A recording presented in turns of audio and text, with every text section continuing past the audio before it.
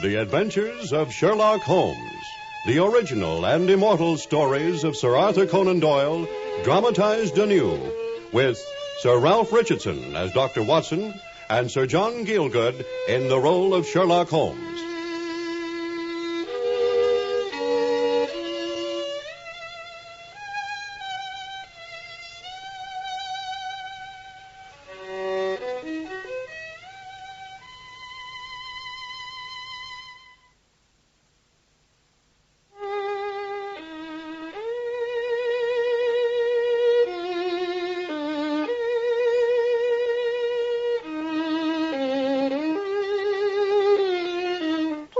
Watson, he's dying. It's Mr. Holmes, sir. He won't last through another day. What shall I do, Doctor? Oh, heaven help him.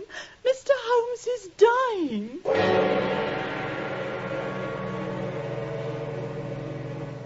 I'll never forget that terrible November day in '89. I was in practice in Paddington, and Mrs. Hudson, our old Baker Street landlady, somehow made her way to my rooms through the fog with that dreadful message. I was horrified. I'd heard nothing of Sherlock Holmes' illness. I'd seen little enough of the man himself for some time, knowing that he was engaged in a very complex case somewhere. But I need hardly say that when I'd calmed Mrs. Hudson as best I could, I snatched my coat and hat, and I rushed out with her to a hansom. Doctor, we're going so slow. Great heavens, man, can't you go faster? I'm a doctor. A man's life depends on it. Not a hope, sir. Not in this fog. Can't hardly see a yard. Careful, man. Sorry. Can't have it always. Nearly went into that tray, I did. Blind Harry. Or do what you can. Try the side streets. No lights in them, Governor. What number was it you said in Baker Street? 221B, Mr. Sherlock Holmes. Is it him that's dying? It is. Hurry, man. You'll have double fare. That's different, sir. I don't mean the fare, but if it's Mr. Sherlock Holmes, it's different, I mean. Get up there, my beauty. Oh, Mrs. Hudson, I really must beg you. The thing's worrying enough without tears. Oh, I can't help it, Doctor, honest. I'm that upset. He's been so good to me always. Yes, I know. I'm sorry. How long has he been like this, so ill? 3 days it's been.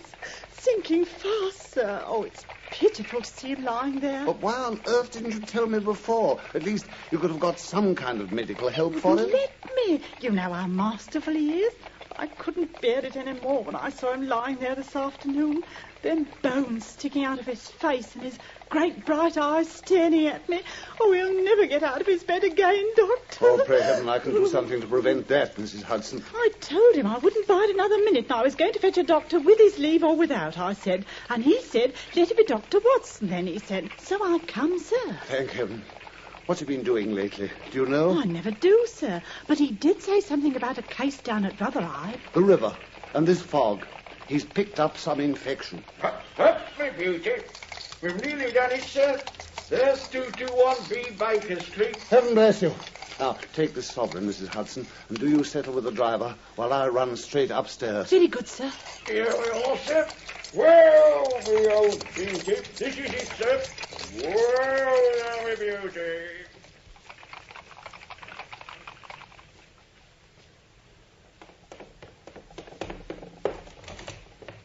Holmes. Great heavens. Holmes. Well, Watson. Back to the old haunt again, I see. You never could escape from Baker Street for long. But we've fallen on evil days, you see. My dear fellow. No, Watson, keep back. Come one step nearer. I shall order you out of the house. But you're sick to death, Holmes. I'm a doctor. Do what I say, Watson. Stay where you are. You're in a fever.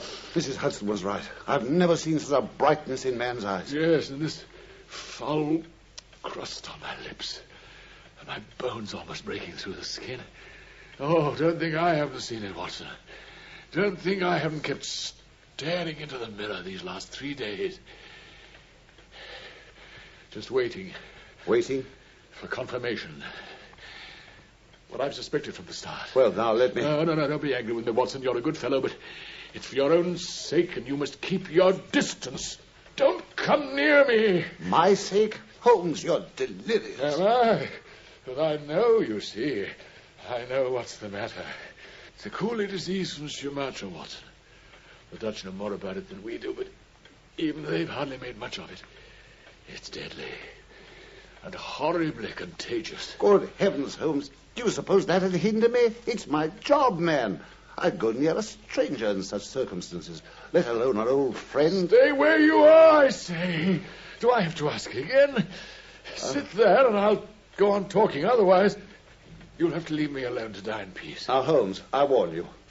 You can be master elsewhere, but at least I'm master in the sick room. Now, I'm going to examine your symptoms and treat you for them. Now then, very well, Watson, I must say it. If I am to have a doctor, I must at least have a man in whom I've some confidence. You've none in me, then? Oh, in your friendship, of course. We've been through so much together. I know your worth, man, but... Well, facts are facts. And your experience is very limited. And your qualifications rather mediocre, Watson. I see. Do you think I wanted to say that, old friend? I hated to do it, but I had to. Forgive me. Yes, of course. But if you've no confidence in me after all we've been to each other, I won't intrude my services for a moment. Oh, Watson. Yes, but at least you'll permit me to bring someone else, then. I can't sit here and watch you die, even if you have hurt me so abominably. Now, let me bring Penrose Fisher, any of the best men in London. You mean so well, Watson. You always did. Do you want me to demonstrate your ignorance? What do you know of Tapanuli fever? What do you know of the Black Formosa corruption? I admit I've never heard of either of them. You see, there's so many problems of disease in the East, Watson. I've learned so much lately. That's how I became infected. Yeah, there's a case among some coolies at the docks. You can't do anything. I can. I've suddenly remembered. Aintree's in London. He's the greatest living authority on tropical disease. I'm going to fetch him, Holmes, this instant. Watson! Stay where you are. I'm not dead yet, and you won't pass this door while I've strength to stand up in front of it. Great heavens, Holmes. There, you see. It's locked, and you won't get this key from me by force, Watson. I've got you, my friend. Holmes, this is insanity. Is it? Those are the final symptoms, I believe. Stand over there a little. Yes, there by the table. Let me pass round you to get back to bed. Oh, Lord, the pain. At least, let me give you some water. I daren't. I can reach it if I want it. You shall have your way, Watson, if you'll just have patience. Only give me a moment to get my strength. I seem to have no choice. I'll let you go, Watson. Yes. In a quarter of an hour, I'll let you go. But you'll seek help only from the man I choose. Is that clear? As long as I can bring someone. Yeah, you shall, I promise. There's only one thing. Just one thing, old friend. Well, what is it? I'll do anything. Have you any change in your pocket? Change?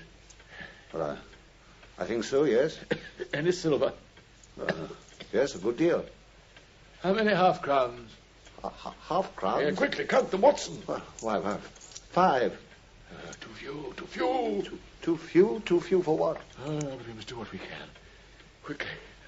Put them all into your watch pocket, Watson. And all the rest of your money in your left trouser pocket.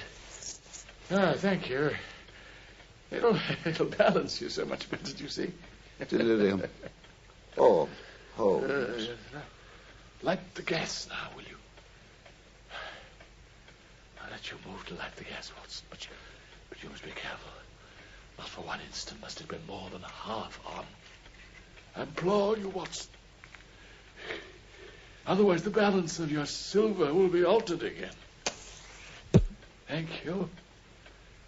Thank you. Well, now there's nothing to do but wait.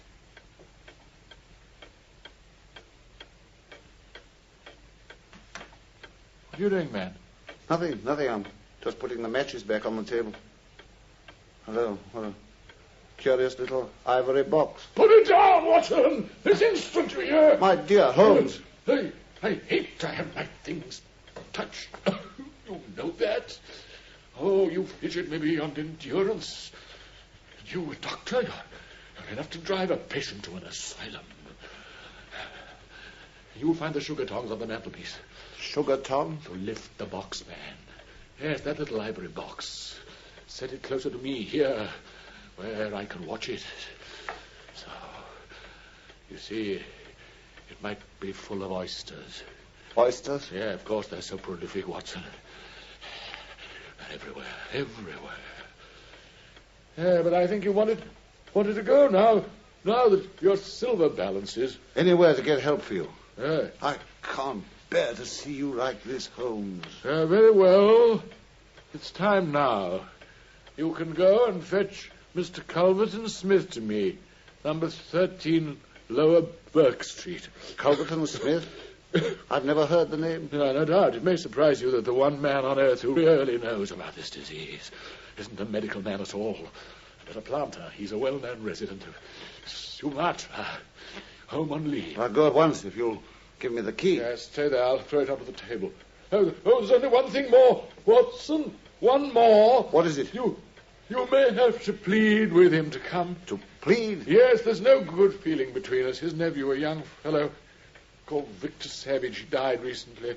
I'd suspected foul play, and I let Culverton Smith see that I suspected, so that the fellow has a grudge against... But you'll beg him, Watson, implore him. Get him here by any means. He's the only man in all the world who can save me. I'll bring him if I have to carry him. Nothing of the sort. Persuade him to come, but come back yourself first. Yes, make any excuse so as to reach me before he does. You won't fail me, Watson. I never did, I think. No. Oh, bless you, Watson, never. Here's the key. 13 Lower Burke Street. Culverton Smith. Yeah, you and I, Watson, have done our part. But the world might still be overrun by oysters. All our gaslit, foggy, wondrous world.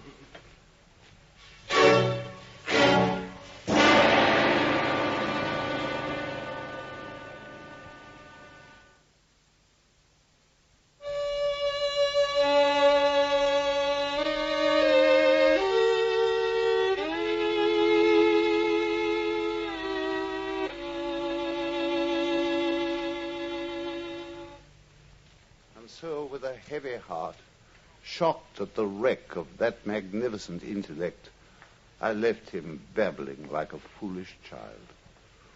The fog had lifted a little, but progress through the gas-lit streets was still delayed.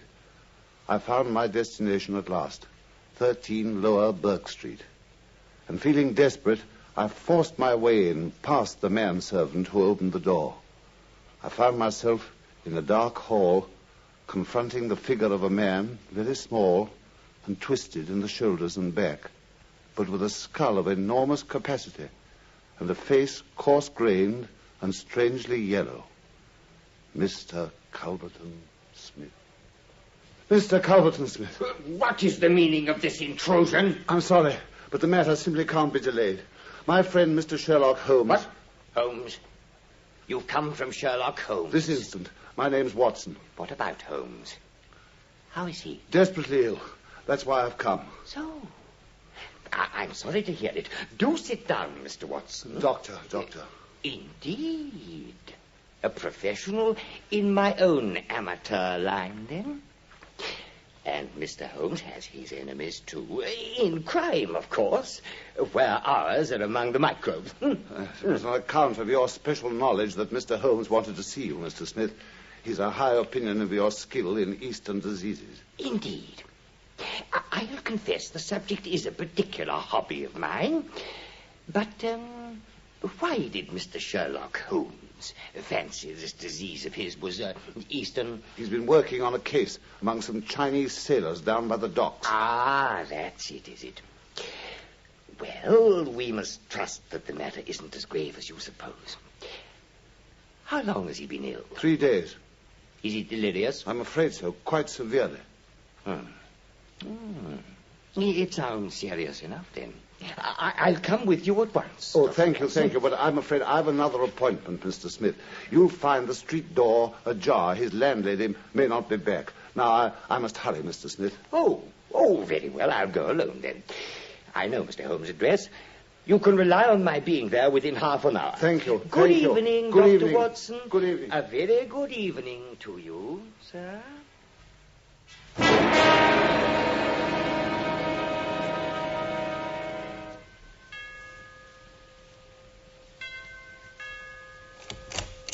Who's that? All right. Oh, Watson, that's good. Did you see him? Yes, he's coming. Admirable.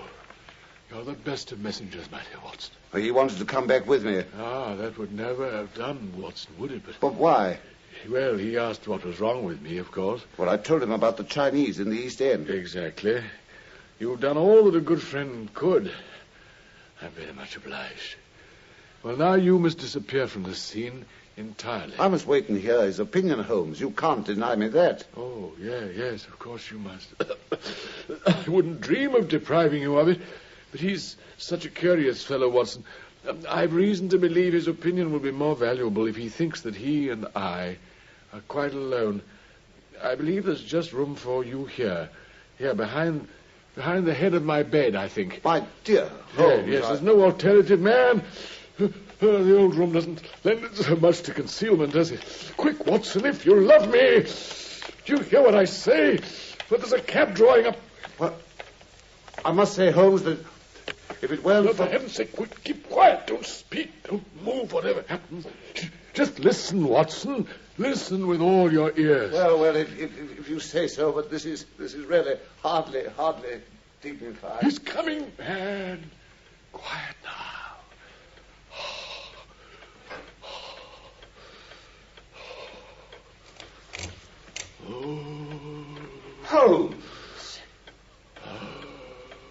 Holmes. Can't you hear me, Holmes? Smith. Is that you? Oh, thank heaven. I hardly dared to hope you'd come. I should imagine not, indeed.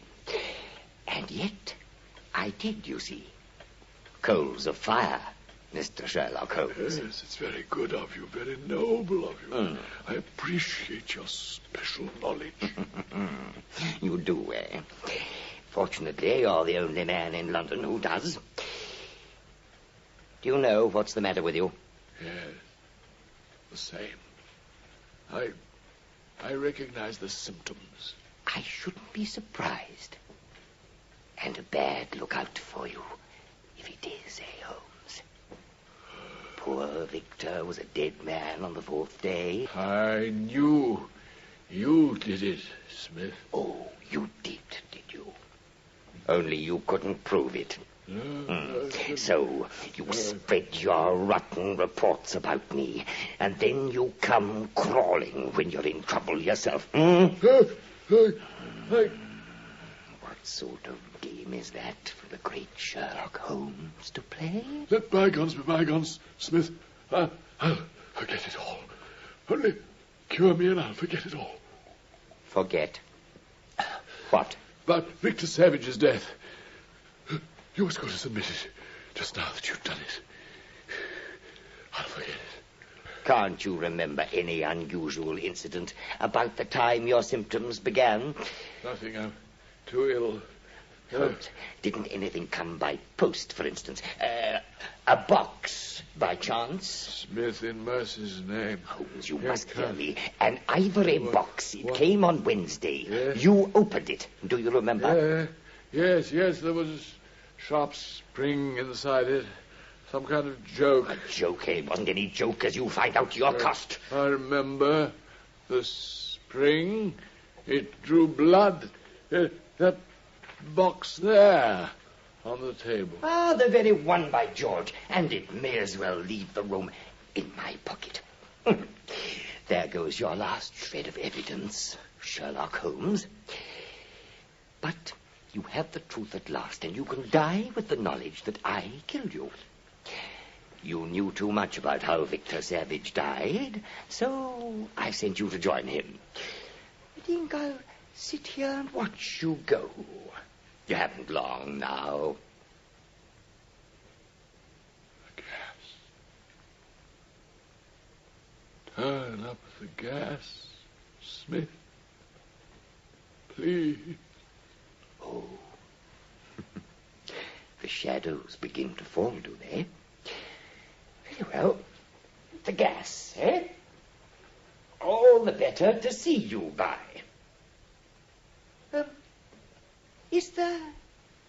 Is there any other little service that I can do for you, my friend? Yes, if you'd be so good. Just give me your hand. Your hand. Your hand.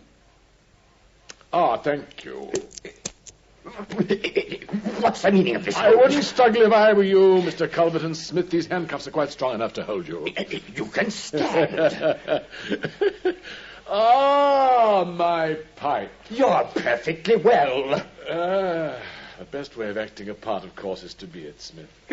I give you my word that for the last 3 days I've tasted neither food nor drink, but really it's the lack of tobacco that I found most irksome. Holmes, I'll murder you. You almost did, my friend. But wait, there's someone coming in I think who'll be delighted to make your acquaintance. Ah, good evening, Inspector Morton. There's your man. Thank you, Mr. Holmes. We've been waiting in the street as you told us to in your message. Yeah, and cold enough, too, I'd fancy, on a night like this. To save a poor invalid trouble, Inspector, Mr. Smith was so very good as to give you our signal himself by turning up the gas. Before heaven, this is an outrage. I'll not stand for such a trick. One trick's as good as another, Mr. Smith. Inspector Morton is from the yard, and the sergeant, well, you better hold out your hands and go quietly. Come, sir. I arrest you on the charge of the murder of one Victor Savage. And the attempted murder of one Sherlock Holmes. Oh, by the way, Morton, the prisoner, has a small box in his left-hand coat pocket, which I think it'd be just as well to remove. Yes, but handle it gingerly, if you please. Let me pass you the sugar tongs. There, that's it. Yeah, here, on the table. Thank you so much. A nice trap, Holmes. Or so you fancy. But you've no witness. And whatever was said in this room was only between ourselves. And my word is just as good as yours. Archie! Oh, I beg your pardon. Good heavens!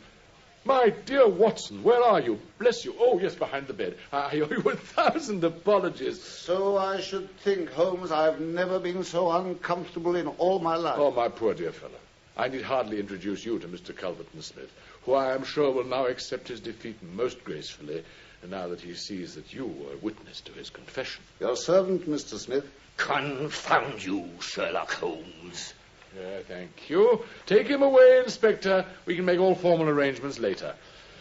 In the meantime, Watson, perhaps you'd be good enough to pour me out a glass of brandy. Well, take his other arm, Sergeant. Much obliged to you, Mr. Holmes. You've done it again. Good night, sir. And Dr. Watson. Good night, Morton. Good night. After you, Mr. Smith. Well, there you are then, Holmes. Here's your brandy. Thank you. And I should prescribe a couple of biscuits for an empty stomach, I think. Oh, thank you. I never needed this more. I never forgive you, Holmes. You know that, of course. Oh, come, Watson. No, never. It was essential now to convince Mrs. Hudson that I was a dying man, so that she could convince you, and you could convince our friend, Mr. Culverton Smith. Yes, but you should have told me. Don't be offended, Watson. It was really a compliment, you know. Compliment? Well, among your many talents, dissimulation finds no place, old friend. And you could never have impressed Smith with the urgency of it all if you hadn't really believed it yourself. But your whole appearance, your ghastly face, and those eyes. 3 days of absolute fast hardly improve one's beauty, Watson. And for the rest, well, a smear of Vaseline on the forehead, a little belladonna in the eyes, a touch of rouge on the cheekbones, and these crusts of beeswax on the lips. A very satisfying effect may be produced, I think. Malingering is a subject I've often thought of for a monogram. and a little occasional talk about half-crowns or oysters, for instance, and behold, a case of tragic delirium. Exactly. Yes, but why? Did you never let me near you? If there wasn't any infection after all. Now, that was the unkindest cut, Holmes. It truly was. You said you'd no confidence in me. Too much, my dear Watson. What? Well, do you imagine I'd have no respect for your medical ability? Could I imagine for a moment that your astute judgment would pass a dying man who had no rise of pulse or temperature? My dear fellow. Well, if you put it that way... Of course I do. How else? At 4 yards I could deceive you, not a foot nearer. And who then would have brought Mr. Smith within my grasp? Yes. Yes, but the little box, eh?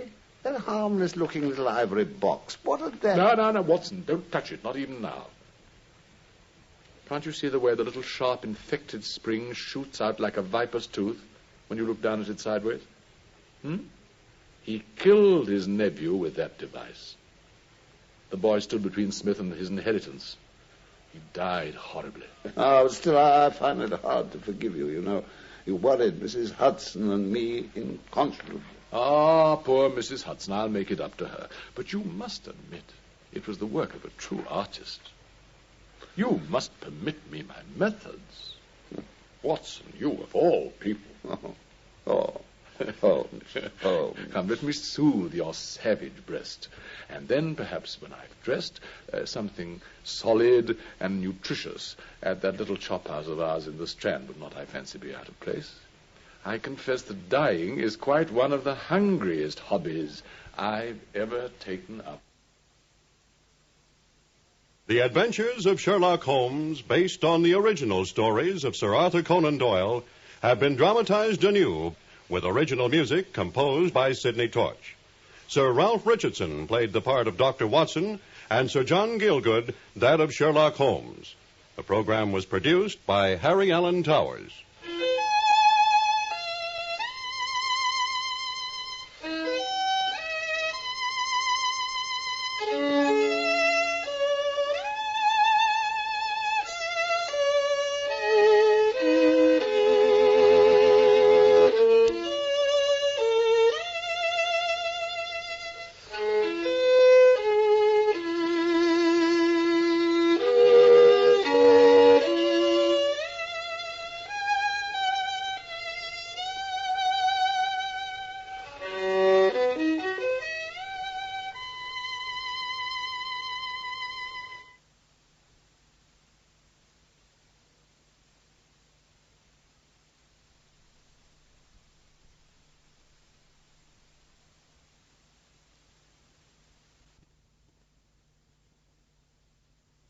Petri Wine brings you Basil Rathbone and Nigel Bruce in the new adventures of Sherlock Holmes.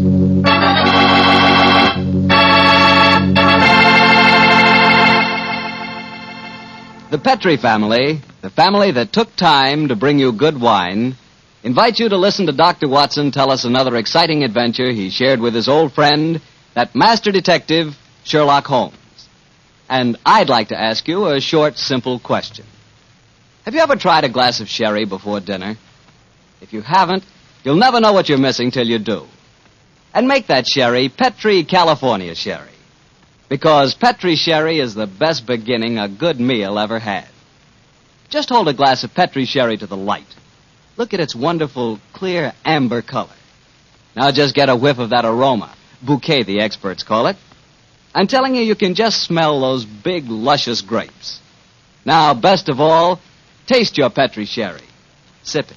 Sip it slowly so you don't miss one single drop of this truly delicious wine. Yes, without a doubt, Petri Sherry is good wine. Oh, and incidentally, Petri makes two kinds of sherry. Regular sherry and Petri Pale Dry. Both are fine. And if you're not sure which you might like best, do what I do. Don't buy one, buy two. Try them both.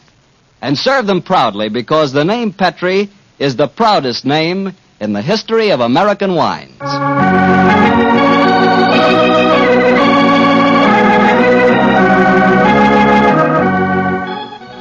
And now I'm sure our good friend and host, Dr. Watson, is waiting, so let's go in and join him.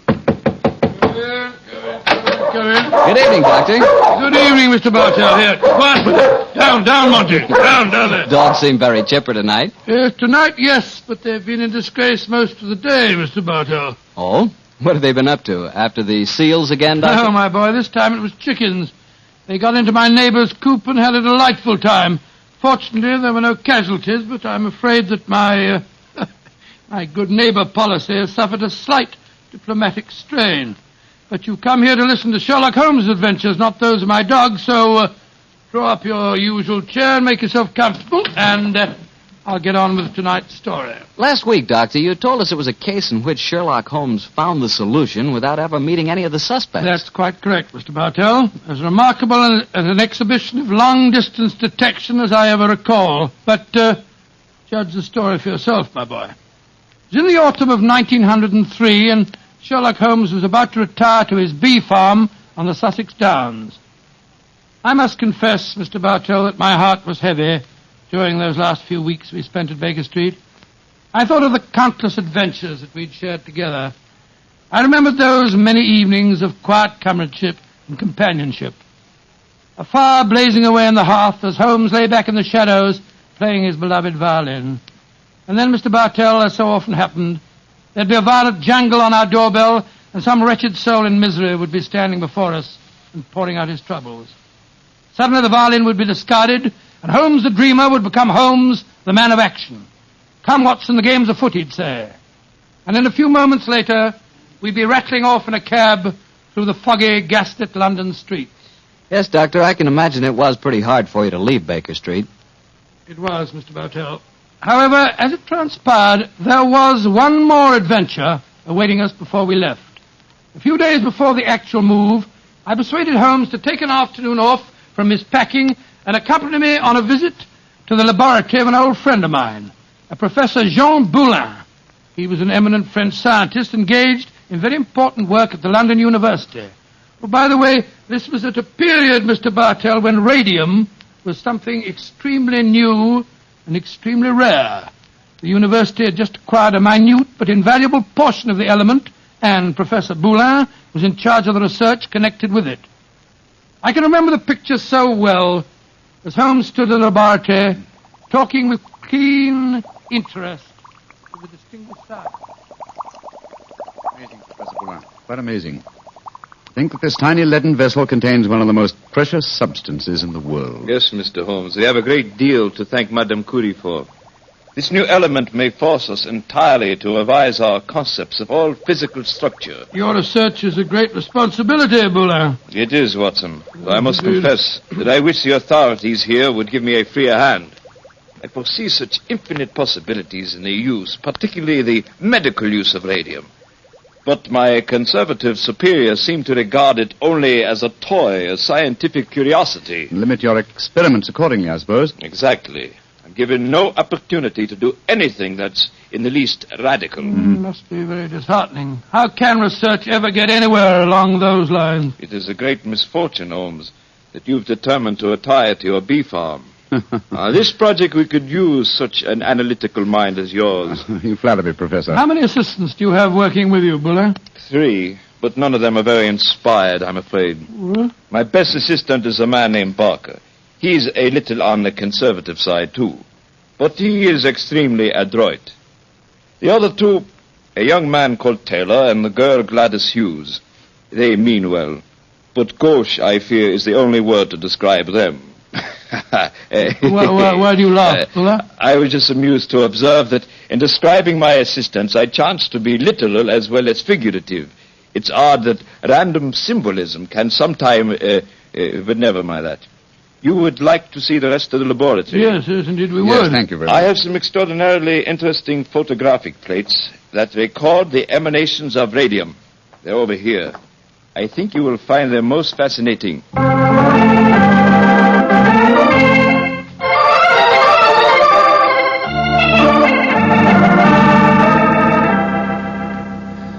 Baker Street, particularly when our rooms are full of packing cases, seems rather drab after the scientific stimulations of Professor Boulin's laboratory, doesn't it, old chap? Yes, it seemed drab even if we hadn't been to see him. I feel frightfully depressed, Holmes.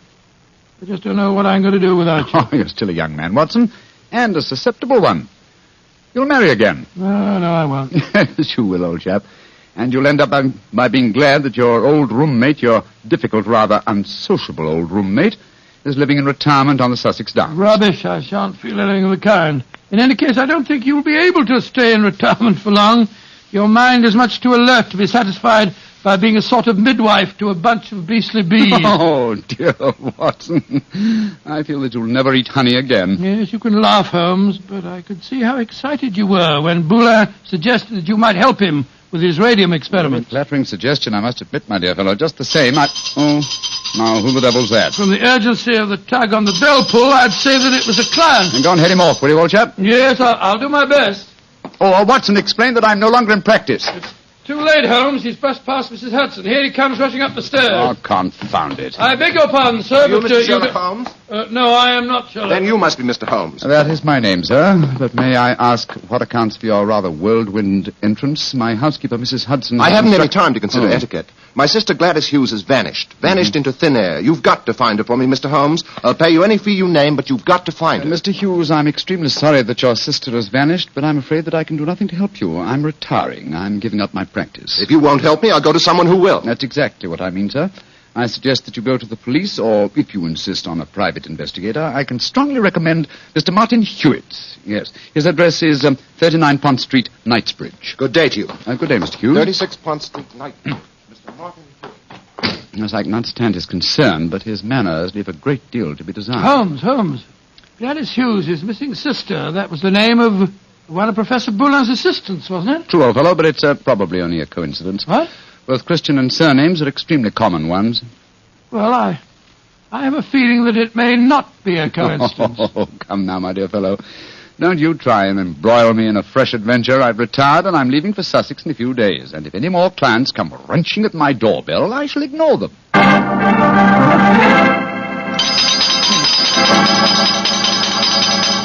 But, Mr. Holmes, you've got to help me. My son, Geoffrey Barker, has disappeared. I'm sorry, Mrs. Barker, but I'm afraid I'm... Holmes, Geoffrey Barker was the name of Professor Boulin's chief assistant.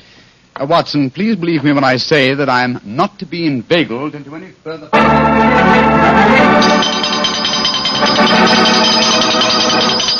Mrs. Taylor, I'm sorry, but I can't help you. Oh, but Mr. Holmes, it's my husband. He's disappeared. We've only been married 3 months, and now... Oh, it's terrible. I've been so worried ever since he started to work on that strange new radium with Professor Jean Ballon. Holmes, you can't pretend it's coincidence any longer. Gladys Hughes, Geoffrey Barker, and now Taylor. The 3 assistants of Professor Boulin. I know it, Watson. Mrs. Taylor, the moving van will be here tomorrow to take my things to Sussex. I shall follow them immediately. I have retired, madam. Do you understand that? Retired.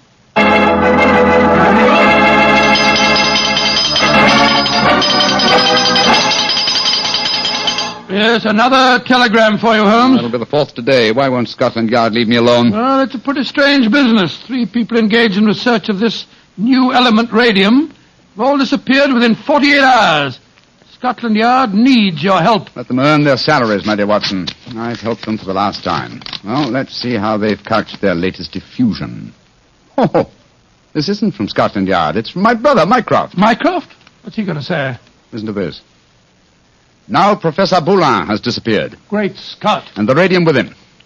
Surely the pattern is obvious, Sherlock. Radium must be found, could solve the problem for you, but I'm too lazy. Consider what a flashy case for you to retire on. Regards, Mycroft. The old devil. Holmes, this is shocking. My old friend Boulin has disappeared. Yes, Watson, and now my brother asks me to investigate. The pressure becomes irresistible. Very well, I bow to fate and postpone my retirement for a few hours. Good man, Holmes. You know, you'll never really retire. You see, as Mycroft says, there's an obvious pattern in this case. Our first step, of course, will be to interview all the doctors who treat patients without charge. Why? Well, surely that's obvious. Well, it isn't at all obvious to me. I don't know why you always leave me in the dark. Well, what makes you laugh? Being left in the dark, it's just like the old times, isn't it, Holmes? Come on, old fellow, let's go. The game's afoot.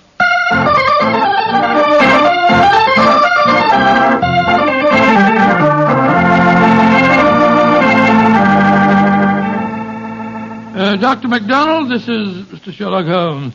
Mr. Sherlock Holmes. I'm very glad to meet you. And are you, Dr. MacDonald? I swear that I've never been to as many doctors' offices as I have today. But Mr. Holmes is in search of some information. Perhaps, Doctor, you can help him. I'll do my best. What do you want to know, Mr. Holmes? Whether you have any charity patients with skin eruptions or growths of any kind. I mean, patients that have not kept their appointments recently, perhaps. Now, let me see. Why, yes, I do. Old Mrs. Pendle. She has a very bad case of lupus. She was due for a treatment here yesterday, and I've seen nothing of her. Splendid. Can you give me her address? Why, certainly. It's in my book here. Well, I hope this isn't a false trail, Holmes. We can only explore it and see, dear chap. Here we are. Mrs. Pendle, 36 Elm Gardens, Clapham. Mrs. Pendle, 36 Elm Gardens, Clapham. Thank you, Doctor. I'm greatly obliged to you.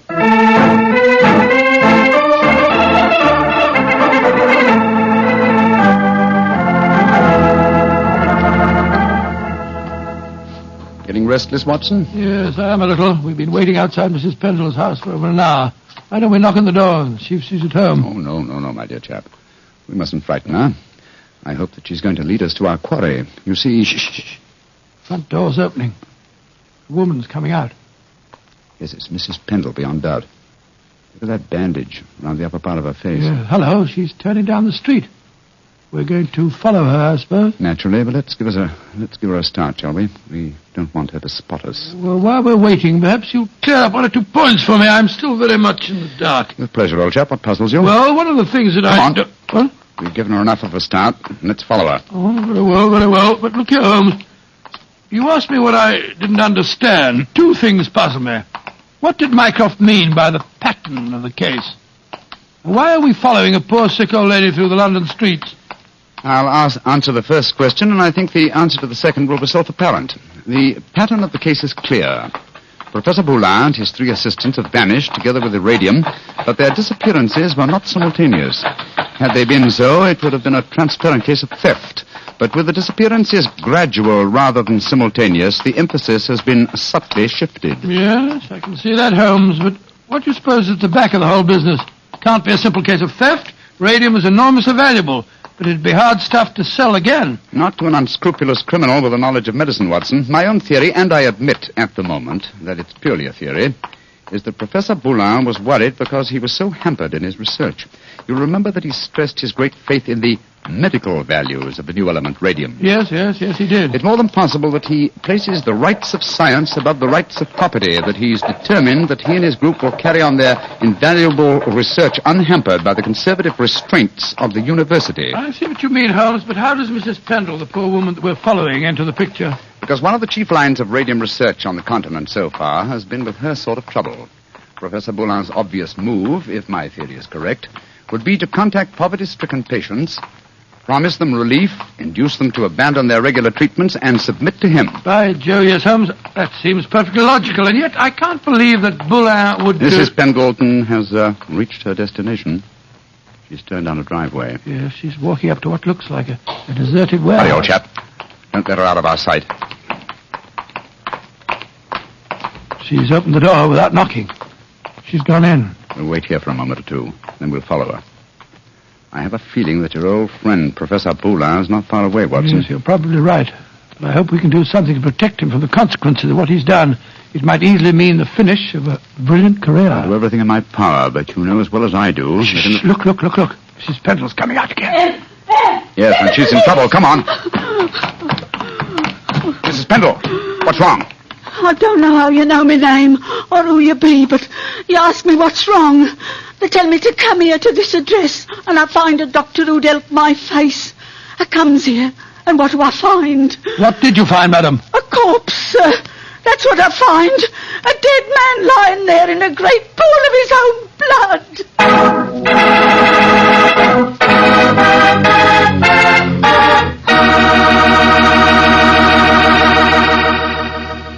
You'll hear the rest of Dr. Watson's story in just a second. So I'm just going to remind you that there's one wine which everyone likes and which is good on any occasion. Petri California Sherry. You want a swell wine to serve before dinner? The perfect answer is Petri Sherry. If you want a wine that's delicious after dinner, or later in the evening when you're just talking things over with your friends, again you want Petri Sherry. And if you want a wonderful wine to serve at cocktail time, naturally you want Petri Sherry. Sherry is a wine that's good at any time. And Petri, well, Petri is the wine that's good all the time. Well, Dr. Watson, so following the tracks of old Mrs. Pendle led you to a corpse, huh? Yes, Mr. Bartell. Of course, Sherlock Holmes and I went at once into the broken-down warehouse to examine the scene of the tragedy. Slumped over a desk in a darkened, shabby room, a flickering candle giving a macabre lighting to the scene, was the body of a man. I think I knew its identity even before Holmes turned to me and said... Professor Boulin. All right, Watson. Poor devil. Murdered, of course. Yes, but examine him for yourself, will you? Yes. Yes, there's no doubt about it. This wound couldn't have been self-inflicted. The right auricle of the heart has been pierced. How long ago would you estimate death took place? Not more than a couple of hours ago, I should say. Not hard to reconstruct the killing. The murderer came up from behind Boulin as he sat here, crooked an arm around his throat. Yes. See the finger marks on the right-hand side of the neck? Here? Then stabbed him in the chest. And then withdrew the weapon and disappeared. Leaving no traces, confound it. A dusty room is an ideal place for recording footprints, but there are half a dozen different prints here, including Mrs. Pendle's. Hello. Here's the print of a smaller woman's shoe. Well, must be that of Gladys Hughes, his assistant. Undoubtedly, but that really proves nothing except that she was here with him. In fact, that we were convinced of anyway. Question is... Go on. Let's go outside and talk to Mrs. Pendle again. Poor old Boulin. What a shocking way to die. And what a great loss to science. I suppose the murderer must have stolen the radium. We found no trace of it in there. Undoubtedly, the possession of the radium was the motive for the murder. Mrs. Pendle. The poor man is dead, ain't he, sir? I'm afraid so, madam. I knew it. I never should have come here. I never should have left Dr. MacDonald. Mrs. Pendle, let me ask you a question. I can't be answering no questions, sir. I don't know nothing about how the poor soul got himself murdered. What would a poor woman like me know about such things? No, my good woman. My friend isn't suggesting at all that you know anything about the murder. Then what do you want to know, sir? Who told you to come to this address today, Mrs. Pendle? A young lady. Nice young lady she was, too.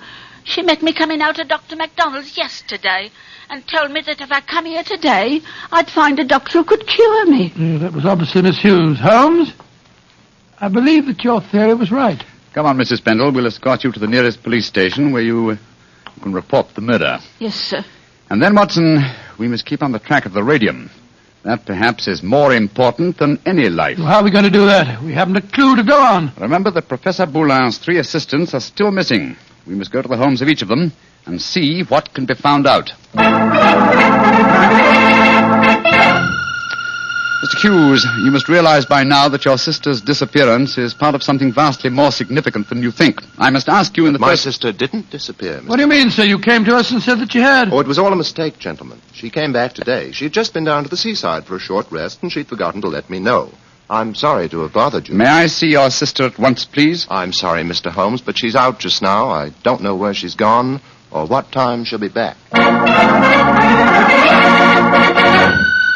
Mrs. Barker, I've come to you about your son's disappearance. I'm afraid that... but my son didn't disappear, Mr. Holmes. It was all a misunderstanding. He came home today. Then may we speak to him, please, Mrs. Barker? Oh, I'm afraid that's impossible. You see, he did...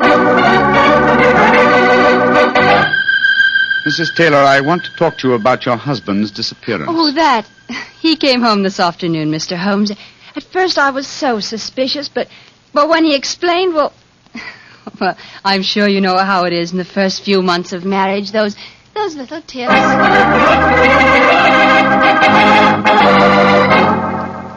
Confound it, Watson. We're no nearer the solution. And meanwhile, here we are back in Baker Street to find that the moving van has taken all your things off to Sussex. Perhaps you should give up the case, Holmes, and follow them. Close my career on a note of failure? No, my dear fellow. I shall not leave London until this problem is solved. In that case, I'll sit down. Looks to me as if it may prove a lengthy wait. I've rarely felt more frustrated, Watson. All 3 vanished technicians home safely with plausible stories, or at least plausible alibis. And poor Boulin murdered. The radium stolen. Well, I must say it makes no sense to me. But it must make sense. The pattern was well enough to find in the beginning. It's just a question of finding the right key. In a way, it's clear enough what's happened.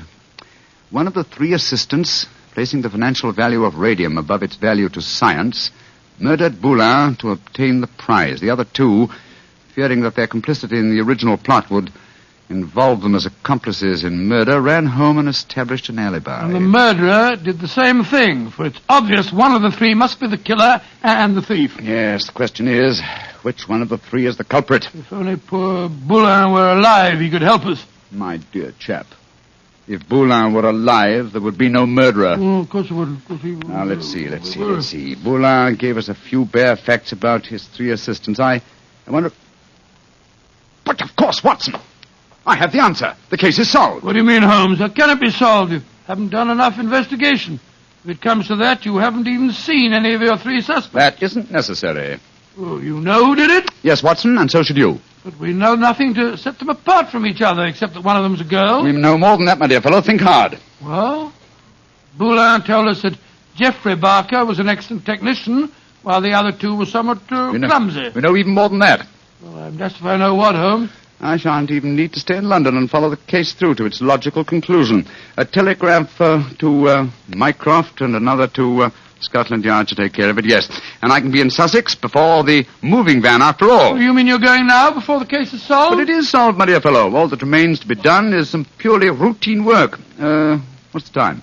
Look, it's just 3 o'clock. Splendid. If we hurry, we can catch the 3:45 express from Waterloo. We? Yes, I was counting on you spending a few days down there with me, old chap. I hope you can spare the time. I should hate to make so drastic a change without my good old friend Watson at my side. Oh, of course, I'm delighted, but what, my dear boy? The case of the disappearing scientists. Wait until we get to Sussex, shall we? As soon as I get an answer to my telegrams, I'll explain the whole thing to you. And now let's hurry, shall we? Our train leaves in 40 minutes.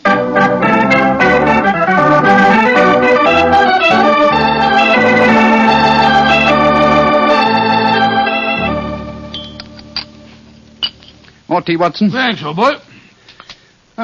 Peaceful down here, isn't it? Extremely. At the moment, I must confess, I find it rather nerve-wracking. Oh, why? Well, you know why, Holmes.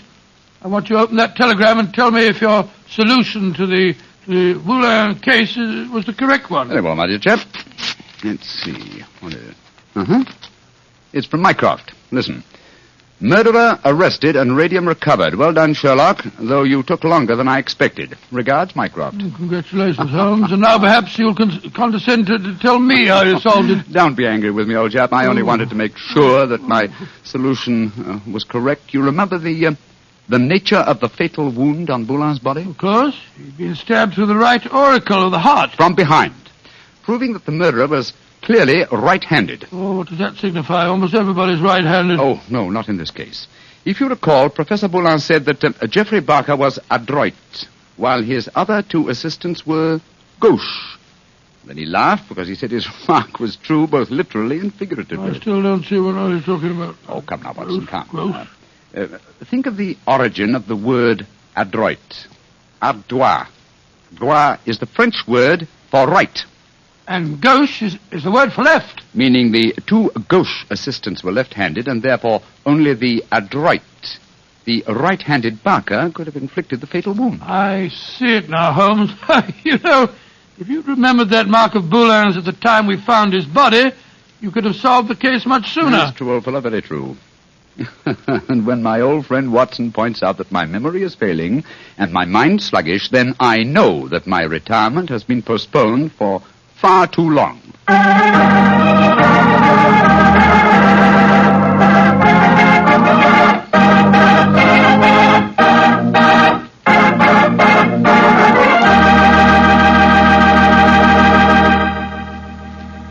Well, so Holmes really went through with his idea of becoming a bee farmer. Yes, of course. It became one of his favorite hobbies. Do you know anything about the raising of bees? Oh, nothing at all. The only connection I've ever had with bees was very remote. Once I had the hives. Once you had the... Oh, no, Mr. Barker. Oh, yes, Dr. Watson. But seriously, I do know one thing about bees. Even when you know all about them, you're apt to get stung. That's true enough. So I'll make my hobby Petri wine. You know, you can't miss when you buy Petri wine, because Petri wine is always good wine. The Petri family has been making fine wine for generations. In fact, they started way back in the 1800s. And they've handed on down from father to son, the knowledge and experience absolutely essential to the making of truly fine wine. And since the making of Petri wine is a family affair, you can be sure that the name Petri means something on a bottle of wine. Those letters Petri are more than a trademark.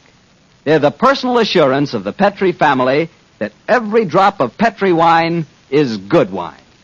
So when you buy wine of any type, you can put your faith in the Petri label, because Petri took time to bring you good wine.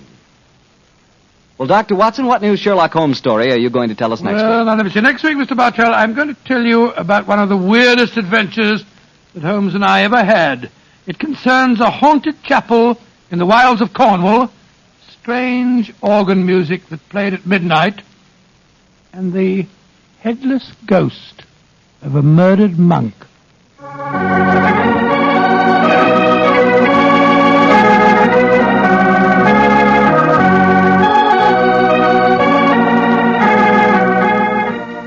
Tonight's Sherlock Holmes adventure was written by Dennis Green and Anthony Boucher and was suggested by an incident in Sir Arthur Conan Doyle's story, The Reigate Puzzle. Music is by Dean Fossler. Mr. Rathbone appears through the courtesy of Metro-Goldwyn-Mayer, and Mr. Bruce through the courtesy of Universal Pictures, where they are now starring in the Sherlock Holmes series.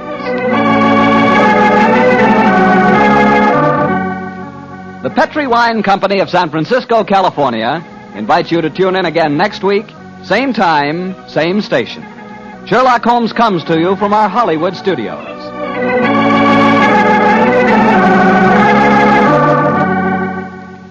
This is Harry Bartell saying good night for the Petri family.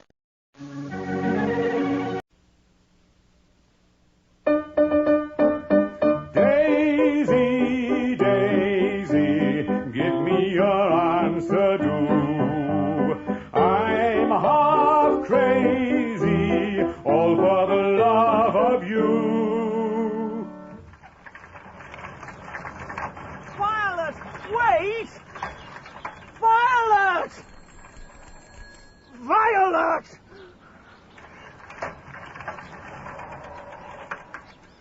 I thought you said you could keep up. You're doing this deliberately, aren't you? Am I? It's some sort of test. I take it I failed. Never mind, I'll still marry you, probably. What's that supposed to mean? Cyril, really? It's not something to joke about. What's brought this on? I don't want to leave you alone. Well, this is a change of tune. What happened to it's only 7 months, it's only Coventry? When I get back, they're going to double my salary? Have I convinced you that money doesn't matter at last? Money does matter. I want you to swear you'll be faithful. What? I think you heard me. Cyril Morton, this is not the Dark Ages. I mean it. If I thought you'd been looking at another man, I'd... What? What would you do?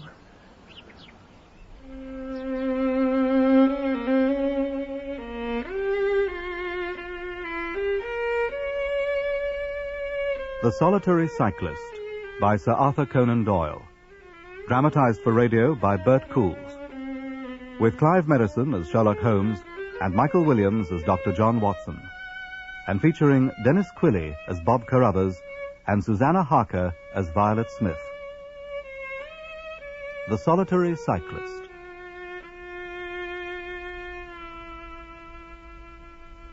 I'm sorry to be the bearer of such sad news, Miss Smith.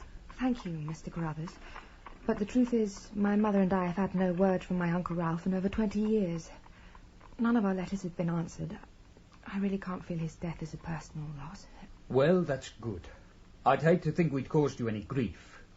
That's very kind of you, Mr. Woodley. Gentlemen, you've obviously been to a great deal of trouble to find me. Would you please explain what all this is about? Certainly, Miss Smith, of course. Mr. Woodley and I have lived for some years in Johannesburg. We knew your uncle well. He was a friend of ours. A very good friend. It's pleasing to know that he wasn't without friends. We were with him when he died. And it was his last wish that we should find his relations back here in England and see that they were in no want. He remembered us in his will? Not exactly. Not exactly? What do you mean, sir? I'm sorry to say that your uncle died in poverty. I don't think the old boy even made a will, did he, Bob? I don't believe so, no. Then I don't understand. It's simple. He was poor, but we are rich. Extremely rich. So he left you to us to look after, so to speak. Mr. Woodley, neither I nor my mother are in need of charity. Oh, Miss Smith, your uncle was entirely frank with us about your present circumstances. Indeed. And I hope that what I'm going to suggest will be acceptable to you. And what are you going to suggest, Mr. Carruthers? I'm a widower, Miss Smith, with a 10-year-old daughter, and I own a fine property in Farnham on the borders of Surrey. Mr. Carruthers? No, a job. He's offering you a job.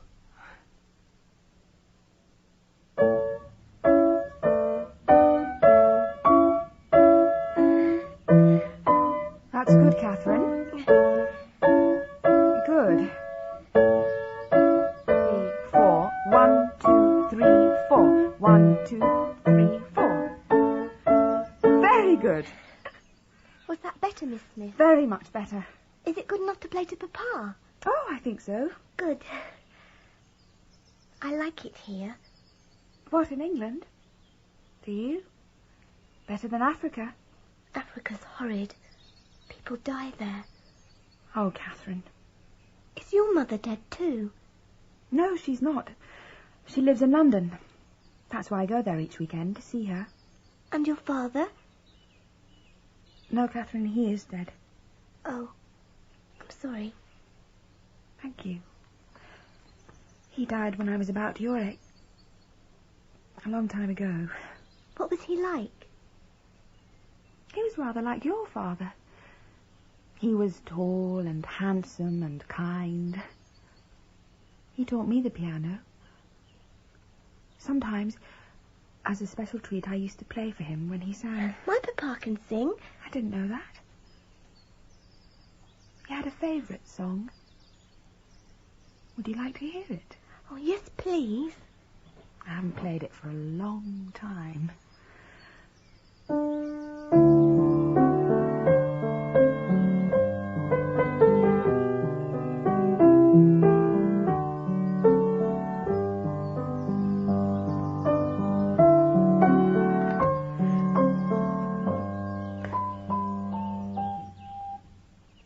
That's lovely.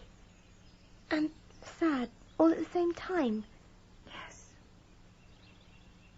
Now, come along. You play your piece again, or your father will think I'm not doing my job. All right.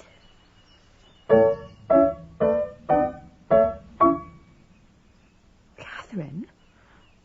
Miss Smith. What is it? I'm so pleased you've come to live here. Home, home, sweet, sweet home. There's no place like home. There's no place like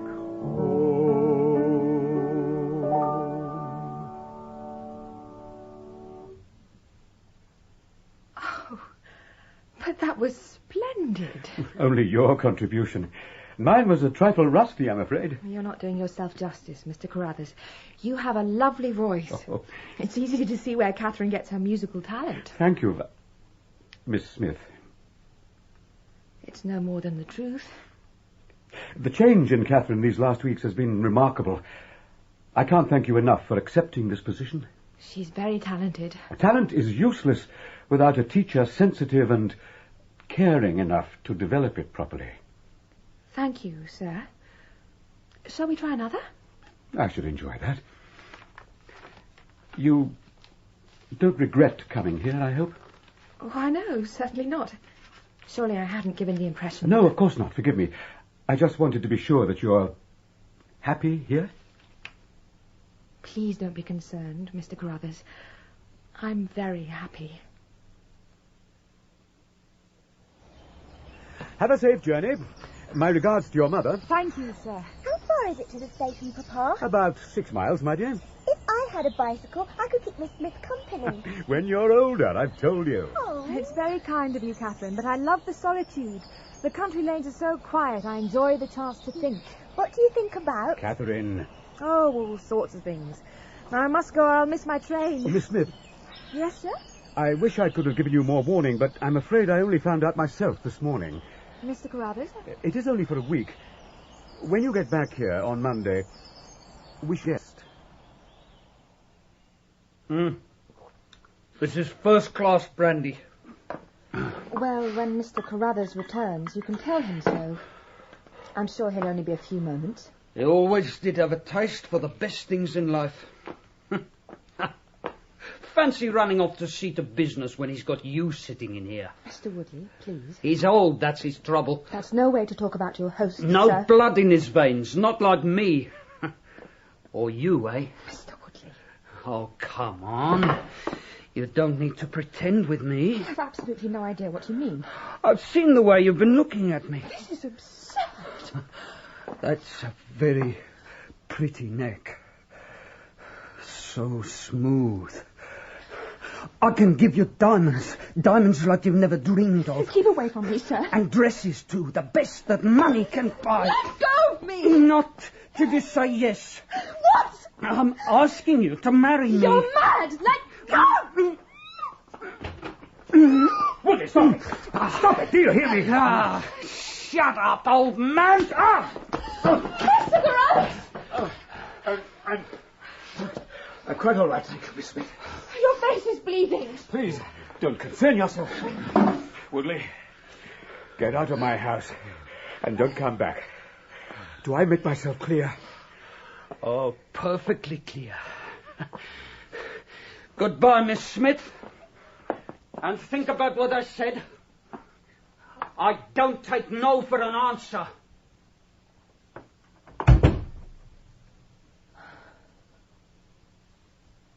Lady, once there lived a maiden, pure and bright, and likely fair. But he wooed and won her, filled her gentle heart with care. Miss Smith, good morning. Did you have a pleasant trip down? No, Mr. Carruthers, I did not. What's wrong? I'm sorry. I didn't mean to be rude. I'm a little angry, that's all. Angry? Has something happened? Something unpleasant? If that man Woodley has been... No, but this has nothing to do with Mr. Woodley. I haven't seen the least sign of him for weeks, thank goodness. Then what's upset you? I'm not upset. I'm angry. Someone has been following me. Following you? A man on a bicycle, along the road past Charlington Hall.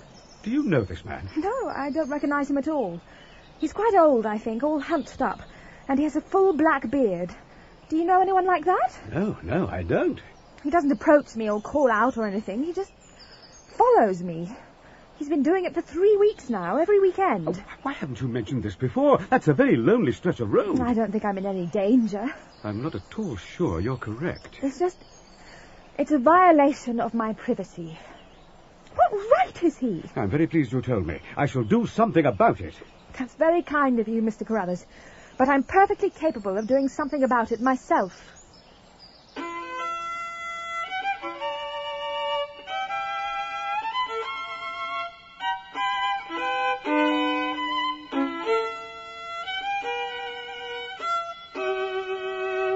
My dear Miss Smith, I'm extremely busy at present. Mr. Holmes, I am in need of your help. I'm engaged in a case of the utmost importance. It requires my undivided attention. All I ask is that you hear my story and give your advice. I'm sorry, but it's quite impossible. 15 minutes of your time.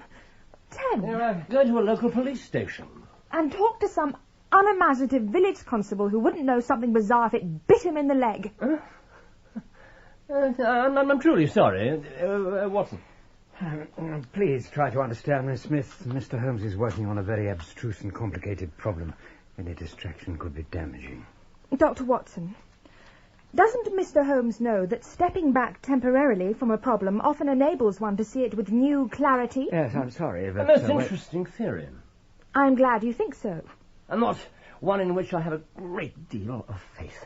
Even a small amount of faith can sometimes work miracles, so we're told. Miss Smith, if you've come to me for miracles... Mr. Holmes, I have come to you for advice, and no more. And also no less, it seems. Oh, very well. Give me the facts. Thank you, sir. Well, at least it can't be your health. So ardent a bicyclist must be full of energy. How in the world did you... Ah, you can tell from my shoes. Oh. Quite right, Miss Smith. The roughening at the side of the sole. Where the pedals rub. Yes, I bicycle a good deal. Your hand, please. Mr. Holmes? It is my business. Yes, I thought for a moment that your profession was typewriting, but of course, no, it's obviously music. These spatulate finger ends are common to both. Indeed. Your face. Yes, there's a spirituality about the face which the typewriter does not generate. Yes, Watson, this lady is a musician. Yes, Mr. Holmes. I teach music. Yes, in the country, from your complexion. Near Farnham. Oh, the Surrey border. That's a beautiful neighbourhood. And full of the most interesting associations. It was near there that we arrested Archie Stamford, the forger. You remember, Watson? Yes, I do. So, Miss Violet Smith, what exactly has happened to you near Farnham on the borders of Surrey? Then he heeded not her weeping, nor cared he her life to save. Soon she perished, now she's sleeping in the cold and silent grave. This morning, as I cycled to Farnham Station, he was there again. So I laid a trap for him. Good for you. The road is mostly straight, but there's one sharp bend. I pedalled round it very fast, then stopped. I expected him to shoot past me before he realised that I was waiting for him. And you'd have had your first close view of his face. Exactly. But that didn't happen. No, it didn't. He never appeared. He guessed your plan. He was waiting on his side of the bend. That's exactly what I thought. So I went back and looked. I could see a mile of road, but he wasn't on it. He disappeared into thin air. How long did you wait before looking? Not more than a minute. Could he have gone down a side road? There aren't any. A footpath? No, Mr. Holmes. One side of the road is open heath, and the other is the hedge surrounding Charlington Hall. There was nowhere he could have gone. Describe this hedge. Well, it's very old and dense. A yew hedge, I think. Where is the entrance to the hall grounds? It's in that road, but a long way further back. He certainly didn't have time to reach it. Did your employer take any action, as he promised? He ordered a horse and trap and a groom to drive me. But this morning you bicycled again. For some reason, the trap wasn't delivered. It's not coming till next week. Now, apart from this unwanted attention and the incident with Mr. Woodley, has anything else happened to disturb your life in Farnham? Oh, no, Mr. Holmes. It's been quite idyllic. Well, I'm delighted to hear it. What is the household? Just one other. Mrs. Dixon, the housekeeper. Where is your fiancé? In Coventry, until the autumn. Have you told him of this newfound happiness? I've informed him of my new position. Yes, of course. He wouldn't pay you a surprise visit. Mr. Holmes, as if I shouldn't know him. Well, a full black beard can conceal a good deal. Have you had any other admirers? Several. Before I knew Cyril. Since? Well, there was this dreadful man Woodley, if you can call him an admirer. No one else? Well, Who is he? Well, my employer, Mr. Carruthers, he takes a good deal of interest in me. We are rather thrown together. Yes, of course. I must ask if this, interest is reciprocated. Mr. Holmes, I'm engaged to be married. Oh, quite so, but this Mr. Carruthers is both attentive and considerate, and your life in his household has been idyllic. Sir, my feelings towards Mr. Carruthers are not those of a woman to a prospective husband. I hope that is clear. Abundantly. Thank you. Miss Smith, you told us that you live with your mother. That's correct. Your father is dead? When I was 9 years old. Ah. He was James Smith. He conducted the orchestra at the old Imperial Theatre. Hence, of course, the great love for music. Now, as I said, Miss Smith, I am very busy just now. I see. But I will find time to make some inquiries into the case. You will let me know of any fresh developments. Oh, certainly. Thank you, Mr. Holmes. Take no step without letting me know. Goodbye. Goodbye, gentlemen. I'm sure that all will be well. Thank you, Doctor. Goodbye. Goodbye.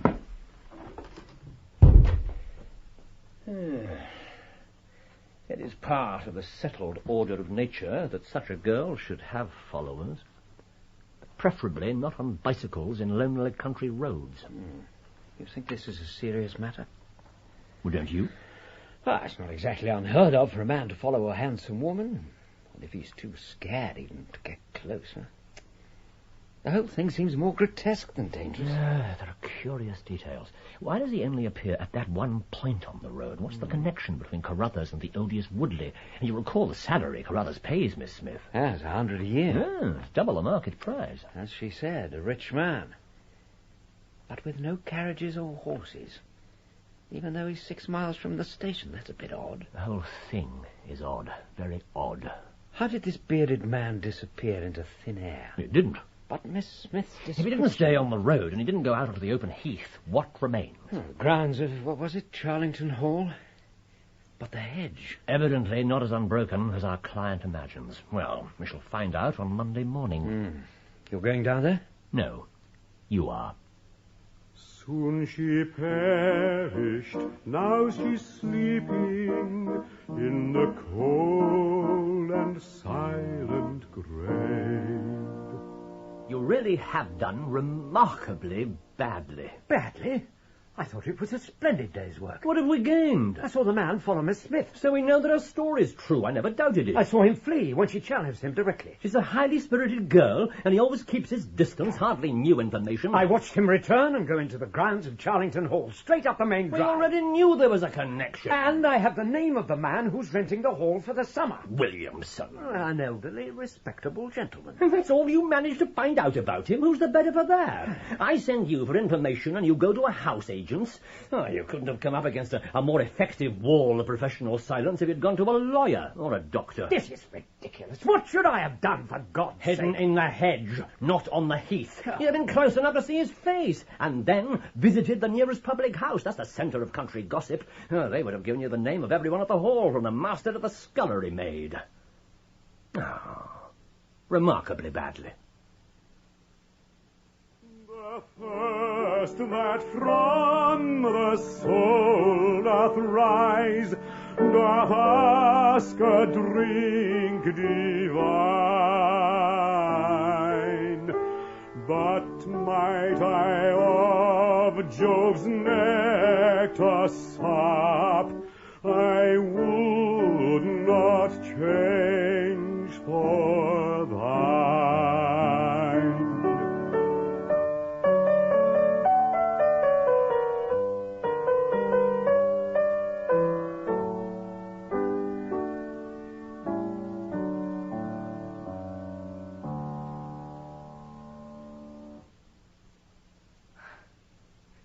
Thank you, Miss Smith. That was beautifully played. I love accompanying songs. Two separate elements that make a greater whole. You're very perceptive. Miss Smith.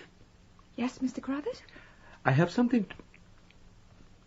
Miss Smith, would you do me the great honor of becoming my wife? Mr. Carruthers... I believe you know how I feel towards you. Yes, I do. Dare I hope that you return those feelings? Sir, my promise is already given. You know that. Engagements can be broken. Affections can change.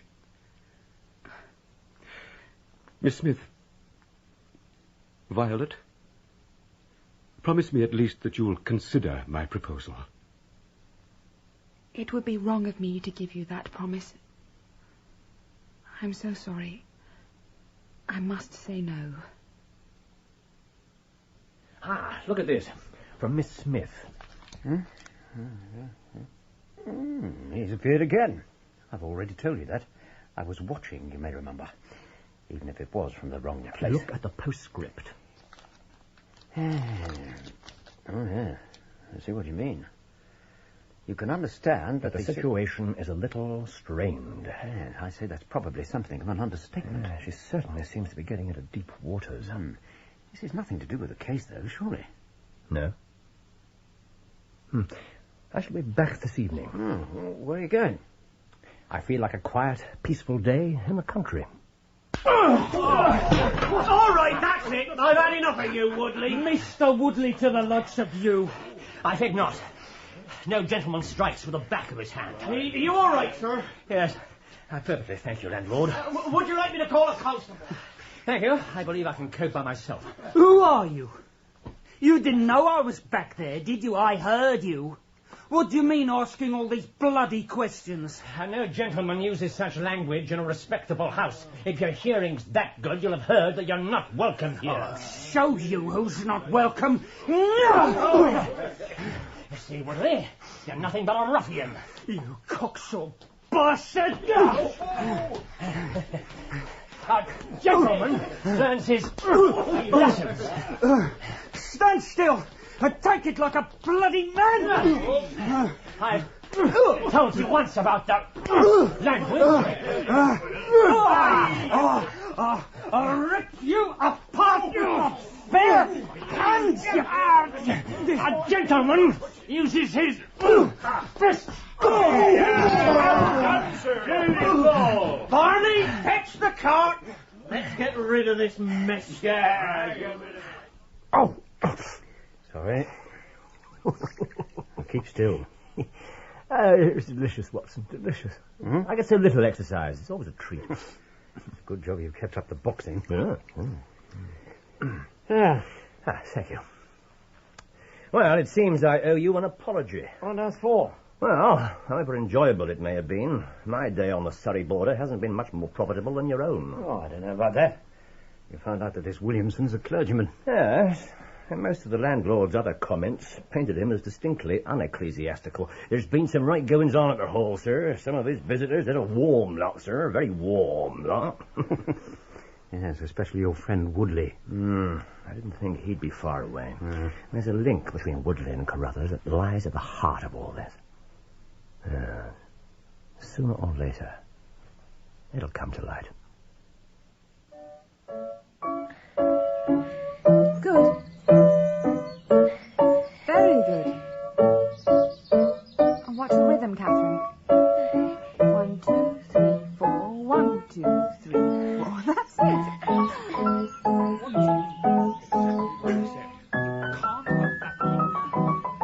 Catherine, stop for a minute. But I'm nearly at the end. Stop. I'll say they've changed. Have I done something wrong? No, I'm sorry. Old man, are you blind as well as bloody stupid? Keep your voice down, you idiot. Careful, I'm not in a very tolerant mood. Read this. It's that horrible man. I thought he'd gone away for good. Yes, so did I. Listen. Well, what are you going to do about it? Nothing, I suppose. It's up to me now. You keep away from her, do you hear me? Keep away from her. I don't want her hurt. Listen. You will not be surprised to hear that I am leaving Mr. Carruthers' employment. On Saturday, I come up to town and do not intend to return. What's happened? Woodley's shown up at Carruthers' house, shouting oaths and swinging his fists. Yes, he looks more awful than ever now, for he appears to have met with an accident. Here. Thank you. I loathe and fear him more than I can say. Woodley and Carruthers. What is the link between them, do you suppose? Business partners or some such? Two such different men. And where does the late Ralph Smith fit into the picture? Goodness knows. At least our client has someone on the spot to protect her. We can rest easy. Can we? Well, surely we can. It's only for 2 days. All my troubles will be over by Saturday. So I trust, Watson. So I trust. I would shield thee from all danger, save thee from the tempter's snare.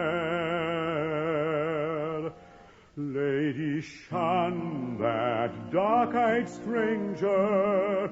I have warned thee, now beware.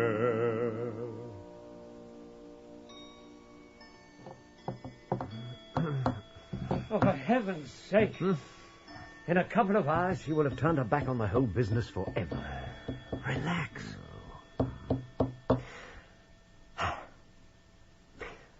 Your hat and coat. What? And your revolver.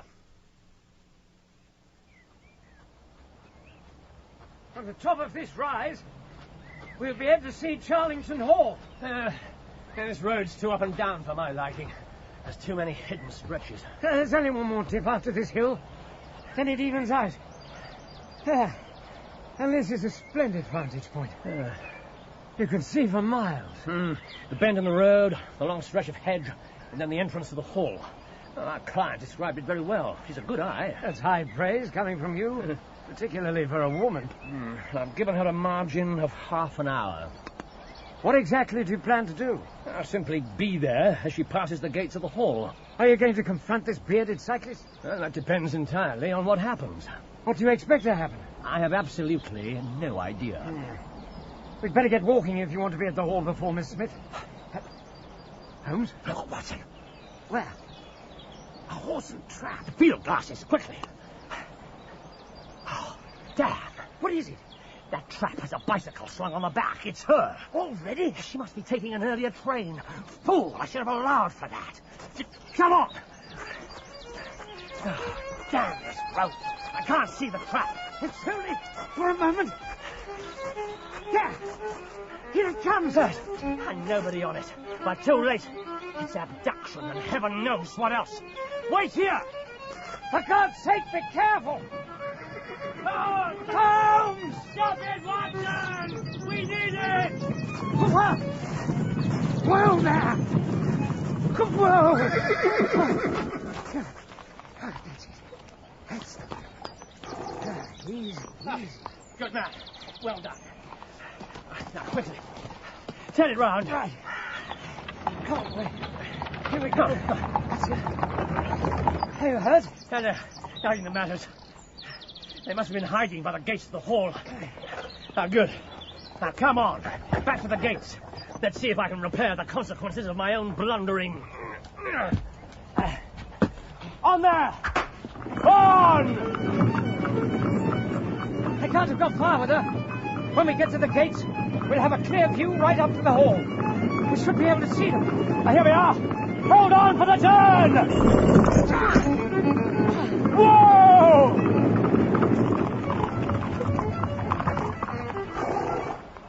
Where the devil have they gone? They must be inside already. Get down! What? Well, have they got an armed guard on the place? No. That shot came from behind us. Look! Good God, it's him. The solitary cyclist. Straight down. He can't miss from that range. Holmes! Don't shoot! We're as concerned for her as you are. For God's sake, Carruthers? Where did you get that trap? Tell me. We found it on the road. There was no one in it. Then they've got her. That hellhound Woodley and the blackguard parson. What's the meaning of all this, Carruthers? Come with me. Wait! There's no time. Wait, I say!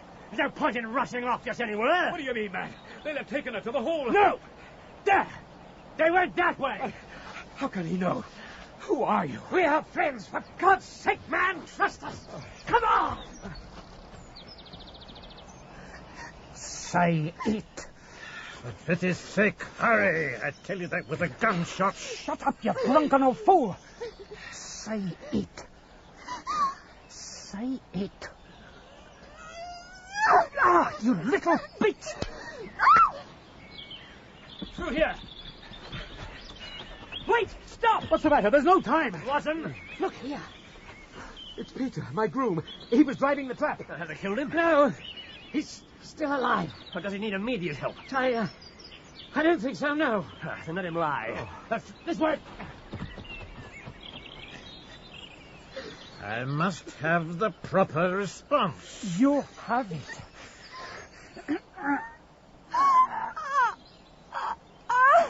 Say it. I do. I pronounce that you be man and wife together. What God hath joined, let no man put asunder. Now, for the love of heaven, let's get out of here. Release that woman! What the hell are you doing here? Who are your friends? Don't you know me, Woodley? Mr. Carruthers! Going to a fancy dress ball, are you, Bob? Well, the beard suits you. I told you what I'd do if you molested her. I'll see that woman righted if I have to swing for it. You're too late, Carruthers. She's my wife. No, she's your widow. You fool! Violet. Oh, Violet. You bloody murderer. Shut up, or the next one's yours. Enough of this. Carruthers, give me that pistol. Give it to me. Here. That's better. We will have no more violence. Do not turn so coldly from me. I would only guard thy youth from his stern and withering power. I would only tell the truth. Miss Smith is resting. Her injuries are only superficial. Thank the Lord. If he'd hurt her... And Woodley will live. Then I'll go and finish the job. You will stay exactly where you are. Are you telling me that girl, that angel, is tied to roaring Jack Woodley for life? You needn't concern yourself about that. I made some inquiries about his reverence here. He has no right to solemnize a marriage. I have been ordained... And also unfrocked. Once a clergyman, always a clergyman. I think not. In any case, a forced marriage is no marriage, but it is a very serious felony, as you'll discover.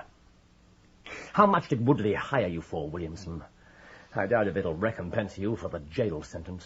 I'm saying no more. Very wise of you. As for you, Carruthers, you'd have done better to keep your pistol in your pocket. Perhaps.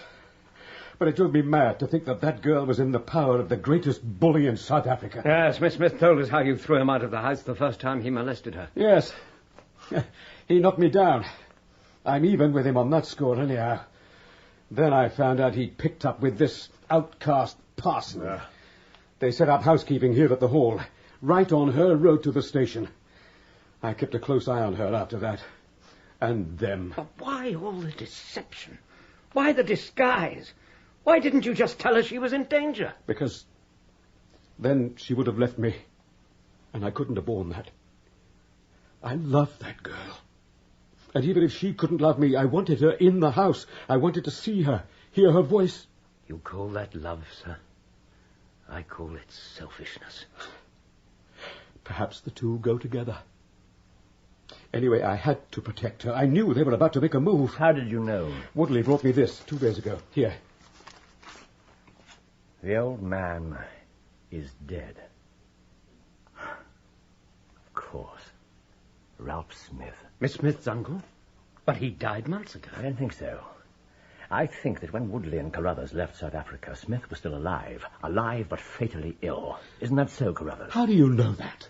Because this key has unlocked the whole puzzle. That her uncle was dead wasn't the only lie you told Miss Smith, was it? He was alive and he was rich, extremely rich. Unlike you and Woodley, for all your claims. Well... You seem to know it all. I know that only 2 servants and no carriages is not the household of a wealthy man. I deduce that you found out that Ralph Smith's niece was his next of kin, and you came over here and cold-bloodedly hunted her down. Do you mean to say that this whole business was so that they could get their hands on Miss Smith's inheritance? It was Woodley's plan. And God help me, he persuaded me to be a part of it. It's no sort of excuse, gentlemen, but the picture he painted... The money... One of them was to marry her, and the other to have a share of the plunder. Why did Woodley propose to her first, Carruthers? Why not you? We played cards for her. He won. How dare you? Oh. Miss Smith, you should be resting. How dare you, sir? Miss Smith, how much did you hear? Mr. Holmes, is Mr. Carruthers going to jail? It's not for me to prejudge the trial. Yes, I think it very likely. What will happen to Catherine? The little girl? The court will make some sort of arrangement. Some sort of arrangement? How could you do it? To her? To your own daughter? How could you do it to me? Greed is a terrible thing, Miss Smith. It's like a disease. It eats away at you. Changes you completely. I haven't always been the man you see now. I beg you to believe me. I would have been worthy of you once. You beg me to believe you. Every single thing you've told me has been a lie. Except one. I do love you. Did you truly feel nothing for me at all? I was so happy. I don't think I'd ever been so happy. Not since my father was... How could you make someone so happy and then just snatch it all away? I wish to God I'd never set eyes on you.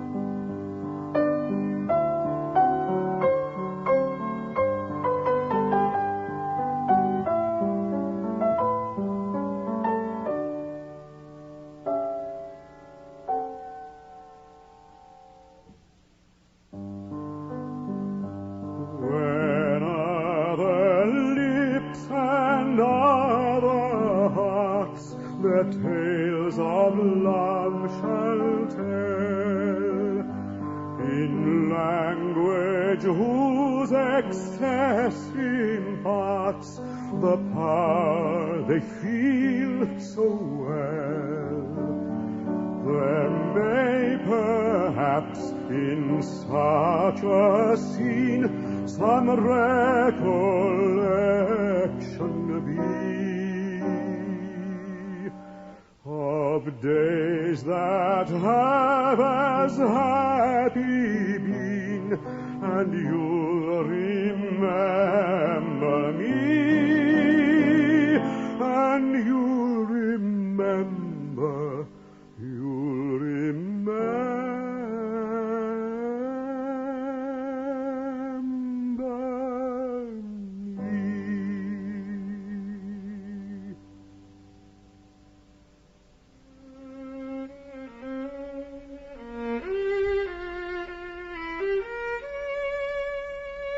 In The Solitary Cyclist, Sherlock Holmes was played by Clive Merrison and Dr. Watson by Michael Williams, with Dennis Quilley as Carruthers and Susanna Harker as Violet Smith. Woodley was played by David Holt, Williamson by Peter Penry Jones, Catherine by Cyril Jenkins, and Cyril by John Webb. Other parts were played by members of the cast. The pianist was Michael Haslam, and the violinist was Leonard Friedman. The Solitary Cyclist was dramatized for radio by Bert Coules and directed by Patrick Rayner.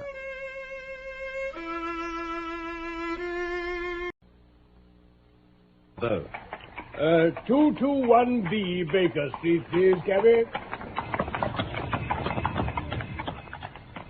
The BBC presents The Noble Bachelor by Sir Arthur Conan Doyle, adapted for radio by Michael Hardwick, with Carlton Hobbs as Sherlock Holmes and Norman Shelley as Dr. Watson. It was a few weeks before my marriage, in 1887, during the days when I was still sharing rooms with Sherlock Holmes in Baker Street. I had remained indoors all day, for the weather had taken a sudden turn to rain, with high autumnal winds. The Jezeel bullet, which I had brought back in one of my limbs as a relic of my Afghan campaign, throbbed with dull persistency. With my body in one easy chair and my legs upon another, I had surrounded myself with a cloud of newspapers. And when at last I had saturated myself with the news of the day, I tossed them all aside and lay listless, speculating lazily upon the huge crest and monogram on the envelope upon the table, which awaited my friend's return.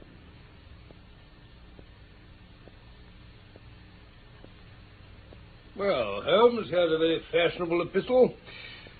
Oh, this looks like one of those social summonses which call upon a man either to be bored or to lie. Oh, come, it may prove to be something of interest after all. Not social, then? Distinctly professional. And from a noble client. One of the highest in England. My dear fellow, I congratulate you. I assure you, Watson, without affectation, that the status of my client is a matter of less moment to me than the interest of his case. Yes, of course. It's just possible, however, that also may not be wanting in this new investigation. You've been reading the papers diligently of late, have you not? Looks like it. I've had nothing else to do. Well, it's fortunate. You will perhaps be able to post me up. I read nothing except criminal news in the agony column. The latter is always instructive. But if you followed recent events so closely, you must have read about Lord St. Simon and his wedding. Oh, yes, with the deepest interest. Now, the letter which I hold in my hand is from Lord St. Simon. Oh, this is what he says. My dear Mr. Sherlock Holmes, Lord Backwater tells me that I may place implicit reliance upon your judgment and discretion. I have determined, therefore, to call upon you and to consult you in reference to the very painful event which has occurred in connection with my wedding.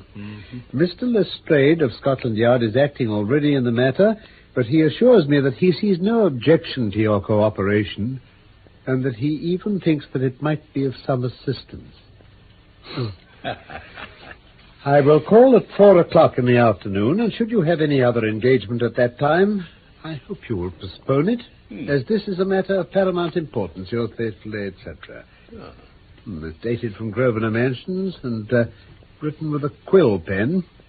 The noble lord has had the misfortune to get a smear of ink upon the outer side of his right little finger. He says 4 o'clock. It's past 3 now. Then I have just time, with your assistance, to get clear upon the subject. Now, turn over those papers and arrange the extracts in their order of time. Have the goodness to pass me, Miss Scissors, will you? Oh, yes. Here you are. And I will take a glance as to who our client is. Here's one, yes.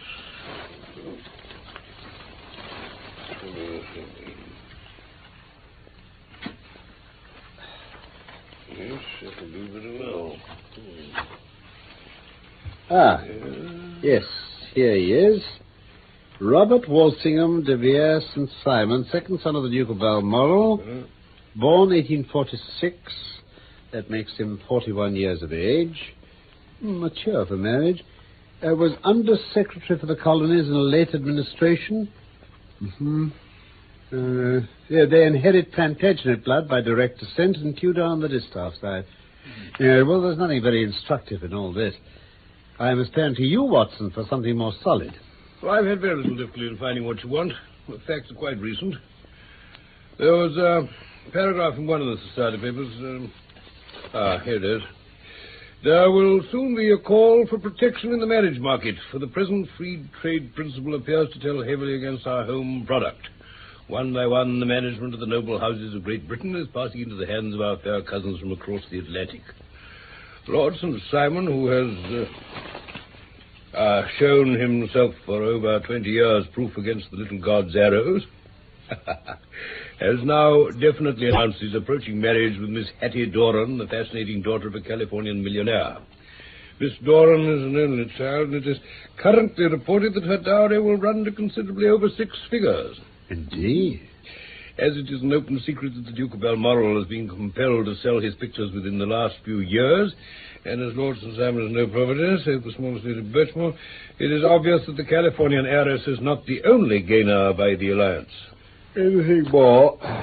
Oh, yes, plenty. Yes, there's a note here to say that the marriage would be an absolutely quiet one at St. George's, Hanover Square, and that the party would return to the furnished house at Lancaster Gate, which has been taken by Mr. Aloysius Doran. 2 days later, Westminster Gazette. That's Wednesday last, October the 17th. There's a curt announcement that the wedding had taken place. Well, those were all the notices that appeared before the disappearance of the bride. Before the what? The vanishing of the lady. When did she vanish, then? At the wedding breakfast. Indeed. Oh, this is more interesting than it promised to be. Quite dramatic, in fact. Yes, it struck me as being a little out of the common. And they often vanish before the ceremony and occasionally during the honeymoon. But I cannot call to mind anything quite so prompt as this. But there's a ring at the bell. And as the clock makes it a few minutes after 4, I have no doubt that this will prove to be our noble client. No, don't dream of going, Watson. I very much prefer having a witness, if only as a check to my own memory. I wouldn't have missed this case for words. Lord Robert and Simon. Good day, Lord St. Simon. Good day, sir. Oh, pray take the basket chair. Now, this is my friend and colleague, Dr. Watson. I draw up a little to the fire, and we shall talk this matter over. A most painful matter to me, as you can most readily imagine, Mr. Holmes. I have been cut to the quick. I understand you have already managed several delicate cases of this sort, sir, though I presume that they were hardly from the same class of society. No, I am descending. I beg your pardon? My last client of the sort was a king. Oh, really? I had no idea. And which king? The king of Scandinavia. What, has he lost his wife? You can understand that I extend to the affairs of my other clients the same secrecy which I promised to you in yours. Of course. Very right, very right. I'm sure I beg your pardon. As to my own case, I am ready to give you any information which may assist you in forming an opinion. Thank you. Well, I've already learned something of it from the public prints. Nothing more. I think I may arrive at my facts most directly by questioning you. Pray do so. Now, when did you first meet Miss Hattie Doran? In San Francisco, a year ago. Did you become engaged then? No. But you were on a friendly footing. I was amused by her society, and she could see that I was amused. Her father is very rich? He is said to be the richest man on the Pacific slope. And how did he make his money? In mining. He had nothing a few years ago. Then he struck gold, invested it, and came up by leaps and bounds. My wife was 20 before her father became a rich man. During that time, she ran free in a mining camp, so that her education has come from nature rather than from the schoolmaster. She is what we call in England, I believe, a tomboy. Quite. She is impetuous, volcanic, I was about to say. On the other hand, I would not have given her the name which I have the honor to bear, had I not thought her to be, at bottom, a noble woman. The young lady came to London then, and you renewed your acquaintance? Yes. Her father brought her over for this last season. I met her several times. We became engaged. I have now married her. She brought, I understand, a considerable dowry. No more than is usual in my family. And this, of course, remains to you since the marriage is a fait accompli. I really have made no inquiries on the subject. Oh, very naturally not. On the morning of the wedding, was she in good spirits? Never better. She was as bright as possible, until after the ceremony. And did you observe any change in her then? Well, to tell the truth, I saw then the first signs that her temper was a little sharp. The incident was too trivial to relate.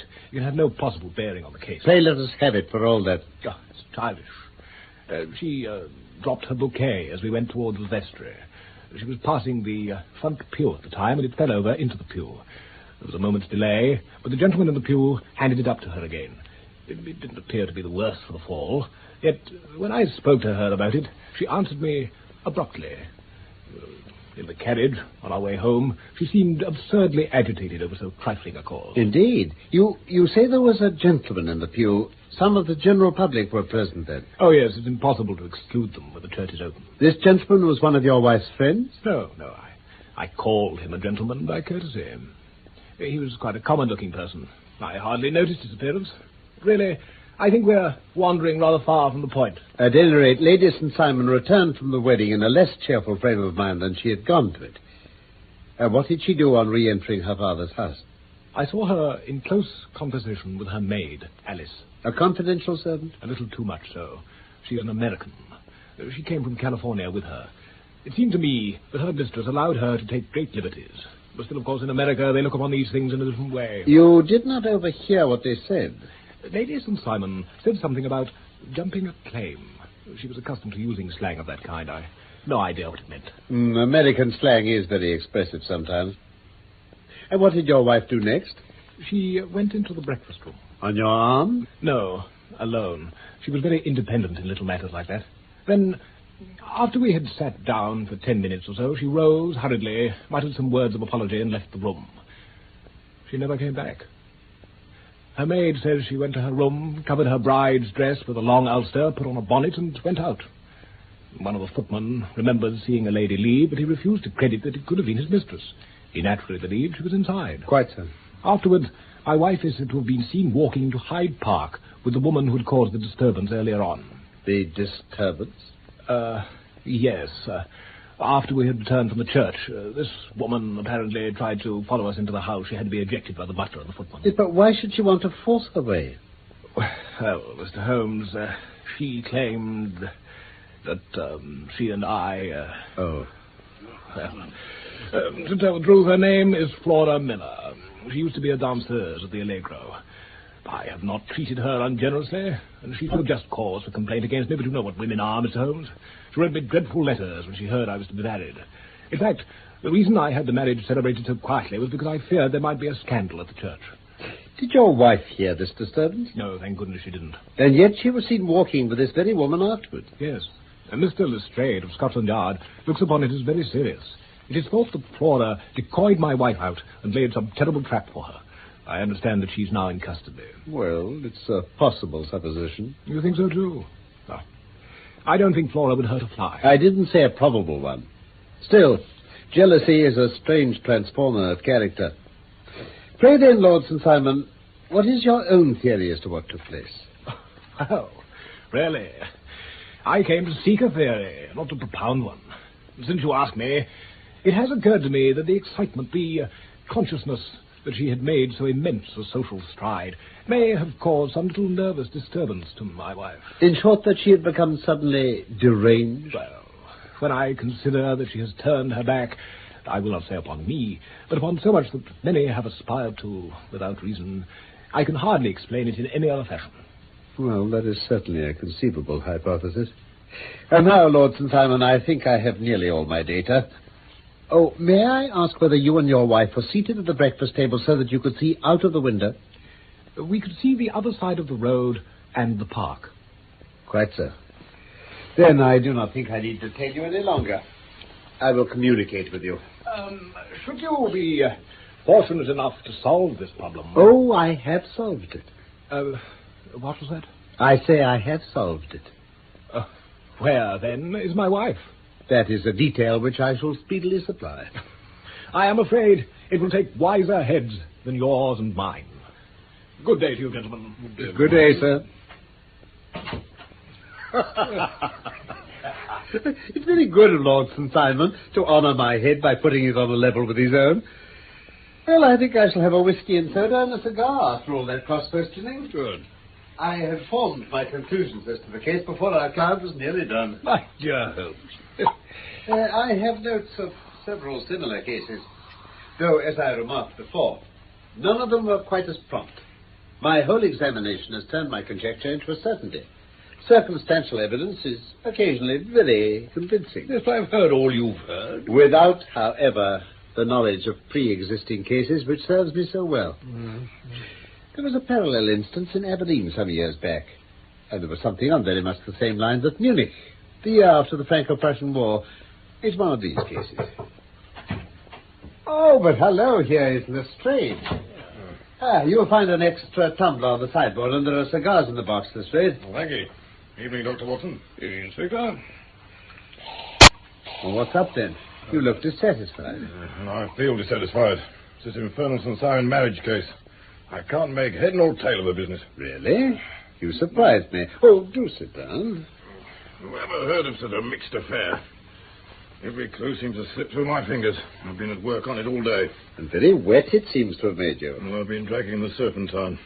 In heaven's name, what for? Looking for the body of Lady St. Simon. Have you dragged the basin of the Trafalgar Square fountain? Why? What do you mean? Because you've just as good a chance of finding this lady there as in the Serpentine. I suppose you know all about it. Well, I've only just heard the facts, but my mind is made up. Oh, indeed. Then you think that the Serpentine plays no part in the matter? I think it very unlikely. Then perhaps you'll kindly explain how it is we found these near it. I have them here in my bag. Here, there's a little nut for you to crack, Master Holmes. Oh, indeed. See, Watson? A wedding dress, white satin shoes, and a bride's wreath and veil. And a wedding ring. You dragged these from the Serpentine? No. They were found near the bank by a parkkeeper. They were identified as her clothes. It seemed to me that if the clothes were there, the body wouldn't be far off. By the same brilliant reasoning, every man's body is to be found in the neighborhood of his wardrobe. And pray, what did you hope to arrive at through this? Some evidence implicating Flora Miller in the disappearance. I'm afraid you'll find it difficult. Are you indeed now? And I'm afraid, Mr. Holmes, that you're not very practical with your deductions and your inference. This dress does implicate Miss Flora Miller. And how? In the dress is a pocket. In the pocket is a card case. In the card case is a note. Now listen to this. You will see me when all is ready. Come at once. F.H.M. Now, my theory all along has been that Lady St. Simon was decoyed away by Flora Miller, no doubt with Confederates.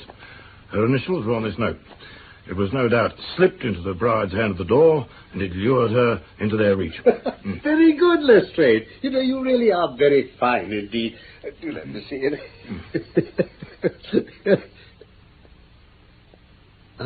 This is indeed important. Oh, you find it so? Extremely. I congratulate you warmly. Well, then, you're looking on the wrong side. On the contrary, this is the right side. The right side? You're mad. The note is written in pencil on the back. Quite. And over here is what appears to be a fragment of a hotel bill. It interests me deeply. Oh, there's nothing in that. I looked at it before. I see nothing in there. Very likely not. It's most important all the same. As to the note, it's important also, or at least the initials are. So I congratulate you again. Oh, I wasted time enough. I believe in hard work, not sitting by the fire spinning theories. We shall see who gets to the bottom of this first.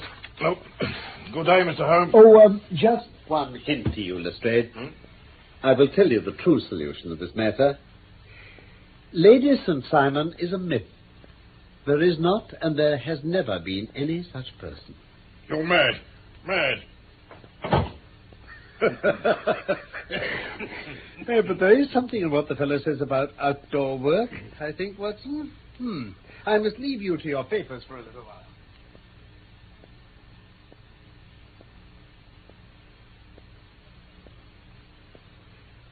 Well, Watson. They've laid the supper in my absence, I see. Well, I didn't know what it was all about. A confectioner's man came and set it all out. Cold woodcock, pheasant, petit de foie gras pie. Some rather exciting-looking bottles. Said they'd been paid for and ordered to this address. Capital. He's laid for 5. You seem to expect company. Yes, I fancy we may have some company dropping in.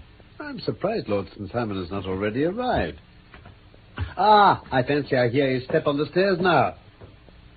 Oh, so my message reached you then, Lord St. Simon. Yes, and I must confess, the contents startled me beyond measure. Have you good authority for what you say? The best possible. What will the Duke say? What's he to think when he hears that one of the family has been subjected to such humiliation? It's the purest accident. You look on these things in a very different way. I can hardly see how the lady could have acted otherwise. Her abrupt method of doing it was undoubtedly to be regretted. But having no mother, she had no one to advise her at such a crisis. It was a slight, sir. A public slight. You must make allowance for this poor girl, placed in so unprecedented a position. I will make no allowance. I am very angry indeed. I have been shamefully used. There's the bell. If I cannot persuade you to take a lenient view, Lord St. Simon, I have brought an advocate here who may be more successful. Come in, please, do. Lord St. Simon, allow me to introduce you to Mr. and Mrs. Francis A. Moulton. The lady I think you have already met. Good Lord. Howdy. You're angry, Robert. Oh, well, I guess you've every cause to be. Pray make no apology to me. Oh, yeah, I know I treated you real bad. I should have spoken to you before I went, but, well, I was kind of rattled. From the time I saw Frank here again, I just didn't know what I was doing or saying. I only wonder I didn't fall down and do a faint right there before the altar. Mrs. Moulton, perhaps you would like my friend and me to leave the room while you explain this matter. If I may give an opinion, we've had just a little too much secrecy over this matter already. Oh, very For good. my part, I'd like all Europe and America to hear the rights of it. Then I'll tell our story right away. Frank and I met in 81 in McQuire's camp, near the Rockies where Pa was working a claim. We were engaged, Frank and I, but one day Pa struck a rich pocket and made a pile, while poor Frank here had a claim that came to nothing. The richer Pa grew, the poorer Frank got. So at last Pa wouldn't hear of our engagement lasting any longer, and he took me away to Frisco. Frank wouldn't throw in his hand, though. You bet. Frank followed me, and he saw me without Pa knowing. He said he'd go back and he'd make his pile, too, and he wouldn't come to claim me till he had as much as Pa. So I promised I'd wait for him till the end of time and not to marry anyone else as long as he lived. So I said, why shouldn't we be married straight away then? Then I'll feel sure of you. But I won't claim to be your husband till I come back. Well, we talked it over, see, and we just went to a clergyman and did it right there. Good Lord. Well, the next I heard of Frank, he was in Montana, and then in New Mexico. And then there was a newspaper story about how a miners' camp had been attacked by Apache Indians, and there was Frank's name among the killed. I was sick for months. There was never another word of Frank after that. Well, you see, Hold on, dear. Well, I felt all the time that no man on this earth could ever take Frank's place in my heart. But I meant to make Robert just as good a wife as it was in me to be. Oh, you imagine what I felt first as I came to the altar rails. There was Frank, standing, looking at me out of the first pew. Well, I thought it was his ghost at first. I looked again, and there he was still, with a kind of a question in his eyes. Oh, well, I didn't know if to stop the service and make a scene in the church. What the clergyman was saying was just like a bee buzzing in my ears. I scribbled her a note? Yeah, and on the way out again, I saw the piece of paper in his hand, and I knew it was for me. So I passed the pew, and I dropped my bouquet over, and he slipped the note into my hand when he gave it back. You never doubted for a moment that your first duty now was to him. Well, of course. Well, I told my maid to say nothing, get a few things packed. I'd made up my mind to run away and explain afterwards. Well, I hadn't been at the table 10 minutes when I saw Frank out in the road, and I slipped out and I followed him into the park. Oh, some woman came up talking something about Lord St. Simon, but I managed to get away from her. I caught up with Frank, and we took a cab to his place in Gordon Square, and that was my true wedding. After all those years. You see, I'd been a prisoner with those Apaches all the time. When I got back to Frisco, I saw in a paper about this other wedding. I just got to England in time. Frank was all for being open and telling what had happened. Yeah, but I was so ashamed, thinking of all those lords and ladies waiting at that table for me to come back. So Frank took my wedding things and he dropped them anywhere in the park. He thought they wouldn't be found. We were off to Paris, France tomorrow, only this gentleman, Mr. Holmes, came around. Yes. Well, Robert, you've heard it all. I'm very sorry if I've given you any pain. I hope you don't think very meanly of me. Excuse me, but it isn't my custom to discuss my most intimate personal affairs in this public manner. Oh, then you won't forgive me. You won't shake hands before I go. Oh, certainly, if it'll give you any pleasure. I had hoped that you would have joined us in a friendly supper. I think that there you ask a little too much.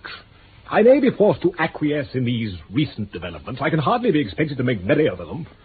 I think that, with your permission, I will now wish you all a very good night. Then I trust that you, at least, will honor us with your company, Mr. and Mrs. Moulton. It is always a joy to meet an American, Mr. Moulton. Well, that's nice of you, Mr. Holmes.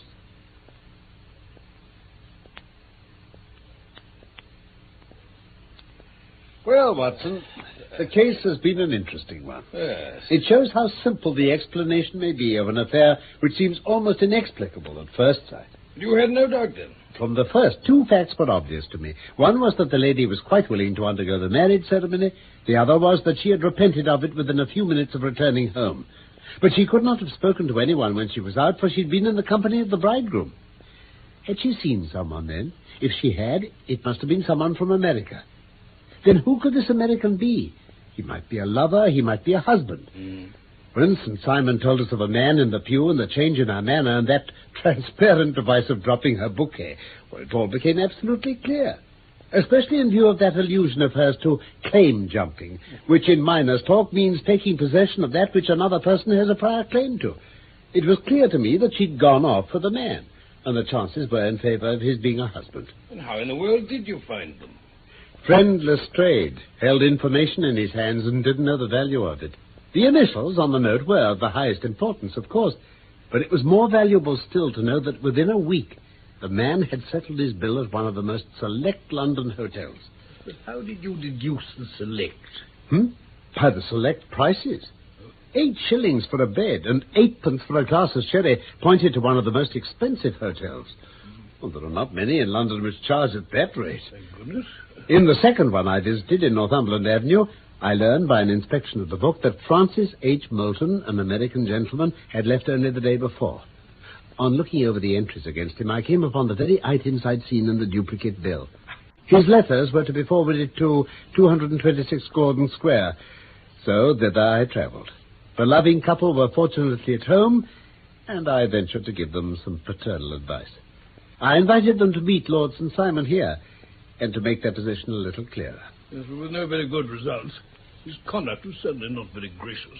Oh, my dear Watson, perhaps you would not be very gracious either, if after all the trouble of wooing and wedding, you found yourself deprived in an instant of wife and fortune. Yes, I suppose so.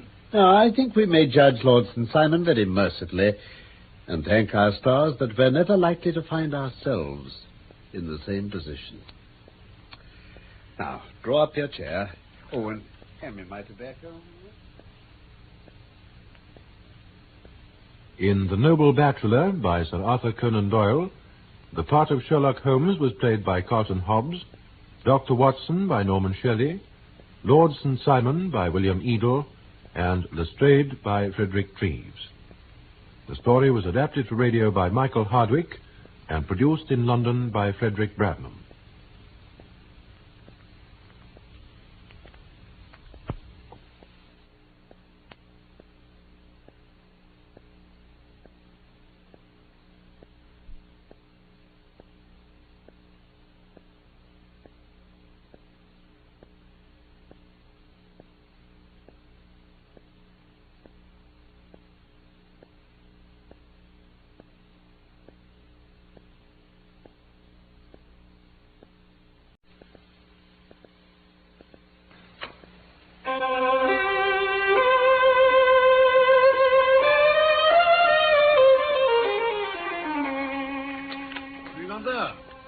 A pair of pince-nez. They were found in the dead man's right hand. There can be no question that he snatched them from the face of the assassin. May I see them, please? Do they tell you anything, Holmes? Inspector, you have your notebook, of course. Pray take it out and write as I dictate. Wanted. A woman of good address, attired like a lady. She has a remarkably thick nose. She has a puckered forehead, a peering expression, and probably rounded shoulders. By George, it's marvelous. It's incredible. The great mind of my friend Sherlock Holmes never ceased to amaze me. My name is Watson, Dr. Watson, and I was privileged to share the adventures of Sherlock Holmes. Now, let me locate the exact page, and I will tell you about the case of the golden pince-nez. A moment, please.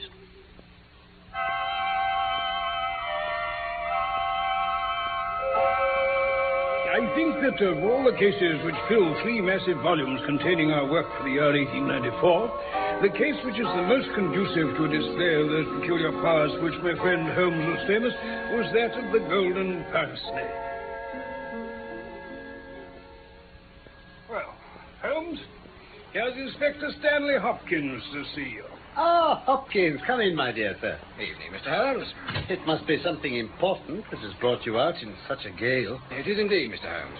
Did you see anything of the Yoxley case in the latest editions? I've seen nothing later than the 15th century today. Oh. Let us hear about it. Some years ago, this country house, Yoxley Old Place, was taken by an elderly man named Professor Coram. He was an invalid, keeping to his bed half the time. He has the reputation down there of being a very learned man. He found it necessary about a year ago to engage a secretary. The first two that he tried were not successes, but the third, Mr. Willoughby Smith, was a very young man straight from university. He seems to have been just what his employer wanted. I've seen his testimonials. From the first, he was a decent, quiet, hard-working fellow. Nothing against him at all. And yet, this is the lad who has met his death this morning in the professor's study. Death? I take it you're going to tell us he's been murdered. The circumstances can point only to that. I see. Well, you'd better tell us a little more about the household to begin with. If you were to search all England, I don't suppose you'd find a household more self-contained or free from outside influences. The professor was buried in his work. Young Smith knew nobody in the neighbourhood. And the two women had nothing to take them from the house, although the garden gate is only 100 yards from the main London to Chatham Road. Now, just a moment. These two women, who are they? Well, there's an elderly housekeeper, Mrs. Marker, and a maid, Susan Tarleton. I see. This Susan Tarleton was the only person who could say anything positive about the matter. Morning, sir. Between 11 and 12. I was hanging some curtains in the upstairs front bedroom, sir. Where was the professor at this time? Oh, Professor Coram was still in bed. When the weather's bad, he hardly ever gets up before midday. Huh? Well, sir, I heard Mr. Willoughby Smith pass along the passage and go down to the study, just below where I was working. A minute or so later, there was a dreadful cry. Then nothing, just silence. What did you do? Well, sir, I ran downstairs to the study, and there he was, stretched out on the floor. He seemed to be dead, but then he opened his eyes and spoke to me. He said, "The professor, it was she." You mean he? Surely, the professor, it was he. No, sir, just like I told you, the professor, it was she. Very well, then. Did you notice anything else at all? I saw the knife, sir, the one you've got there. It used to be on the professor's desk. It was lying on the floor. Thank you, Susan. Now, Mrs. Marker, Yes, sir? you came on the scene too, I believe. Oh, but I wasn't in time to hear him speak, sir. He was dead when I come. What did you do? Well, I left Susan with him and I run up to the professor's room. He was sitting up in bed. Very upset he was. Upset? Oh, yes, something terrible. Well, he'd heard something going on, Mr. Smith screaming, and he knew something awful had happened. So, well, he sent me to tell the gardener to go for the police at once. The local police sent a wire to Scotland Yard, and I was down there in a jiffy. I gave strict orders for no one to walk on the paths leading to the house or move anything inside. I don't mind saying it was a splendid chance of putting your theories into practice, Mr. Sherlock Holmes. There was really nothing wanting about this case. Except Mr. Sherlock Holmes. Well, what sort of a job did you make of it? The question I asked myself was, how did the murderer get into the house and out again? Naturally. It must have been by the path and the garden door. Otherwise, Susan would have run into him as she came downstairs. So I directed my attention to the garden path. There'd been plenty of rain before the time of the murder. Then there should certainly be signs of any footmarks. And were there? There were no footmarks on the path. So I next examined the corridor. It's lined with coconut matting and it's taken no impression of any kind. This brought me into the study itself. It's a scantily furnished room. The main article is a large writing table with a fixed bureau. The drawers of the bureau were open, but the cupboard between them locked. Had anything been tampered with? Nothing. The professor assured me that nothing was missing. Ah. As to the body of the young man, Willoughby Smith, the stab was on the right side of the neck and from behind, so that it's almost impossible that it could have been self-inflicted. Is there any more evidence, Hopkins? There is. Something most important. Yes? What have you got there? A pair of pince-nez. They were found in the dead man's right hand. They weren't his. He had excellent sight. There can be no question that he snatched them from the face of the assassin. May I see them, please? Thank you. Very handsome. Solid gold. I'll just try them on. Oh, dear me. Extraordinary. Do they tell you anything, Holmes? A great deal. Inspector, you have your notebook, of course. Yes. Then pray take it out and write as I dictate. Very well, Mr. Holmes. I'm ready. Write down, wanted, a woman of good address, attired like a lady. She has a remarkably thick nose with eyes which are set close upon either side of it. She has a puckered forehead, a peering expression, and probably rounded shoulders. There are indications that she has had recourse to an optician at least twice during the last few months. As her glasses are of remarkable strength, and as opticians are not very numerous, there should be no difficulty in tracing her. By George, it's marvellous. It's incredible. But meanwhile, have you anything more to tell us about the case? Nothing, Mr. Holmes. I think you know as much as I do now. Probably more. It seems such a pointless crime. That's what beats me. No one has suggested a ghost of a motive. I suppose you can't, Mr. Holmes? There I'm not in a position to help you. But I suppose you want us to come out tomorrow? Well, if it's not asking too much. There's a train from Charing Cross to Chatham at 6 in the morning. We shall be at Yoxley Old Place between 8 and 9. Then we shall take it. Well, it's nearly 1 now, and we'd best get a few hours' sleep. Why not stay here, Inspector? I dare say you can manage on the sofa in front of the fire. Well, now, that's a very good idea. And I'll light my spirit lamp and give you a cup of coffee before we start. Yes, it's better all right, Doctor. Yes, anyway, the wind's dropped. That's a relief. Morning, sir. No. Any news? No, sir, nothing. No reports of any strangers seen about? No, sir. I've just been asking again at the railway station. Have you inquired at the inns and lodgings? There's no one who can't be accounted for, sir. Well, it's only a reasonable walk to Chatham. Anyone could stay there without being noticed. You're all right, carry on, Wilson. Very good, sir. But this is the garden path I spoke of, Mr. Holmes. Ah, yes, I see. Someone has passed along here.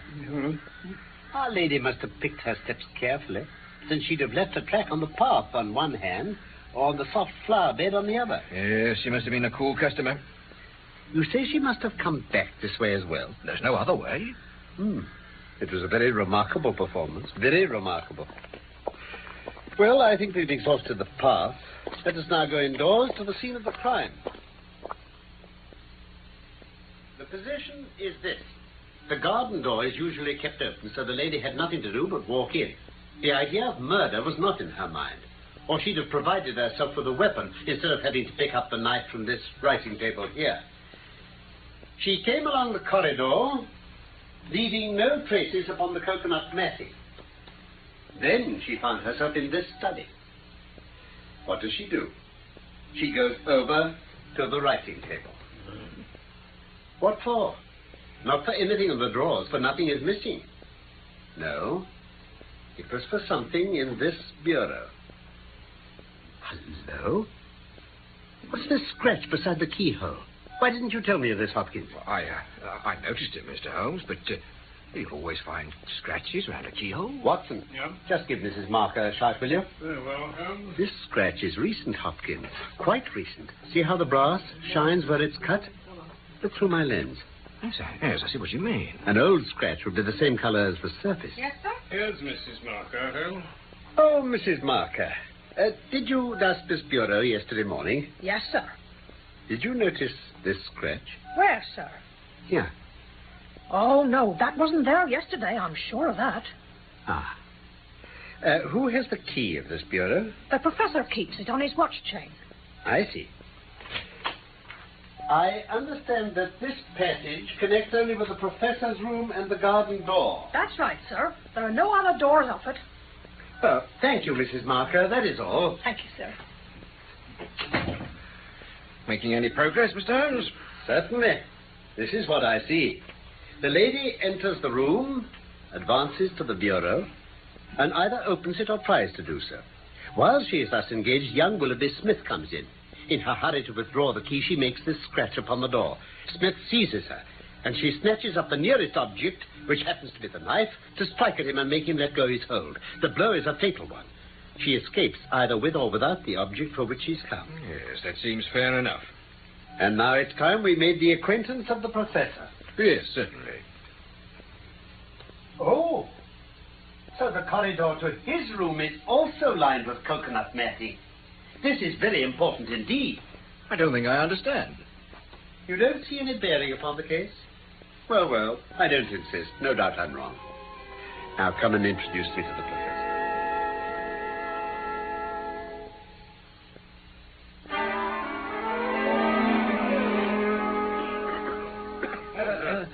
Please excuse the atmosphere, gentlemen. I fear I am a slave to tobacco. Are you a smoker, Mr. Holmes? Yes, indeed. Then, pray, take a cigarette. Oh, thank you. Dr. Watson. Thank you, no. I have them specially prepared by Ionides of Alexandria. He sends me 1,000 at a time, but I agreed to say I have to arrange for a fresh supply every fortnight. Indeed. Very bad, I admit, but an old man has few pleasures, and tobacco and my work. But now, only tobacco. And else, what a fatal interruption to my work. May we know its subject? It is an analysis of the documents found in the Coptic monasteries of Syria and Egypt. It is a work which will cut deep at the very foundations of revealed religion. Really? But who could have foreseen anything so terrible happening to the young man? What do you think of the matter, Mr. Holmes? I've not yet made up my mind. I shall indeed be indebted to you if you can throw a light where all is so dark. To a poor bookworm invalid like myself, such a blow is paralyzing. But you are a man of action, and we are fortunate indeed in having you at our side. Oh, but do take another cigarette. Dear me, you are even a quicker smoker than I am myself. I am a connoisseur, and these are excellent cigarettes. Professor Coram, what do you imagine this poor fellow meant by his last words? The professor... It was she. Oh, Mr. Holmes, our maid, Susan, a simple girl. I fancy the poor fellow murmured some incoherent, delirious words, and she twisted them into this meaningless message. The eyeglasses, where did they come from, then? Inspector, we are aware that love tokens may take a strange shape. A fan, a glove, a pair of pince-nez. Tell me, Professor Coram, what is in the cupboard of the bureau in your study? There. Nothing for a thief. Family papers, diplomas from universities that have honored me. Here is the key. You may look for yourself. Oh, well, no, I hardly think it would help me. No, here is your key, Professor. Thank you. I promise you shall not be disturbed again until 2 o'clock. I shall come again then, if I may, and report anything which may have happened in the interval. Oh, by all means, my dear sir. Do take a few of these cigarettes with you, will you? May I? Oh, thank you very much. Well, then, Holmes, have you a clue? Yes, what are you thinking, Mr. Holmes? It depends upon those cigarettes I smoke. Perhaps I'm utterly mistaken. The cigarettes will show me. The cigarettes? I've never seen you smoke so much in my life. Except your pipe, of course. Yes, and I hope I shall never have to again, Watson. Here comes the good Mrs. Marker. The very person to give us a few minutes' instructive conversation. Mrs. Marker? Yes, Mr. Holmes? I've been wanting to congratulate you on the way you keep up the house. Oh, sir. No, I was just saying as much to my friend, wasn't I, Watson? Yes. Highly commendable. Oh, it's very good of you, sir, I'm sure. It must be especially difficult with the professor smoking as much as he does, you know, ash all over the place and so forth. Oh, you're quite right, sir. Does it never affect his health? His health? Oh, well, that I can't say, sir. But his appetite, surely. Such heavy smoking must kill the appetite. Well, he is variable about how much he eats, I'll say that. I should think so. This morning, for instance, I'll wager he took no breakfast, and he'll certainly face no lunch after all the cigarettes I saw him consume. Well, you're out there, sir. Oh, am I? He ate a specially big breakfast this morning. I don't know when I've known him take a better one. You don't say. And he's ordered a good dish of cutlets for his lunch. Mind you, I'm surprised, sir. After I saw Mr. Smith lying on that floor yesterday, I've hardly been able to look at food myself. You certainly surprised me, Mrs. Parker. But if you've a special luncheon to prepare, we mustn't keep you, must we? No, sir. I must be getting along now. Good day, gentlemen. Good day, Mrs. Parker. Holmes, you're working something up. I know the signs. Am I, Watson? Ah, well, at 2 o'clock we shall return to our friend the Professor and see where my chain of reasoning is taking us.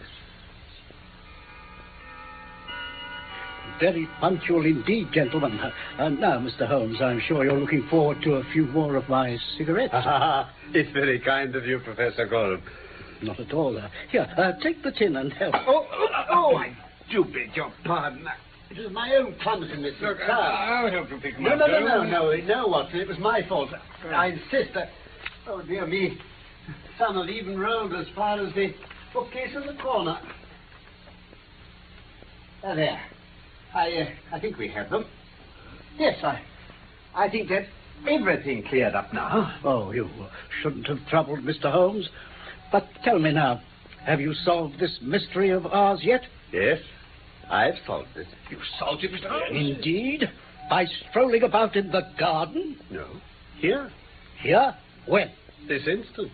You are joking, surely, Mr. Sherlock Holmes. Professor Coram, what your motives are, or what exact part you play in this strange business, I'm not yet able to say. In a few minutes, I shall probably hear it from your own lips. Meanwhile, I will reconstruct what is past so that you may know the information which I still require. As you wish. Yesterday, a lady entered your study with the intention of possessing herself of certain documents from your bureau. She had a key of her own. You gave me an opportunity of examining yours, and I do not find on it that slight discoloration which the scratch would have produced.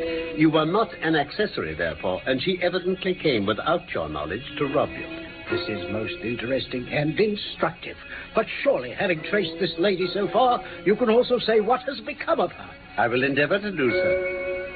In the first place, she was seized by your secretary and stabbed him in order to escape. This catastrophe I am inclined to regard as an unhappy accident.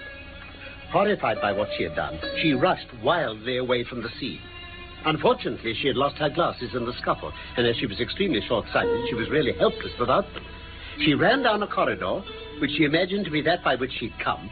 Both were lined with coconut netting, and too late realized that she had taken the wrong one. She couldn't go back, she must go on. She pushed open a door and found herself in your room. Oh, all very fine, Mr. Holmes, but there is one little flaw in a splendid theory. I was myself in my room. I am aware of that, Professor Coram. And you mean to say that I could lie in bed and not be aware that a woman had entered my room? I never said so. You were aware of it. You recognized her. You aided her to escape. You are mad. I helped her to escape. But then, where is she now? She is there, behind that bookcase in the corner.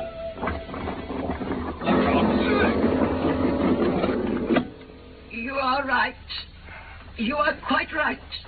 I am here. I arrest you in the Queen's name for the murder of Willoughby Smith. And I warn you that anything... Yes, sir, I am your prisoner. I could hear everything, and I know that you have learned the truth. It was I who killed that young man. Then you realize... But you are right, you, sir, who say that it was an accident. I did not even know that I held a knife in my hand. In my despair, I snatched the nearest thing from the table and struck at him to make him let me go. I am sure that is the truth. Yes, she'd better sit down a moment, Holmes. She looks ill. Oh, thank you. I have only a little time here, and I must tell you the whole truth. Here, now, you take this chair. Thank you. Yeah, that's better. I am this man's wife. He is not an Englishman. He is a Russian. I will not tell you his name. The Lord bless you, Anna. I wonder why you cling so hard to that wretched life of yours, Sergei. It has brought no good to anyone, least of all yourself. Pray let us hear what you have to say, madam. I was a foolish girl when I married this old man in Russia. We were reformers, revolutionaries. Then came a time of trouble. A police officer was killed, and in order to save his own life and earn a great reward, my husband betrayed his companions and me with them. Among our comrades, there was one, Alexei, who was noble, unselfish, loving, everything my husband was not. He hated violence. He was forever writing to dissuade me from it. My husband found the letters which would have saved that man and me from Siberia. He hid them, so we were convicted. I was released not long ago, but Alexei is still a convict in the salt mine. Think of that. you old villain. And I could have killed you in this room, but I spared you. You were always a noble woman. I came to this country with the object of getting those letters which would set Alexei free. I knew you would never give them to me, Sergei. So I engaged a private detective who came here as a secretary. He found where the papers were kept and got an impression of the key. Then he would go no further and left here. I took my courage in both hands and came to get the papers for myself. I succeeded, but at what a cost. The dying man's words were, the professor, it was she. Do I understand, then, that Smith knew who you were? By a chance, I had met him near the gate that morning and asked him where Professor Coram lived. Exactly. In his last breath, Smith tried to send a message to the professor, but it was the she whom he had just discussed with him. You must let me finish quickly. After I had killed the young man, I ran blindly into this room. My husband spoke of giving me up. I threatened that if he did, I should give him away to our party as a traitor. For that reason and for no other, he let me hide in that recess behind the bookcase where anyone approached. He was able to give me part of his own meals. It was agreed that when the police left the house, I should slip away by night and come back no more. Gentlemen, here are the letters which will save Alexei. I confide them to your honest gentlemen and to your love of justice. Before leaving my hiding place, I have taken poison. No. It's too late. Too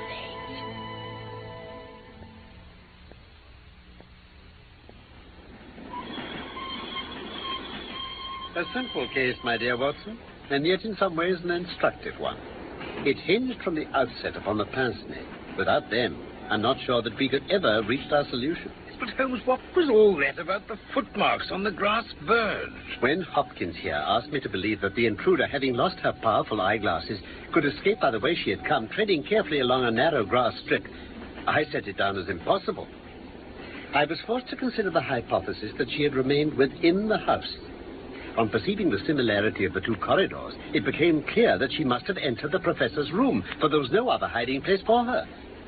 The device of a recess behind the bookcase is a common one in old libraries. I therefore smoked a great number of those excellent cigarettes, and I dropped the ash all over the floor in front of the bookcase.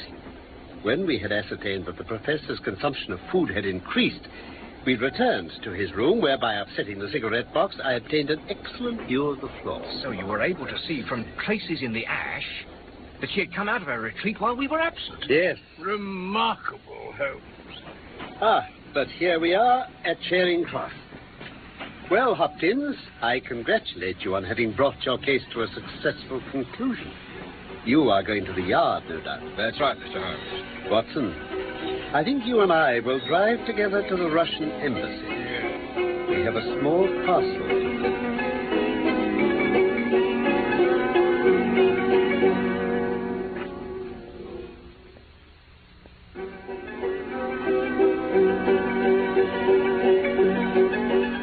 The Case of the Golden Pince-Nez was one of the Sherlock Holmes stories by Sir Arthur Conan Doyle. My name in real life is Norman Shelley. My friend Carlton Hobbs played Sherlock Holmes, and I was Dr. Watson. And our script for this BBC production from London was by Michael Hardwick. You don't seem to see so many Pince-Nez about these days. You know, eyeglasses that clip on your nose.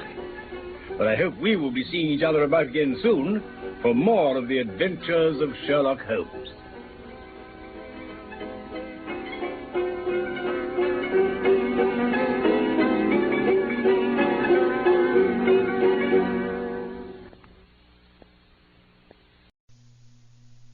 Petri Wine brings you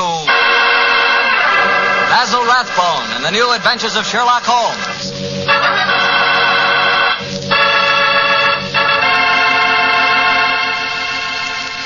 The Petri family, the family that took time to bring you good wine, invites you to listen to Dr. Watson tell us another exciting adventure he shared with his good friend, that master detective, Sherlock Holmes. And as for me, well, I'd like to ask you if you know that one of the favorite wines of American women is Petri California Muscatel. In fact, the whole family likes Petri Muscatel. And you'll certainly know why if you'll just pour yourself a glass. Why, that Petri Muscatel is wonderful just to look at. It's the color of sheer gold. And raise that glass of Petri Muscatel to your lips. Oh, boy, what a wine. Look, did you ever walk through a vineyard early in the morning? You know, when the dew is still clinging to the grapes? And did you taste one of those luscious, plump muscat grapes? Then you'll know what to expect the first time you taste Petri Muscatel. Petri Muscatel brings you that same wonderful muscat flavor, right from the heart of the grape. Try serving Petri Muscatel after dinner by itself or with fruit or nuts. It's the perfect after-dinner wine. And serve it proudly because 5 letters, P-E-T-R-I, spell the proudest name in the history of American wine.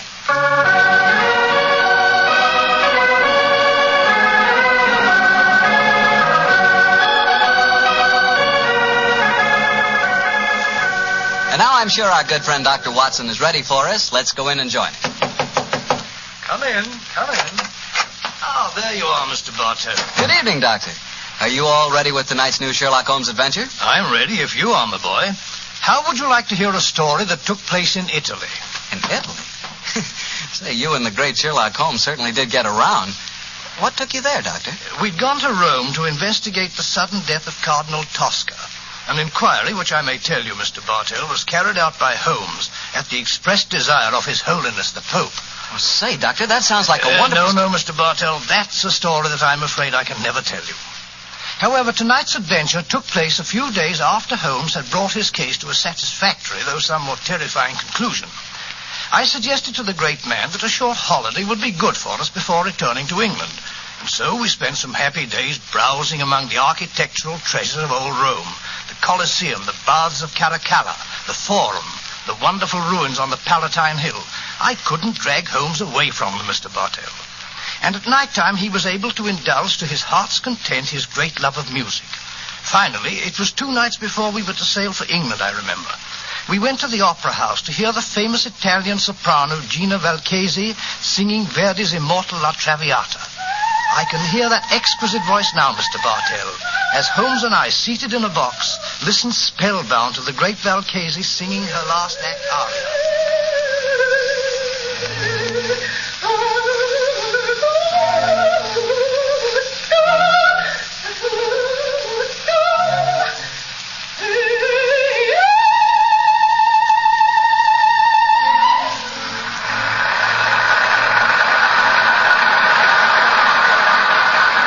Watson. What a magnificent voice. Yes, it is, Holmes. A pity, though, that most opera stars who sing like nightingales seem to have the figures of unusually well-fed pouter pigeons. Poor woman, she must weigh at least 20 stone. Nevertheless, you mustn't refer to her as poor, my dear chap. Despite her somewhat unfortunate proportions, Signora Gilda Valchesi remains one of the greatest and wealthiest of contemporary sopranos. Listen to the applause. Yes, undoubtedly she'll sing an encore. We might as well go back to her dressing room now. The opera's almost over. Why are we going back to her dressing room? Because during the last intermission I received a note from her requesting my attendance. Oh, what did the note say? Well, it seems that the lady is not too popular with certain members of the opera company. Well, I've no wish to become entangled in any opera clash of temperaments. I confess I find myself not a little interested in meeting the lady. Shh. She's going to sing an encore.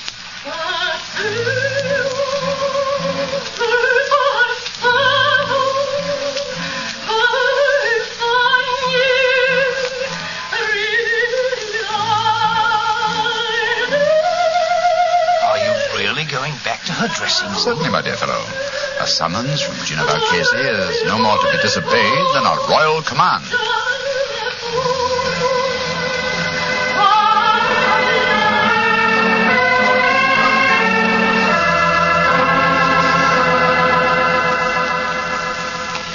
I must ask you, gentlemen, not to stand outside La Valchesi's dressing room. We permit no strangers, particularly foreigners. But the Signora has requested our presence.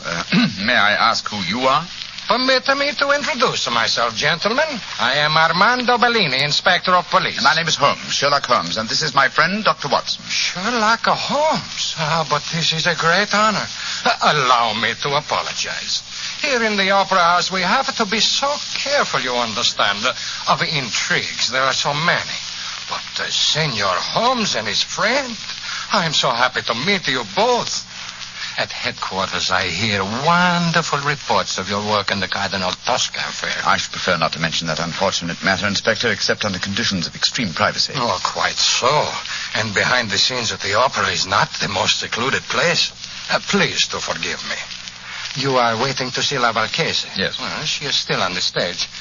She has requested your presence, you say, Senor Holmes? Yes, I trust the meeting is to be a social and not a professional one. We're sailing for England in a couple of days. And you came to hear the great Valchese sing before you left. Most understandable. A magnificent voice, Inspector. Yes, Doctor. And still, well, I am a devout opera lover myself. Yet I cannot help but feel its future lies with those who can add a youth and beauty to a great voice. That's true. True, Signor. But where can you find such a combination? I have found it. Here in the opera, there is a girl. She is my protege. Someday, I hope she will be my wife. At the moment, she is only understudying La Valchese. If she should ever get the opportunity of singing in her place, then a new star will be born. Oh, really? What's her name? Lisa Bordoni.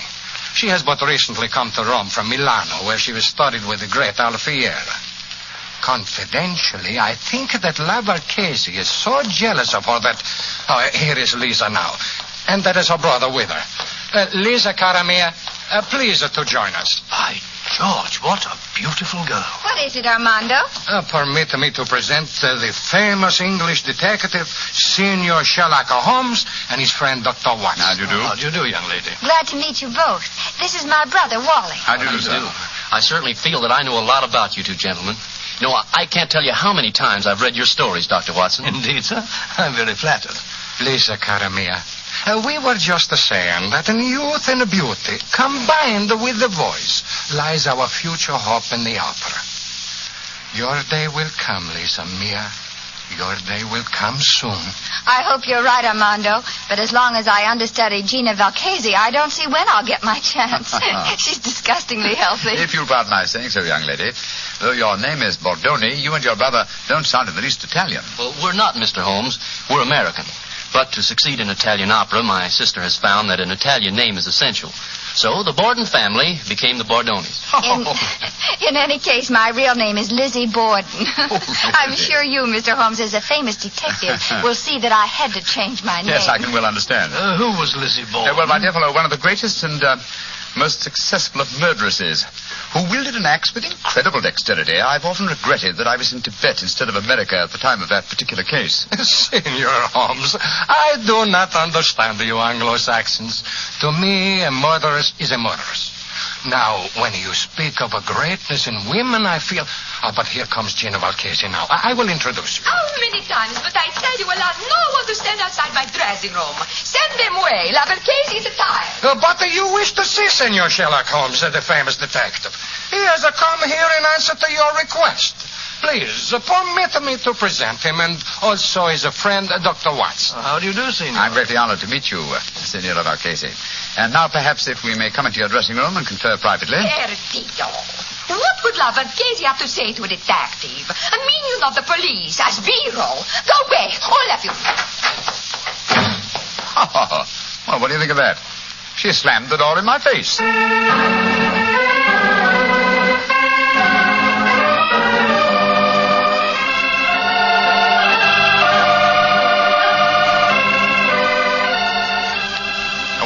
Waiter. Si, senor. Bring me some more coffee, please. Si, senor. The very pleasant dining here on the hotel terrace, I must confess. Very. Amazingly warm, considering yesterday's snow. Yes, it is. Later, I suggest we pay another visit to the opera and hear La Valchese sing Gilda and Rigoletto. Upon my soul, Holmes, it seems to me that you're astonishingly casual after the way that woman insulted you last night, slamming the door in your face as if you were a tradesman. Shocking. What would you have me do, my dear chap? Force my way into a room, demand an apology, or have my friend challenge her to a duel in order to avenge my honor? Oh, don't try to be funny, Holmes. You know perfectly well what I mean. The lady asks you to come and see her, and when you do, she pretends she's never heard of you. And here it is nearly 24 hours later, and you've done absolutely nothing about it. Oh, dear old Watson.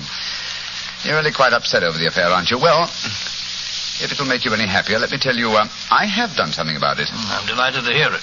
What? This morning I was able to obtain a specimen of La Valchese's handwriting from an autographed picture in the possession of Inspector Bellini. I compared the writing with that on the note that I received in the box last night. It was the same, proving that the message I received was authentic. Oh, in that case, why did she snub you like that? Well, something must have frightened her, I suppose. Something or someone who was standing at the dressing room door with us. Well, who was there? Inspector Bellini, Lisa Bordoni, and her brother. Precisely, my dear fellow. Therefore, we may assume that La Valchese had no wish to recognize me in their presence. But if you think that, Holmes, why haven't you been in touch with her today? She may be in some dreadful danger. Oh, if she is, she can find me easily enough. Meanwhile, I'm perfectly happy to be left alone. The last few weeks have been sufficiently strenuous without becoming involved in some fresh case. On my soul, Holmes, you must be tired. I've never known you to be so indifferent to a case. Great Scott. What is it, Watson? Look, walking towards us. It's Signora Valchese herself. Oh, and judging from the lady's expression, she seems to be in some distress. Good evening, Signora. Signor Holmes, I must speak Please to sit you. down, won't you? This is my colleague, Dr. Watson. How do you do? First, I must apologize for my behavior last night. It would have been dangerous if La Valchese had acknowledged that she had to communicate with you. That's just what my friend assumed, madam. Please speak quite freely now, Signora. No one can overhear us. Signor Holmes, I am being persecuted. My life is in danger. You must save me. You've been threatened. See, Signor. And now today, tragedy has struck. My sister, my beloved Bella, lies near death from a murderous attack. An attack that was meant for me. Good Lord, what happened, madam? If you will please to keep quiet and let La Valchese speak, will I learn what happened. Oh, I'm so sorry, madam. This morning, I always myself take my dog for a walk. But this morning, I feel the trace of a cold. I ask my sister to take the dog for a walk. Please do understand that my sister is very much like me in appearance. Yes, I understand, Signora. Please continue. She walk alone in the park. From nowhere, a horseman come gallop and ride her down. This much I learned from the traces in the snow when I worry and go to find her. Was she able to tell you who the horseman was? No, she cannot speak, Signor.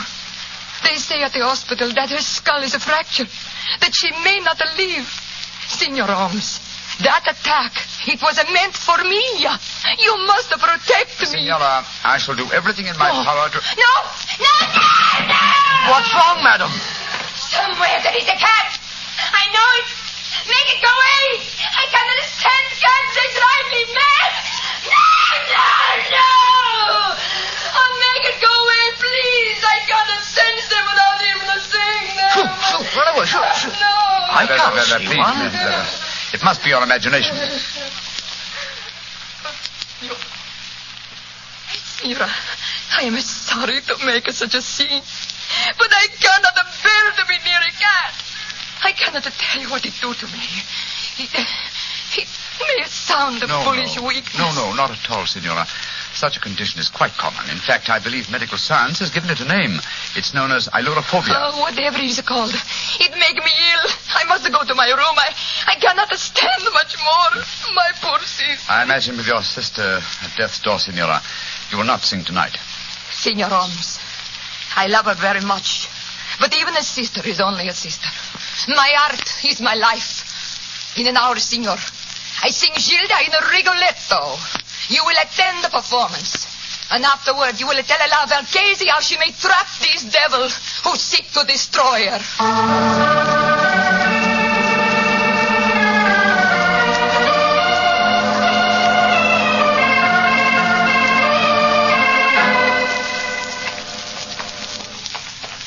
Holmes, it's after 9:30. We've missed quite a lot of the opera. It's hardly worth going to our box now. We'll just be in time to hear La Valchese sing the incomparable Caro Nome. Come on, old fellow.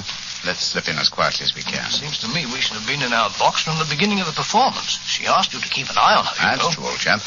But it occurred to me that an attack on her during the performance was unlikely, and that our time might be more profitably spent making inquiries at the riding academy. You drew a blank. We found no trace of that mysterious rider. No, but at least we tried. Here we are.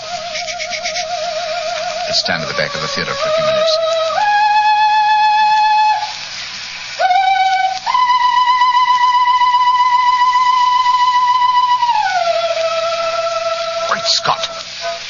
Valchese singing?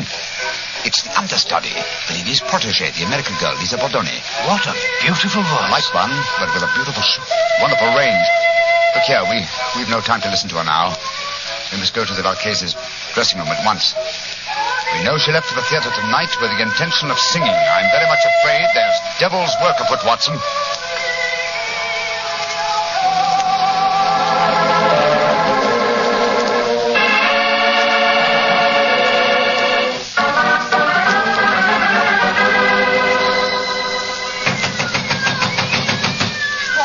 Doesn't she answer? Listen. There are cats inside our dressing room. Come on, Watson. Locked. Put your shoulder to it. Come on, help me. What? Come on. Once more. Come on, again. Now, once more. Here. Great Scott, she's unconscious, Watson. See what you can do for her. She must have fainted the fight. Yes, some fiend, knowing her deadly fear of cats, has locked her in here with half a dozen of them. Shoot, off me, shoot. Her eyes are opening, Holmes. She's coming to. Signora Valchese. Her lips are moving. She's trying to speak. Signora Valchese, tell me, who did this to you?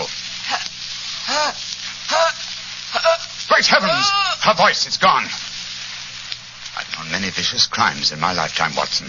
But to murder a voice that was one of the treasures of the world, is as vile a killing as I've ever encountered.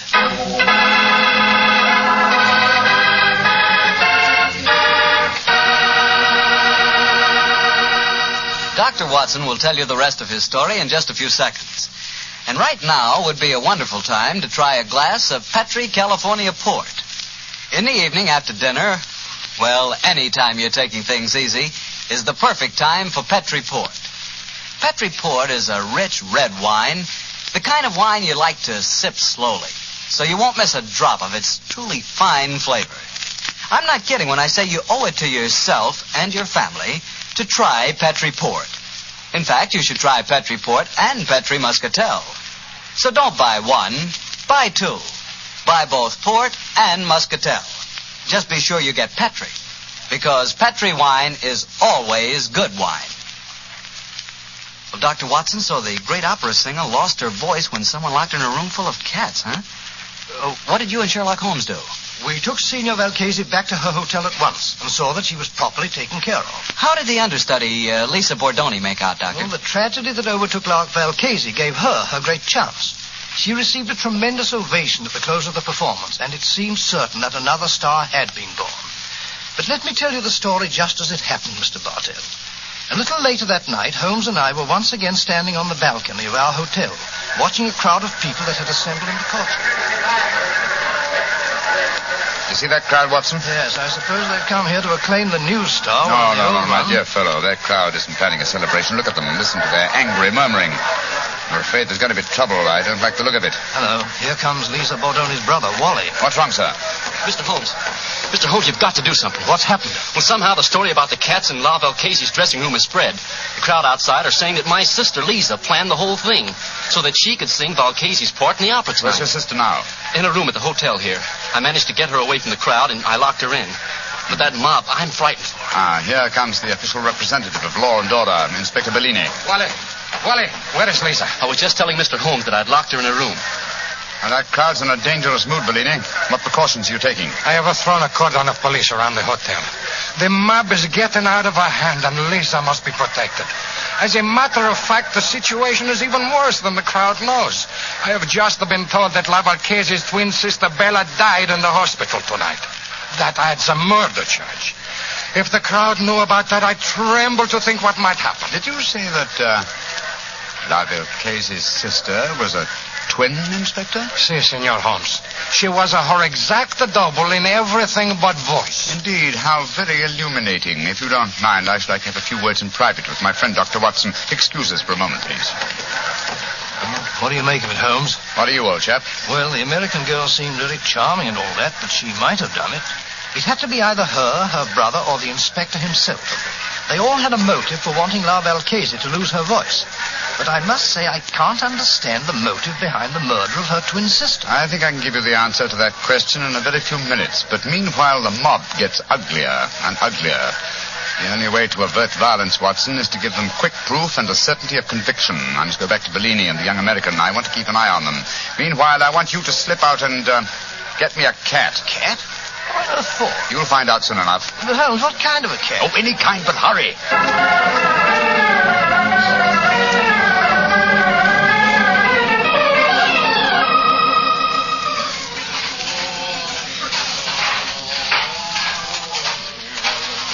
Come on, Kitty. Kitty, come on, Kitty. There's a good kitty. Here. What you do in a hotel kitchen, senor? Oh, you want to play with my cat? Oh, is he your cat? Charming little fellow. I'd like to borrow him for a little while. Why you want to borrow my cat? Oh, I thought I'd take him up to my hotel room and have a little game with him. I've got some old socks he can play with. Deal. The English, they are a crazy race. My cat does not like to play with the old socks. Look here. Here's 50 lira for you. Wait. Oh, no. I tell you, my cat does not like to play with old socks. My cat will stay here, and you can keep your money. I'll give you 100 lira. So that you may stuff my cat full of old socks? No. Give me back my cat. Oh, the place is with you. You'll get it back later. Stop him. The crazy Englishman is stealing my cat.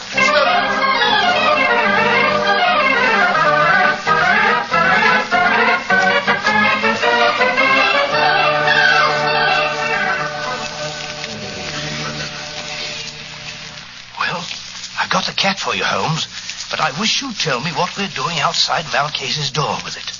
I'm going to try an experiment. We open her bedroom door softly. So. Slip the cat in. So. And close the door. Holmes, man, what the blazes you think you're doing?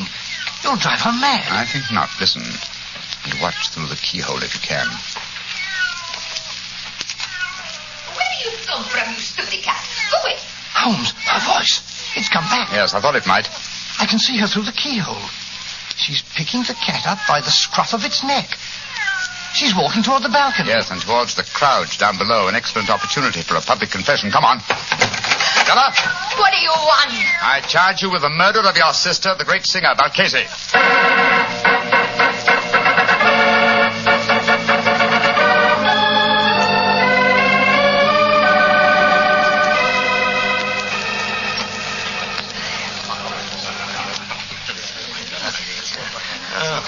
It was magnificent, Senor Holmes. Magnificent. The way you forced her to confess on the balcony in a full sight of the mob. And so you saved Lisa. I can't thank you enough, Mr. Holmes. Nor can I. Though I still don't see how you guessed. She looked so much like her sister that she fooled even me, her understudy. Yes, it was an extremely cunning plot, Miss Bordone. The real Valcase sent me that note last night. When I met her at the dressing room door, she denied having sent for me because the three of you were there. I suppose that she suspected one of us. Oh, yes, obviously. And later, no doubt, she told her twin sister Bella about having sent me the message and also announced her intention of coming to see me. Bella saw her opportunity, murdered La Valcase, assumed her identity, and to give added realism to her role, followed through with her sister's plan by coming to see me today. But I still don't understand this business, Mr. Holmes. Why did the twin sister lock herself in her dressing room and fill it with cats? What did it accomplish? It gave me the chance to sing. Yes, that's true. Which is why Watson felt certain the criminal must be you, your brother, or Signor Bellini. But you see, the episode with the cats accomplished one other thing. It made it plausible that the great Valcase should never sing again. To whose advantage would that be? An impostor, of course. In the person of a twin sister who could not sing and who must surely envy her sister's great will. Exactly, my dear fellow. As soon as I knew they were twin sisters and everything but voice, it became more than a possibility. It became probability, but it had to be tested. That's why I sent for the cat, Watson.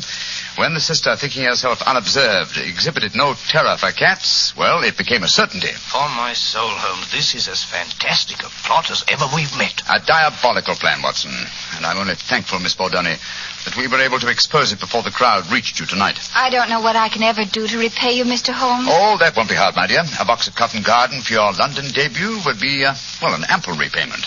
And from what I hear of your reception in Rigoletto tonight, I shan't have to wait very long for that reward, eh? It's a promise, Mr. Holmes. Come in. Oh, excuse me, please. All over the hotel are looking for my cat. I say to myself, there he is. He's stealing my cat. Inspector Molina, you arrest him. He tried to bribe me, and then he ran away with my cat and fill him full of old English songs. Oh, does me.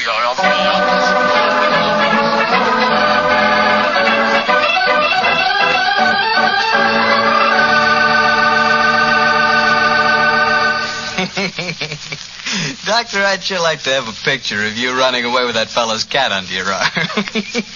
You, a cat stealer. It's not a bit funny, Mr. Bartell. Believe me, it was most embarrassing. I know.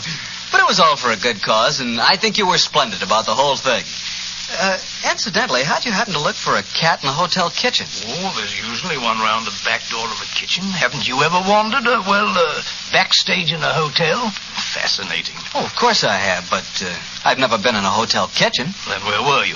In the wine cellar. I should have known. Yes, Doctor, I like to look at bottles of Petri wine because when I see a Petri wine, I know I'm looking at a good wine. And Petri wine is good because of the Petri family. The Petri family first started making fine wine before the beginning of this century, generations ago. Since then, winemaking has been their heritage, handed on down from father to son.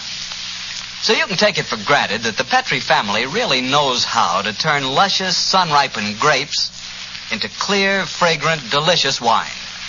And you can take it for granted, too, that the name Petri on a bottle of wine is more than a trademark.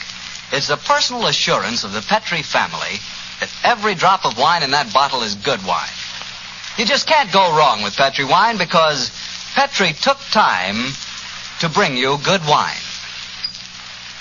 Well, Dr. Watson, what story are you planning to tell us next week? Next week, Mr. Bartell, I'm going to tell you a strange adventure that Holmes and I had many, many years ago. It concerns a young girl, the mutilation of her doll, and the tragedy that overtook a certain wise woman from the mountains.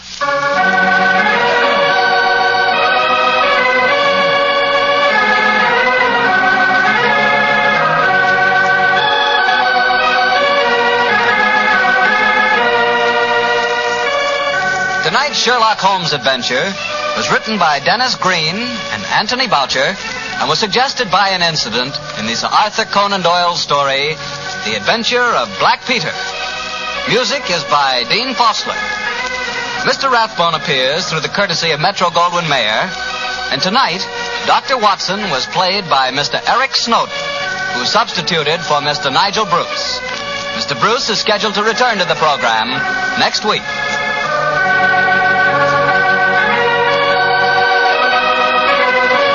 Petri Wine Company of San Francisco, California, invites you to tune in again next week, same time, same station. Sherlock Holmes comes to you from our Hollywood studios.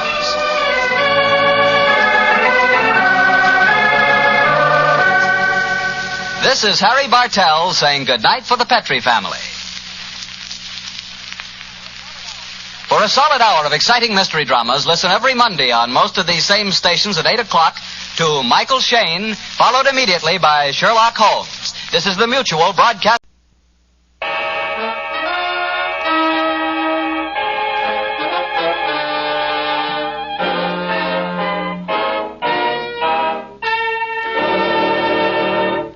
Kreml Hair Tonic and Kreml Shampoo present the new adventures of Sherlock Holmes, starring Nigel Bruce as Dr. Watson and Tom Conway as Sherlock Holmes.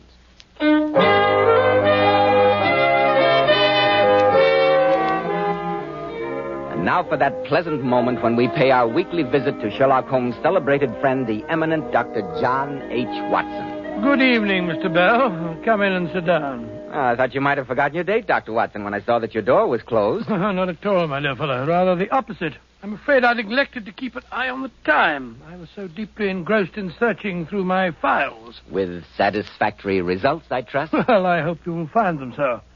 You may remember after I told you the story of the lion's mane the week before last, that you asked if Holmes had any other adventures in his beekeeping days. I do indeed, Dr. Watson. Well, I've been running through my notes concerning the remarkable affair of the pointless robbery, and I think you'll find it thrilling enough to keep you on the edge of your chair. I'm sure we all will, Dr. Watson.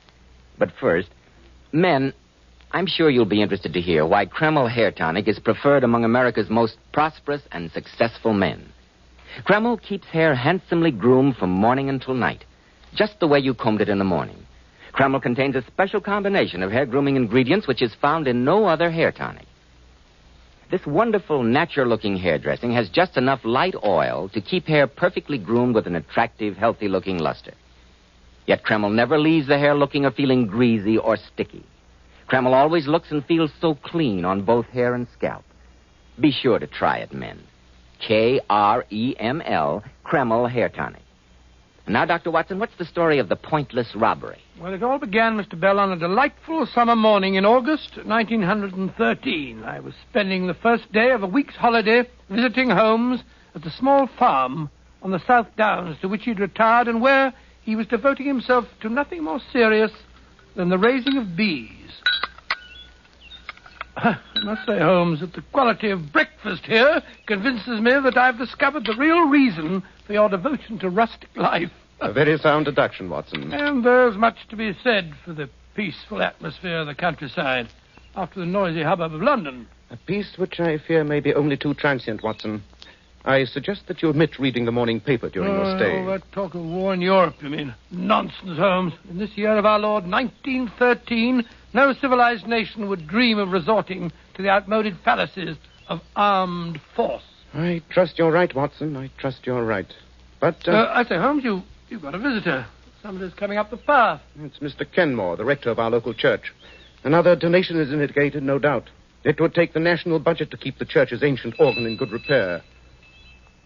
Be a good fellow, Watson, and open the door while I refill the teapot. That you are, Holmes. Good morning, Mr. Holmes. Good morning, Mr. Kenmore.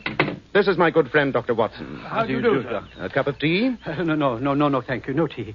And I must apologize for this unwarranted intrusion at such an early hour. Some pressing matter in connection with the church? No, Mr. Holmes. The cause of my visit is a most mysterious and disturbing occurrence which took place at my residence last night. Oh, really? Suppose you give me the facts. No doubt it will seem a minor matter to you, but I feel considerable agitation over it. Briefly, at some time last night, the rectory was broken into by thieves who ransacked the entire house, with the exception of the rooms in which my daughter Alice and I were sleeping. Gracious me. And what was stolen? Nothing. Nothing whatever. Was the thief frightened off? No, Mr. Holmes. We knew nothing of it until Alice came downstairs this morning to prepare my breakfast. She found the house in a state of the utmost confusion, obvious signs of forcible entry, and not a single thing missing. Odd. Very odd. I hesitate to ask you, Mr. Holmes, to concern yourself with such a trifle, but you know our worthy constable, Tom Wilson. Yes, an excellent man when it comes to unlighted bicycle lamps, but beyond that... come, Watson, let's accompany Mr. Kenmore to the rectory and see what we can discover.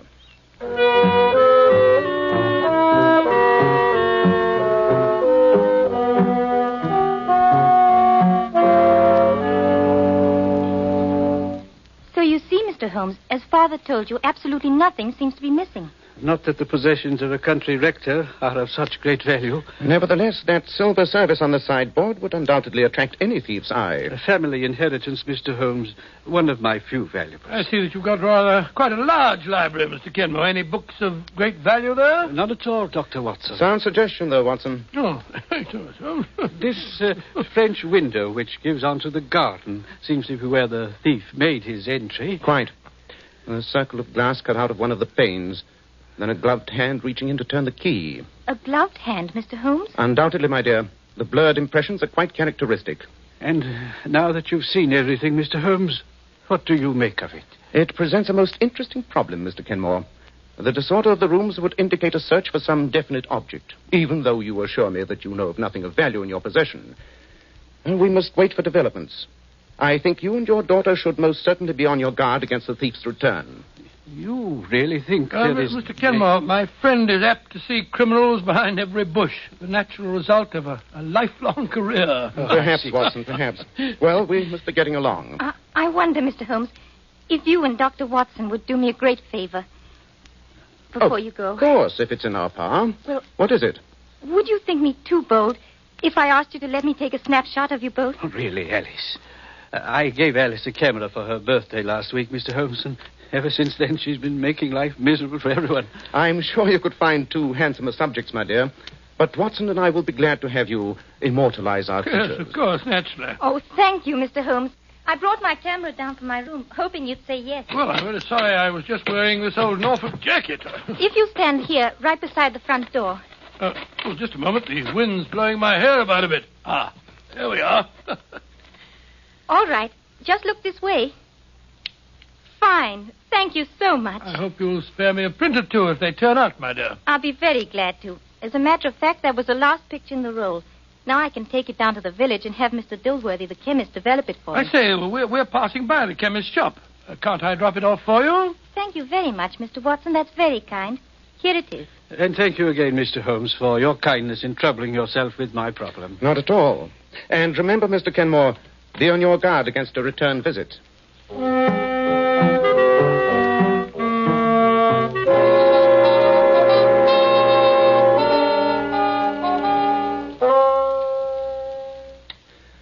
Looks to me as though you're falling asleep over your book, Watson. That's it. Well, I must admit, Holmes, that the combination of country air and that excellent dinner had a very soporific effect on me. Oh, don't apologize. We country dwellers keep early hours. Certainly different from the old days in Baker Street. I'm surprised that you don't miss the excitement of the chase, Holmes. Professor Moriarty was the spice who kept the daily routine from becoming monotonous. But apparently he, too, seems to be in retirement. Oh, have you any news of him, Holmes? The last I heard, Scotland Yard had him fairly definitely located in South America. South America, huh? Which would indicate to anyone knowing the professor as well as I do that he may be anywhere on the face of the globe with the exception of South America. Well, old fella, I'm going upstairs to sleep. What the devil's that? The church bell. Come on, Watson. There must be something wrong at the rectory.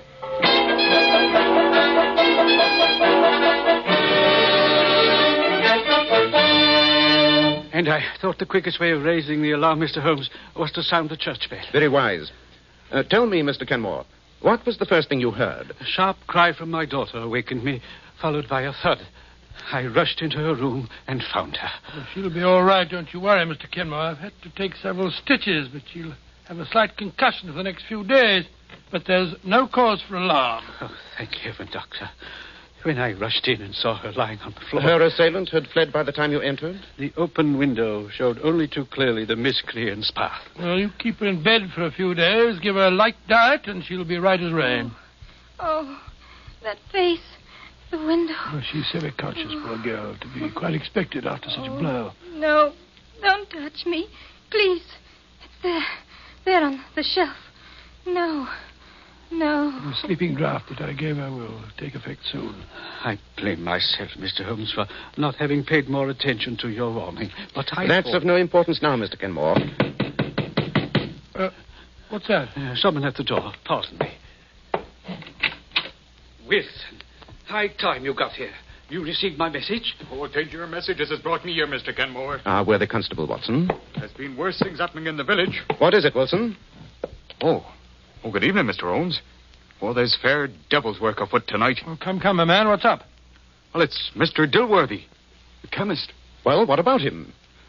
In his rooms where he lives, back of his shop. Dead. Lying there on the floor with his head crushed in something savage. Dilworthy? How horrible. Some prowling thief. No. Oh, no, sir. With the cash box sitting there in plain sight. With £4 and some odd shillings plain to see and not a penny touched. Dilworthy? Wait a moment. The ransacking of this house, the attack on Miss Alice, and now this.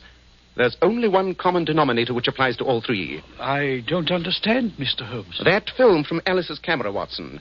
After we left here this morning and went to the village, you left it at Dilworthy's? Of course, it's got a... as a matter of fact, Holmes, I'm afraid I forgot all about it.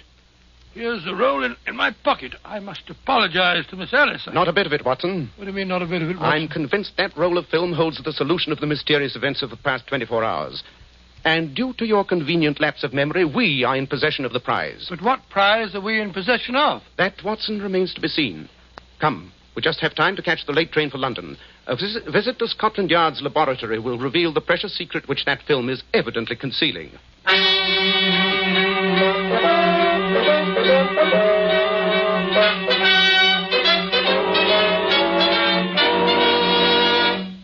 In just a moment, we'll find out what that precious secret is. Men, when you buy a hair tonic, why not buy one that does lots more than just keep hair looking handsome? Why not get your money's worth and buy Kreml hair tonic?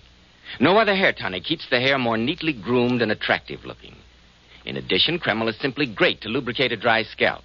At the same time, it removes itchy, loose dandruff and leaves the scalp feeling so clean, refreshed, and alive. No wonder Kreml is preferred among America's most successful men. Buy a bottle of Kreml at any drug counter. Ask for an application at your barbershop.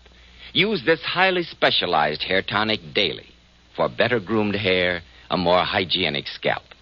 Kreml. Kreml hair tonic. And now, Dr. Watson, what did you discover on that precious roll of film which had already caused the death of one person and a murderous assault upon another?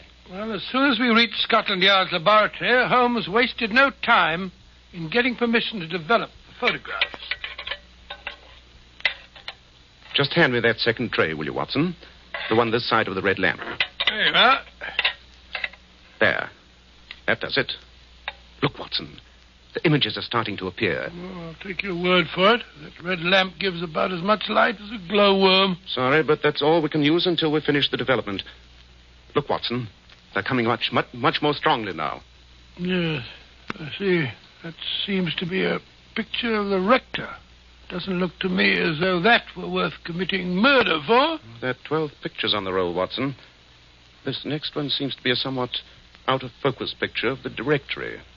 That third one, sharper. Evidently a croquet match. I'm quite sure that we haven't gone tearing off on a wild goose chase, Holmes. Impossible, Watson. All the evidence indicates that this film must have been the objective. Ah, now that looks more interesting. 2 girls on the beach in bathing suits. I say, Holmes. What? That girl on the left's got a fine figure, eh? Undoubtedly. But the composition is not improved by those other people in the middle background. I think that... Watson, hand me that lens. The large magnifier there. I thought you were displaying a cavalier lack of interest in such a shapely young lady. Well, I trust it's repaying your intense study. Look, Watson. Look here. Examine it closely through the lens. Well, a daring bathing suit, I must say. Has no sleeves. Not the girl, you idiot. What? The girl? The 2 men in the background. Oh. Take a good look at that one on the right. Oh, there's certainly something familiar about him. Holmes, it can't be. But it is, Watson. Beyond any shadow of doubt. Professor Moriarty himself, and no nearer to South America than the beaches of England. But I don't see why Moriarty should have been so anxious to secure this film. After all, Holmes, there's nothing particularly damning in a photograph of 2 men seated on a beach. When one of them is the world's most notorious criminal, and when he's quite ready to commit murder to regain the film. Watson, ask the inspector to call us a car. Where are we going? You and I and this precious film are paying a visit to Sir Edward at the Foreign Office at once.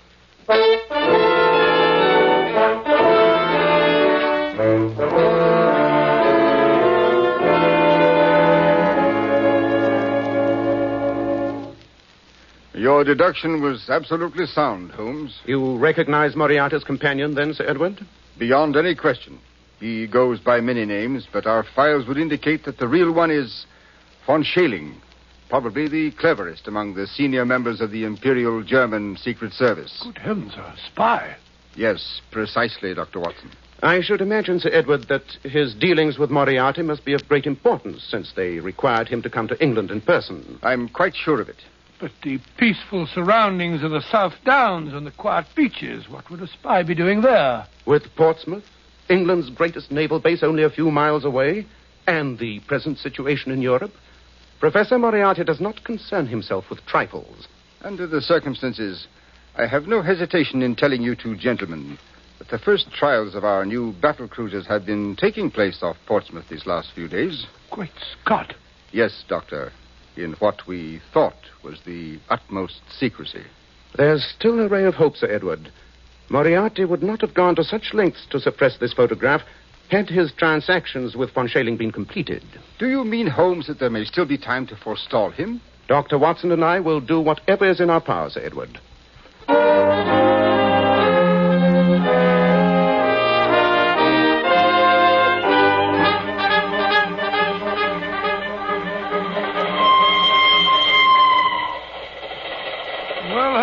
Judging from the sudden change in your expression after your silence this past hour, you've evidently had an inspiration. We must bait a trap, Watson. And that film must be our bait.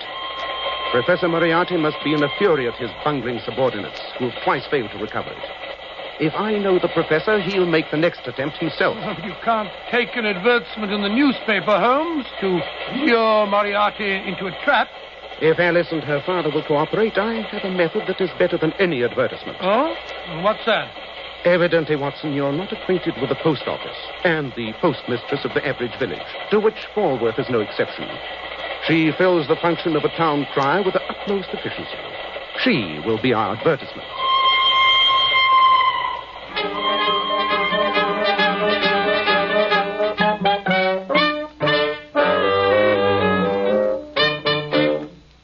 Well, good morning, Mr. Kenmore.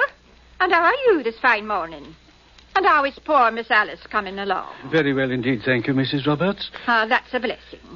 And what can I do for you today? A shilling's worth of penny stamps, please. I do hope the young lady will be up and about again soon. We miss her cheery face. You know, Mrs. Roberts, there was an odd thing about that robbery at the rectory. What was that? All the intruder took was Alice's camera. Fancy that. After he struck her down. Not a very valuable bit of loot. No, indeed. Alice is glad she happened to remove the film that very afternoon. It's still on the library desk. Is it really now? I must remember to have it developed. Well, it's a mercy that nothing worse happened. Oh, I almost forgot. Here's your stamps, Mr. Kenmore.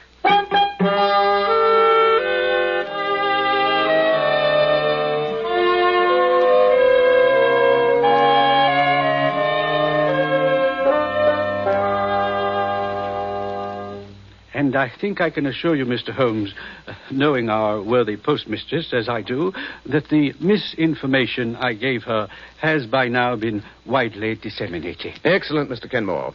And I appreciate what you and Alice have been willing to risk on behalf of your country. At least the falsehood I told was in a worthy cause. I only wish Dr. Watson would let me get out of bed and come downstairs into the library with you when you take up your vigil tonight. I'd like to see that those horrible men get their just deserts. Really, my dear, you sound almost bloodthirsty. Well, I can't say that I blame Miss Alice for that. If someone had given me a crack on the head, I'd look forward to their downfall. Mr. Kenmore, I would have felt happier if you and Alice were not in the house. But with my knowledge of Moriarty, I fear that he may have the place under observation, and the departure of you and your daughter might make him suspicious. Is that why you and Dr. Watson are wearing those filthy farmer's clothes, Mr. Holmes? Precisely, my dear. 8 o'clock. Time we were beginning our vigil. Mr. Kenmore, you will remain on guard with Alice here in her room. No matter what happens in the library, this is your post of duty. Very well, Mr. Holmes. You have your service revolver, Watson? Certainly. Come then. We must be concealed and in readiness for our visitor at whatever hour he may arrive.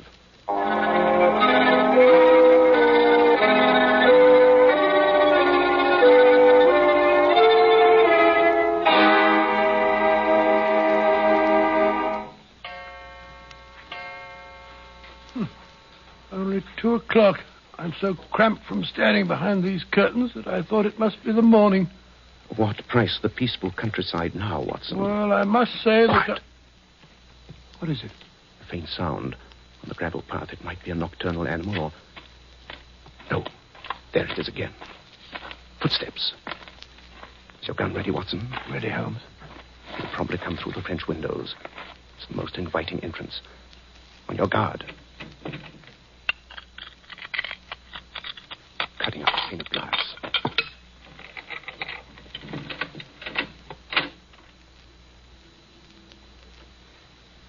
Don't move. We've got you covered. The light switch, Watson, with your left hand. There. Well, Professor Moriarty, we meet again. If it isn't Mr. Sherlock Holmes and Dr. Watson. Keep that gun on him, Watson, while I see if he's carrying a weapon. And render myself liable to a long prison sentence. My dear Holmes, your retirement to pastoral pursuits must have impaired your reasoning powers. It's all right, Watson. He's unarmed. You can lower your hands now, Professor. But I'd strongly advise against making any sudden move. I wish he would, the dirty traitor. I'm inclined to agree with your sentiments, Watson. Moriarty, for once I intend to take the law into my own hands. I can forgive a criminal, or a forger, or a thief, or even a murderer. But a traitor is something else. I don't understand what you're driving at. Certain backward Balkan countries, Moriarty, have an extremely convenient system of disposing of unwanted prisoners. They are invariably shot while attempting to escape. You wouldn't dare. You who have always stood on the side of the law. Have you ever known me to break my word? I assure you, Moriarty, that unless you consent to turn over von Schailing to us, together with any information you have for him, you will be dead by the time I count 10. And I promise you that Watson won't hesitate either. Yeah, you bet I won't, Holmes. Take your choice, Moriarty. 1, 2, 3, 4. All right, Holmes. You win. This time. A wise decision. Where were you to meet von Schailing? And what were you to deliver to him? At midnight tomorrow, on a beach 6 miles south of here. He has a rendezvous there with a submarine that is to take him back to Germany. And the figures on the new cruisers are hidden at my lodgings in Portsmouth. We'll keep that appointment with von Schailing tomorrow night. And to make sure that you have no chance for further treachery, you'll remain with us until he's in our hands.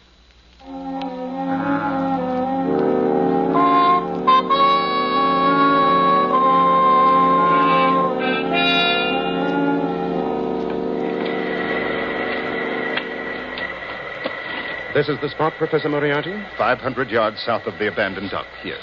Very well. Watson and I will remain here behind these bushes. You, Professor, will walk out alone onto the sands. I intend to take no chances of scaring off our quarry. I haven't much choice in the matter. Just a moment. Yes? Remember that we have you in plain sight, that the moonlight is strong, and that the slightest sign of treachery will be the signal for your well-deserved execution. I won't forget, Mr. Holmes. I hate to think of his going scot-free, Holmes. You cannot hate it more than I do, Watson. But letting him go free is a cheap price to pay for the scotching of his plans and the capture of von Schailing. Here comes a car. This must be von Schailing. No one else would be on this deserted road at this hour of night. Oh, the car's stopping. There's only one man in it. He's getting out. It is von Schailing. Ah, Herr Professor. I knew I could depend on you. Right, Watson. Put up your hands, you. The devil... Look out, Watson! Quick work, Watson. Oh, curse you, Moriarty. You have betrayed me. Precisely, Herr von Schailing. But why should the fact that a traitor will engage in a double betrayal surprise you? He'll be all right, Holmes. Barring a nasty flesh wound in his leg. Well, Mr. Holmes, you have the papers and the spy. I've kept my part of the bargain. Now you keep yours. Don't worry, Moriarty, I shall. But you can count yourself lucky that the stakes for which we were playing were far more value than your traitorous life. I promise you that next time we meet, you will pay your long-overdue reckoning. I shall look forward to it. Au revoir. Till our next meeting. What infernal cheek. I hate to see him go free. No more than I do, Watson. Well, at least we've had the best of the bargain. Now let's load our prisoner into the car. And who are you, anyway? The devil? Oh, hardly so eminent a personage, von Schailing. My name is Sherlock Holmes. So, I might have guessed. Oh. He's fainted. Oh, just as well, perhaps. Here, Holmes, we'll put him in the back seat of the car.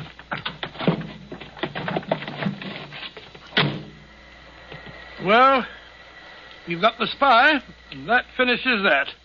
I wonder. There's an east wind coming, Watson. East wind? Oh, I don't think so, Holmes. It's particularly warm. Good old Watson. You're the one fixed point in a changing age. There's an east wind coming all the same. Such a wind as never blew on England yet. It will be cold and bitter, and a good many of us may wither before its blast. But it's God's own wind nonetheless, and a cleaner, better, stronger land will lie in the sunshine when the storm has cleared. Start the car up, Watson. It's time we were on our way.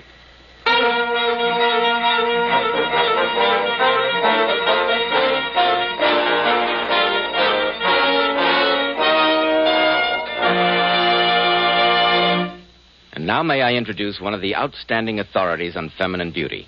He is John Robert Powers, who has received hundreds of thousands of requests from girls all over the country. Girls wishing to join his exclusive Powers Girls.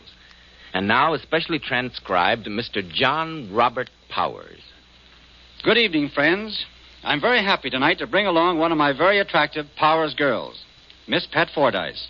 And maybe we can coax Pat to tell us what she considers one of the most important requirements of a Powers girl.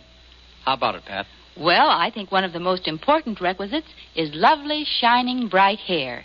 Hair that reflects natural, glossy luster and highlights. I certainly agree, Pat.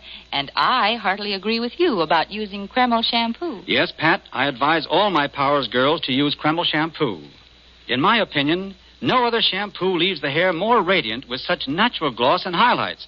Why, I've interviewed hundreds of girls with beautiful faces, but with such dull, lifeless-looking hair.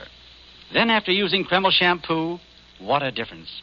Their hair emerges a vision of shining beauty. I love its rich, velvety oil base, too. A very good point, Pat, because this oil base actually helps hair from becoming dry or brittle. Kreml shampoo also whips up a wonderful, luxurious, active foam, even in the hardest water. Yes, Pat, to glamour bathe the hair, you simply can't beat Kreml shampoo. And I sincerely recommend it to every girl who is discouraged about the way her hair looks. To every girl who wants her hair to look its shining best. Thank you, Mr. Powers, and also your very, very beautiful Powers girls, Miss Pat Fordyce. And now, Dr. Watson, what about next week? Well, now, let me see. Next week, I think I shall tell you a weird story about the strange experience of Mr. John Scott Eccles, wherein Holmes solves the murder of a certain Aloysius, or as you say, Aloysius, Garcia, and finds a kitchen full of voodoo fetishes. I call the story The Adventure of Wisteria Lodge.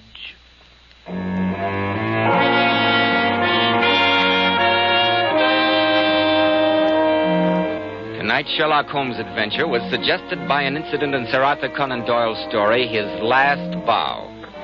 Nigel Bruce appeared by permission of California Pictures. Tom Conway through the courtesy of Eagle Lion Pictures. The Sherlock Holmes series is produced by Tom McKnight, with original music composed and conducted by Alex Steinert. This is Joseph Bell, speaking for Kreml Hair Tonic and Kreml Shampoo, and inviting you to listen next week at this same time, when Dr. Watson will tell us about the adventure of Wisteria Lodge.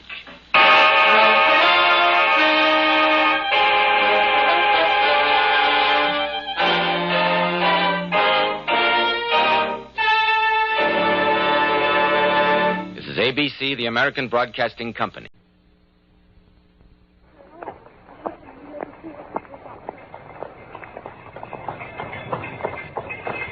Shabby!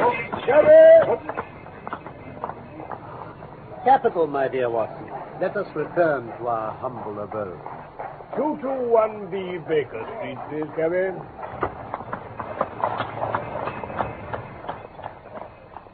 From London, we present The Missing Three-Quarter, a play for radio by Michael Hardwick, based on the short story by Sir Arthur Conan Doyle. The Missing Three-Quarter. Things had indeed been very slow with us. I had learned to dread such periods of inaction, for I knew by experience that Sherlock Holmes's brain was so abnormally active that it was dangerous to leave it without material upon which to work. For years, I had gradually weaned him from that drug mania which had threatened once to check his remarkable career, but I was well aware that the fiend was not dead, but only sleeping.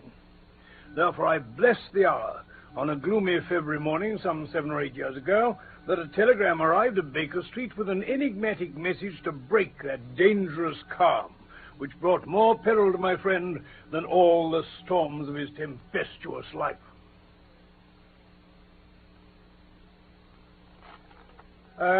It says, please await me, a terrible misfortune, right wing, 3/4 missing, indispensable tomorrow.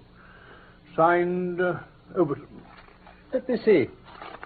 Thank you.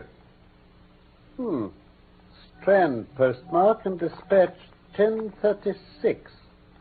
Well, no doubt the telegram will shortly be followed by the sender. Been down to Scotland Yard, Mr. Holmes. Inspector Stanley Hopkins advised me to come to see you. He said so far as he could see, the case was more in your line than that of the regular police. Then pray sit down, Mr. Overton, and tell me slowly and quietly exactly what it is that has occurred and how you desire that I should help you. It's this way, Mr. Holmes. I'm the skipper of the Cambridge 15, and Godfrey Staunton is our best man. Tomorrow we play Oxford. Yesterday we all came up and we settled at Bentley's private hotel. At 10 o'clock I went round and saw that all the fellows had gone to roost. This morning the porter comes to me in a great state of agitation. Mr. Overton, sir. Good heavens, man, what on earth's the matter? It's Mr. Staunton, sir. He's gone. Gone. His room's empty. His bed's not been slept in. I don't follow you. How's things here? Oh, yes, they're still in his room, but he went off last night, sir. He did towards the Strand with another fella. I see him go. What other fella? Rough-looking chap with a beard. He called here with a note from Mr. Staunton. I took it up to him. I thought he was going to faint after he'd read it. Faint? Yes, he fell back in his chair as if he'd been poleaxed. I gave him a drink of water. And then he said it was all right and he'd come down here where the fellow was. Then they had a few words. Then off they went towards the Strand. Almost running they were, sir. And what did you do when you heard this, Mr. Overton? I wired to Cambridge to find out if anything had been heard of him there. Could he have got back to Cambridge? Yes, there's a late train, but no one has seen him. Incredible. Just before the varsity match. What did you do next, then? I wired to Lord Mount James.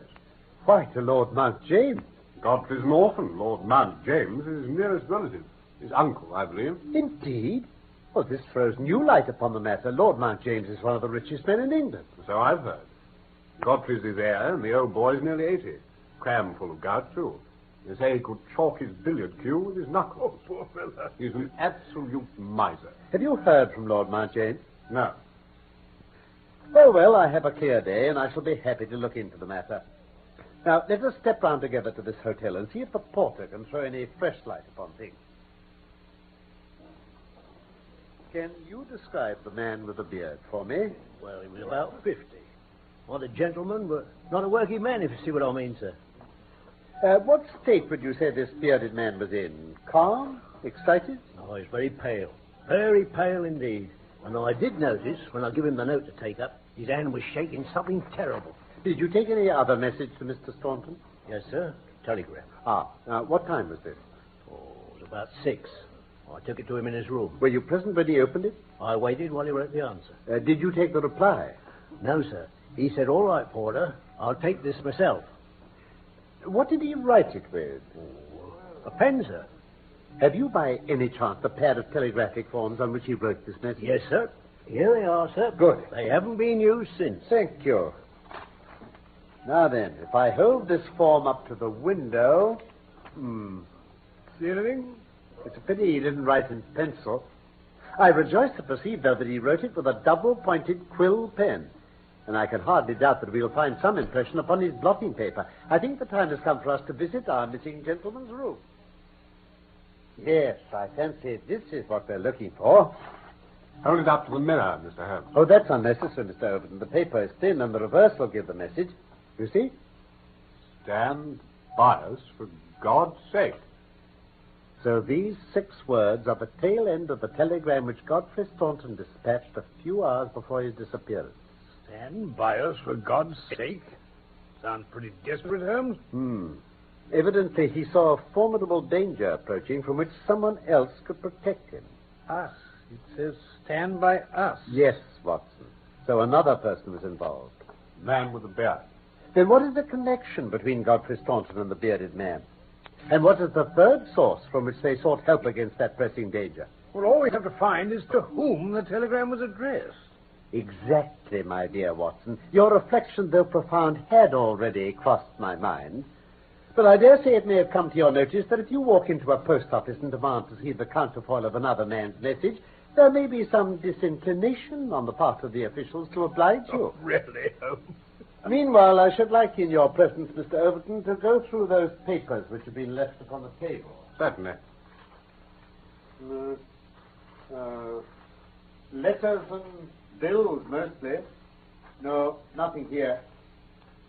Oh, by the way... Yes?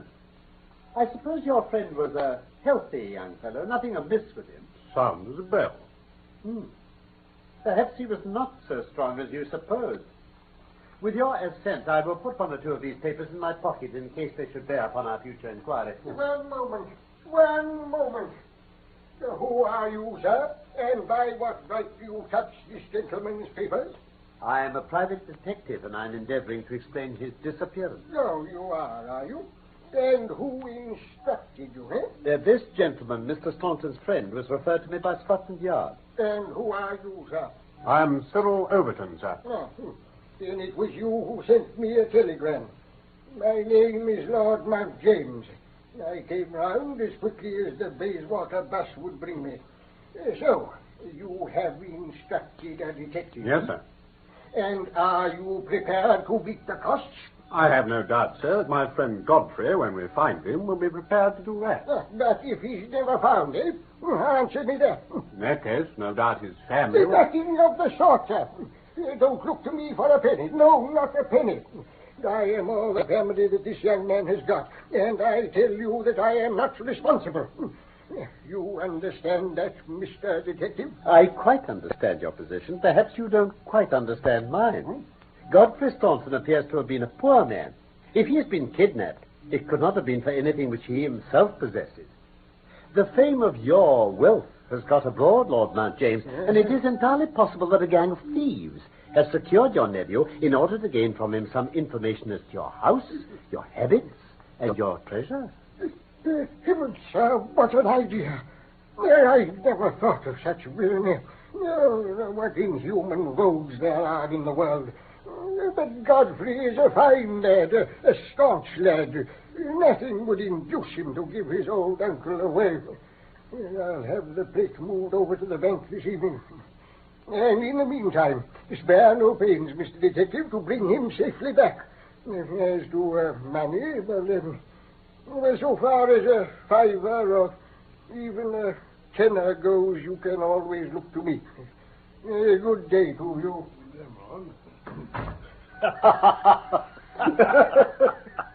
Generous old soul. Well, Mr. Holmes, what's next?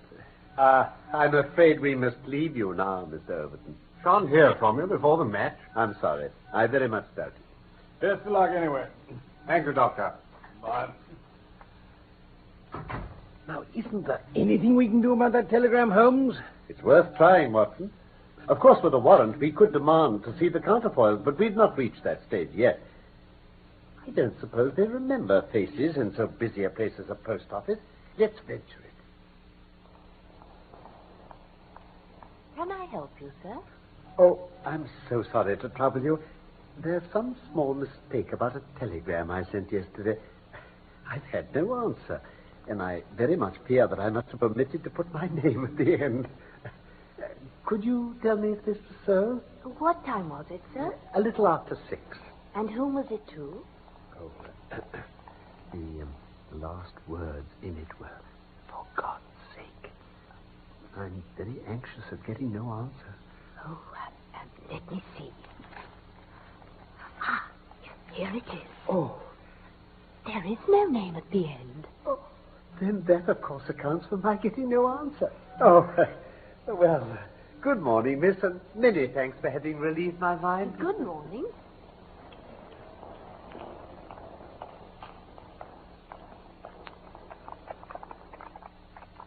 Well, Holmes, we progress, my dear Watson, we progress. I had certain different schemes for getting a glimpse of that telegram, but I could hardly hope to succeed the very first time. And what have you gained? Cabby, what have I gained? A starting point for our investigation. Please step in, Watson. Thank you. At King's Cross Station. Of course, gentlemen. We have a journey, then. Yes, I think we must run down to Cambridge together.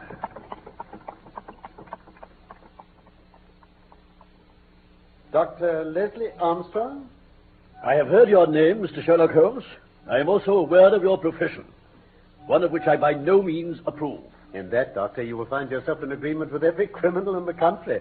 May I introduce my friend, Dr. Watson? How do you do, sir? Of course, I am delighted to meet one of the heads of our profession. Mr. Holmes, so far as your efforts are directed towards the suppression of crime, they must have the support of every reasonable member of the community, though I cannot doubt that the official machinery is amply sufficient for the purpose.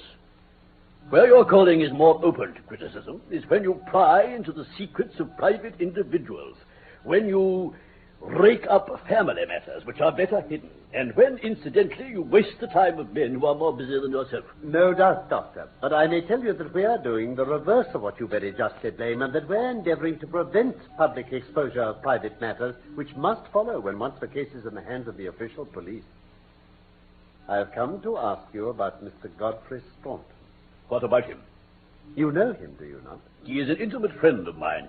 You're aware that he has disappeared? Indeed. He left his hotel last night. He has not been heard of since. No doubt he will return. Tomorrow is the varsity football match. I have no sympathy with these childish games. The young man's fate interests me deeply since I know him and like him. The football match does not come within my horizon at all. I claim your sympathy, then, in my investigation of Mr. Staunton's fate. Do you know where he is? Certainly not. Was Mr. Staunton a healthy man? Absolutely. Did you ever know him ill? Never. Then perhaps you will explain this receipted bill for 13 guineas paid by Mr. Godfrey Staunton last month to Dr. Leslie Armstrong of Cambridge. I picked it up from among the papers on his desk. I do not feel there is any reason why I should render an explanation to you, Mr. Holmes. Very well. If you prefer public explanation, it must come sooner or later. You would really be wiser to take me into your complete confidence. I know nothing about it. Did you hear from Mr. Staunton in London? Certainly not.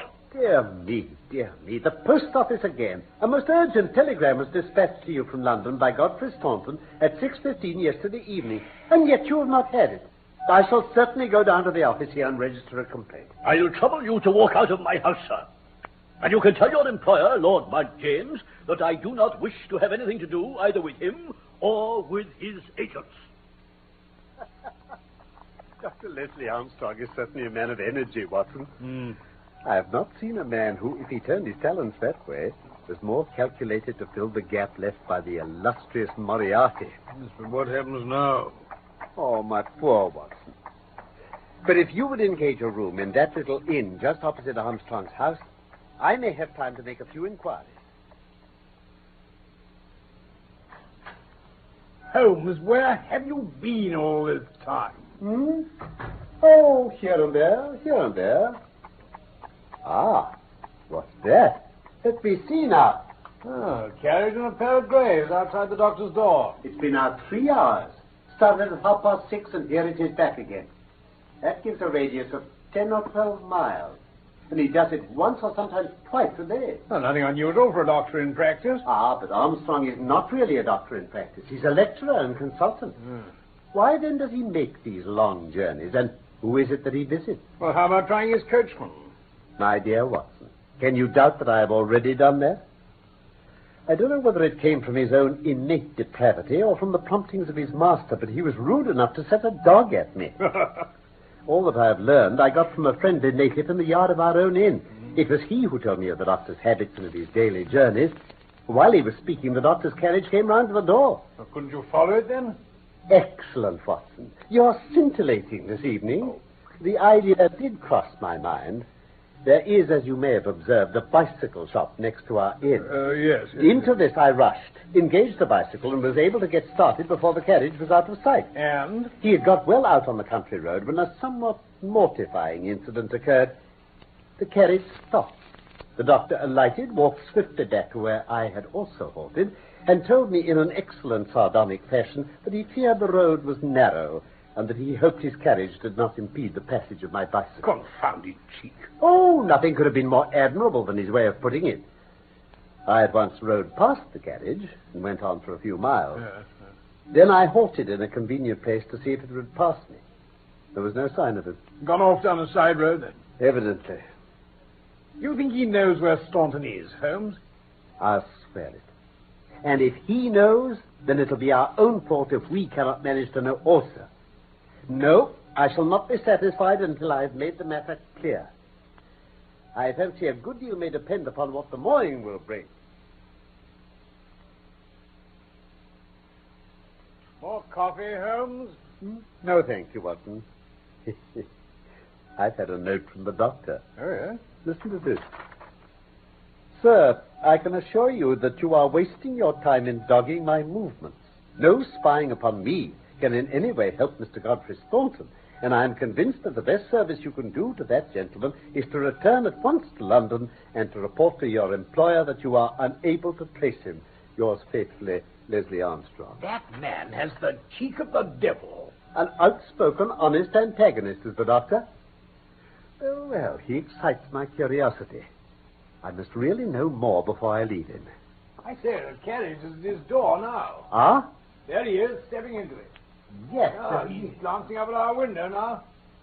Holmes, supposing I try my luck on the bicycle. Oh, no, my dear Watson. With all respect to your natural acumen, I do not think that you're quite a match for the worthy doctor. Oh, I think that possibly I can attain our end by some independent explorations of my own. You're not going to leave me twiddling my thumbs in this place again, are you? Hang it all. I'm afraid so. Oh, but dash it, Holmes. But I hope to bring back a more favorable report to you before nightfall. Very well, Holmes. I only hope you do. A blank day, I'm afraid, Watson. A blank day. Oh, I might have known it. Where have you been? Having got the doctor's general direction, I visited all the villages upon that side of Cambridge. I've covered some ground, I can tell you. Chesterton, Histon, Waterbeach, Oakington. Oh, what doing? Comparing notes with publicans and other local news agencies. Nothing. Oh, by the way, is there a telegram for me? Oh, yes, sure. Ah. I opened it. I didn't understand it, though. It says, ask for Pompey from Jeremy Dixon, Trinity College. Mean anything to you? Oh, it's clear enough. It's from our friend Overton in answer to a question from me. I'll just send round a note to Mr. Jeremy Dixon, and then I have no doubt that our luck will turn. Oh, by the way, any news of the match? Oh, yes. The local paper has an excellent account in its last edition. Oxford won by a goal and 2 tries. Do you want to hear anything of it? I'll just read you the last sentence. The defeat of the Light Blues may be entirely attributed to the unfortunate absence of the crack international, Godfrey Staunton, whose want was felt at every instant of the game. Then our friend Overton's forebodings have been justified. Yes, quite. Personally, I'm in agreement with Dr. Armstrong, and football does not come within my horizon. More's the pity for you, Holmes. At any rate, let us follow the example of a footballer and take an early night in bed. I foresee that tomorrow may be an eventful day. Holmes, where have you been this time? And what are you doing with that hypodermic syringe? Don't tell me you... No, my dear fellow. There's no cause for alarm. Oh. It is not the instrument of evil upon this occasion. On this syringe, I base all my hopes. I've just returned from a small scouting expedition, and everything is favorable. Eat a good breakfast, Watson, for I propose to get upon Dr. Armstrong's trail today, and once on it, I will not stop for rest or food until I run into his burrow. In that case, you best carry our breakfast with us. He's making an early start. The carriage is at the door already. Never mind. Let him go. Let him go? He'll be clever if he can drive where I cannot follow him. Oh, when you've finished, come downstairs with me, and I'll introduce you to a detective who is a very eminent specialist in the work that lies before us. What on earth? Let me introduce you to Pompey. Pompey is the pride of the local drag hounds. No very great flyer, as his build will show, but a staunch hound on a scent.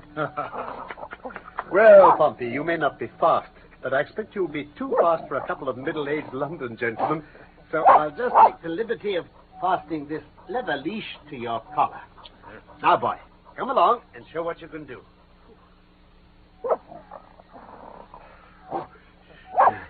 He'll run us off our legs at this rate.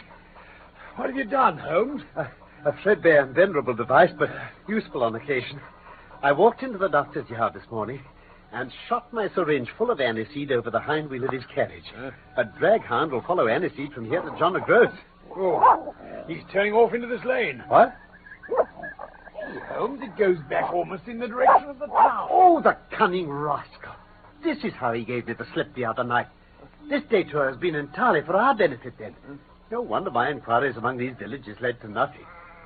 I'd very much like to know the reason for all this elaborate deception. This should be the village of Trumpington to the right of us. By Jove, here's the brougham coming round the corner. Quick, Watson, quick. Oh, we're done. Into the field.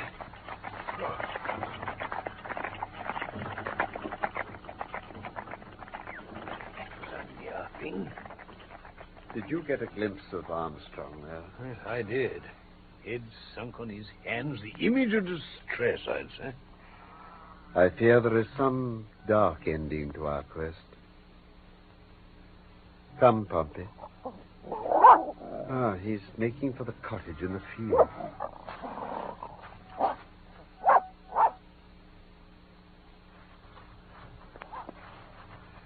Now we shall see what we shall see.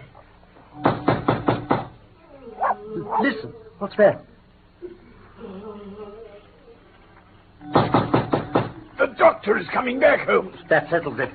We must see what it means before he comes.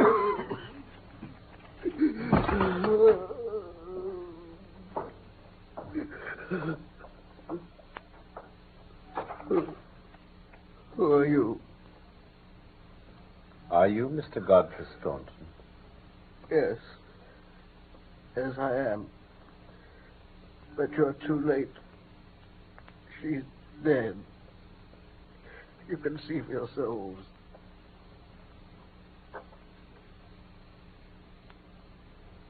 She was very beautiful. And very young. Consumption, Holmes. Without a doubt. We did our best to keep it from everyone. Once a whisper gets about.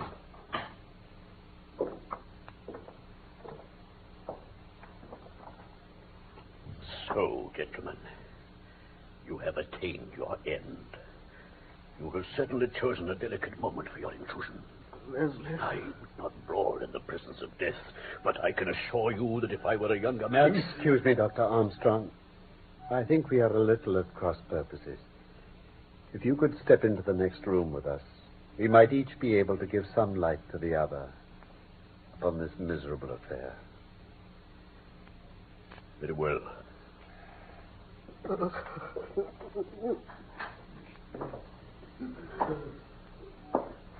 Well, sir?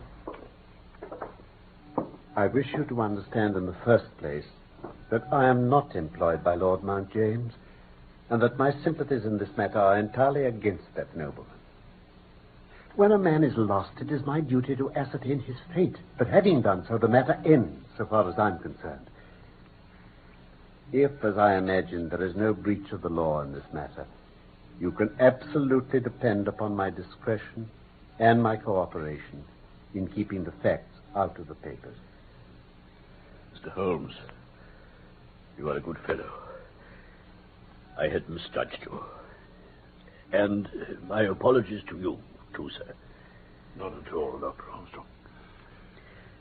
A year ago, Godfrey Staunton married his landlady's daughter. She was good, beautiful, and intelligent. No man need be ashamed of such a wife. But Godfrey was the heir to this crabbed old nobleman, and it was certain that the news would have meant the end of his inheritance. I did all I could to help him to keep things straight. Thanks to this lonely cottage and his own discretion, Godfrey has, up to now, succeeded. But at last, there came the terrible blow of this virulent illness. The poor boy had to go to London to play this match, but he could not get out of it without explanations which would expose the secret. He sent me a wire imploring me to do all I could. This was the telegram which you appear to have seen. I did not tell him how urgent the danger was, but I sent the truth to the girl's father, and he very injudiciously communicated it to Godfrey. The result was that he came straight away and has remained kneeling at the end of her bed until this morning death put an end to her sufferings. That is all, Mr. Holmes. I'm sure that I can rely upon your discretion and that of your friend. Yes, indeed, sir. Come, Watson. Let us be on our way.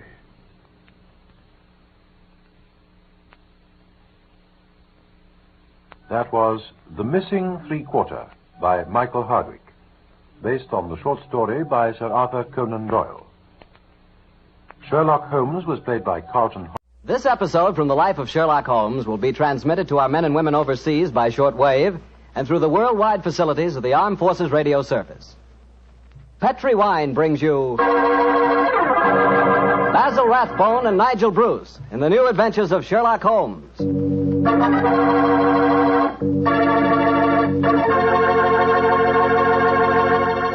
The Petrie family, the family that took time to bring you good wine, invites you to listen to Dr. Watson tell us another exciting story about his good friend, that master detective, Sherlock Holmes.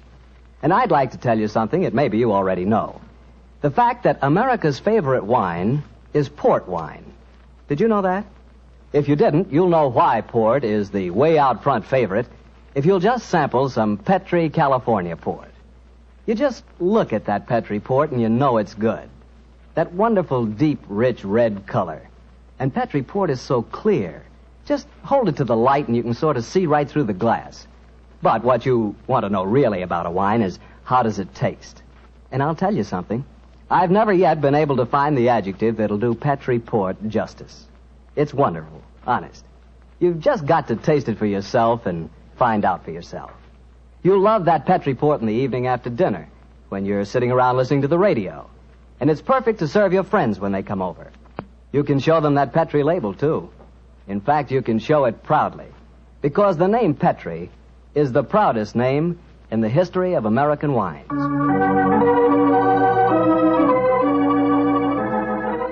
And now for our weekly doctor's visit. Let's see. No, Mr. Bartell. Don't say let's see if he's expecting us. You know I always expect you at this time on Monday evenings, my boy. So draw up your usual chair and settle down. Thanks, Doctor. That's it. All alone this evening, Doctor? Where are the puppies? Out on the patio. They had a most unfortunate encounter with a dead seal on the beach this afternoon. In consequence, they're a little malodorous, shall we say. In that case, Doctor, perhaps we'd better change the subject. So, suppose I ask you about tonight's new Sherlock Holmes adventure. Well, my boy, as I told you last week, the story took place in the foul alleyways of Limehouse. It was there on a foggy December evening in 1890 that my story began.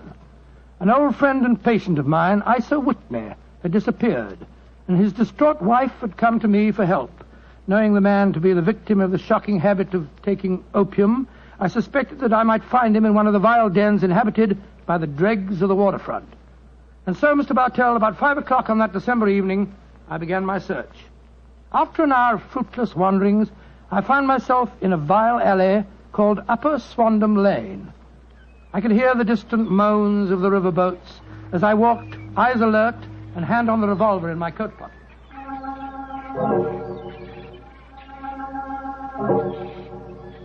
Suddenly, I saw a steep flight of steps leading down to a black gap, like the mouth of a cave. I walked down them.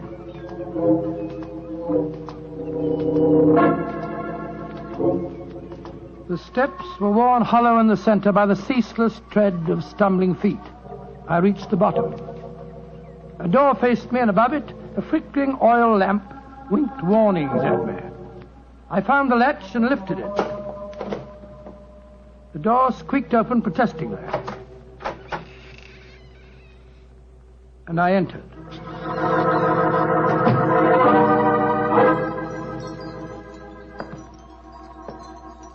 There was a tinkle of Chinese wind bells as I walked towards a long, low room.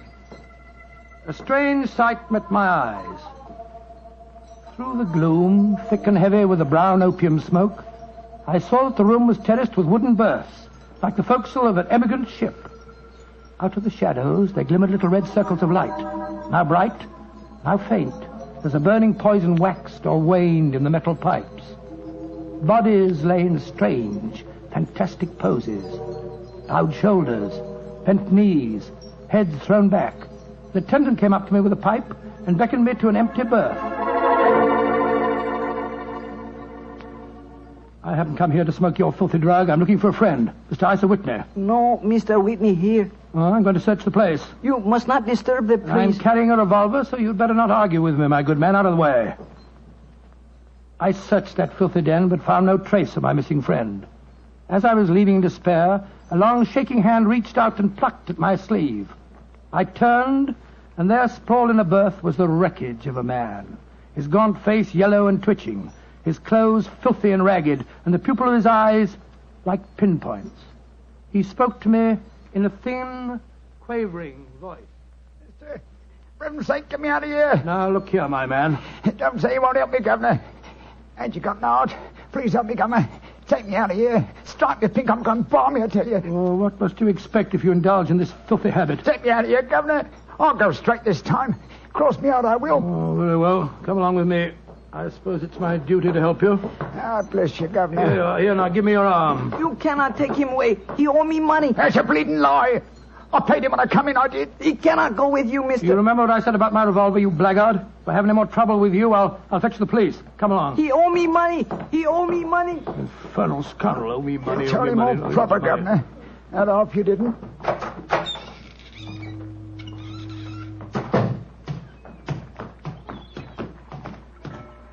Now, look here, my good man. I'll give you a square meal, some advice, and some medical attention. But the rest... Never mind the advice, Watson, but I'll take you up on that square meal. Holmes? Yes, I'm very glad to see you, old fellow. What brought you to that filthy den of iniquity? Oh, gracious me, I went to find a friend. And I, an enemy. Your disguise is wonderful. It completely fooled me. But I'm afraid the proprietor was beginning to penetrate it. That's why I staged the little rescue scene. Had I been recognized, my life wouldn't have been worth an hour's purchase. Well, how long had you been there? Why were you there? Come on, Holmes. Tell me all about it. With pleasure, old chap. But first, let's find a chop house. I want that square meal you promised me.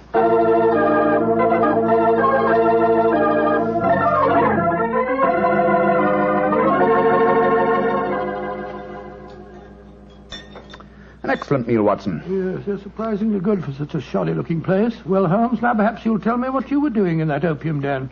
I've already told you my story. I'm shadowing a most unusual criminal. A man who haunts the opium dens. Yet I know that he himself is not an addict. Oh, I don't see anything very criminal about that. He might be looking for a thrill, or perhaps he's one of those writer fellows or something. But this man pretends to be an addict. I watched him closely. He fakes his smoking, and grease paint has enabled him to simulate the characteristic pallor of a drug victim. He even affects the typical mannerism of nose scratching, but it's his eyes that give him away. The pupils are wide open, I suppose. Exactly, old fellow. Whereas, if he were really addicted to the drug, they would, as you know, be contracted. I myself always treat my eyes with a special kind of drop on the occasion when, I have to enter these dens. Well, why does a man haunt an opium den in order not to smoke? That, my dear Watson, is the problem that I intend to solve. Well, perhaps the fellow's a policeman or a private detective like yourself, Holmes. I've already checked on those possibilities. No, Watson, I believe there is only one answer. I believe the man is planning a murder. A murder? It's a tempting setting for a murder. Your victim is an addict, drugged and helpless. Your witnesses are in an equal state of befuddlement. The proprietor is anxious to cover up the crime because of the police. That you.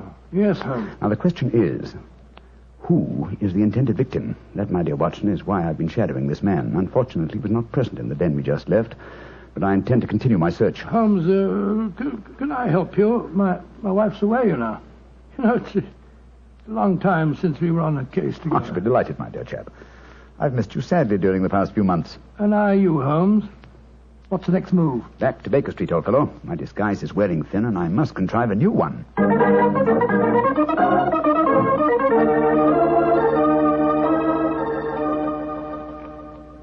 New disguise, eh? Well, which one shall it be, Watson? Well, how about the old flower seller? I love that one. Well, it's pretty impressive, aren't it? Oh, no, my dear fellow, no. Hardly appropriate for an opium den. In any case, the clothes are so wretchedly uncomfortable. Well, how about the music hall singer? Oh, that chap, yes. Oh, I don't want to be beside the seaside. Oh, I don't want to be beside the sea. I don't want to stroll along the prom, where the brass band plays tiddly-um. Oh, confound it. Who can that be? You weren't expecting anyone, were you? No. This is just like the old days. The doorbell ringing, Mrs. Hudson toddling off and bringing up some poor devil in trouble and... You say that rather wistfully, old fellow. Don't tell me that you repent of marriage. No, of course not, Holmes. Mary's a perfect darling, and I couldn't be happier. Just the same, it is rather fun to be back here again. Come in. Yes, Mrs. Hudson? It's a gentleman, sir. He gave me this card. Says he's very anxious to see you. Wayne J. Leyton, President, Leyton Corporation, Chicago, United States. Ask him to come up, will you, Mrs. Hudson? Aye, sir. Well, it's quite like old times to see you back here, Dr. Watson. That's just what I was saying myself, Mrs. Hudson. Mr. Leyton has scribbled a message on the back of this card. If £1,000 for a week's work interests you, you'll see me. £1,000? Big fish, Watson. Very big fish. This way, sir. Thank you. Oh. How do you do, Mr. Leyton? I guess you're Sherlock Holmes. You guessed correctly, sir. Excuse me. Oh, Mrs. Hudson, just a moment, Mrs. Hudson. Aye, Mr. Holmes. Sit down, won't you, Leyton? My name's Watson, Dr. Watson. I'm Sherlock Holmes' colleague. Yes, I've heard about you, too. Like a cigar, Doctor? It's a good one. Set me back 3 shillings. Oh, 3 shillings? Oh, thank you. That's very nice, sir. Just put one. Oh, no, I see you introduced yourself. Splendid. And now, Mr. Leyton, may I ask what brings you here? I'll talk fast and to the point. I'm a businessman. I like to do things in a business way. I have a chance to control the guano deposits of the Republic of San Pedro. Their minister will be in London tomorrow, and if it weren't for one thing, I know that I could swing the deal and get the concession. And what is that one thing, Mr. Leyton? The deal is secrecy. I thought no one knew about it, but when I got here, I found out that my biggest business rival has gotten wind of what's going on. He's an Englishman. I've never met him, but he's right here in London. Now, I'm not going to tell you his name, not until you give me your word that you'll work for me. Just what you wish me to do, Mr. Leyton. Get this rival of mine and keep him out of circulation for a week. I don't care how you do it, and I won't ask.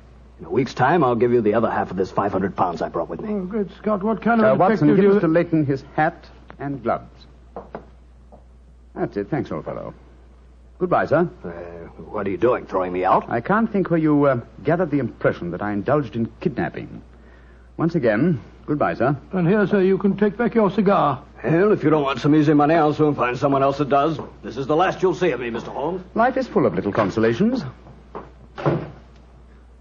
Some people seem to think that money can Watson, the game's afoot. Mr. Leyton is the man I've been seeking. The man who pretends to be an opium smoker. Why in blazes did you let him get away? Here, I'll go after him. No. Don't worry. I've already arranged for that. Oh, how? When I left the room just now to talk to Mrs. Hudson, I was intending to tell her to summon some of my band of street urchins. You know, the Baker Street irregulars. When she informed me that half a dozen of them were in the kitchen at this very moment, partaking of one of her incomparable steak and kidney pies. The rest should be obvious. You left instructions for one of them to shadow Mr. Leyton when he left here. Elementary, my dear Watson. Oh, don't tell me that Leyton back again. No, I think not. I should say that at the moment he's just about to walk out of the front door. No, I think we shall have another visitor. And judging by the commotion, the incoming and the outgoing visitors know each other and are not on the best of terms. Well, it sounds to me as if they're having a fight. Here comes Mrs. Hudson to tell us about it. Come in.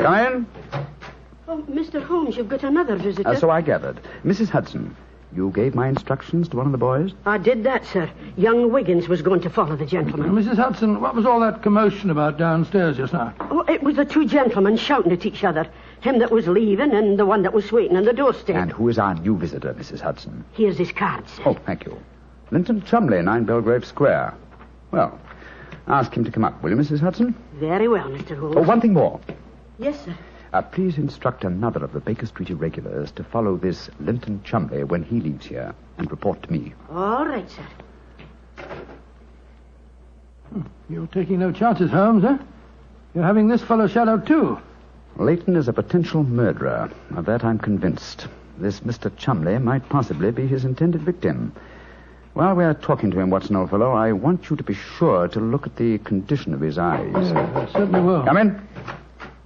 Oh, good evening, Mr. Chumley. Are you Mr. Sherlock Holmes? I am. This is my colleague, Dr. Watson. How do you do, sir? That was Wayne Leyton that was just left here, wasn't it? Won't you sit down, sir? Thank you. I don't want to sit down. All right. You needn't answer my question, but I know it was Leyton. I've never met him, but I've seen his picture in the newspapers. Oh, very well, then, sir.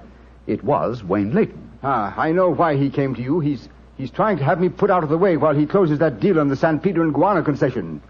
Now, look here, Holmes. You've got to be on my side. Whatever fee he offered you to dispose of me, I'll double it if you'll take care of him for a few days. Oh, dear me, this is becoming monotonous. Watson? The hat and gloves? Thank you, old chap. That's right. Good night, Mr. Chumley. Look here, Holmes. I'll treble his fee. I'll quadruple it. My dear Mr. Chumley, I have accepted no fee from Mr. Leyton. I don't propose to accept one from you. Your hat and gloves, sir? That man is out to kill me, Holmes. Well, if you won't help me, I'll go to the police. That's an excellent idea, Mr. Chumley. Again, good night. Did you notice his eyes, Watson? Yes, the pupils were contracted. He's obviously an opium addict. And also a potential corpse. What do we do now? Wait for the irregulars to report? No, you return home for your medical bag. I have a feeling that you'll need it before the night is out. Then come back here. If I've gone before you return, I'll send one of the irregulars to bring you to wherever I may be. Wait until you receive a message from me. On your way, old chap. There's work ahead of us.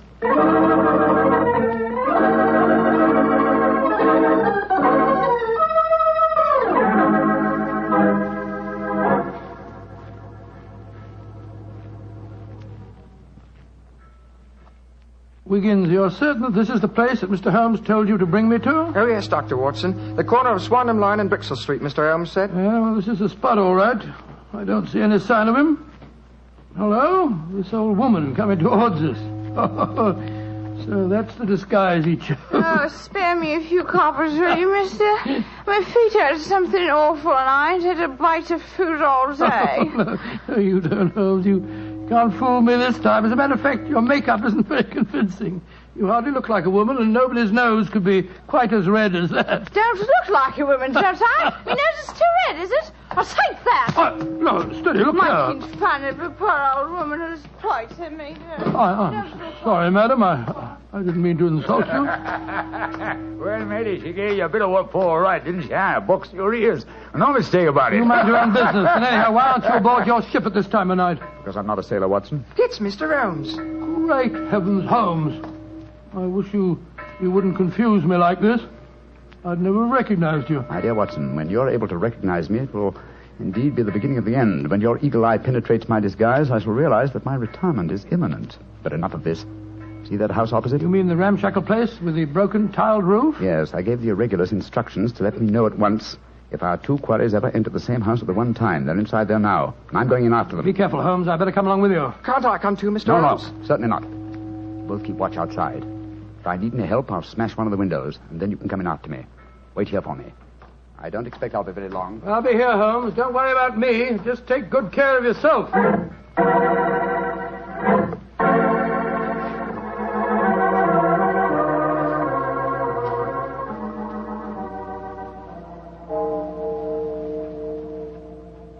It's 1 o'clock, Doctor. Yes, I know, Wiggins.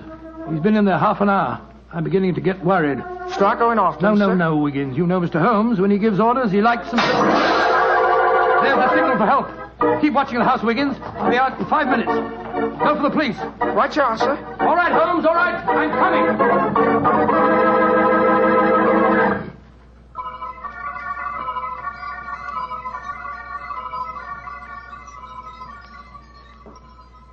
You have searched my house from basement to attic.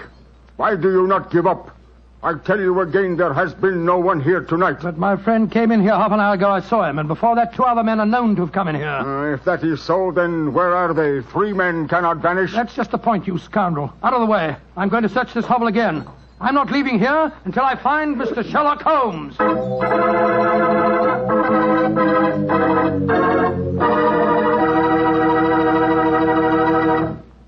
You'll hear the rest of Dr. Watson's story in just a second. And if you don't mind, I'll take that second to say just one word to the ladies. And that word is muscatel. Petri California Muscatel.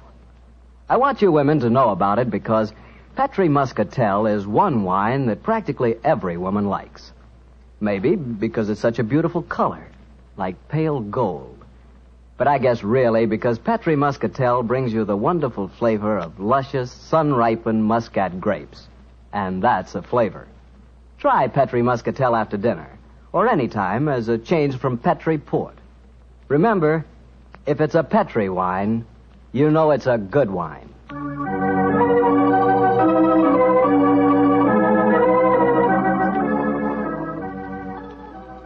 And now back to Dr. Watson and tonight's story, The Eyes of Mr. Leyton. Well, what happened next, Doctor? When you searched the house for the second time, did you find any trace of Sherlock Holmes or the 2 rival businessmen? No, Mr. Bartell, I'm afraid I didn't. What did you do? I told Wiggins to report the matter to the nearest police station and then rattle back to Baker Street in a hansom cab as fast as I could. When I arrived at the old familiar doorstep, I wrenched at the bell in a frenzy of anxiety. Finally, the door opened, and there stood Mrs. Hudson. Dr. Watson, what is it, sir? Why, you're as white as a ghost. Mr. Holmes, is he here? Aye, sir, came in half an hour ago. He was dressed as a sailor and was half carrying some drunken friend of his. Oh, thank heavens he's safe. I'll go up. All right, sir.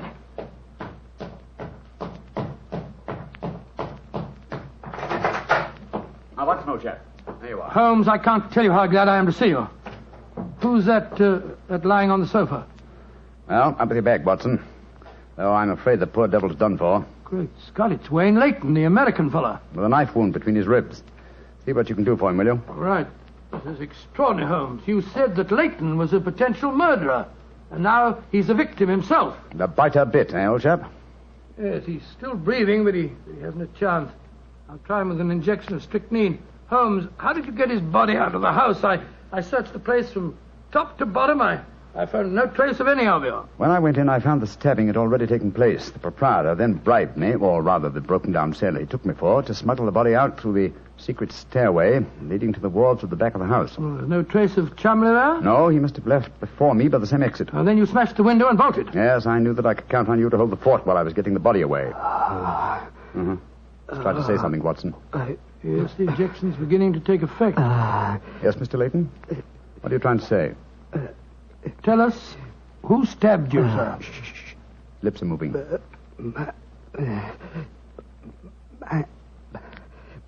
Mandalay. He's dead, Holmes. Yes, but he gave us the clue to the murderer's identity. How? The word he mumbled just before he died. Sounded to me as if he said Mandalay. Precisely, old fellow. Never did a corpse give us a clearer instruction as to our next and final move. And that is? Back to Limehouse, Watson. Back to Limehouse.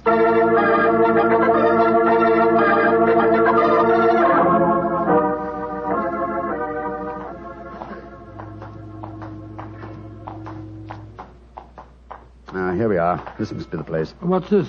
Another opium den? Yes, I knew that since Chumley refrained from smoking earlier on in the night, in order to keep his faculties alert for murder, that an enormous reaction would set in.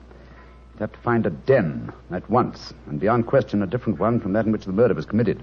But how do you know that he's inside here? Well, just before you returned to Baker Street tonight, I had a message from one of my irregulars.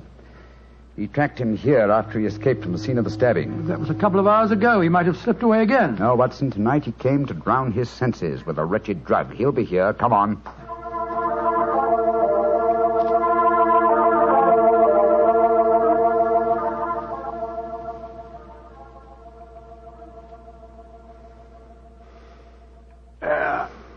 That second injection of caffeine should bring him round. He's heavily drugged, but I think it'll work. Surprising what a £5 note will do, isn't it? Yes, the proprietor let us bring Chumley into this private room, and he's coming to. Who are you? What do you want? You remember me, sir? I'm Sherlock Holmes. Oh, yes, I remember you. You're in serious trouble, Mr. Chumley. Very serious trouble. Trouble? What trouble? Wayne Leyton didn't die. Oh. He's badly wounded, but he's going to live. He's at Baker Street now. He wants to go to the police and give evidence. You've got to get me out of this, Holmes. I'll pay you anything. 10,000, 20,000. Why did you stab Leyton? He was in my way. I wanted the San Pedro concession. I meant to kill him. But we can fix it up now, can't we, Holmes? We can fix it up now. Yes, we can fix it beautifully, sir. As neat a murder confession as ever I listened to, Holmes. Exactly. Come along, Mr. Chumley. I think some night air will be good for you. We'll take you for a nice drive to Scotland Yard.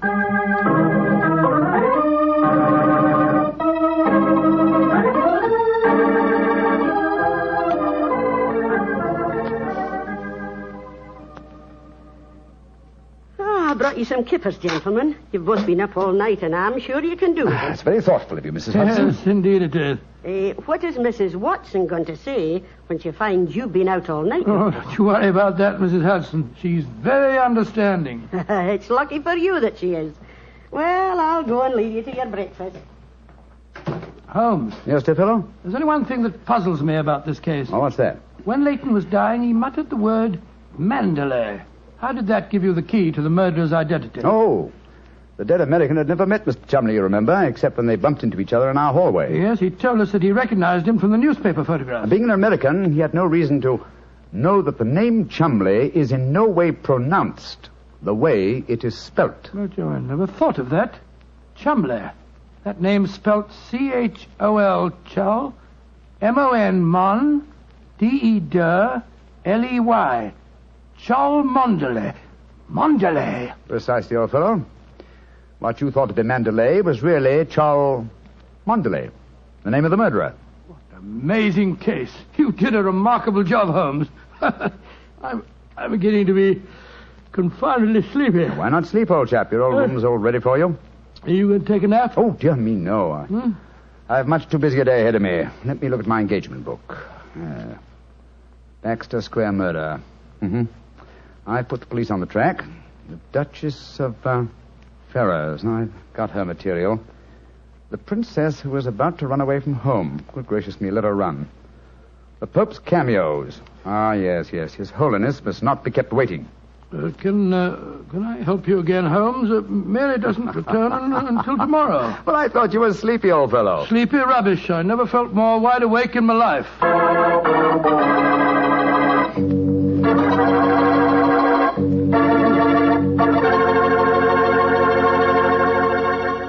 That was a swell story, Doctor. I'm glad you enjoyed it. And it was really funny when you mistook that old lady for Holmes and she slapped your face. It wasn't very funny at all.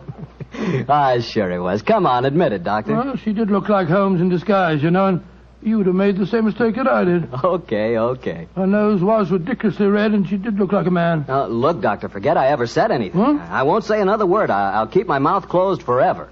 Oh, come on, I wouldn't do that. Mr. Bartell? Mr. Bartell? Won't you even open your mouth to finish your wine? Your Petri wine? Okay, you win. You know I'll open my mouth for Petri wine anytime. That Petri wine is always good wine. And for good reason, too. The Petri family has always owned and operated the Petri business. They've been making fine wines for 3 generations, since way back in the 1800s. That adds up to a lot of experience. Experience handed on down from father to son, from father to son. The Petri family really knows how to turn luscious California grapes into fragrant, delicious wine. And that's why, no matter what kind of wine you want, I'm sure you'll like it better if it's a Petri wine. Because Petri took time to bring you good wine. And now, Dr. Watson, what story are you going to tell us next week? Well, now, next week, Mr. Bartell, I'm going to tell you a most unusual adventure that Holmes and I had in the heart of the English countryside. It concerns a corpse, a missing revolver, and a beautiful girl who was frightened of her own shadow.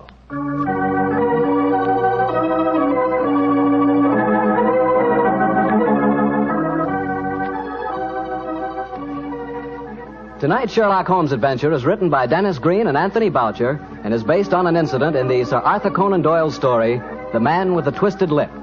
Mr. Rathbone appears through the courtesy of Metro-Goldwyn-Mayer, and Mr. Bruce through the courtesy of Universal Pictures, where they are now starring in the Sherlock Holmes series. The Petri Wine Company of San Francisco, California, invites you to tune in again next week, same time, same station. Oh, the Petri family took the time to bring you such good wine. So when you eat and when you cook, remember Petri wine. To make good food taste better, remember... Petri wine. This is Harry Bartell saying good night for the Petri family. Sherlock Holmes comes to you from our Hollywood studios. This is the Mutual Broadcasting System.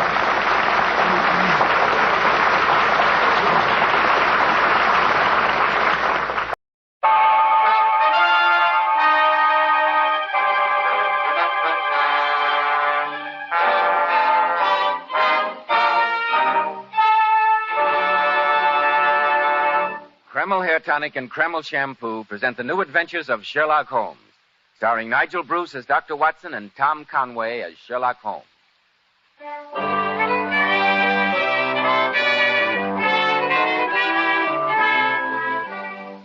Now, once again, it's time to keep that weekly appointment with our good friend and host, Dr. Watson. Good evening, Dr. Watson. Good evening, Mr. Bell. As usual, you're punctual to the minute. Draw up your chair and make yourself comfortable. Thank you. That's it. I see that you have the old black tin dispatch box out again, Dr. Watson. I deduced that you were going over your notes on tonight's case. Elementary, my dear boy. And among the records, I came across some notes of cases that I'd almost forgotten. The shocking death of Crosby, the banker, the Addleton tragedy, and some data on the unusual contents of the ancient British barrow. Those stories sound pretty intriguing, Dr. Watson. I shall tell them to you some other evening, Mr. Bell. Tonight, I'm going to recount an adventure that took place in the heart of the beautiful English countryside. I call it The Adventure of the Tolling Bell. Well, that story began in the small country village of Carnforth. Holmes had recently brought to a successful conclusion the affair of the Barrow and Furnace wheelchair murders, and we decided that a few days' rest in nearby Carnforth would do us both good before returning to our arduous life in Baker Street. We were staying at a small but comfortable inn. Early on the morning of the third day, I remember, Holmes and I were in our bedroom waiting for those two essentials without which an English country gentleman could not start his day: the early morning cup of tea and a jug of hot water for shaving. As we sat there at the open window, a nearby church bell was tolling a funeral knell. There must be a funeral in the village, Holmes. An astonishing deduction, Watson. There's no need to make fun of me. Depressing sound, isn't it? I suppose so. Has it ever occurred to you, Watson, that the history of bells is full of romantic interest? Well, I can't say that I've thought much about it. Almost every historical event has been accompanied by the sound of bells. They summoned soldiers to arms as well as Christians to church. They sounded the alarm in fire, tumult, and invasion. And many a bloody chapter in history has been rung in and out by bells. Well, you seem to be a mine of information on the subject. Yes, Watson. It's a fascinating subject. Come in, come in. Good morning, my dear. Morning, gentlemen. I brought you tea and your shaving water. Mrs. Mickle said to say your breakfast will be ready in half an hour. Splendid, Mary. Oh, Mary, the church bell is tolling a funeral knell. Do you know who's being buried? That I do, sir. I wish it was me. It'll be my turn soon. Poor little thing. I wonder what's the matter with her. I have no idea. Perhaps her father or mother just died. Or a young man. Yes, I bet that's it. She's a pretty girl. And she'd obviously been crying when she came in. Perhaps that's her fiancé they're burying now. Watson, you have the sentimental imagination of the true storyteller. But we've come here for a holiday. You must give your imagination a rest, too. So drink your tea, remove your whiskers, and we'll go downstairs and investigate those kippers.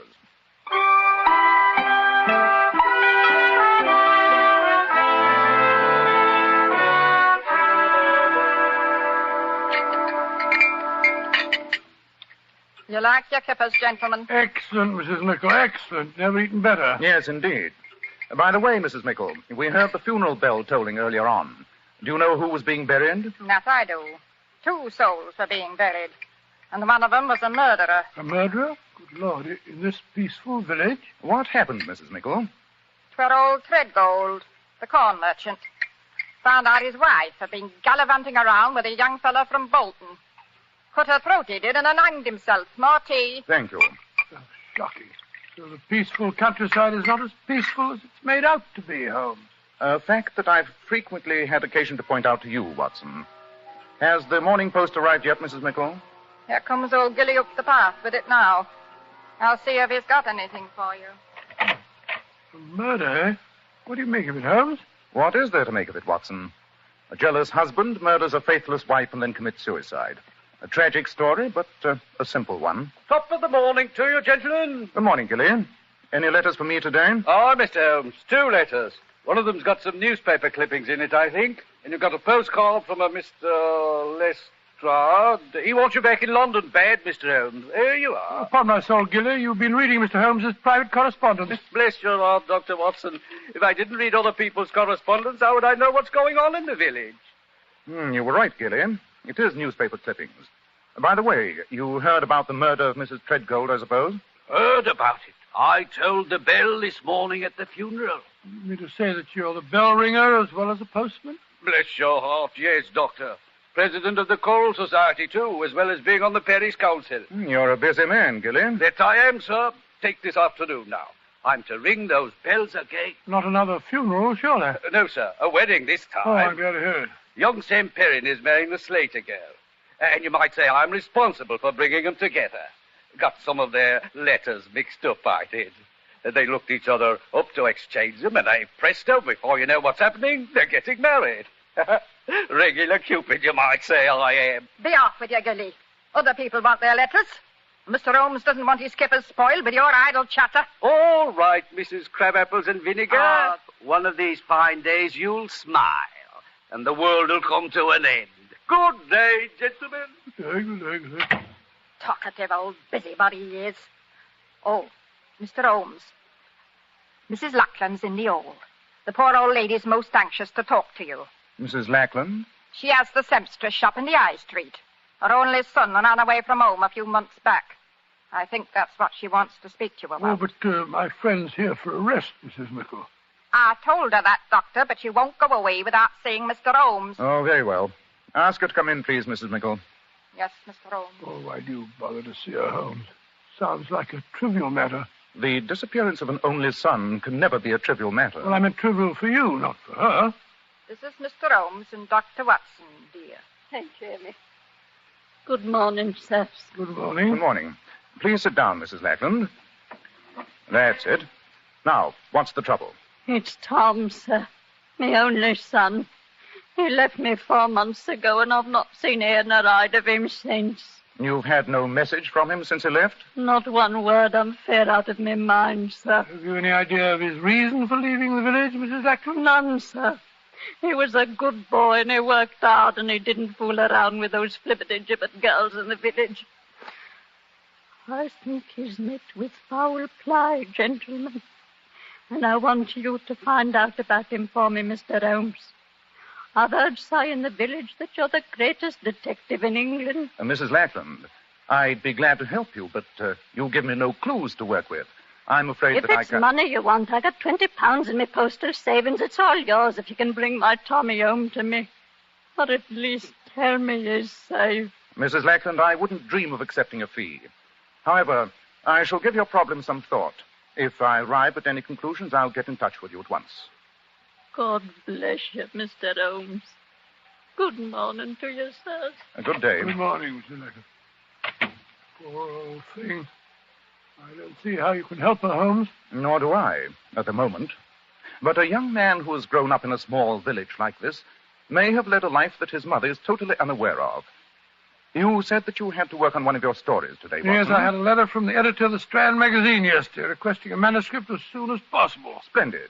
Then you stay at the inn and work on your latest masterpiece while I scour the village to see what may be found out about the missing young man.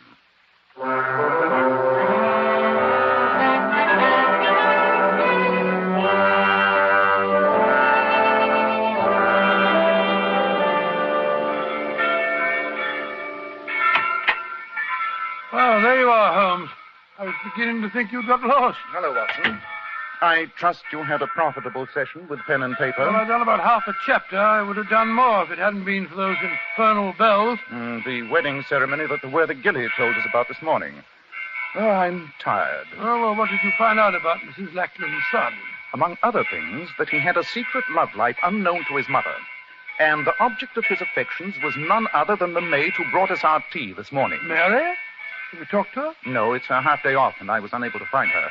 However, I shall question her when she brings our tea tomorrow morning.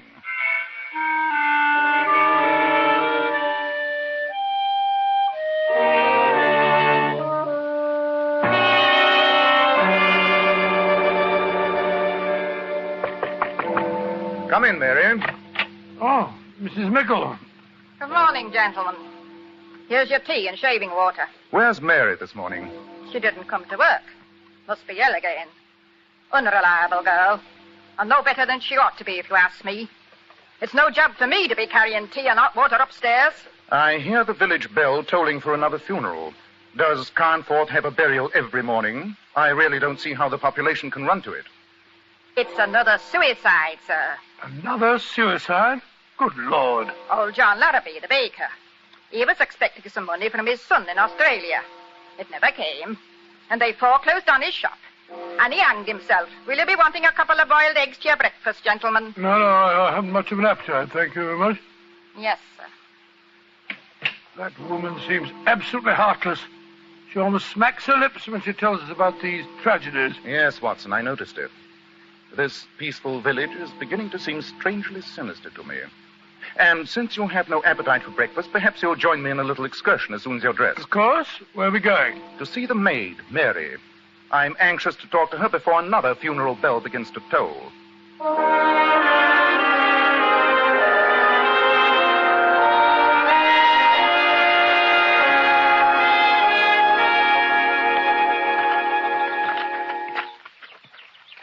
Is This must be the cottage, Holmes. They said it was the one with honeysuckle over the gate. Yes, and there's Mary sitting on the porch.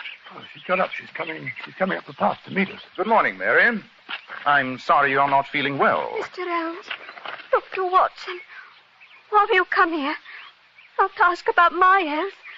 Why should a servant girl matter to gentlemen like you? Oh, you misjudge us, my dear. I assure you that No, Watson. Let's be honest and admit we didn't come here because of our concern for Mary's health. Then why did you come here, sir? Mrs. Lackland asked me to try and find her son, Tom. Tom? Yes, Tom Lackland. I thought you might be able to help me, Mary. If I could help you, Mr. Holmes, I'd be helping myself, too. Here come Gilly, the postman. Gilly? Gilly, is there a letter for me today? No, lass. There's nothing for you again. There must be, Gilly. There must be there. No, lass. If the letter would come, I'd bring it to you as fast as my legs would carry me. You know that. Morning, Mr. Holmes. Dr. Watson. Left some letters at the inn for you, Doctor. You had a letter from a lady. Oh, how do you know it was from a lady? Reeked with the smell of violets, it did. And it was written in green ink on grey paper, sir. Amazing deduction. That sounds like your young friend from Daly's, Watson. Oh, how did you know about... Well, I don't have a young friend from Daly's, Watson. Quite. Gilly, you tolled another funeral bell today, didn't you? Aye, sir. And a tragic thing it was. Fate, you might call it. Old Larrabee hanged himself because he didn't get money from his son in Australia. I found him, I did. I was the one to cut him down. And right in the post bag was the letter he was waiting for. The letter that would have saved his life. Great Scott, what a ghastly piece of irony. That it was, sir. That it was. Well, gentlemen, I'll be on my way. Good day. Good day, Mary. Perhaps that letter will arrive tomorrow. No.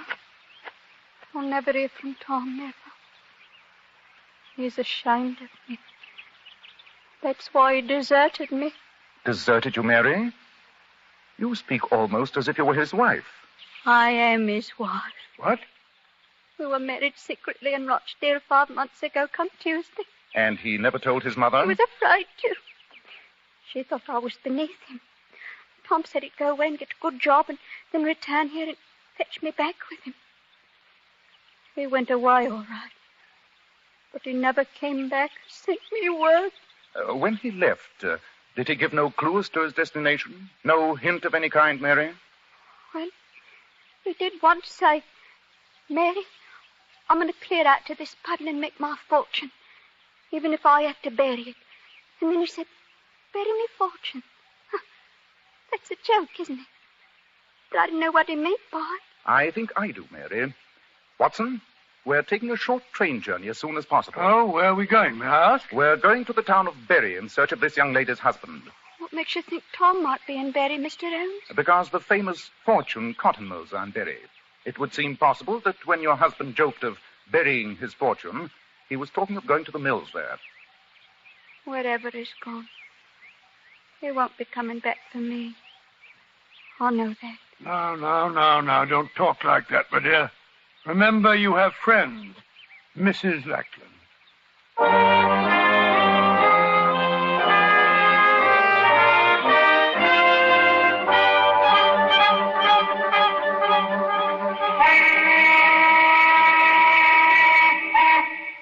How much longer is Holmes going to be?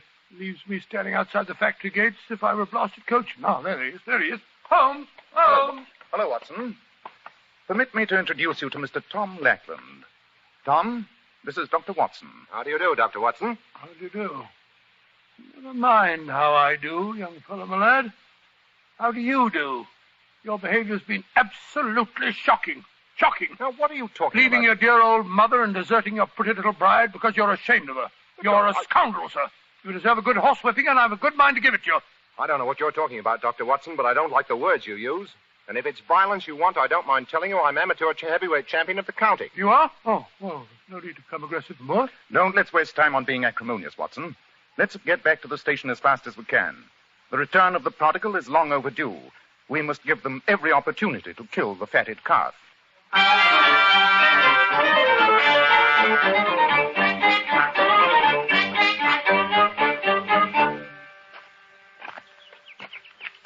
Hi, there's Mary's house. I'm dying to see her. And after this reunion, Tom, I suggest that you both go over and see your mother. I'm sure she'll forgive you. Yes, Mr. Holmes, I'll do that. Well, perhaps we should have warned her. Your sudden appearance may be something of a shock. I think it's a shock that Mary can handle. She must be out. Door's locked. Knock again, if you don't mind. She may be asleep. Great heavens! That was a revolver shot. Come on, Watson. Help me break in the door.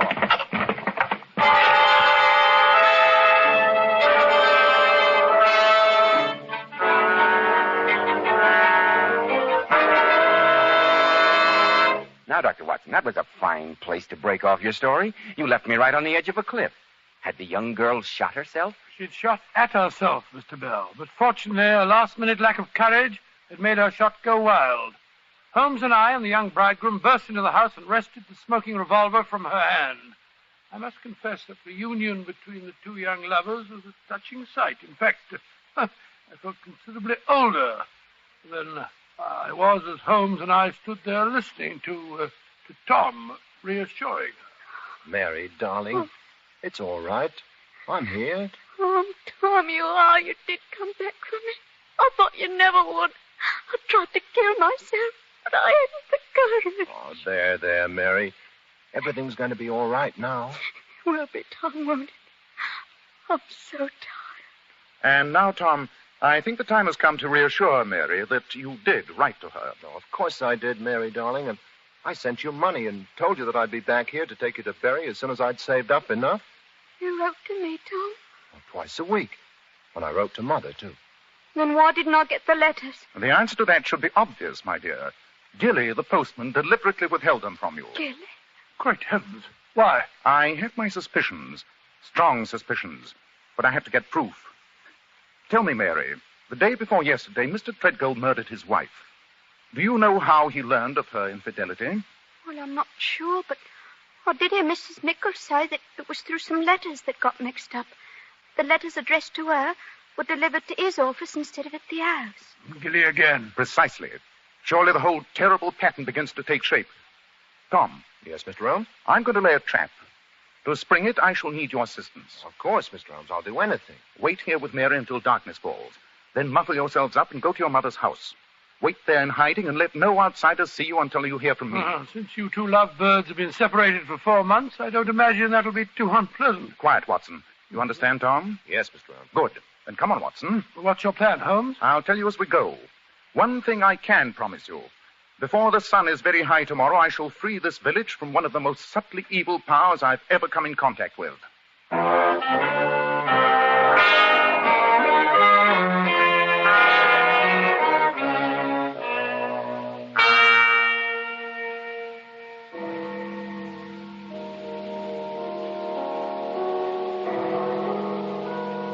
Good morning, Dr. Watson.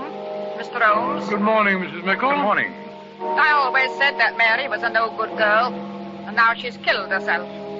But of course, I had to come to her funeral. It's very charitable, Mrs. Mickle, I must say. In any case, the vicar says that the poor girl was of unsound mind. Yes, madam, you can't blame her. Well, I'll be getting into the church. Holmes, this farce is beginning to get on my nerves. What are we accomplishing by burying an empty coffin? You'll soon see, old chap. Come on, let's slip into the vestry. This way. Oh, where are we going, Holmes? Up the stairs that lead to the belfry. Here they are. Well, supposing Gilly turns nasty when he finds out we know his secret. Then we must handle him to the best of our ability, Watson. Well, I must say I do not relish the thought of a tussle high in the belfry of a church. The man must be insane. Obviously. That's why his power must be destroyed. This door apparently leads to the belfry. Keep your wits about you, Watson. Good morning, Gilly. Mr. Holmes! Dr. Watson! You've come to see me at work. That's nice of you. Not often I get company up here. We haven't come up here to see you at work, Gilly. We know your diabolical work only too well. Yes, Gilly, we know your secret. What secret's that? You're mad with power, Gilly. You've tried to control the destiny of this village. In your position as postman, you thought you had the power to give life and death. That I am, sir. And it's a great power. It makes a man feel good. Almost like a god, you might I'd say. That's sacrilege, you scoundrel. You were responsible for the murder of Mrs. Treadgold. Aye, sir, that I was. And for the old man hanging himself. You were responsible for John Larrabee's suicide, weren't you? Aye, that I was. Larrabee tried to vote me off the village council. I swore I'd make him pay for it, and I did. Your reign is over, Gilly. You'll never toll a bell again. The only one you'll hear will be a prison bell. You can't touch me, Mr. Holmes. You've got no proof. There's nothing you can do. Don't be too sure. I've enough influence to take your job away. You take me away from me bells. I live for these bells. You wouldn't take me away from them. You couldn't live without the power they give you, could you, Gilly? You're trying to destroy me! You are destroyed, Gilly. Yes, you've already failed. Mary's alive. Alive? But the coffin they're burying down there is full of stones. You'll be the laughing stock of the village, Gilly. They'll never laugh at Gilly. You can't catch me, Mr. Holmes. I'm beyond you still. She's running up the ladder leading to the bell car. Come back, Gilly. Come back. He's mad as a hatter. Quite. What's he going to do up there? He might set fire to the steeple, commit any madness. I'm going to fetch him, Holmes. No, Watson. He drew a knife as he fled. And with that rickety staircase and the narrow opening leading into the bell chamber, you'd never stand a chance. He'd get you on the first slash. How are we going to get him down? There's only one way. He's in a tiny loft containing his beloved bells. We'll see how much he loves them at close quarters. I doubt if even he can stand the noise in that confined space. Where's that bell rope? Come down, Gilly. Come down from there. Stop! Stop ringing me bells! Not until you come down, Gilly. Stop ringing them! I can't stand it! You drive me mad! You are mad, Gilly. Mad with power. Come down here, I say. I'm coming! Great heavens, he hurled himself out of the belfry. Holmes, he hasn't a chance of surviving that fall. I have no intention of causing the unhappy man to jump to his death, Watson, though I cannot help but feel that his poor demented mind may find a happy oblivion this way rather than in the confines of an asylum. Yes, you're probably right, Holmes. It's been a shocking case, Watson, shocking.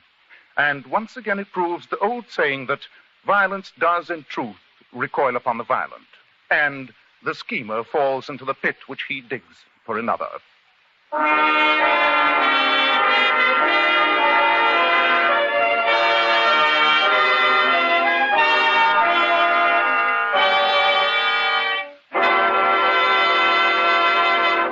Now, Dr. Watson, what about next week? Well, now, let me see. What shall I tell you? Next week, I think I'll tell you a rather gruesome story about how Sherlock Holmes saved the life and the sanity of a certain Count Romagny. I call it The Adventure of the Carpathian Horror.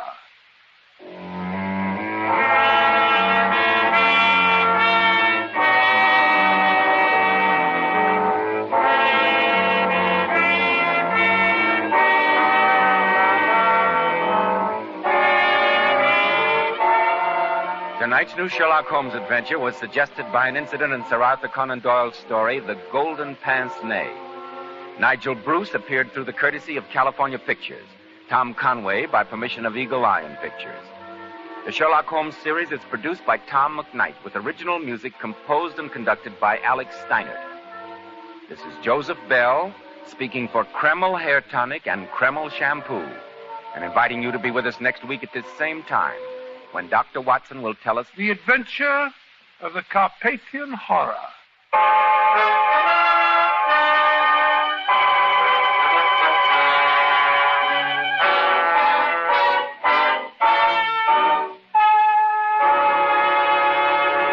The characters of Sherlock Holmes and Dr. John H. Watson are creations of Sir Arthur Conan Doyle and are used with the kind permission of Dame Jean Conan Doyle. This radio broadcast is a 1995 copyrighted feature of 221A Baker Street Associates. This episode from the life of Sherlock Holmes will be transmitted to our men and women overseas by shortwave and through the worldwide facilities of the Armed Forces Radio Service. Petri Wine brings you Basil Rathbone and Nigel Bruce in the new adventures of Sherlock Holmes.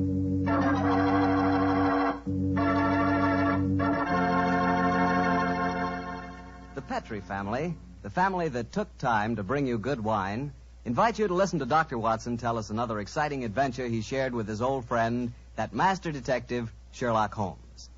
And I'd like to tell you about something Dr. Watson shared with me the other night, some Petrie California sherry. Did you ever have a glass of Petrie sherry before dinner? Well, that's a swell time for it, because that Petrie sherry is the best beginning a good meal ever had. What a wine. You don't have to serve it in fancy wine glasses either. Not Petrie sherry. That wine would taste wonderful if you drank it out of a water glass. You can just taste those sun-ripened grapes. And incidentally, if you like your sherry dry, not sweet, then just do what I do. Ask for Petrie Pale Dry Sherry. It's a good idea to always have a bottle of Petrie sherry in the house, because it's just the thing to serve when company catches you unprepared. And believe me, you can serve that Petrie sherry proudly, because it's a fact that the name Petrie is the proudest name in the history of American wines.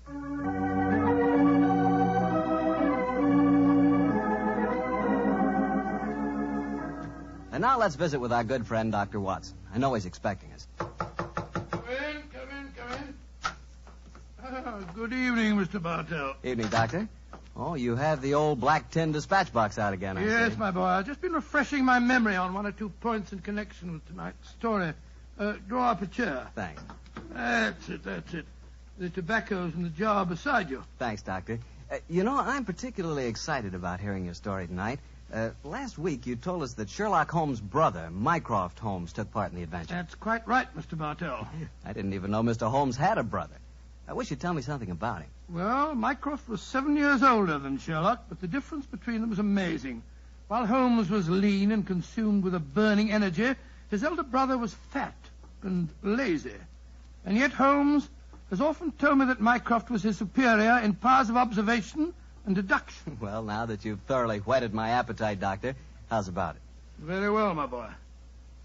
I suppose this story really began in Mycroft Holmes's room at the Foreign Office in London.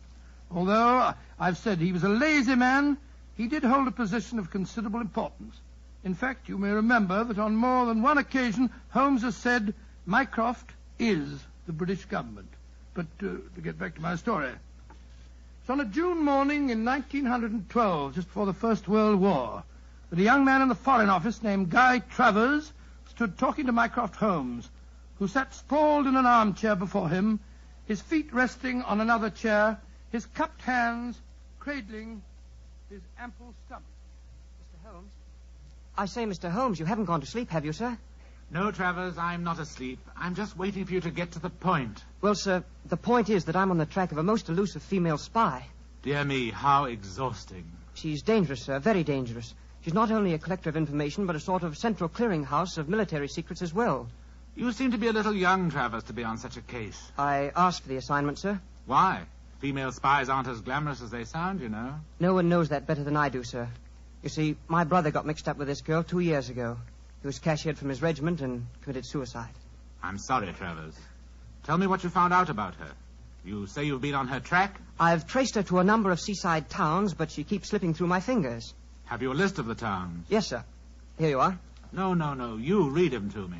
Well, I first got on her track at Torquay. From there, I trailed her to Weymouth, Bournemouth, Portsmouth, Bognor, Worthing, Hove, Brighton, and... I trust you drew the obvious conclusion. I think I did, sir. Several of those towns are naval bases. No. The list you've just read me is a recognized theatrical circuit. Oh, I never thought of that. The simplest way to track down your spy is to find whether she was appearing in either a play or variety act in all of the towns on the dates covered by your inquiries. Yes, Mr. Holmes, I'll do that at once, and then I'll report back to you. Oh, very well, if you must. Close the door quietly, won't you? I'm confoundedly sleepy.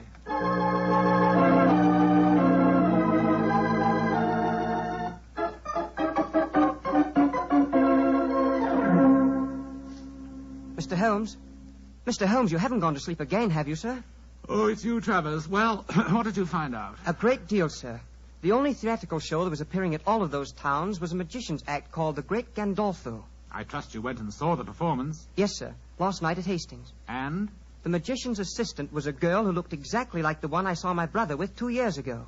Did you go backstage and talk to her? Yes, sir. But it's a funny thing. For though she looked exactly like the other girl, I swear she isn't the same one. This girl seemed utterly charming and sincere when she told me she'd never heard of my brother. That's the danger of putting you young fellas on a case of this kind. A beautiful woman and a good actress can fool you 9 times out of 10. What's your next move, Travers? Well, sir, I was hoping perhaps you might come down with me and see the act. It's playing at Eastbourne tomorrow. It's not very far, sir. Stir my 20 stone. leave the comforts of my office and club to track a spy. No, my boy. However, your mention of Eastbourne gives me an idea. Yes, sir? My young brother Sherlock is living on a bee farm a few miles outside Eastbourne. He might help you. He's a great detective, isn't he, sir? I have never regarded him as one, though I will admit that for a man with such a shocking excess of physical energy, he possesses a relatively superior mind. Yes, go and ask Sherlock. Thank you, sir, I will. Tell him that if he can't solve the case, I'll do it for him, and without leaving London.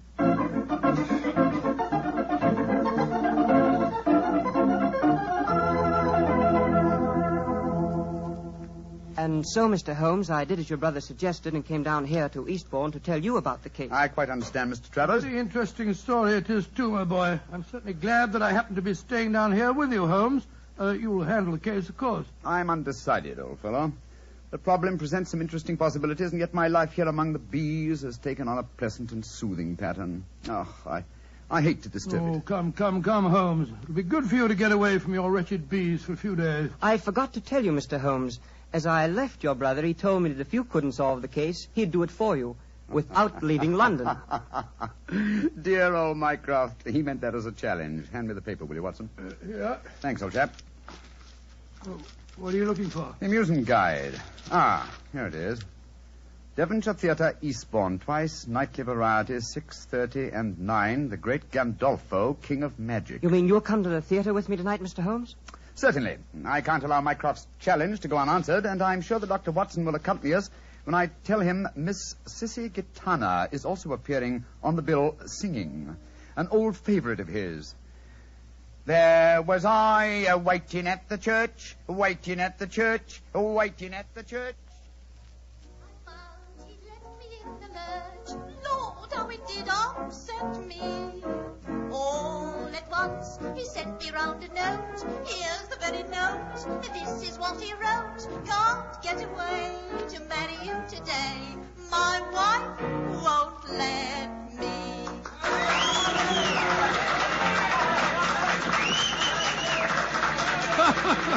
That's a most entertaining woman, Sissy Katana. And dash good looking, too. My wife won't let me. The great Gandolfo's next, Mr. Holmes. Yes, I was just studying the program. He's not exactly modest in his claims, is he? The great Gandolfo, the world-staggering illusionist. Presenting the ceiling cabinet mystery, assisted by Miss Florine Lasseur. Oh, dear me, how very florid. I must say I love this old music hall flavor. I remember going to the Palace Theatre a few years ago to see a perfectly charming girl who wore a white dress that made her look like a little white rabbit. That dress did look frightfully becoming, I must say. I sent my card round the stage door with some flowers, of course, but to my amazement... It's a fascinating story, old fellow, but I'm afraid you'll have to finish it later. The curtain's going up. There he is. That's the great Gandolfo. By Jove, this assistant's very attractive, isn't she? Listen. Ladies and gentlemen, it gives me great pleasure to be here before you tonight. I may say that the ceiling cabinet mystery that I am about to present has entertained and perplexed half a dozen of the crown kings of Europe, together with their queens. Go on, don't talk so much. Get on with the trick. And I may say I'm hoping that you, ladies and gentlemen, will give me the same courtesy and attention that was given me by the royalty I have just mentioned. Now, before I present my illusion, I should like to ask for 2 volunteers from the audience who will come up here beside me on the stage so that I may be watched. Two volunteers, please. Wait for us here, Mr. Travers. Very well, Mr. Holmes. Come on, Watson. You mean that we're going up on the stage? Yes, it's a wonderful opportunity. Do I see 2 gentlemen rising? Splendid. 2 gentlemen are coming up from the audience. 2 gentlemen that I have never seen before. Watch the step, please. That's it. Over the footlights and onto the stage. That's right. And now, sir, have you ever seen me before? Never. And you, sir? Don't be afraid to speak up, sir. No, I haven't. Miss Lasseur, please see that the gentlemen are seated. I thank you. Now, ladies and gentlemen, I want you to watch me closely. You will observe that there is a wooden cabinet on the stage. There is also another cabinet of the same shape and size hanging high above me, which you can all see. A glass of water, please, Miss Lesueur. Oh, go on. Put a sock in it. What did you say, sir? You heard. You ain't got cloth ears. We will dispense with the glass of water. Now, my assistant, Miss Florine Lesueur, will step into this cabinet on the stage. I want you two gentlemen to watch very closely.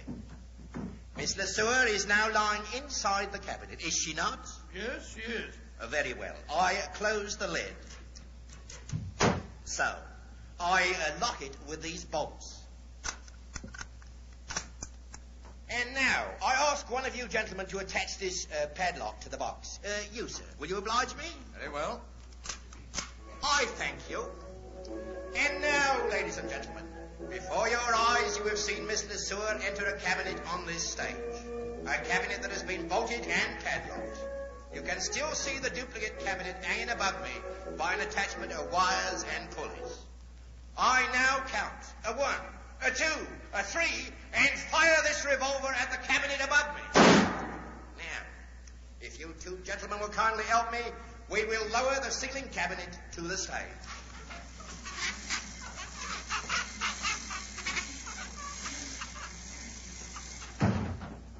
You will notice that this cabinet is also bolted and padlocked. I will ask one of you two gentlemen to unbolt it. I thank you, sir. And to this gentleman, I shall hand the key of the padlock. Kindly unlock it, sir. I thank you.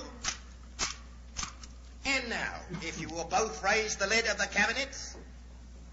And here, ladies and gentlemen, is Miss Florine Lesueur. Thank you, ladies and gentlemen. I thank you.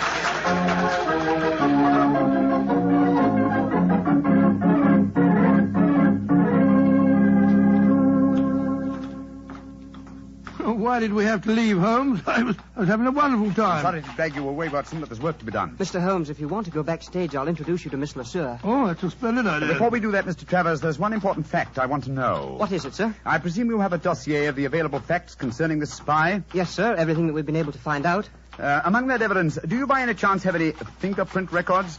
Yes, sir, I do. Splendid. Then let's go at once to the nearest police station and compare the fingerprints on this glass with those in your possession. Where did you get that glass, Holmes? You remember that Miss Lesueur, before she entered that cabinet on the stage, handed Gandolfo a glass of water. You mean that's the glass?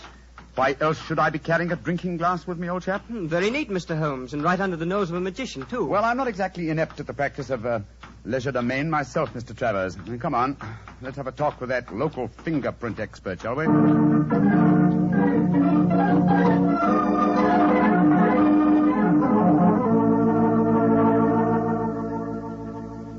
Mr. Holmes, the fingerprints on this glass you brought me are not the same as the ones shown in this record. You're positive? Oh, absolutely, sir. Just as I thought. I'm much obliged to you. Always glad to help a gentleman like you, Mr. Holmes. Thank you and good night. Come on, Travers. Watson? I wish you'd explain what you're up to, Holmes. So do I, sir. I'm completely in the dark. Surely it's obvious. The only way Gandolfo's trick could be done is by using twin girls, dressed identically, of course. One in the cabinet on the stage and the other in the cabinet hanging from the ceiling. I don't know whether you noticed it, Watson, but there were some small holes drilled around the base of the box, undoubtedly to enable its occupant to breathe. By George, of course. That would explain why the girl I spoke to didn't seem to know me, or my brother when I spoke of him. Mm-hmm. Exactly. And in any case, how better could a spy hide herself from a role where her employer, a magician, must, by the very nature of his trick, deny her existence? The question is, which girl is the spy? This fingerprint test has given us the answer. You mean it isn't the girl on the stage, the one who assisted Gandolfo? It certainly is not, old fellow. Your spy will be in the cabinet suspended high above the stage of the Devonshire Theatre at 9 o'clock this evening. But this time we will watch the performance from the audience.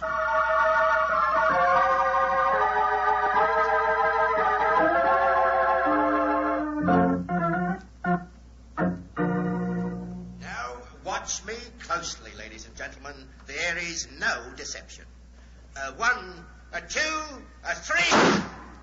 And now, if you two gentlemen will kindly help me, we will untie the ropes and lower the ceiling cabinet to the stage.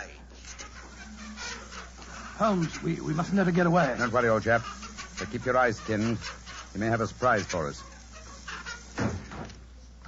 And I will now ask one of you two gentlemen to unbolt the cabinet. I thank you, sir. And now, if this gentleman will take the key and unlock the padlock, I thank you, sir. And now, if you will both raise the lid of the cabinet, I thank you. And here, ladies and gentlemen, is Miss Florine Lesueur. Miss Lesueur, step out, please. Miss Lesueur, bring down the curtain. There's been an accident. Come on, Watson. Let's get up on the stage. Right, you are, Holmes.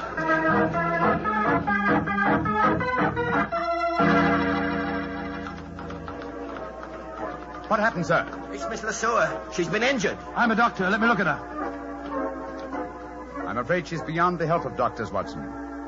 Look at that bullet wound in her head. She's been murdered.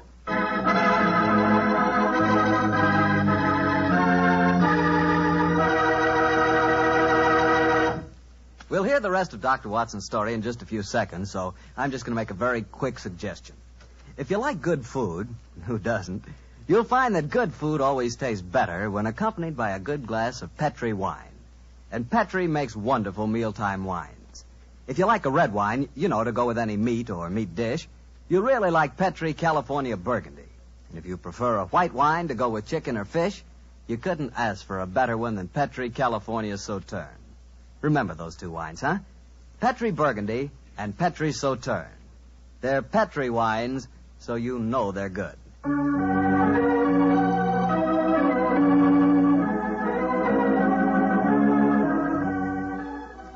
And now back to Dr. Watson and tonight's new Sherlock Holmes adventure, The Great Gandolfo. What happened next, Doctor? You just got to the part where you and Sherlock Holmes on the stage of a vaudeville theater were examining the dead body of one of the great Gandolfo's assistants. That's right, my boy. As you can imagine, the excitement was intense. The local police were soon at the theater, and the officer in charge, a certain Sergeant Buff, seemed to take a very great personal dislike to Sherlock Holmes. So, the great Sherlock Holmes comes out of retirement to teach our police force how to handle a case, does he? Sergeant Buff, you're being ridiculous. I'm not trying to teach the police anything. You follow your own line of investigation, and I'll follow mine. And supposing I say I don't want private detectives poking their nose into a police investigation? Then, my good man, I shall report your conduct to the local chief of police and obtain the necessary permission. No need to get uppity about it, Mr. Holmes, but too many cooks spoil the broth, you know. Oh, an extremely profound remark, Sergeant. And now, if you'll excuse me, I've work to do. And so have I. And we'll see who gets to the bottom of this first. I'm going to Gandolfo's dressing room. Holmes, I'm worried about the dead girl's twin sister. I've been looking for her everywhere, and no one seems to have seen her since the tragedy occurred. Naturally, my dear chap, you would hardly expect her to reveal the secret of the cabinet trick by exposing the fact that the dead girl had a twin. But I never thought of that. But we saw her there on the stage when the trick started. Seems to me that she's in great danger. She is in very great danger. But don't worry. I've taken the precaution of having her guarded. Oh? How, Holmes? I'll explain that to you later. In the meantime, we have to work fast. It appears that Sergeant Buff is out to try and show me up by solving the case first. That makes the second challenge I've received today.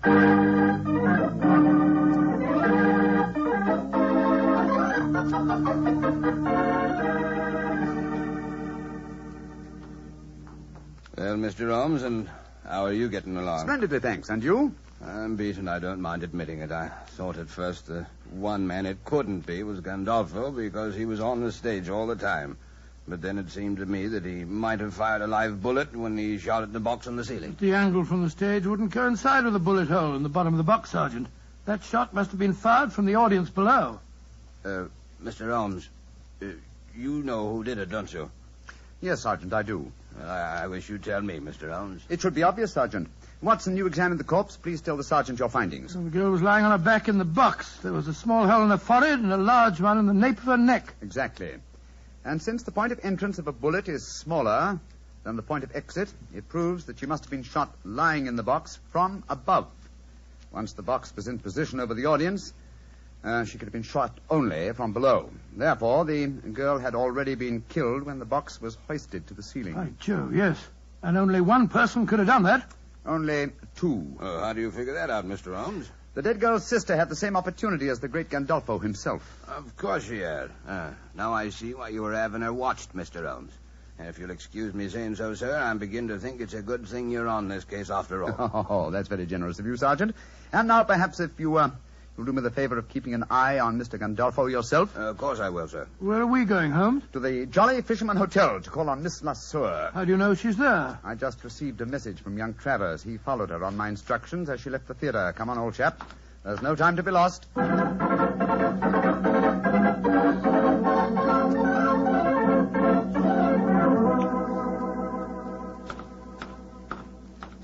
Ah, there you are, Travers. Miss Lesueur is still here, I trust. Yes, Mr. Holmes. She's up in her room. I wonder if you'd mind asking her to come down and see me. I'm sure that we can talk privately in the lounge over there. Right you are, Mr. Holmes. I'll go and get her.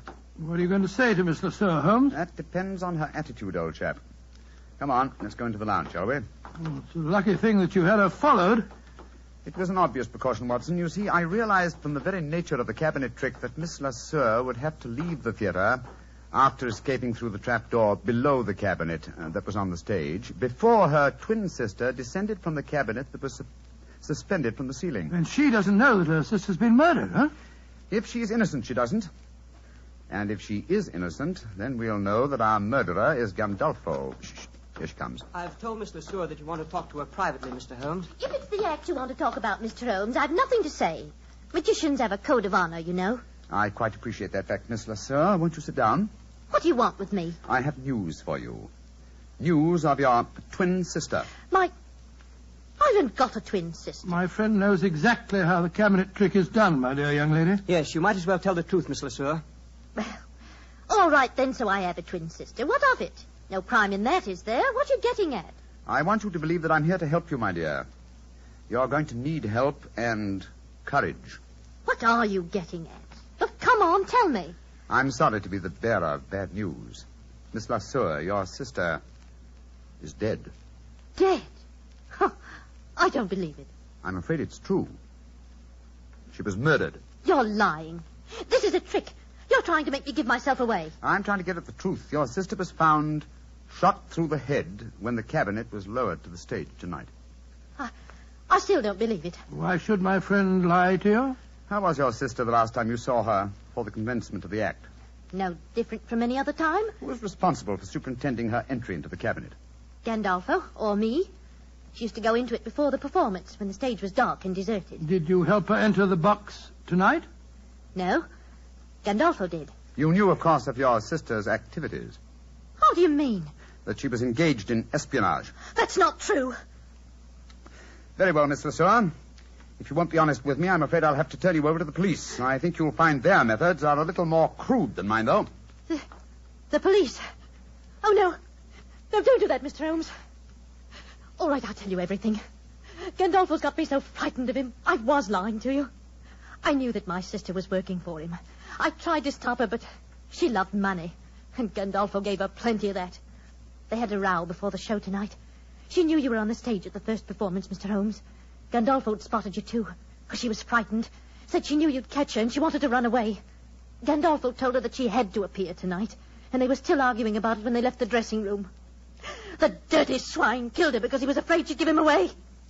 And now he'll kill me, too! Don't worry, my dear. The great Gandolfo will be beyond the help of magic before this night is out. Yes, he'll be behind bars where he belongs. Travers. Yes, sir. And stay here with Miss Lesueur, will you? We'll be back later. At the moment, there is unfinished business awaiting us at the Devonshire Theatre.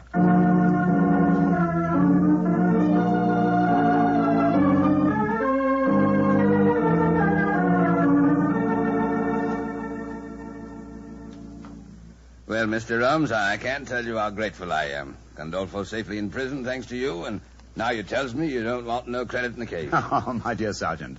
I'm really a bee farmer, you know. In any case, I want to restore your faith in private detectives. The next time you meet one, I'm sure you won't be so unfriendly, shall I say? I'm humble, sir. I'm very humble, and I thank you very kindly for all you've done. Oh, and by the way, Mr. Holmes, this telegram arrived for you at the theater while you were away, and here you are, sir. Oh, thank you, Sergeant Bluff. No, sir, it's me that should be thanking you, sir. Who on earth knew that you were at the theater tonight? And we'll soon find out. Well, what does it say, Holmes? It's from my brother, Mycroft. Mycroft? What's he got to say? Oh, really? It's quite humiliating. After all, he said he wouldn't have to, and he never did leave his armchair in London. Listen to this. Have just checked on Gandolfo's repertoire of magic tricks. You will find spy in box suspended from ceiling of theater. Elementary, eh, my dear Sherlock? Why, Sherlock Holmes, he really is amazing, isn't he? He is also a prophet, old chap. Prophet? How do you mean? Well, he indicates the handwriting on the wall. I'm past my prime. I'm too old for alert detection. It's back to me bee farm, old fella. It's back to me bees.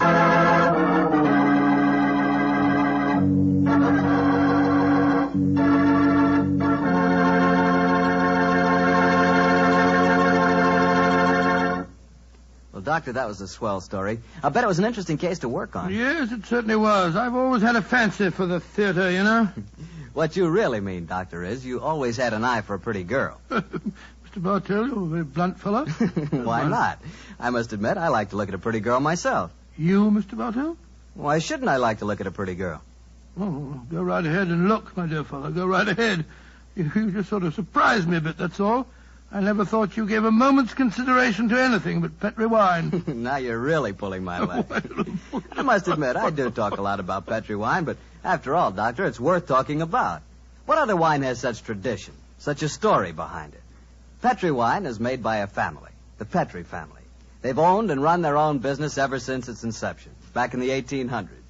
The Petri family's been making good wine for generations, and they've been handing on down in the family from father to son, the fine art of turning luscious, sun-ripened grapes into fragrant, delicious wine. And that sure adds up to a lot of experience. You can just bet your last dollar that no matter what kind of wine you want, when you ask for a Petri wine, you're asking for good wine. Because Petri took time to bring you good wine. Well, Doctor, how's about giving us a clue to next week's Sherlock Holmes adventure? Well, now, next week, Mr. Bartell, I'm going to tell you a most unusual story that took place aboard a small steamship as it plowed through the stormy seas of the Indian Ocean. I call the adventure Murder by Moonlight. Before I say good night, ladies and gentlemen, remember that on Saturday, October the 27th, the nation will observe Navy Day. This is your opportunity to thank your fleet for its magnificent contribution towards victory. Don't forget, will you?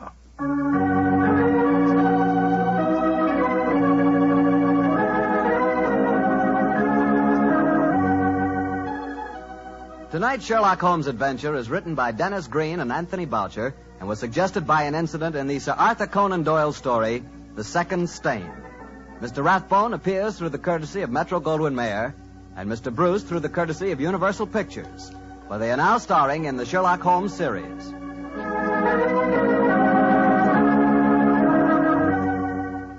The Petri Wine Company of San Francisco, California, invites you to tune in again next week, same time, same station. This is Harry Bartell saying goodnight for the Petri family. Sherlock Holmes comes to you from our Hollywood studios. This is the Mutual Broadcasting System.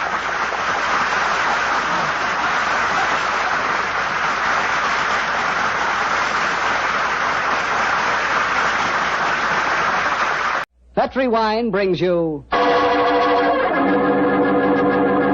Basil Rathbone and Nigel Bruce in the new adventures of Sherlock Holmes.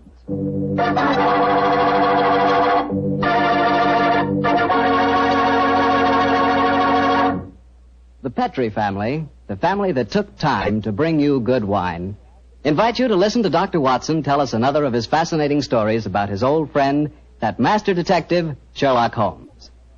You know, we're really happy to be back with you once again, and we're looking forward to getting together at this time every week from here on out. And I hope you won't mind if every once in a while I sort of get a word in edgewise about Petri wines. You know, and I really mean this, Petri wines are wonderful wines. For instance, right now, I wish I could give you a glass of Petri California port. You could hold that Petri port up to the light and look at its clear, deep red color. You could smell that luscious grape aroma. And best of all, you could taste that Petri port. What a flavor. That Petri port just sort of rolls around on your tongue, and oh boy, is that ever good. Try Petri port after dinner some evening, or try it when some friends drop in. You can serve it proudly because, after all, the name Petri is the proudest name in the history of American wines.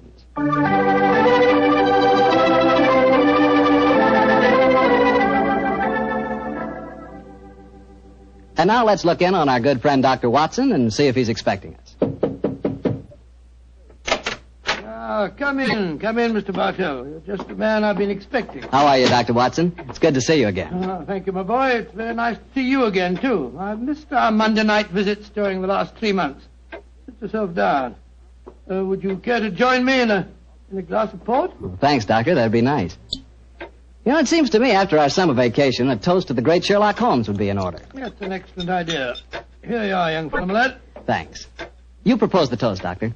To Sherlock Holmes, master detective and loyal friend, whose adventures have brought considerable, shall we say, fame to a certain retired doctor now living in Northern California. I'll drink to that. Well, now, suppose I might as well get on with tonight's story. Which particular adventure have you selected, Doctor? One that I call the Limping Ghost. Sounds exciting. And, as usual, you find me saying, how did it begin? In Baker Street on a windy December evening at the turn of the century. A young, white-faced boy sat in front of our blazing fire. And as he told us his strange story, the flickering firelight danced weird patterns on the walls. The young man was Alexander McMorris, the 7th Earl of Lochnair. The Earl of Lochnair? Say, didn't I read in the papers the other day that the 8th Earl of Lochnair had been killed in an airplane accident? Quite right, my boy. Even in this day and age, the tragic history of violent death seems to dog the footsteps of the Lochnair family. But to return to my story. On that December night in 1900, we heard the whole history of the Limping Ghost of Lochnair. The first Earl had lost a foot at the Battle of Flodden Field in 1513. In spite of this terrible handicap, he fought on valiantly until he died on the battlefield from loss of blood. From then on, right until the time this story begins, the Limping Ghost, clad in a suit of armor, always appeared at Lochnair Castle before and after the death of the current Earl. Yes, Mr. Bartell, it was a strange story that Sherlock Holmes and I listened to that night. A story of death and horror over the centuries, punctuated by the limping clank of ghostly armor.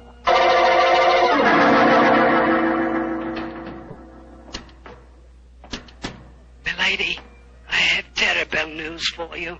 Your husband, the Earl, was killed in the explosion that destroyed Lord Darnley.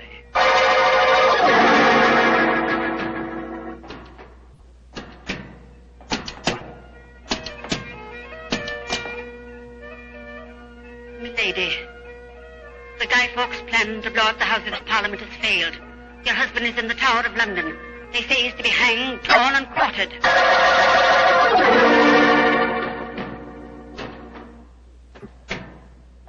Madam, I regret to inform you that your husband, on my instructions, has been arrested for murder. I have no doubt that he will hang. And that's the story of the Lochnairs, Mr. Holmes. You were instrumental in sending my great-uncle to the gallows, a fate which he richly deserved, I'm told. So it seemed only natural to come here to Baker Street and consult you now that I'm in trouble. I shall be most happy to do anything I can to help you, sir. I don't remember anything about your sending the Earl of Lochnair to the scaffold, Holmes. Well, he did, Dr. Watson. Oh, really? And the servants have always sworn the ghost really did walk at midnight on the day that he was hanged. Indeed. Now, sir, I suggest that you tell us what problem brought you here. The ghost is walking again, Mr. Holmes. You know what that means. According to the legend, that the present Earl will die. Exactly. And as I'm the present Earl, you can see why I'm rather worried. Am I to understand that you've actually seen this ghost yourself? Yes, Mr. Holmes. The night before last, Betty, well, that is, Miss Nolan and I were sitting in the dining hall in front of the fire when we heard a strange sound up in the musicians' gallery. We looked up and in the moonlight saw a ghostly figure in armor limping towards the staircase. Oh, gracious me. My dear sir, you're certain that you really saw it? Moonlight can play strange tricks, you know. There wasn't any doubt about it, Doctor. We both saw and heard it. What did you do? I started to go towards the stairs, but as I did so, Betty screamed and then tumbled to the floor in a heap. Fainted, I suppose. Yes. While I was reviving her, the ghost disappeared. Who's staying with you at Lochnair Castle at the moment? Well, there's Betty Nolan. She's the sister of James Nolan. He looks after my estate. Betty and I are engaged to be married. Oh, congratulations. Thank you. Yes, indeed. Anyone else staying with you? Yes, a distant cousin of mine, Jeremy K. McMorris, an American. He turned up in England a couple of months ago with his son Walter. They're both with me at the present. A distant cousin? That's right, Mr. Holmes. Actually, they're descendants of a more than usually black sheep branch of the family. I don't know how long the old man's going to be with us, though. If you ask me, he's a dying man. Why do you say that, sir? As far as I can gather, he's been wasting away for years. It's only a question of time before his strength fails him entirely. I was hoping perhaps you could take a look at him, Dr. Watson. That is, if I could persuade you and Mr. Holmes to come and stay at the castle for a few days. Well, what about it, Holmes? It's an intriguing problem, Watson. The current Earl of Lochnair would seem to be in danger. A cousin of his is dying of an obscure disease, and the ghost of Lochnair Castle is walking again. Yes, it's an irresistible invitation. I see no reason why we can't leave on the Scotch Express tonight. It's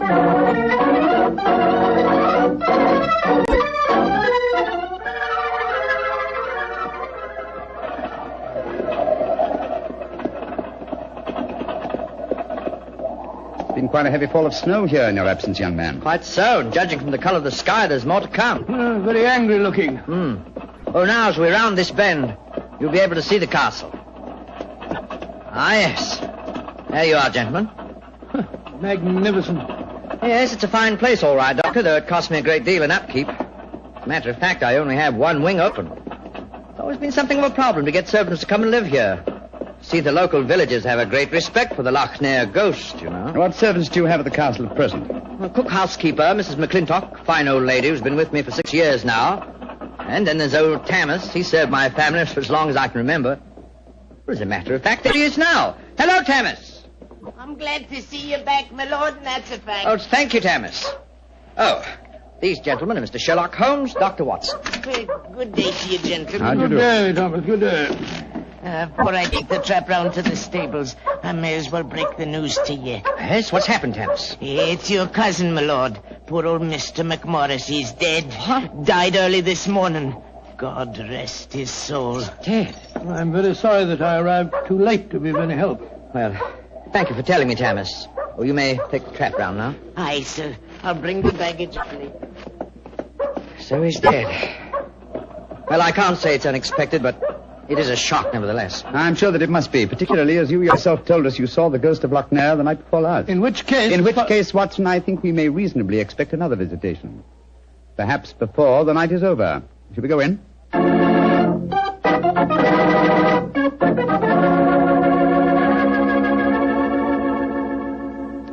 This is Miss Nolan, my fiancé, Mr. Sherlock Holmes, and Dr. Watson. I'm very glad to meet you. How are you, Miss Nolan? And this is her brother, James Nolan, the manager of my estate. How do you do, sir?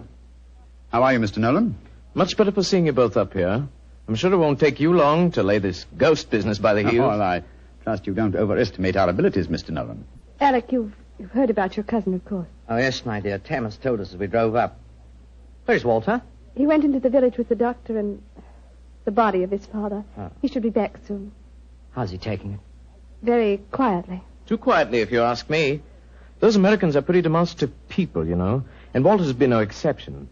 But he behaved very strangely this morning. When the doctor told him his father was dead, he just said, now things will start to happen, and then shut up like an oyster. I can't make head or tail of the fellow. Yes, quite so, Carter. Mr. Holmes, I expect you and Dr. Watson would like to go to your room. Yes, I must confess. I think first I'd like to take a look at the musicians' gallery, if you don't mind. Oh, yes, of course. Would you excuse us, darling? All right, Alec. It's in the dining hall here.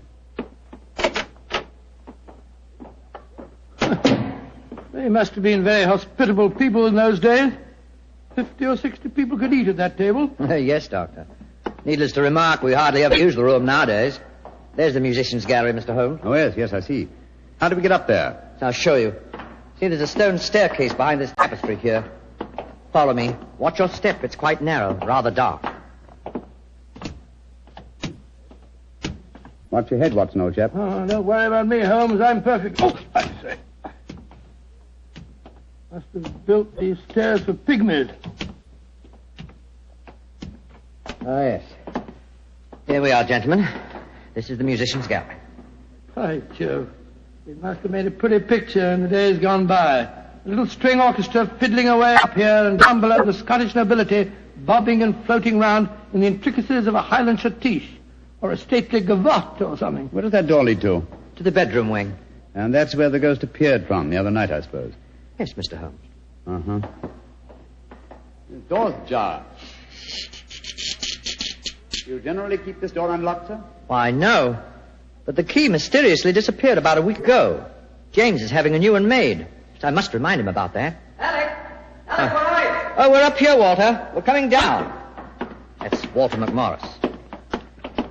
My dead cousin's son. Poor fellow, this must be a dreadful day for him. Yes, I'm afraid this is going to be a rather painful interview.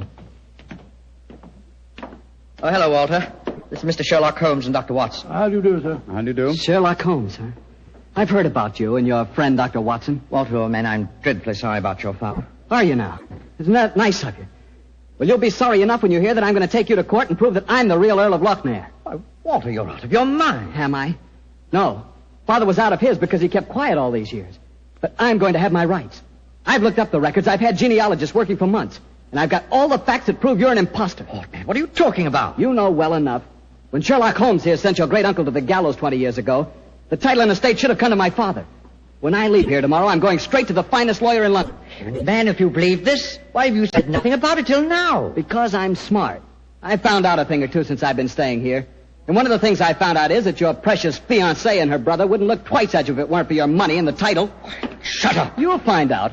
She's a smart little filly, and she knows what kind of a track she's running on. You got it! My compliments, sir. A very professional uppercut. Yes, and a very well-deserved one. Offensive scoundrel. Sorry about this. Please don't say anything in front of Betty. It'll only upset her. I quite understand. Come along, Watson. Let's go and find our rooms.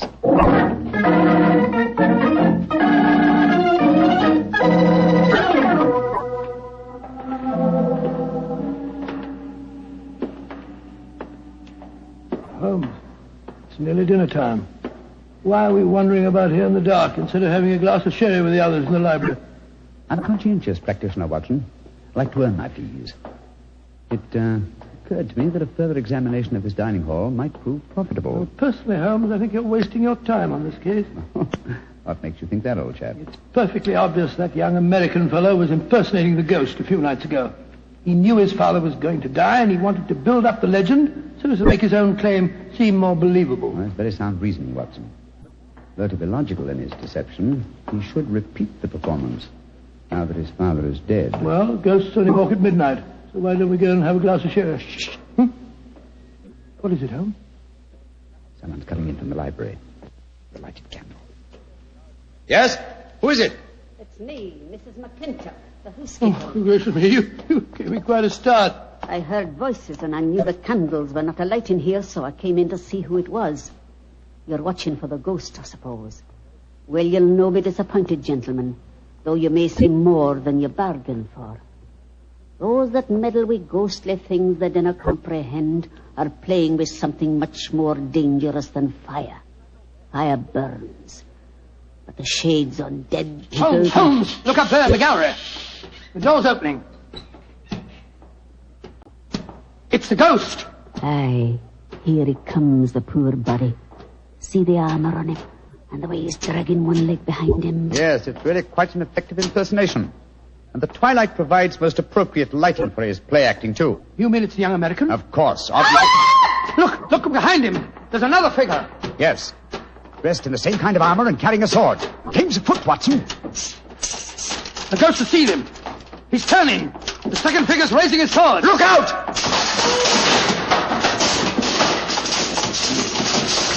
Great heavens. He's knocked him through the railings. That must be a 20-foot fall. Come on, old fellow. Help me open his visor. Just a minute. Yes. It's Walter McMorris, the American. Though from the angle of his head, I would suggest that it might be the late Walter McMorris, eh, Watson? He's dead, all right, Holmes. Neck broken. Meanwhile, the second figure has been able to slip back through that wall and escape us. Come on, he was dressed in armor. He can't go very fast. Perhaps we can overtake him.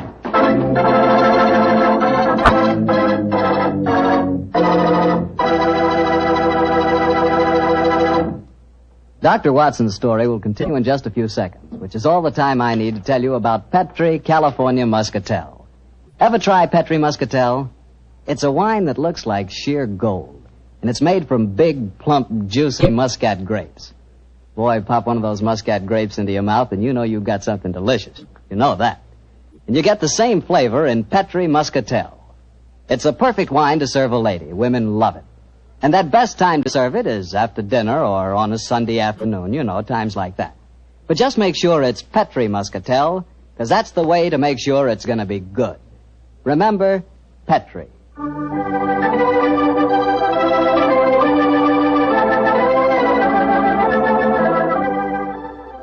And now back to tonight's new Sherlock Holmes adventure and the story of the Limping Ghost of Limping. Confound it, Holmes. There's no trace of the ghost in the musician's gallery. We gave him too much of a start, I'm afraid. Of course you didn't find him. You'll never find him because he's not mortal. Mrs. McClintock, is the original suit of armor the one worn by the first Earl of Limping still in the castle? Aye, sir. It's in the library through that door there. I'll take you to it. Don't bother, thank you. We'll find it. Come on, Watson. Bring that candle with you. Right, your Holmes. If you know what's good for you, you'll stop dabbling in matters you dinner really can. Holmes, what do you make of the second ghost? Another imposter, obviously. But who could it have been? That's what we have to find out, old chap. Undoubtedly someone knew that the American Walter McMorris was impersonating the ghost and used this macabre method to kill him. But why kill him? Possibly his claims to the title and estate were valid. Or perhaps some fanatic was so devoted to the Limping legend that he assumed the role of ghost and killed him for his sacrilege. Hold the candle a little higher, will you, old chap? Yeah. Hello. Here's a suit of armor, Holmes. Lying in a heap on the floor. On the floor, eh?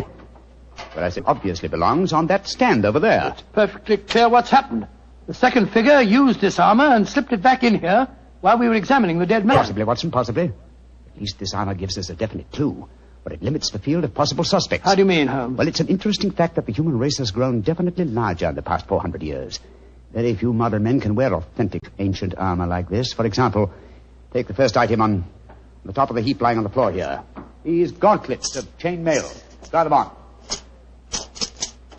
Well, much too small for Exactly. me. Neither you nor I could have worn this suit. No, nor could young Nolan, the estate agent. Whereas his sister could have done. Yes, so could Thomas the butler. He's a small fellow. And if it comes to that, Watson, our distinguished client, the young Earl of Limping, is himself a small man. By Jove, so he is. And he might easily have had a motive. Young McMorris had disputed his right to the title earlier in the day. But we mustn't jump to conclusions. Nevertheless, you see what valuable evidence this armor has become. Hello. It sounds as if the rest of the party are on the scene. Yes, I suggest that we join them without making any reference to this suit of armor. Remember, old chap, one of them in there is a murderer, and we may have to set a trap to catch him.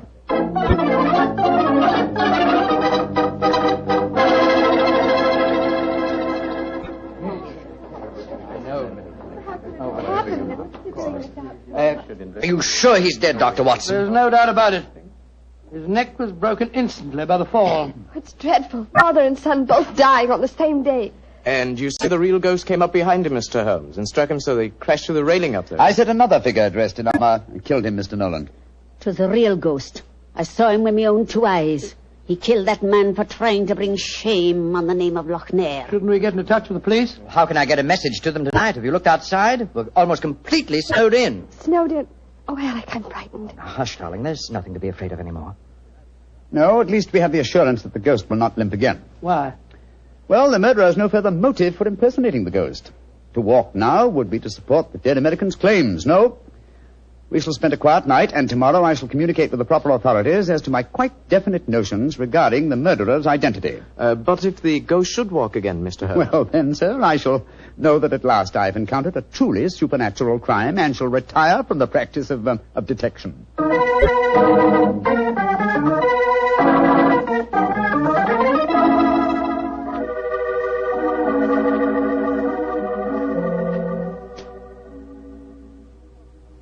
It's nearly 2 o'clock.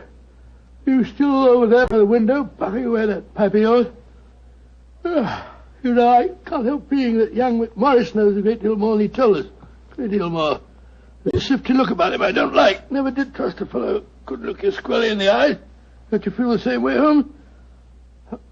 Holmes, where are you? Holmes! Shh, Clark Watson. Where have you been? I thought you were over there by the window. Been talking to myself. Never mind that, old chap. Get your slippers on in a dressing gown. We're on the last lap of this strange, eventful tragedy. Oh, thank the Lord for that. Perhaps I can get some sleep. Holmes, where have you been? I went to the musician's gallery and baited the trap. Now it's ready to spring. Don't dawdle, Watson. Come on. I'm not dawdling. What do you mean you baited a trap? You'll see for yourself in a few moments. As a matter of fact, I really baited it when I said downstairs that if the real ghost should walk again, I would retire from the practice of detection. I didn't understand your saying that myself. Well, I was tempting the murderer to show his hand once more. Come on, please. Where are we going? To wait behind the curtain at the foot of the stairs leading to the musician's gallery. And I hope we don't have to wait very long.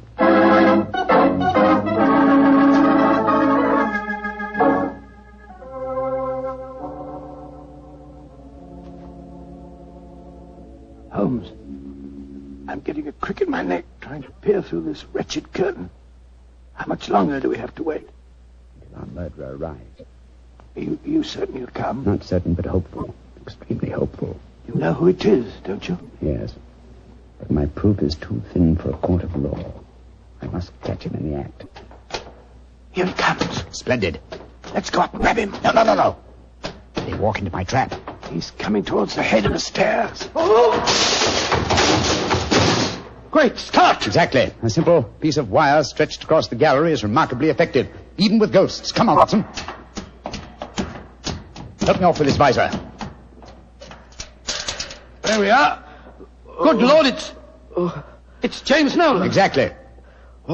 What happened? You walked into a simple trap, my friend. I'm afraid the next trap will be more lethal, for it will undoubtedly prove to be the one beneath the gallows.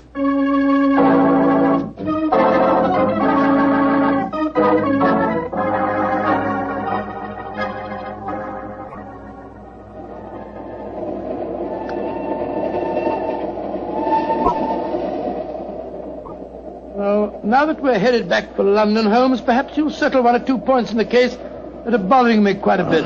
With pleasure, my dear chap. What are they? I still don't see what Nolan's motive was in murdering the American. Oh, that should be obvious.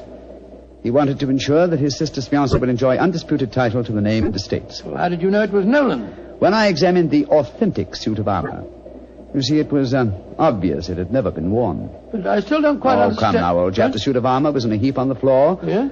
And if it had been hastily discarded, and yet, the gauntlets were on top of the pile, you remember? Well, that's right, they were. If the suit had really been worn, the gauntlets would have been the first things to have been taken off, and so would have been underneath the pile. Obviously, therefore, the armor had been disarranged in order to make people believe the real ghost had walked. Yeah. After the American's death, the suspects were four: Miss Nolan, her brother, Thomas, the butler, and the Earl himself. Well, I ruled out Mrs. McClintock because, you remember, she was standing behind us at the time of the murder. Well, I'm beginning to understand. All the suspects except Nolan were small enough to have worn the armor. That's right. Therefore, only he could have pretended to use it. Pretended? But he did use it. Oh, no, my dear fellow. Undoubtedly, he procured a similar one of modern manufacture. An amazing case, Holmes. An interesting one, at any rate. And once again, old fellow, I'm forcibly reminded of an old Scottish litany. Scottish litany? Which one's that? Oh, you remember it. Round ghoulies and ghosties and long-legged beasties and things that go bump in the night. Good Lord, deliver us.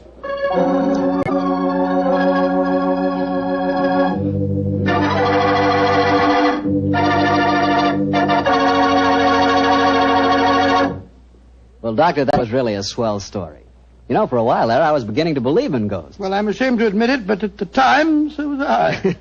You know, this sounds silly, but I bet it would be fun to be one of those legendary English ghosts. You know, go around sticking your nose into everybody's business and playing practical jokes like mad and nobody able to figure out who did it. That would really be fun in a way. Well, you can go around scaring people all you want to, but not for me. I think a ghost leads a terrible life herself. For instance, a ghost can't have the pleasure of eating a nice, juicy steak. Yeah, or drinking a glass of really good wine. Ah, now you're talking, young fellow, my lad. Petri wine. Yeah, still talking, young fellow. You see, when I say good wine, I always mean Petri wine because you can depend on Petri. I know. Why, the Petri family has been making wine for generations, handing on down from father to son, all their skill and knowledge and experience. When you realize they started the Petri business way back in the 1800s, well, common sense tells you the Petri family knows practically all there is to know about the fine art of turning luscious grapes into clear, fragrant wine. Yep, whether you're looking for a swell wine to serve before dinner or with dinner or after dinner, for any occasion, you just can't go wrong with a Petri wine because Petri took time to bring you good wine. Now, Doctor, what story are you going to tell us next week? Well, now, next week, Mr. Bartell, I'm going to tell you a strange adventure that Holmes and I had in the English countryside. It concerns the apparent madness of a certain Colonel Warburton and the puzzling mystery of two dead dogs.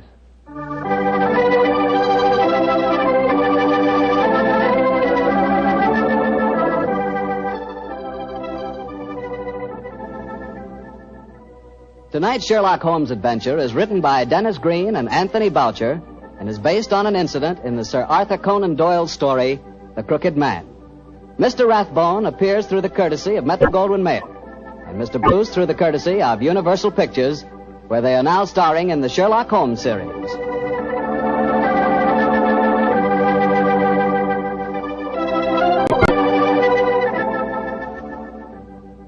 The Petri Wine Company of San Francisco, California, invites you to tune in again next week, same time, same station. Oh, the Petri family took the time to bring you such good wine. So when you eat and when you cook, remember Petri wine. To make good food taste better, remember... Petri wine.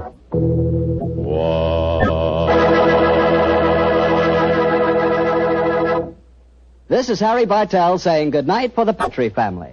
Sherlock Holmes comes to you from our Hollywood studios. This is the Mutual Broadcasting System.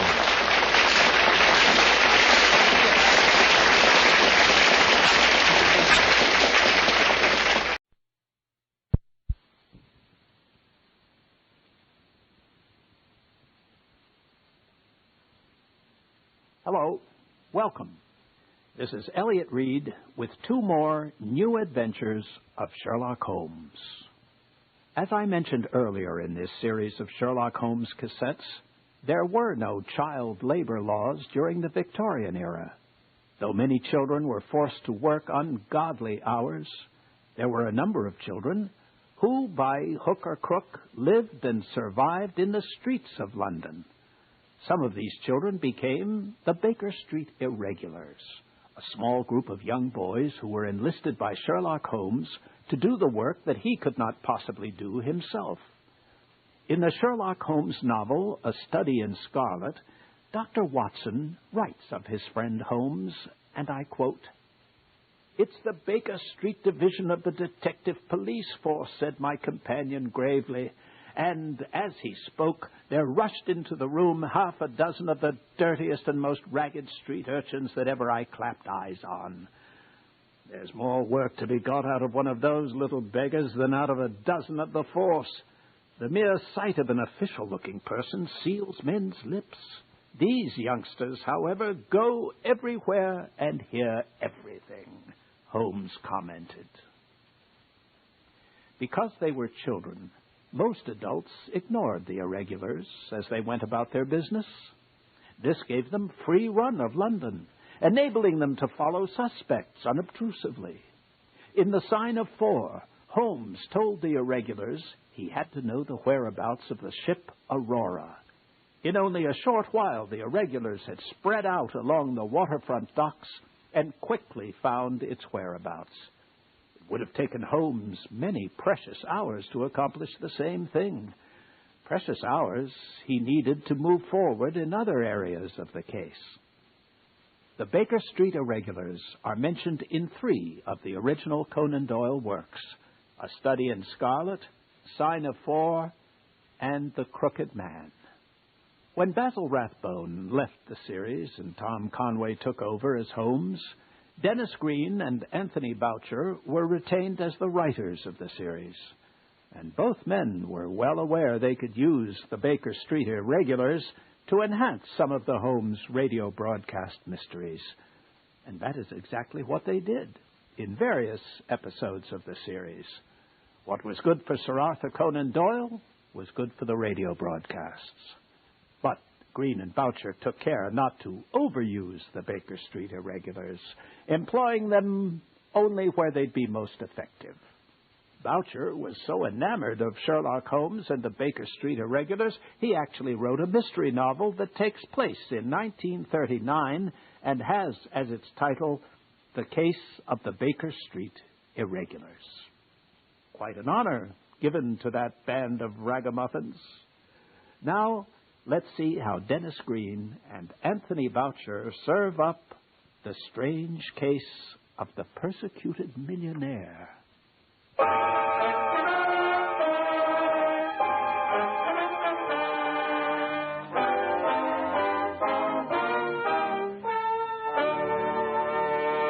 Kreml Hair Tonic and Kreml Shampoo present the new adventures of Sherlock Holmes, starring Nigel Bruce as Dr. Watson and Tom Conway as Sherlock Holmes.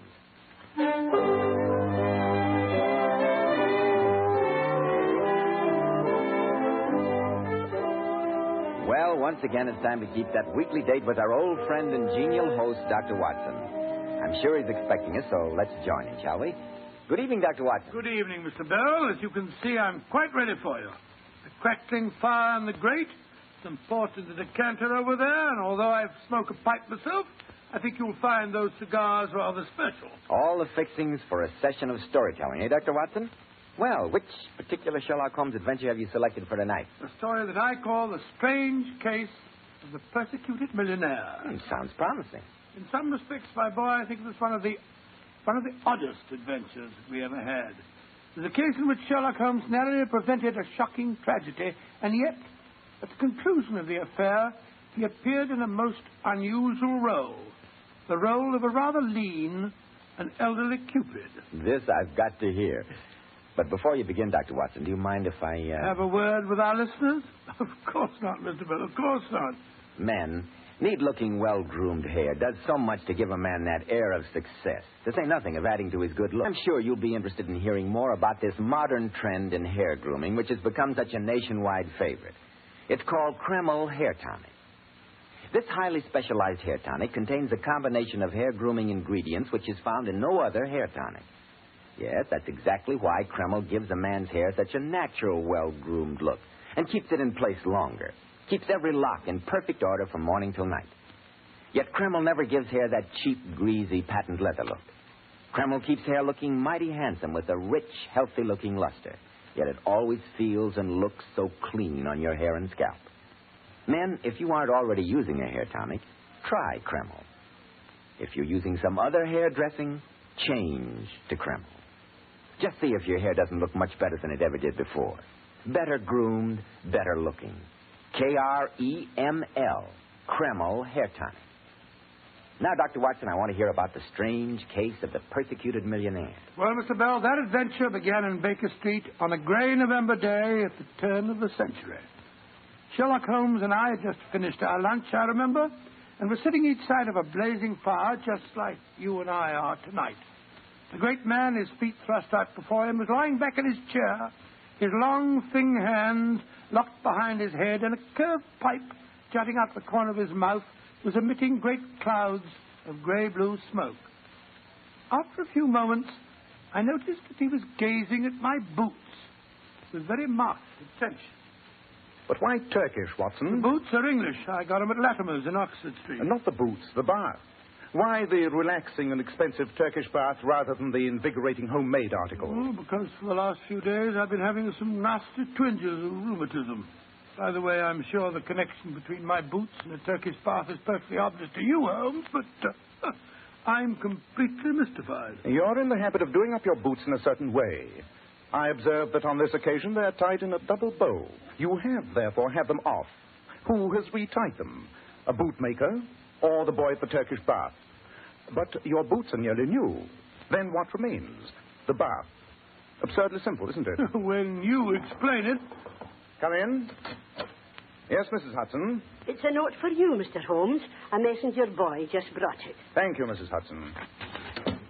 Who's it from, Holmes? I swear that only reigning royalty can be as presumptuous as an American businessman. Read it for yourself. I shall be at your lodgings at 2 tomorrow. Be there. And it's signed John V. Harden. Be there. Huh. Sounds an extremely arrogant fellow. What makes you think that he's an American? The use of the initial for the middle name is peculiar to that country. Oh. By Joe, it's nearly 2 o'clock now, Holmes. Yes. Let's see what we can find out about the gentleman. Where's that Cyclopedia of American Biography?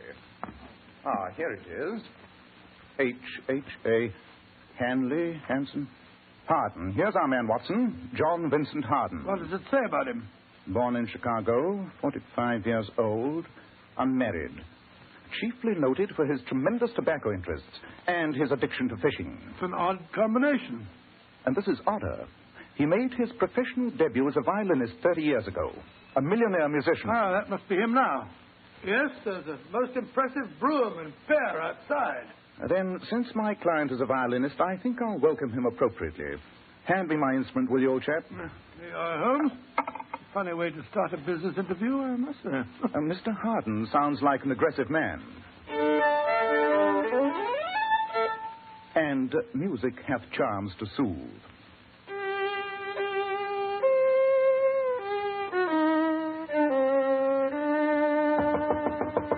Come in.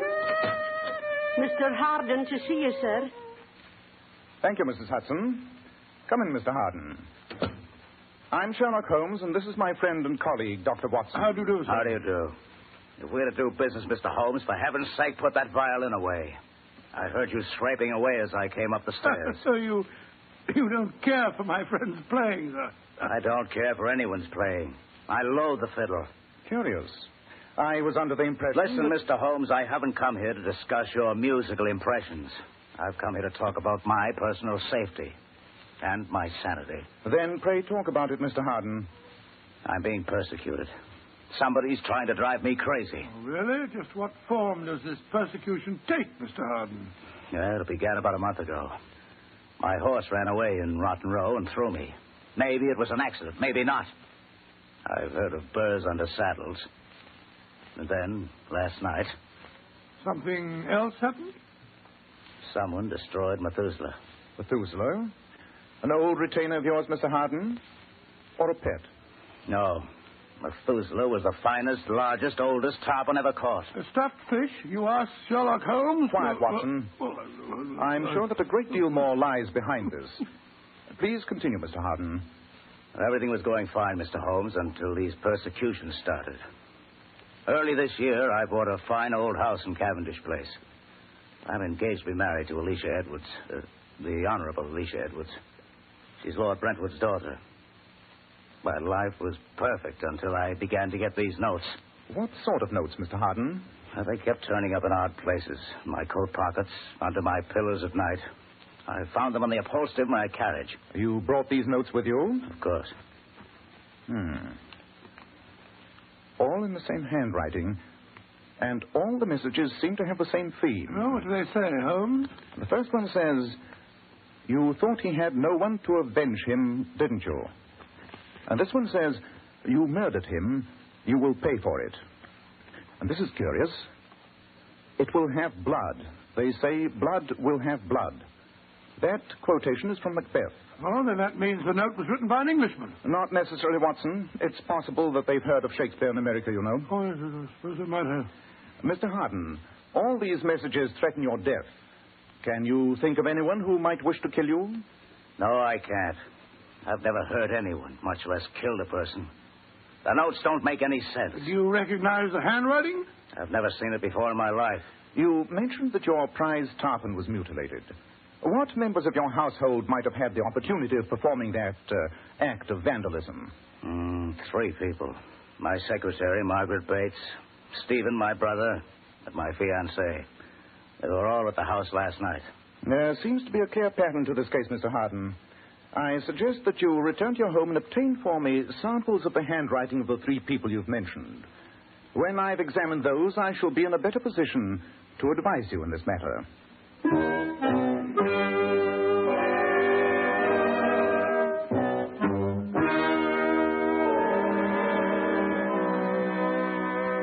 Holmes, you've spent 3 hours with a magnifying glass and those samples of handwriting that Mr. Harden brought back. Have you found the clue? Nothing positive, Watson. It's quite curious. The handwriting of the threatening note seems to be that of a male with an American education. Oh, why do you say that? Observe this note. Who dies unavenged can never sleep with honor. You'll notice that honor is spelt without a U. That's the American way. Then that means that his fiancée didn't write him. She might have deliberately spelt it that way to remove suspicion from herself. No, I'm afraid these samples prove nothing. Then we're no nearer finding out who's responsible. Well, at least we've ruled out an obvious possibility. Come in. Yes, Mrs. Hudson. It's a telegram, Mr. Holmes. Thank you. Yes, sir. Better get your coat and hat, Watson. It's from Mr. Harden? Yes. He says, "A worse blow has fallen. Come at once."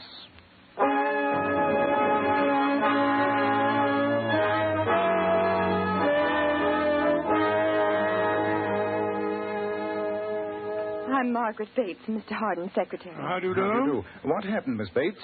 We left as soon as we received his wire. I don't know what happened, Mr. Holmes, but I'm terribly worried. He rushed out here, dictated that telegram, and then went back and locked himself in the study. He says he'll see no one but you. Hello, Margaret. Oh, Stephen, you startled me. What's the matter? Do you think I was listening at the keyhole? Oh. Introduce me to our visitors, won't you?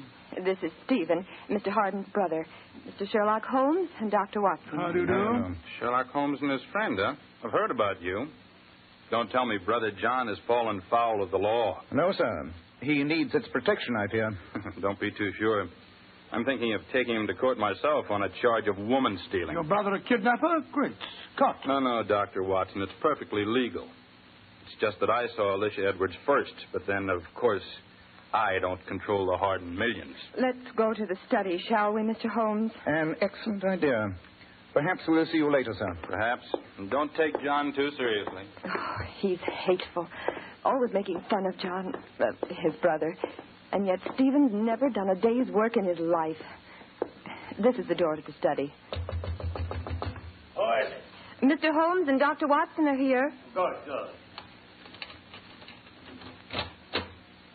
Come in. Thank you, Margaret. I'll see you gentlemen later. What form did the new attack take, Mr. Hardin? This time it's theft. My safe was rifled last night. What was stolen, sir? An extremely valuable document. It was the key to my agreement with the British Tobacco Trust. The loss of the paper will represent $1 million to me. But that isn't what upsets me most. Money I can afford to lose, but my sanity is more valuable. In the safe, I found another note, Holmes. May I see it, please? Here. The coffin is made, the funeral parlor is ready, the time is ripe. The croaking raven doth bellow for revenge. Good Lord, what a frightening message. And once again observe the odd combination of Shakespeare and American idiom. Funeral parlor is what we refer to as an undertaker's, and the croaking raven comes from Hamlet.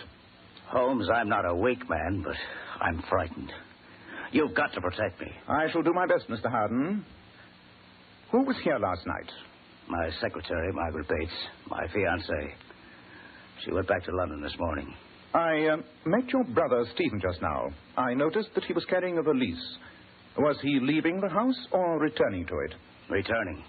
He went out of town last night. Oh, then that rules him out. Not until we investigate his alibi, Watson. Mr. Hardin, I'm a constant and thorough reader of the Times. The engagement of a peer's daughter to a prominent American would be striking news. And yet I've read nothing about it. We're announcing it formally tomorrow. I'm giving a party at Claridge's to celebrate the event. Then I think it would be a wise precaution if Dr. Watson and I attended that party. I was about to suggest the same thing, Holmes. I need to have men about me I can trust. I think this is a deliberate plot to drive me mad.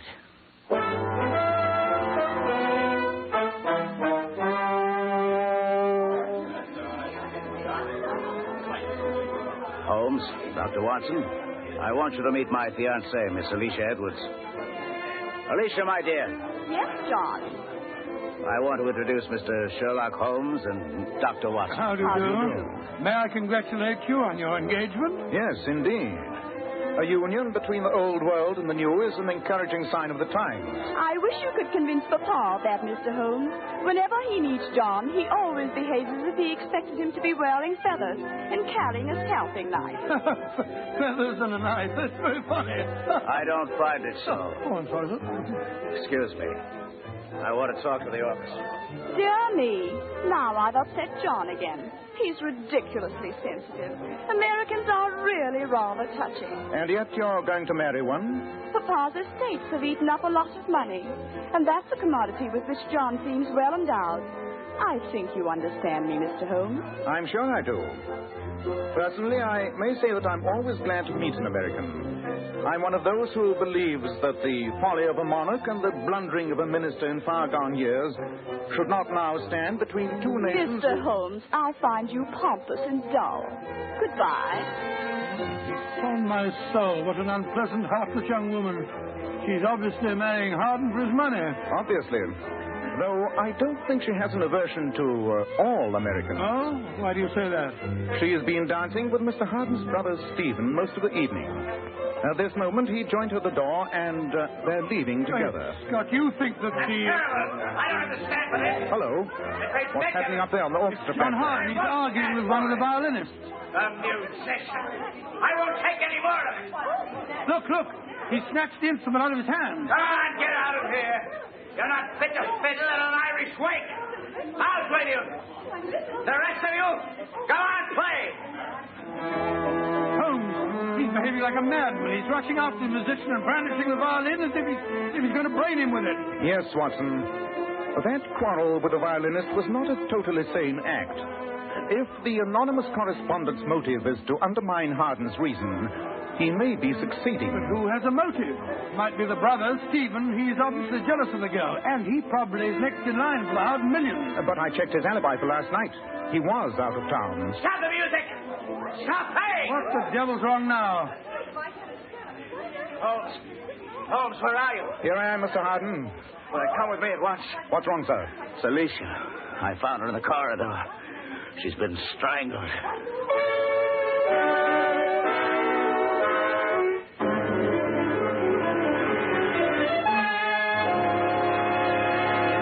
In just a moment, we'll find out what happens next in the strange case of the persecuted millionaire. Hair specialists constantly advise us to take better care of the hair we've got. And men, don't forget that if you want your hair handsome and healthy looking, one of the first requirements is a hygienic scalp. So why settle for just any hairdressing when you can enjoy the extra advantages of this highly specialized Kreml hair tonic? Kreml contains a unique combination of hair grooming ingredients which is found in no other hair preparation. It keeps hair attractively groomed at all times, looking so neat and orderly.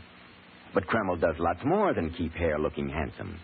A Kreml massage stimulates circulation right in the surface of your scalp and leaves your scalp feeling so alive and invigorated, as fresh as a daisy. At the same time, Kreml removes dandruff flakes. It's excellent to lubricate a dry scalp. And if your hair is so dry that it breaks and falls when you comb it, Kreml actually helps condition the hair in that it makes it feel softer, more pliable. So men, take better care of the hair you've got. Buy a bottle of Kreml at any drug counter. Ask for an application at your barber shop.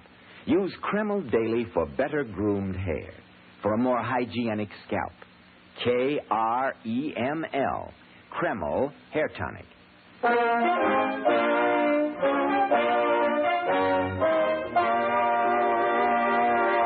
Well, Dr. Watson, so the Honorable Alicia Edwards had been strangled at her engagement party.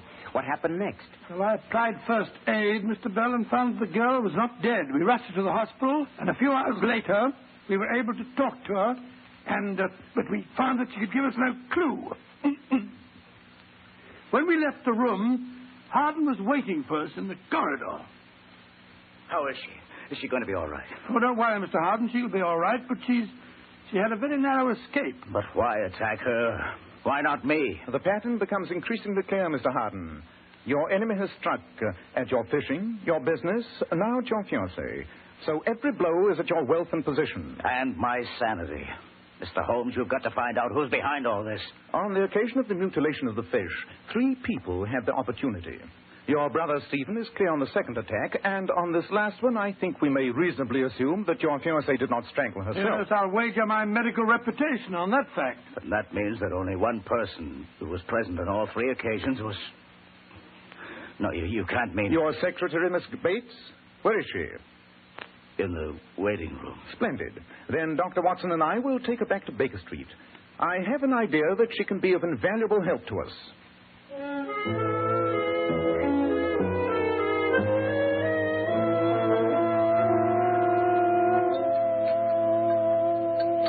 A little more tea, Miss Bates? No, thank you, Dr. Watson. Then please go on with your story. As I was saying, Mr. Holmes, I've known John, Mr. Harden, all my life. My father was the Harden coachman. And as I grew up, I thought John Vincent Harden was the most wonderful man in the world. Well, I imagine that he was quite different then, my dear. Very different. He was young and romantic, and he loved music. He took violin lessons, and it turned out that he was a prodigy. I understand that he made his professional debut at the age of 13. Yes, Mr. Holmes. I was only a little girl then. But he used to tell me that he wasn't John Vincent Harden, the heir to the tobacco millions. He was Giovanni Vincenti, the great violinist. Giovanni Vincenti? Odd. Pray continue, Miss Bates. For 5 years, it seemed that he would be a great musician. Then, on his 18th birthday, his father gave him a lecture on his family obligations. Told him that it was his duty to go into the business. John broke his violin across his knee, Mr. Holmes, and he's never played since. Miss Bates, I don't need to be a detective to deduce that you love him. Of course I do. Or at least, I love Giovanni Vincenti. And maybe he's still there. Somehow. Somewhere. Of course. I've been an idiot. A numbskull. What do you mean, Holmes? The case is solved. Come, Miss Bates. We must return to Mr. Harden as fast as we can. I only hope we're not too late.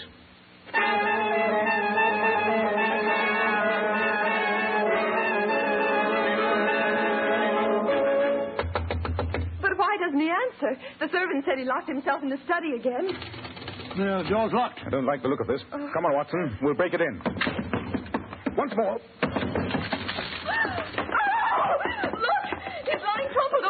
There's a revolver beside him, Holmes. Miss Bates, please leave us.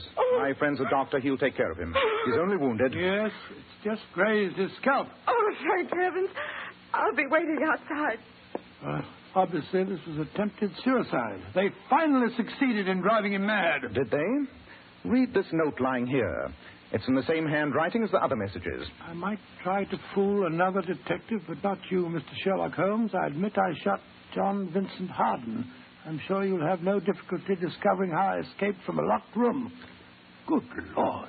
You'll observe that the note was written and blotted on this desk. Watson, I'll see to getting Mr. Harden to bed and summoning his own doctor.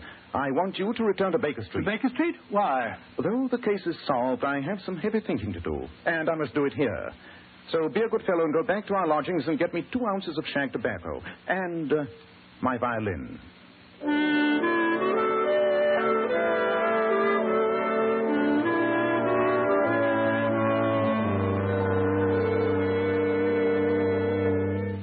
How are you feeling now, Mr. Harden? Weak, Holmes. But I'm all right. You still can't remember anything, sir?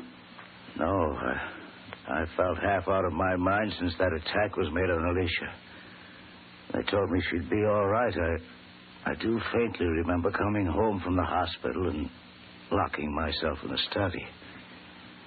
The rest is a blank. What did happen, Mr. Holmes? I'll give you the complete answer very shortly, Mr. Harden. Come on, Watson. Very well. Try and rest, Mr. Harden. You've been through quite an ordeal. I'll try, Doctor. I'll try.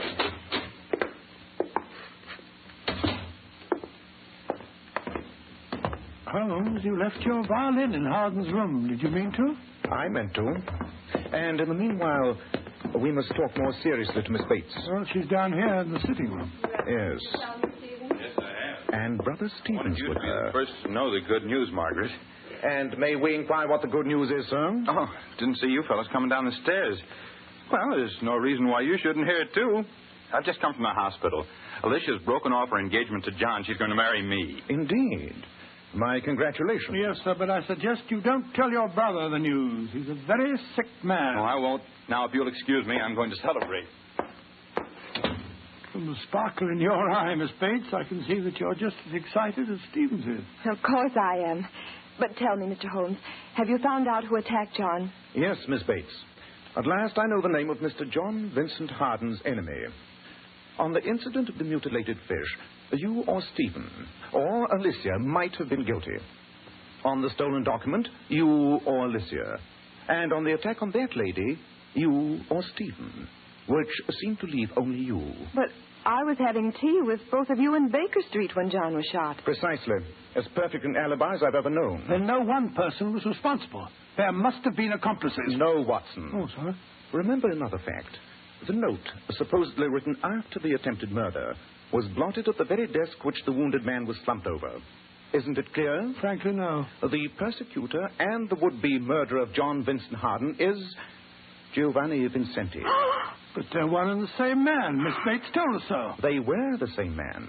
But Harden forced the dominant part of his character into annihilation. When he destroyed his violin, he thought he had destroyed Giovanni Vincenti. But his alter ego was still dormant. Yes.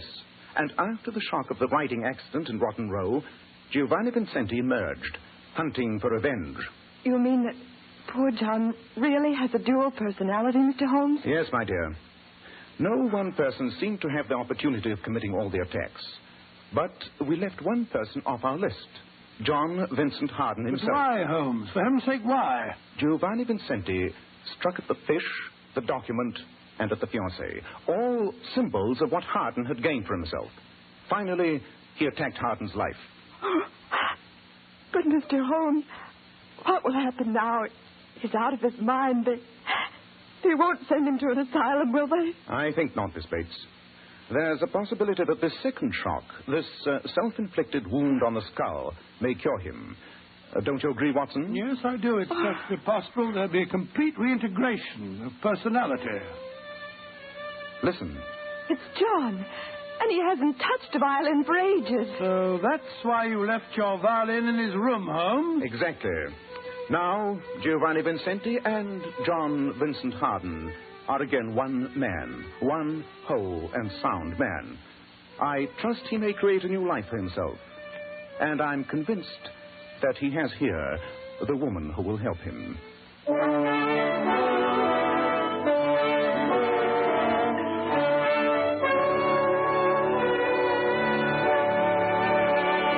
Ladies, you certainly must notice how men are attracted by bright, shimmering highlights in a woman's hair. Then why not follow this beauty tip from the famous $1 Million Powers models, girls noted for their glossy, bright hair? Powers models wash their hair with Kreml shampoo. This amazingly beautifying Kreml shampoo has been especially developed so that it actually glamour bathes each tiny strand of hair and uncovers all its natural radiant luster. Yes, and Kreml shampoo never dries the hair. In fact, it has a beneficial oil base which helps keep the hair from becoming dry or brittle. Its luxurious active foam thoroughly cleanses the hair and scalp and removes all loose dandruff as well as the dirt. So, ladies, buy a...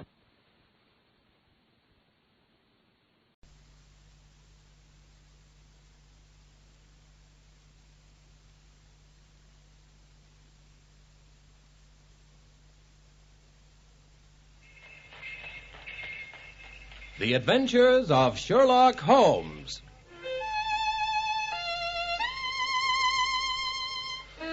We present the original stories of the late Sir Arthur Conan Doyle, dramatized anew with Sir John Gielgud as Sherlock Holmes, Sir Ralph Richardson as Dr. Watson, and today, Orson Welles as Professor Moriarty.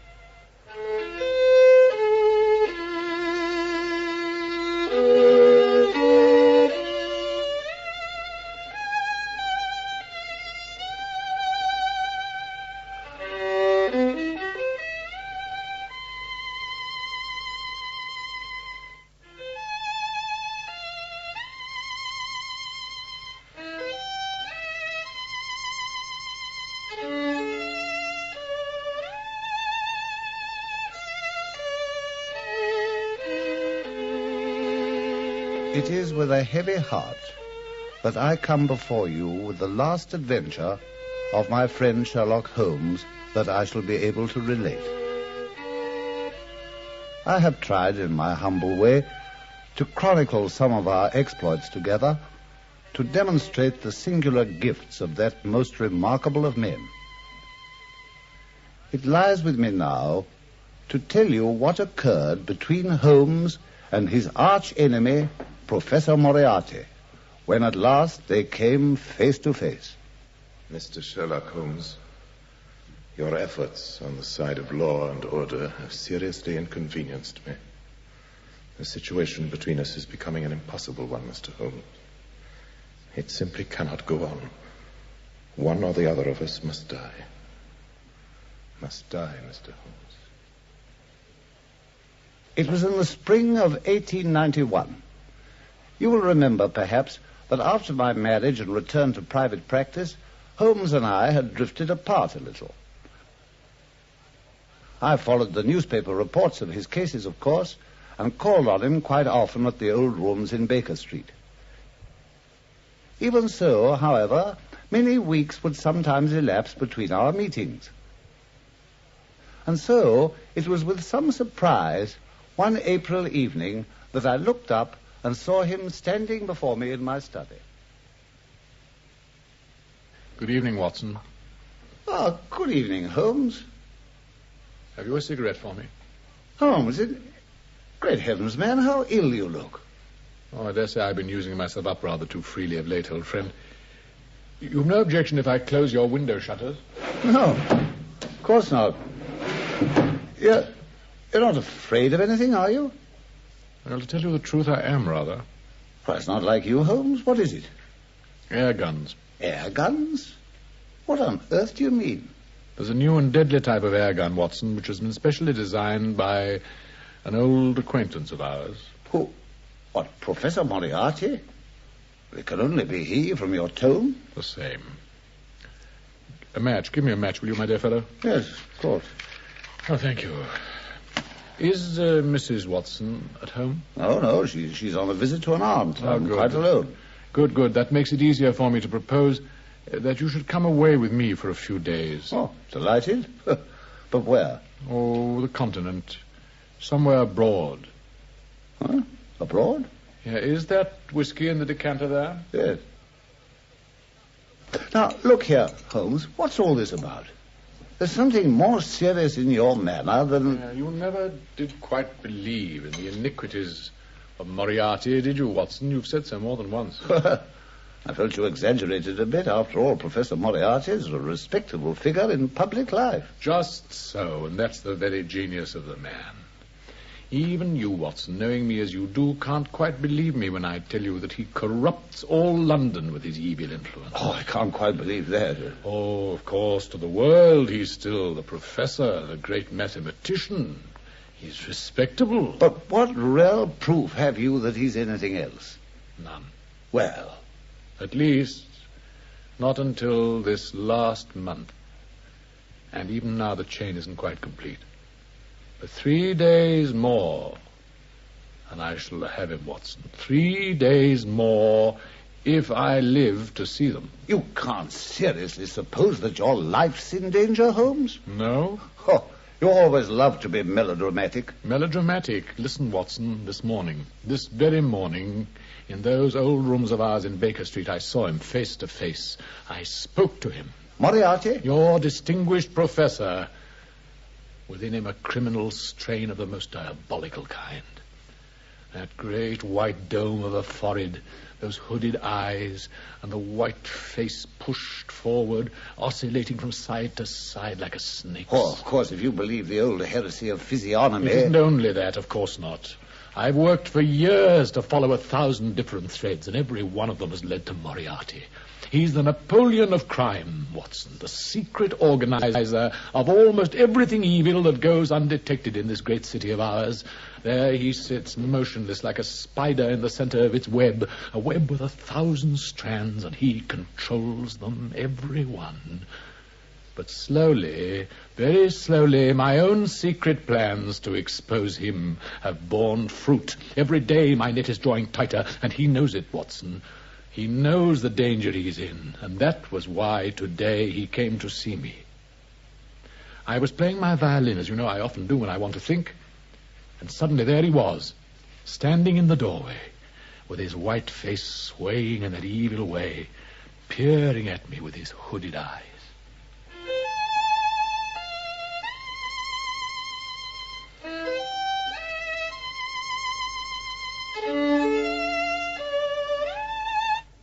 Good morning. Professor Moriarty. Good morning to you. Mr. Sherlock Holmes, I believe. How very charmingly you play. How kind of you to say so. Won't you be seated, Professor Moriarty? I can spare you just 5 minutes. It's singularly good of you, thank you. I will sit down.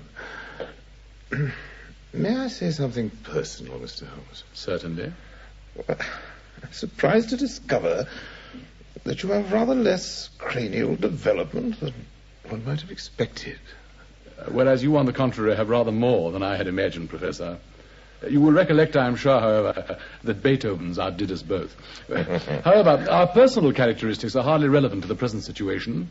What have you really got to say to me? Well, perhaps I only suggested, of course, perhaps it is a dangerous habit to finger loaded firearms in the pocket of one's dressing gown, Mr. Holmes. Evidently you share that dangerous habit, Professor. I see that you keep your hand in the pocket of your morning coat. Supposing we lay our pistols and our cards on the table. By all means. I was about to suggest it myself. I see you favor the Mauser type, Mr. Holmes, and without a silencer.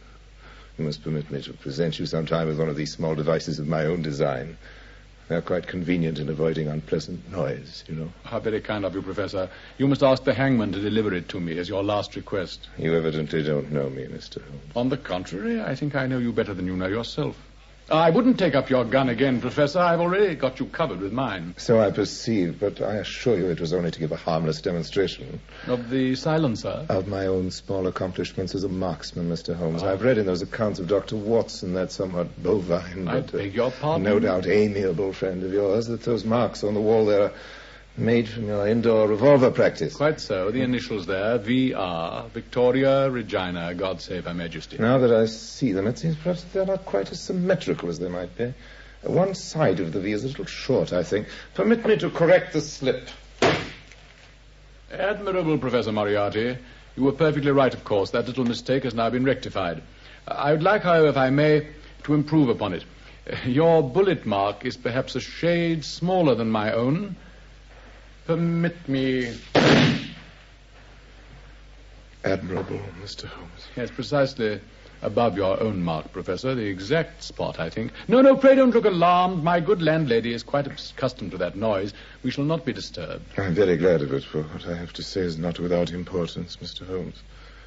Shall we stop our fencing and begin? By all means, if you will permit me first to correct one statement that you made just now. Well, sir? With reference to my friend Dr. Watson. I'm afraid I can hardly permit the adjective bovine. Oh. In his accounts of my humble exploits, he's been good enough to exaggerate my own achievements and has always been unduly modest about his own. He is a most upright and honorable gentleman, Professor, and very close to my heart. You may say what you will about me, but I can allow no derogatory words about him. Very well, Mr. Holmes. I apologize. We who are about to die salute him.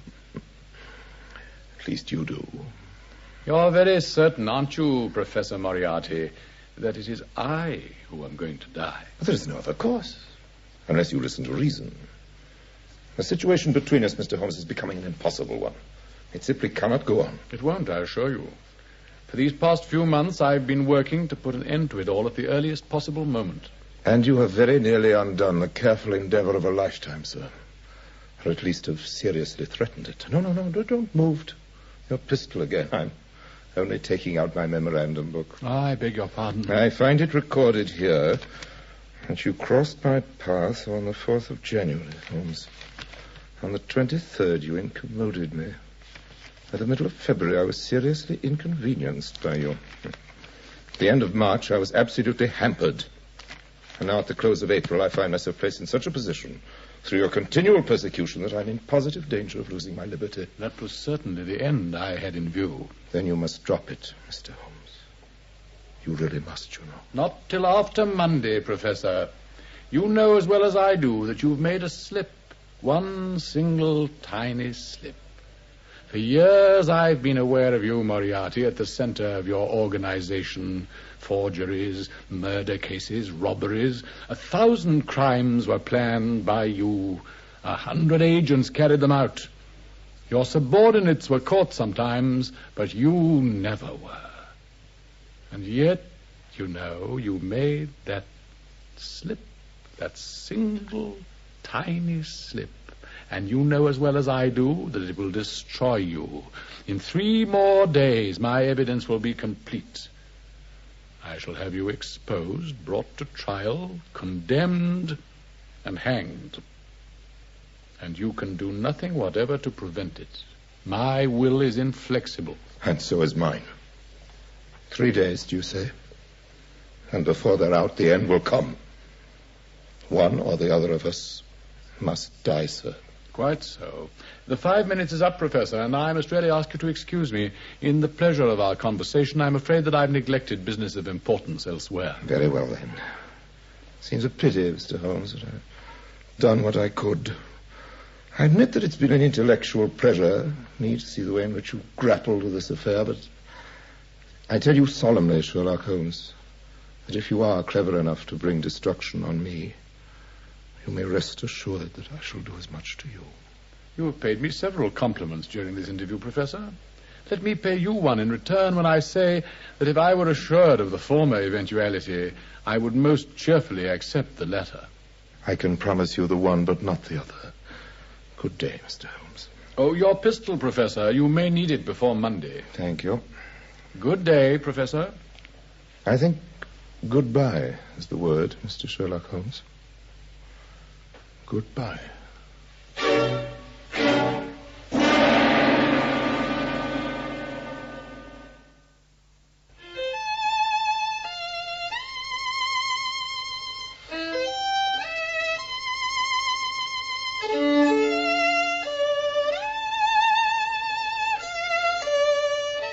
And so it was, you see, Watson, that singular interview with the greatest criminal of all time. And his with the greatest detective. Oh, thank you, my dear fellow. But what are you going to do, Holmes? I told you we leave for the continent. Moriarty's not the man to let the grass grow under his feet. Already 1 or 2 accidents have nearly befallen me today. Upon myself? Yes. The police are gathering all my evidence against him. Everything will be complete in 3 short days. Meanwhile, I can only lie low. Are you able to leave your practice to come with me? Well, I have an accommodating neighbor. Ah, dear Watson, I knew I could count on you. All right, then. Now, these are your instructions. Listen most carefully. Instructions, Holmes? I assure you they are most necessary.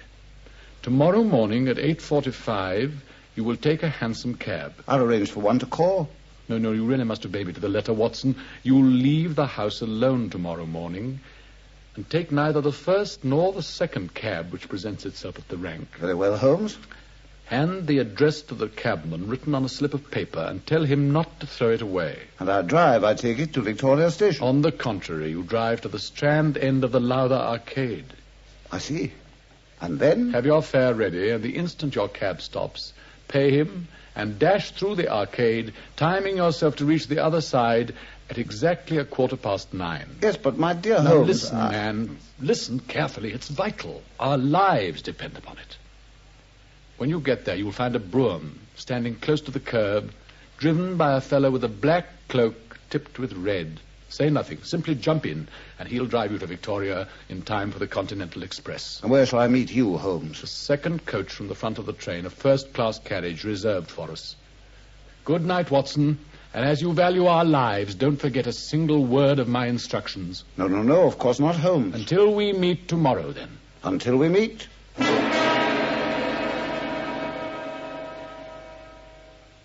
I was infected myself with something of his own inner excitement and sense of menace. I took the hansom and then the brougham with its massive hooded driver. I said nothing to him, as I was instructed, and he never spoke to me. A moment later, we were rattling to the station. There he left me and drove off without a further glance, his face still hidden.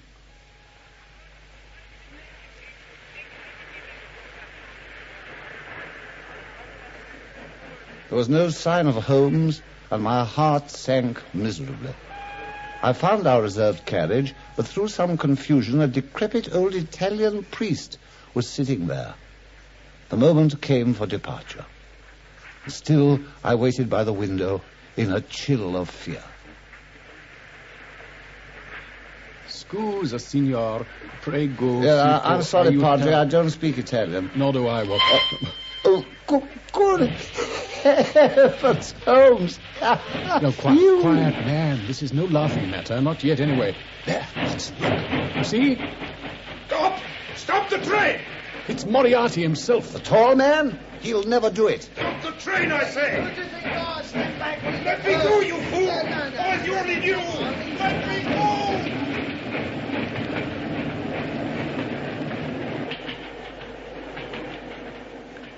Even the great Moriarty himself is helpless against the British railway system, Watson. Well, it gives us an hour's respite at least. But how did he know where we were? By watching you, I expect. But I did everything you told me. Wait, Holmes. The driver of the brougham. Well, what about him? He was muffled. I didn't see his face. It must have been one of Moriarty's men. My dear Watson, it was nothing of the sort. It was my brother Mycroft, shaken for once out of his armchair at the Diogenes Club. Good heavens. The thing is serious, then? Of course.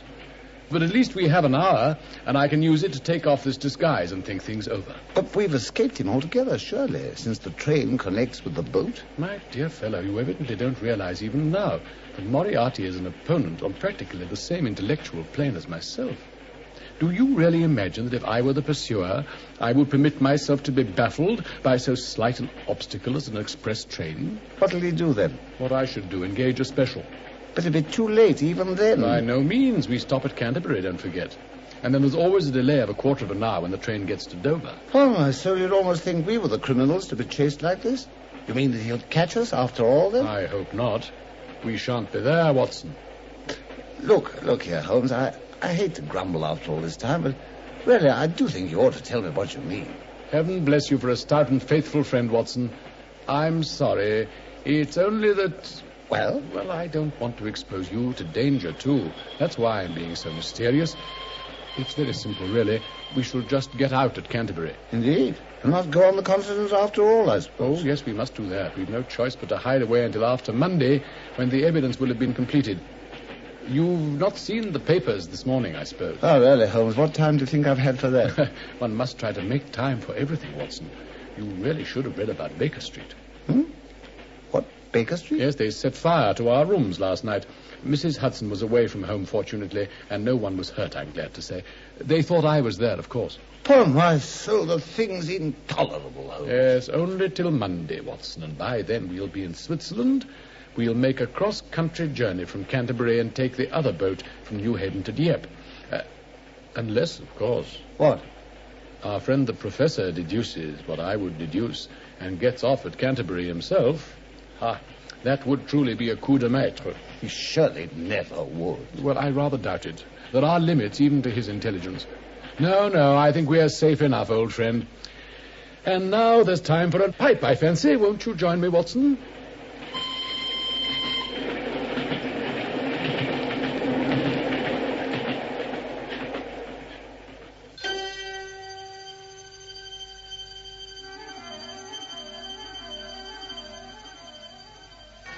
And thus it befell.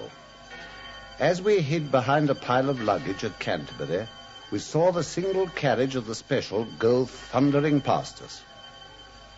And so we made our way across country and at last reached Switzerland. It seemed we had eluded him.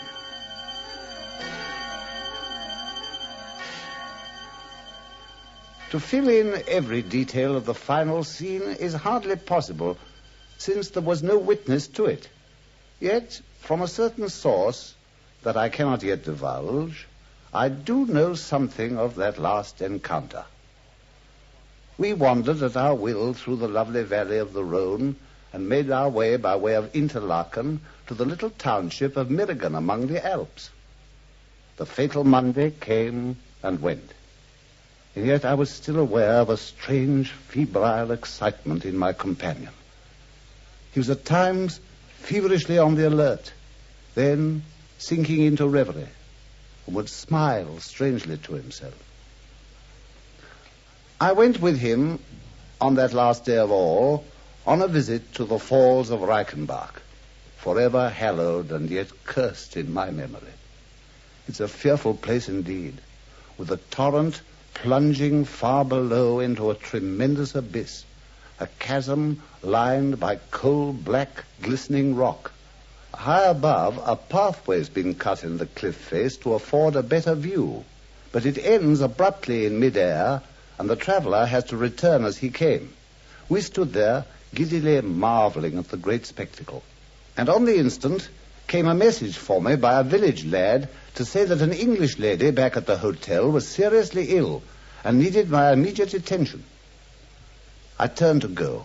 I looked back, and I saw Holmes leaning against a rock with his arms folded, gazing down at the rush of the waters.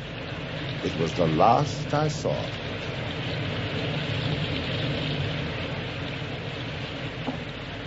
Is that you, Watson? Back already?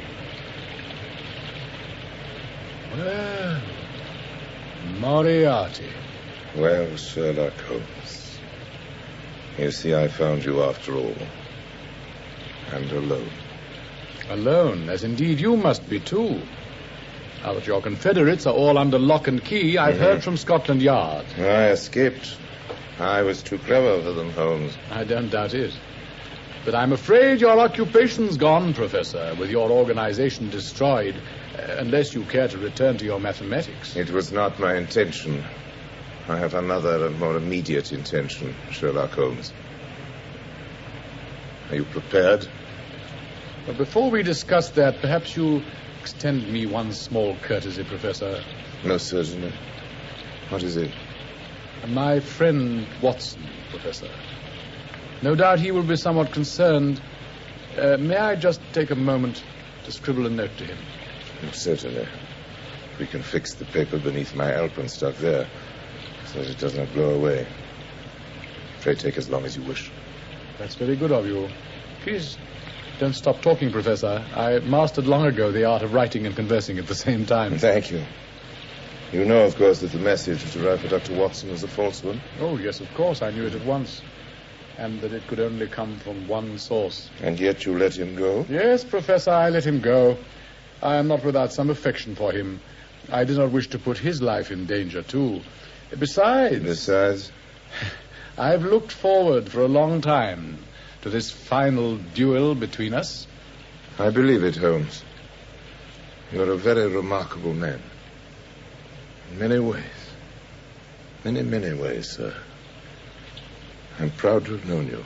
Oh, and are you, Professor? There, my letter's done then. Perhaps you'll be kind enough to place it as you suggested. Now, how shall it be, Moriarty? I did not bring a pistol, Holmes. Thank you. Your courtesy puts me to shame, Professor. Here is my pistol. It goes into the falls. Hand to hand? Yes.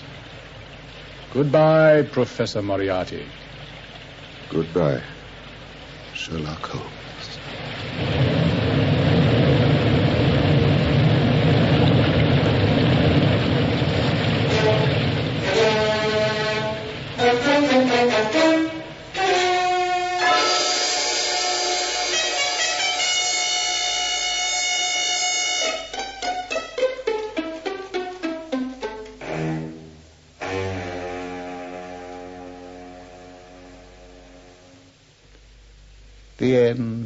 The end.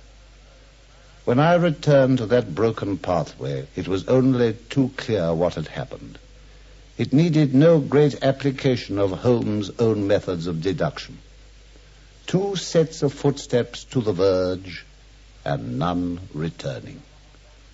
Locked in each other's arms as they fought, they had gone down to the abyss. Only the letter, the last greeting from my friend and comrade. My dear, dear Watson, he wrote. My dear, dear Watson, I scribble this through the courtesy of Professor Moriarty, who awaits my convenience for the final discussion of those eternal questions which lie before us. There can be but one outcome, although I fear that it is at a cost which will give pain to my friends, and especially, my dear Watson, to you. I think, however, that I may go so far as to say that I have not lived entirely in vain. Pray tell Inspector Patterson that the papers which he needs for a full conviction of the Moriarty gang are in Pigeonhole M. Before leaving England, I made every disposition of my property and handed it over to my brother Mycroft. Pray give my affectionate greetings to Mrs. Watson, and remember me as I used to be in our old days at Baker Street, pacing to and fro with my violin and driving you to a point of sad distraction with that theme, you still were good enough to say you loved. Believe me to be, my very dear good fellow, yours most sincerely, Sherlock Holmes. Yours most sincerely, Sherlock Holmes. And so he perished, whom I shall ever regard as the best and wisest man that I have ever known.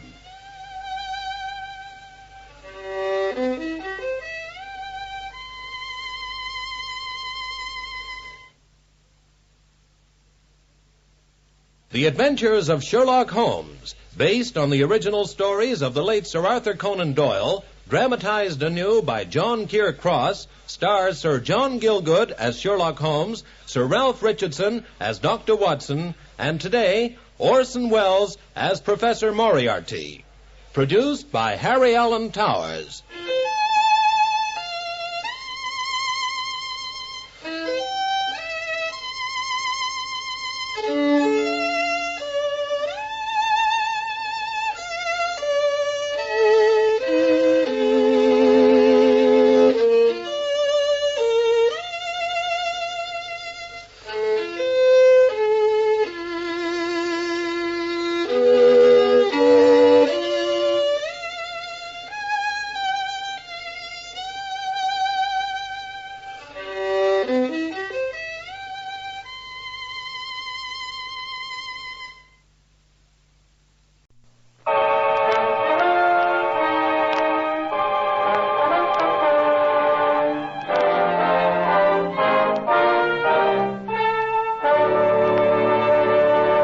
Kreml Hair Tonic and Kreml Shampoo present the new adventures of Sherlock Holmes, starring Nigel Bruce as Dr. Watson and Tom Conway as Sherlock Holmes.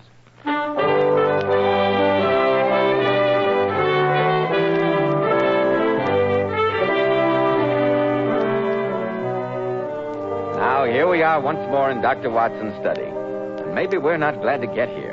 If we hadn't had a Sherlock Holmes story waiting for us at the other end, we'd have never ventured out on a night like this. Pretty bad weather out, eh, Mr. Bell? Indeed it is, Dr. Watson. There's a cold wind that chills you to the bone. I had one hand holding my coat collar and the other holding my hat all the way over. I felt as though some malignant deity were determined to keep me from reaching your door. You hear that wind?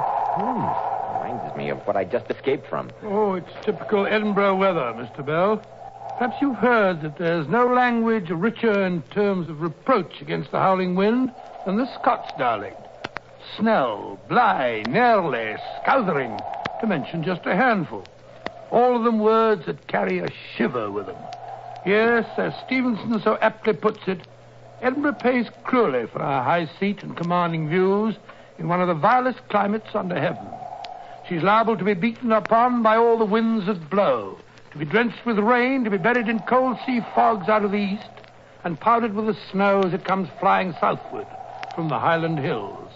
The weather's raw and boisterous in winter, shifty and ungenial in summer, and a downright purgatory in the spring. It sounds like a pretty unattractive place, Dr. Watson. Well, there you're entirely wrong, Mr. Bell. Nowhere will you find such stark magnificence, such grim beauty. Edinburgh, the great granite sphinx of the north, crouching high on a towering rock and looking across the intervening plains to the waters of the Forth and to the North Sea. Fascinating, regal, splendid, and cruel. Yes, I think this is just the night to tell the story of the haunted Bagpipes, one of the weirdest and most gruesome adventures that Holmes and I ever shared. The setting was Edinburgh, and the motivating character, Professor Moriarty. Professor Moriarty, the man Holmes called the Napoleon of crime. Exactly. I wondered when we were going to have another of your famous bouts with Professor Moriarty. They're always pretty hair-raising. Yes, and I think I can safely promise you that this is the most hair-raising of the lot. In fact, it's so unbelievably macabre and gruesome that I've never told it to any but to my closest friends, those who know that I'm a truthful man. In fact, sometimes, in the sane light of day, I doubt myself that this adventure really happened. But a night like this brings it all back to me in all its horror. Yes, Mr. Bell, on a night like this we realize that anything is possible. Ladies and gentlemen, before Dr. Watson begins his story, men, I have a friend who used to comb his hair with water. After the water dried, his hair would get out of place and he didn't look neatly groomed. Well, I ran into him last Saturday and he said he'd heard me talking about Kreml hair tonic and decided to try it. You should see the big improvement Kreml made in his appearance. Why, he looked like a different man. You see, Kreml contains a special combination of hair grooming ingredients which is found in no other hair tonic. That's why it keeps every hair in place all day, just as you combed it in the morning. Kreml gives hair a healthy-looking luster, too. Yet it never leaves hair feeling greasy or dirty like some of those sticky preparations you want to wash right out. Kreml always feels and looks so clean on your hair and scalp. It always gives hair such a clean-cut, prosperous appearance. Why not try it? Spelled Kreml, Kreml Hair Tonic. Now, Dr. Watson, won't you please go on with the story? The shivers run up and down my spine in anticipation. Well, I certainly will.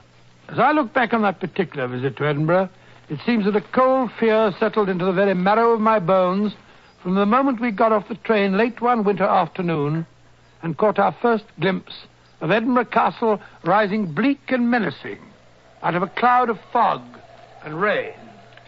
There it is, Watson, in all its austere majesty, Edinburgh Castle. Nice, impressive pile of stone. Nice and grim. No grimmer than its history, Watson. Part castle, part fortress, part prison. Wars have been plotted there. Dancing has lasted deep into the night. Murder has been done in its chambers. Oh, well, this is no time to stand here chatting. Let's get out of this confounded rain. Rain, Watson? You are getting soft. This isn't rain, it's just a good Scotch mist. Mist, my grandmother. I'm soaked to the skin and my teeth are chattering like castanets.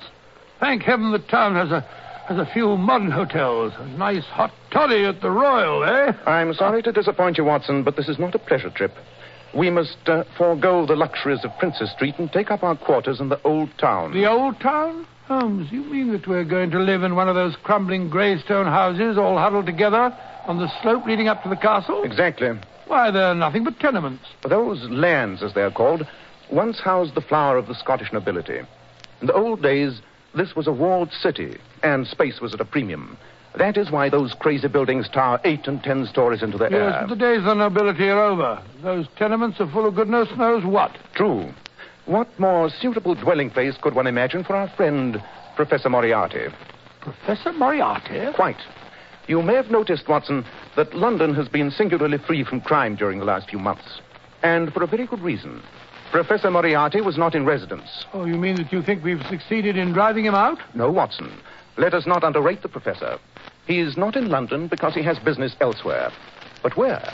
I confess I was in complete ignorance until the day before yesterday morning, when I received a telegram informing me that one of Moriarty's chief assistants had been seen prowling through the graves at Greyfriars.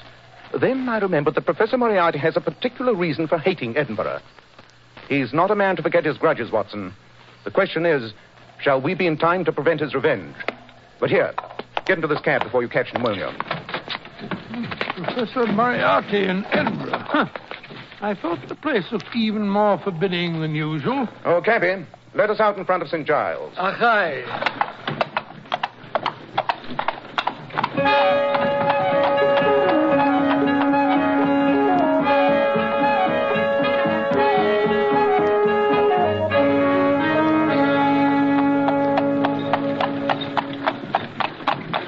I say, Holmes, why St. Giles? You're not going in for sightseeing this time of day? No, Watson. We must go from there on by foot, I'm afraid. By foot in this weather? The gutters are fairly running with muddy water. No one asked you to walk in the gutters, Watson. Here you be. St. Giles. So it is. Come along, Watson. Good gracious me, this rain. I say, cabby, where's Hangman's Lane from here? Lush, you'll no be going there. Why not? It's where we hope to spend the night. 'Tis an unchancy spot, gentlemen. You'll no find me going up Hangman's Lane after dark. As bad as that, huh? I'll no stand here arguing with you. It's the first land back of the kirk, if you must go. Thanks. Here, drink to our health. Achone. There you stand, two fine, upstanding gentlemen, hale and hearty, with a black shadow of death looking over your shoulder. Ah, well, then I say I didn't warn you. Come along, Beatrice.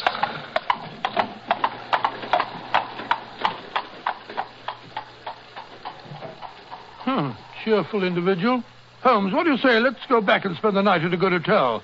We can't possibly find any lodgings in a place like Hangman's Lane. But we shall, Watson. We shall. They're expecting us. Come along. What do you mean, they're expecting us? I mean the owner of most of the tenements in Hangman's Lane has arranged that we should be taken care of. He's most anxious to have us inspect his property. Oh, very well, but I don't see what that has got to do with our search for Professor Moriarty. Whenever anything curious and inexplicable happens in the professor's neighborhood, the chances are he's mixed up in it. Ah, here's Hangman's Lane. Narrow, steep little byway, eh, Watson? I don't like it, Holmes. No lights in any of the windows. Usually these tall houses are overrun with inhabitants. Several families to a floor. Look, the buildings in this street look positively deserted. They are deserted, Watson. That's the most interesting part of it. Oh, really? One particular house hasn't been open for several hundred years.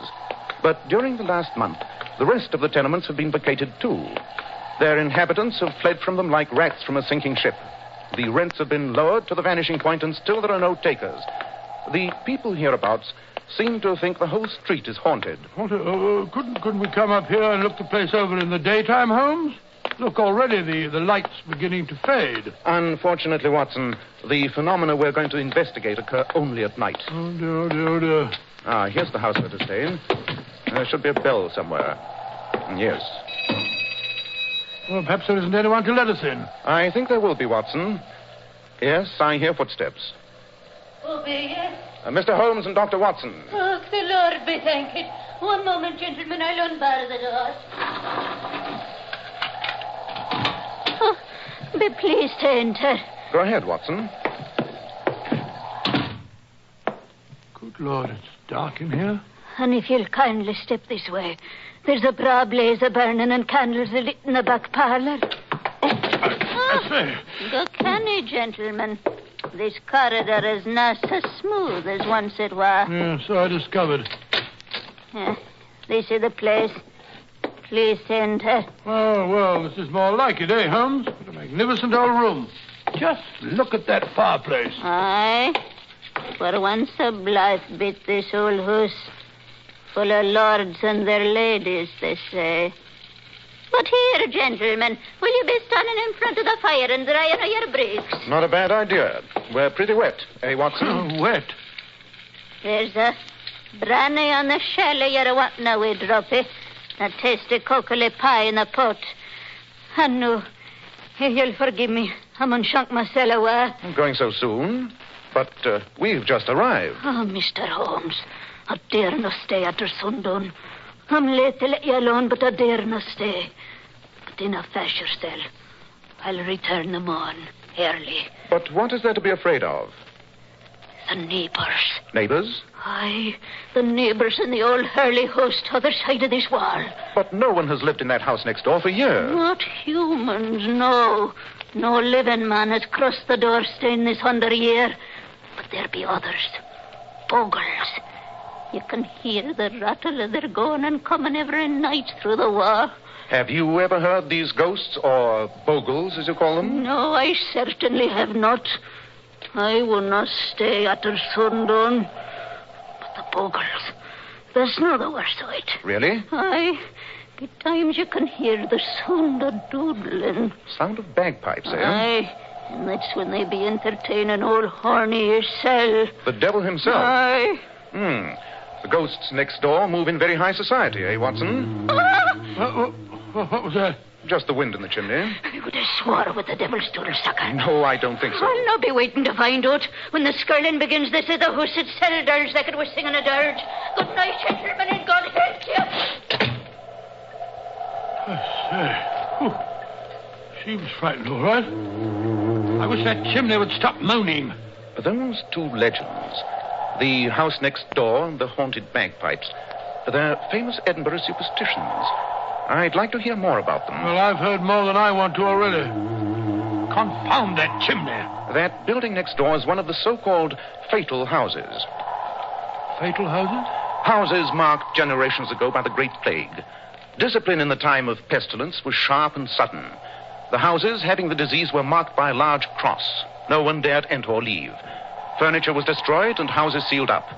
In those houses, of which one or two still remain, the plague is supposed to lie ambushed like a basilisk, ready to escape and spread sickness and death through the city once the doors are open. Oh, but that's ridiculous, Holmes, ridiculous. Germs can't sustain themselves like that. At least we've no medical evidence that they can. Wish we'd gone to an hotel. The other legend is not quite so gruesome. Oh, I'm delighted to hear it. It's about a secret passage that is supposed to have existed in the time of Mary, Queen of Scots, between Edinburgh Castle and Holyrood Palace, which lies at the other end of town. About a century and a half ago, a piper made a bet that he could walk the length of it. He started at the castle, piping merrily. The crowds were able to follow him through the streets above by the sound of the skirling. Everything was going smoothly. They followed the sound down from the castle along the top of the hill. Just about here, the piping stopped suddenly in the middle of a note. And that was the last that was ever heard of the piper. Noxious gas, most probably. Some say the devil was so captivated by his playing that he carried him off to hell. Well, what of it? As long as he stays there and doesn't go about waking up the neighbors. But that's just what he has been doing for the last month or so. Oh, nonsense. It's just a noisy chimney like this one. Why should a ghost who's kept quiet for over 100 years suddenly decide to return and annoy people? That, my dear Watson, is what I'm anxious to find out. Holmes. Holmes, do you hear that? By Jove. Then it's more than just a superstition. Holmes, it's a piper. The devil's bagpiper. He's playing in the house next door. Splendid. But what are we going to do? Want me to inform the authorities? And have them put the devil in jail? No, Watson, I have a better plan. I suggest we go over and call on the old gentleman himself.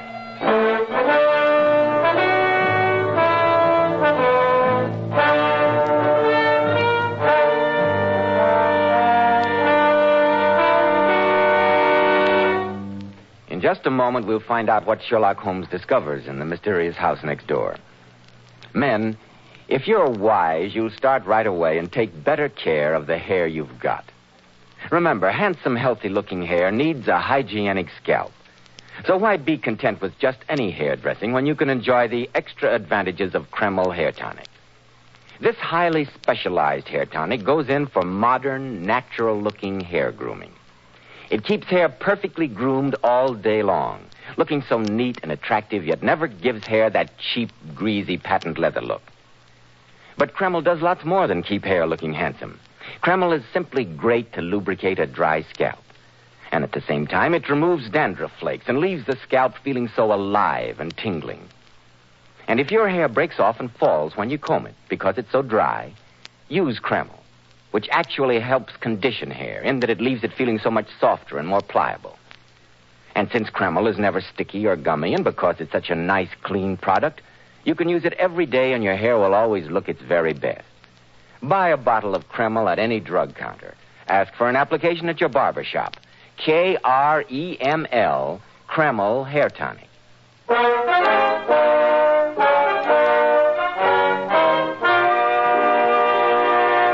Now, Dr. Watson, what about the ghostly bagpiper? Did Holmes ever really... No, not so fast, Mr. Bell. Holmes insisted that we investigate the house next door at once. And I must admit that it was with some misgivings I followed him into the street. Come along, Watson.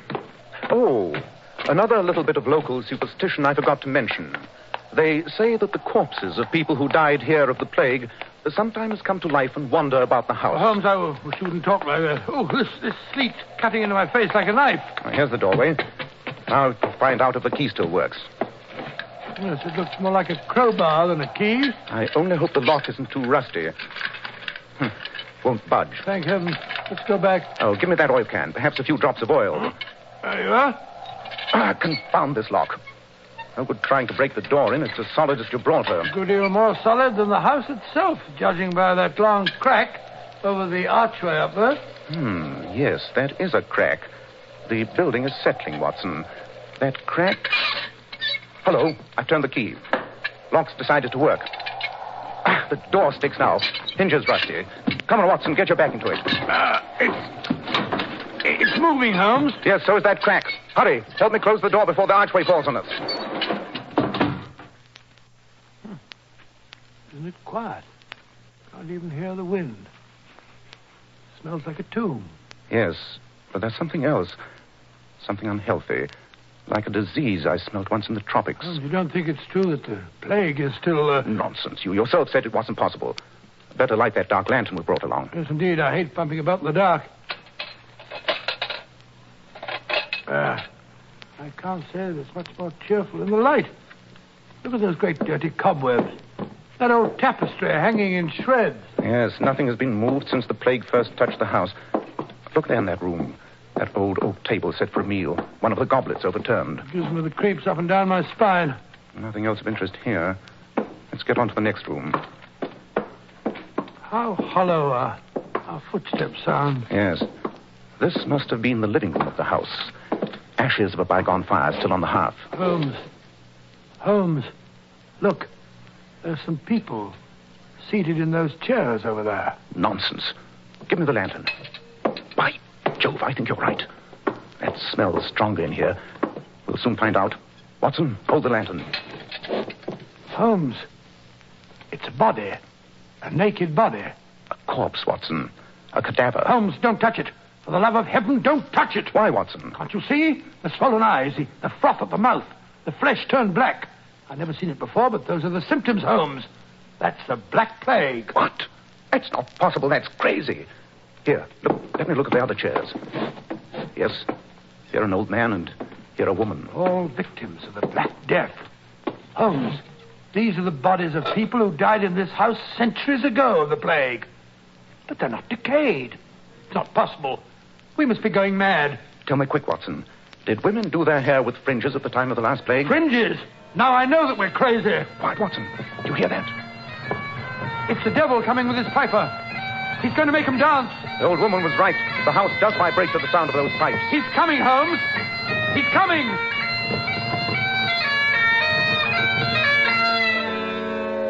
Good evening, gentlemen. Dear me, if it isn't our friend Professor Moriarty. I had no idea you were a musician. You admire my piping, eh? Yes, I wondered how long it would take you to find me. Allow me to congratulate you, Mr. Holmes.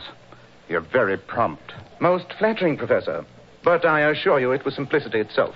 You didn't think I'd overlook anything as obvious as a sealed house and the haunted bagpiper who so conveniently came back to life in the past month? Yes, I might have known my little ruse to get rid of my superstitious neighbors wouldn't keep Sherlock Holmes away. Perhaps it's just as well. You've been getting in my way quite a bit lately, Mr. Holmes. I shall have to continue my experiments begun on these three poor devils. On yourself and Dr. Watson. You mean the plague?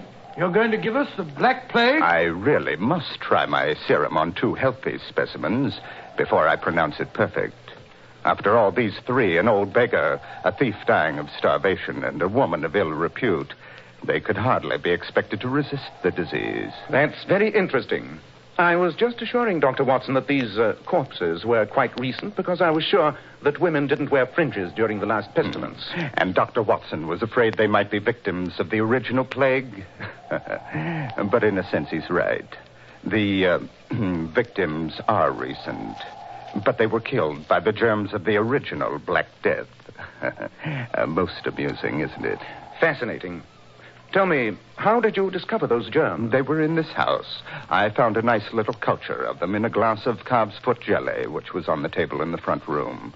How they ever survived as long as this, I can't imagine. But here, gentlemen, come into my laboratory. I want to show you what I've done with them. Holmes, what shall we do? Black Plague. It's a terrible thing. The man's mad. Humor him, Watson. Humor him. Oh, yes, shall I? Here we are, gentlemen.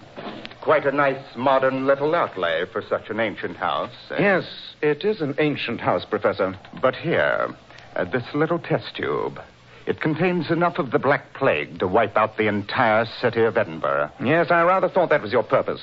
You've never forgotten how they drove you out at the time of the Burke and Hare scandal. You know about that? Quite. Your name wasn't Moriarty then, huh? What of it?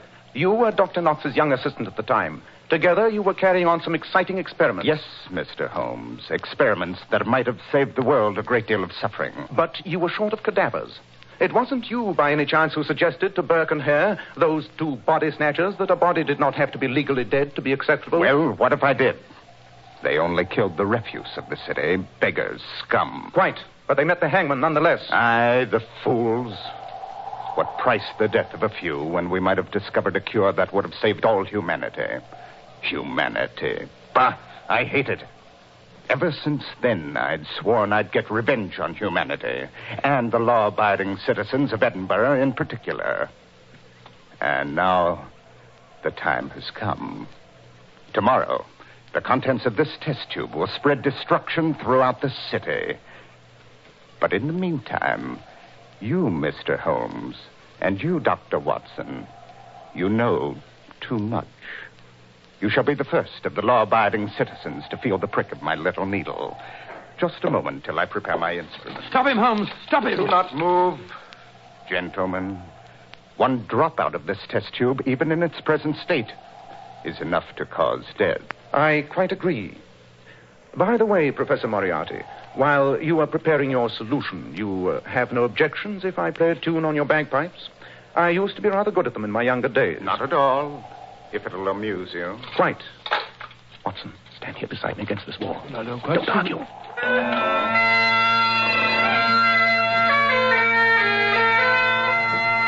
Holmes, the house. It's vibrating. I can feel the wall quiver. That's the note that does it. Hold on there. You're shaking the house. The foundations. I can hear them cracking. Look out, man. You'll bring the house down. Well, that's what we intend to do. The walls. I've got to get out of here. We can't. The front door's blocked. The secret passage in the basement. If I can reach it in time. Holmes, he's dropped the test tube. It's spreading across the floor. Watson, step back into the fireplace. Hurry.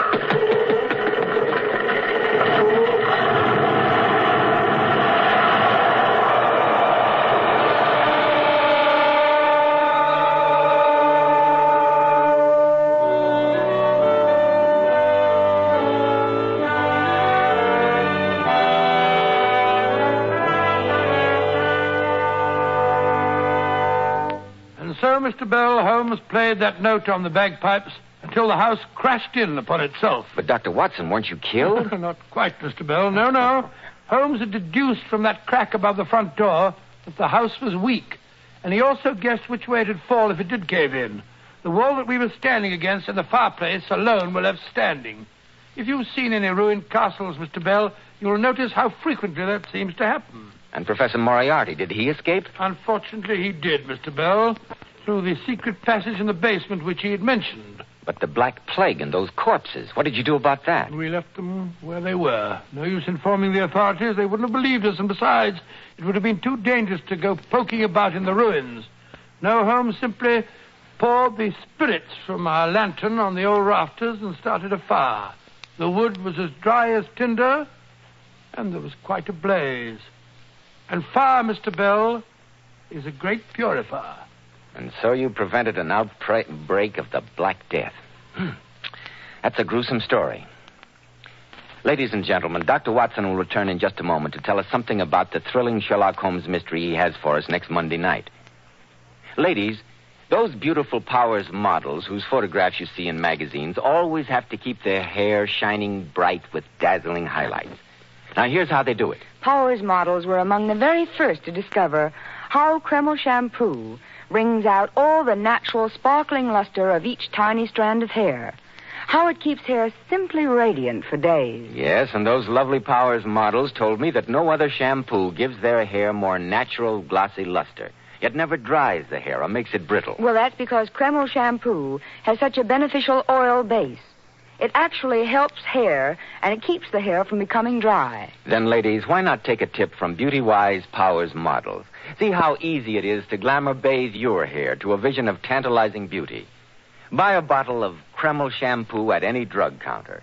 Kreml, Kreml shampoo. Now, Dr. Watson, what about next week? Well, now, let me see. I wonder. Next week, I think I'll tell you the story of an experience that Sherlock Holmes and I had with something I was convinced was an invention of the devil. I call it the adventure of the horseless carriage. Horseless carriage?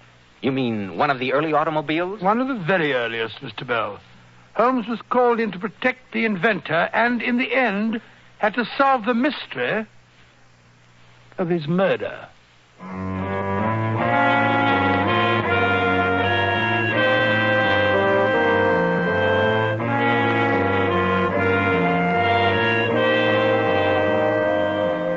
Tonight's Sherlock Holmes adventure was suggested by an incident in Sir Arthur Conan Doyle's story, The Final Problem. Nigel Bruce appeared by permission of California Pictures. Tom Conway through the courtesy of Eagle Lion Pictures. The Sherlock Holmes series is produced by Tom McKnight, with original music composed and conducted by Alex Steinert. This is Joseph Bell speaking for Kreml Hair Tonic and Kreml Shampoo, inviting you to be with us next week at this same time, when Dr. Watson will tell us about the adventure of the horseless carriage.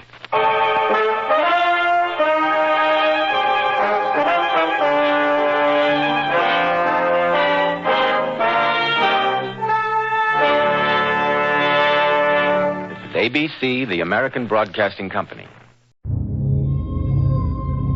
Somewhere within each of us. Your mom must have dropped you on your head. Between the realities of life and the fantasies of our mind. Then this is a personal matter? Lies the imagination. Hey, hold that light still. A fertile place that only you can touch. I am a forgotten man, Watson. But one that, for tonight, we control. Welcome to Imagination Theater and your weekly adventure into the strange and unexpected. Tonight, we're taking you on a trip into the far reaches of your mind on America's premier radio drama, Imagination Theater, brought to you by Prepaid Legal Services. Tonight, your favorite detective duo, Sherlock Holmes and Dr. Watson, return to investigate how a priceless piece of jewelry could have been stolen from a house no one left in the adventure of the Bishop's Ring. And then, learn a lesson in safety. Was it really an accident or a plan for murder? Find out in License to Kill. This is Jim French, your writer-producer for Imagination Theater, inviting you now to join executive producer Dave Adams and me as we ask you to sit back, turn down the lights, and turn up your imagination for tonight's Imagination Theater.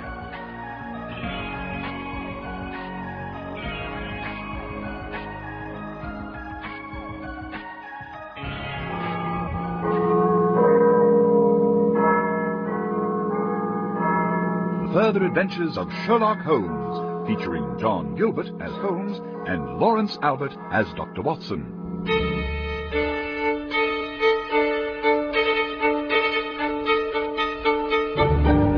My name is Dr. John H. Watson. For many years, I have been privileged to assist my friend Sherlock Holmes as he solves some of England's most baffling crimes. Our clients have ranged from the obscure and humble to some of the most powerful and wealthy men in the kingdom.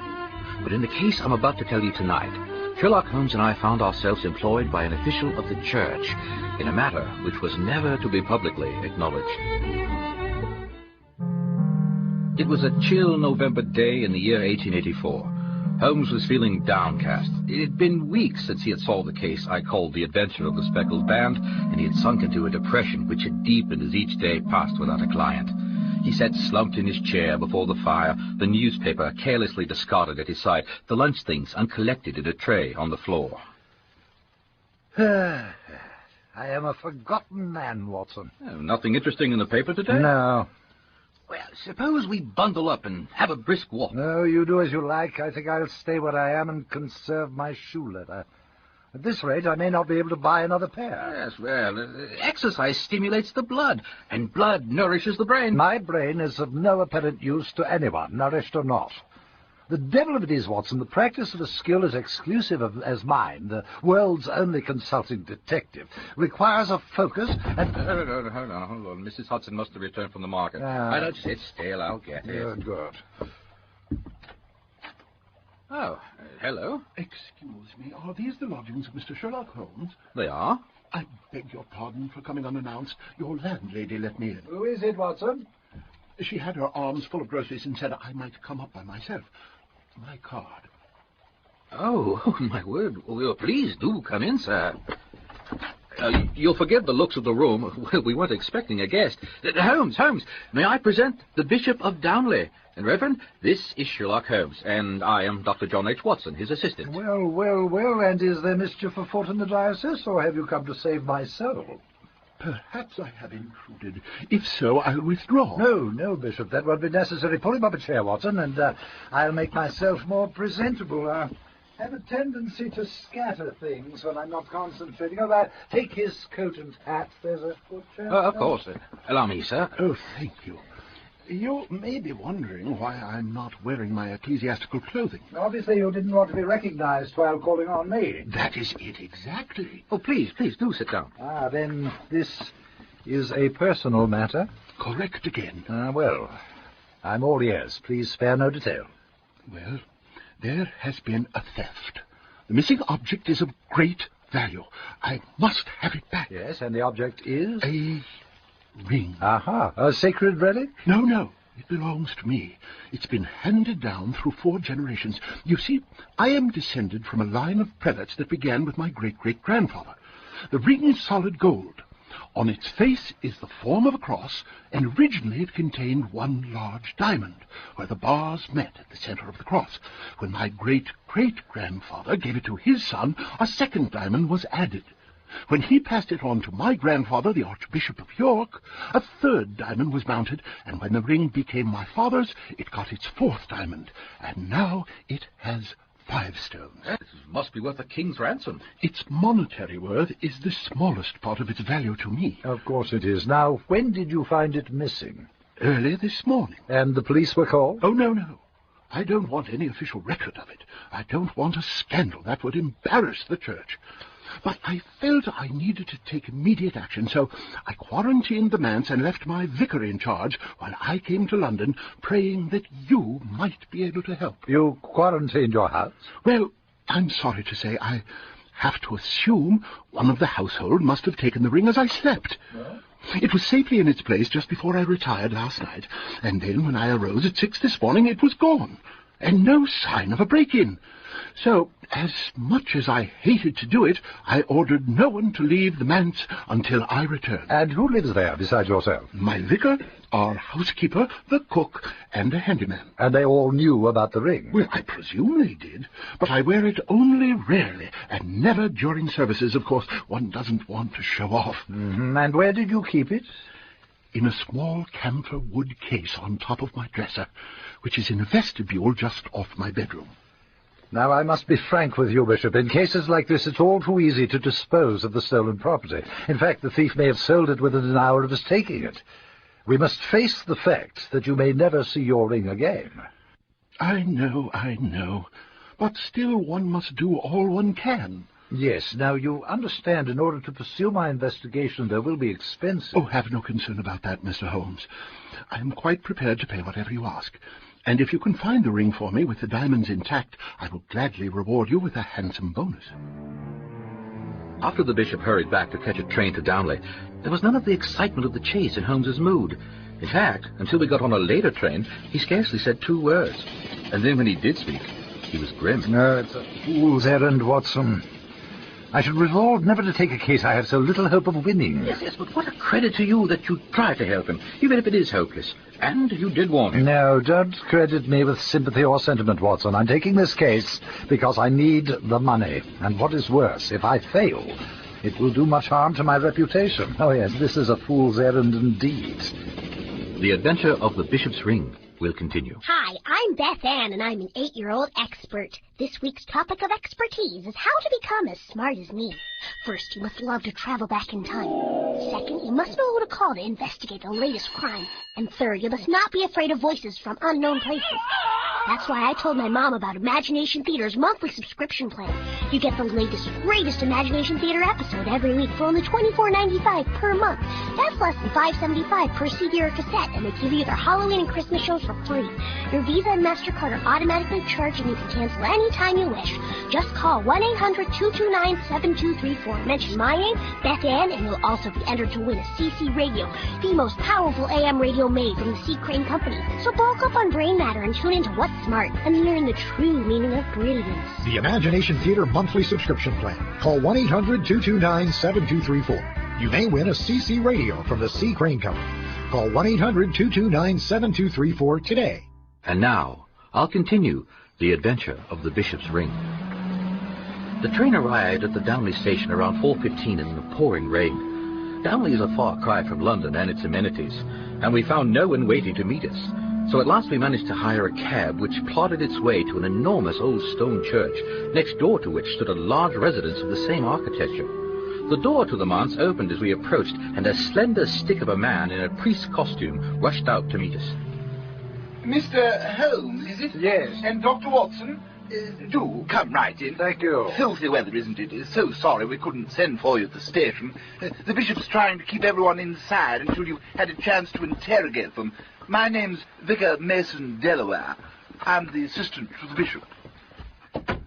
How was your journey? It's well past tea time, and we've waited half hours until you could get here. Oh, here's Robbins to take your things. Yes, Robbins, the umbrellas too. Front hall closet. Yes. Now, gentlemen, if you'll follow me to the front parlour. Ah, Mr. Holmes and Dr. Watson, here at last. Would you want a few minutes to freshen yourselves? No, I prefer to meet the household as soon as possible. Right you are. Mason, please bring the others in now. Yes. You got here not a moment too soon, gentlemen. I'm afraid there's quite a bad feeling in what was always a felicitous household. Now, while the others are assembling, would you show me all the outside doors? Outside doors? Why, yes, Robbins can do that. Where's Robbins? Robbins? I'm coming, Your Reverence. Yes, sir.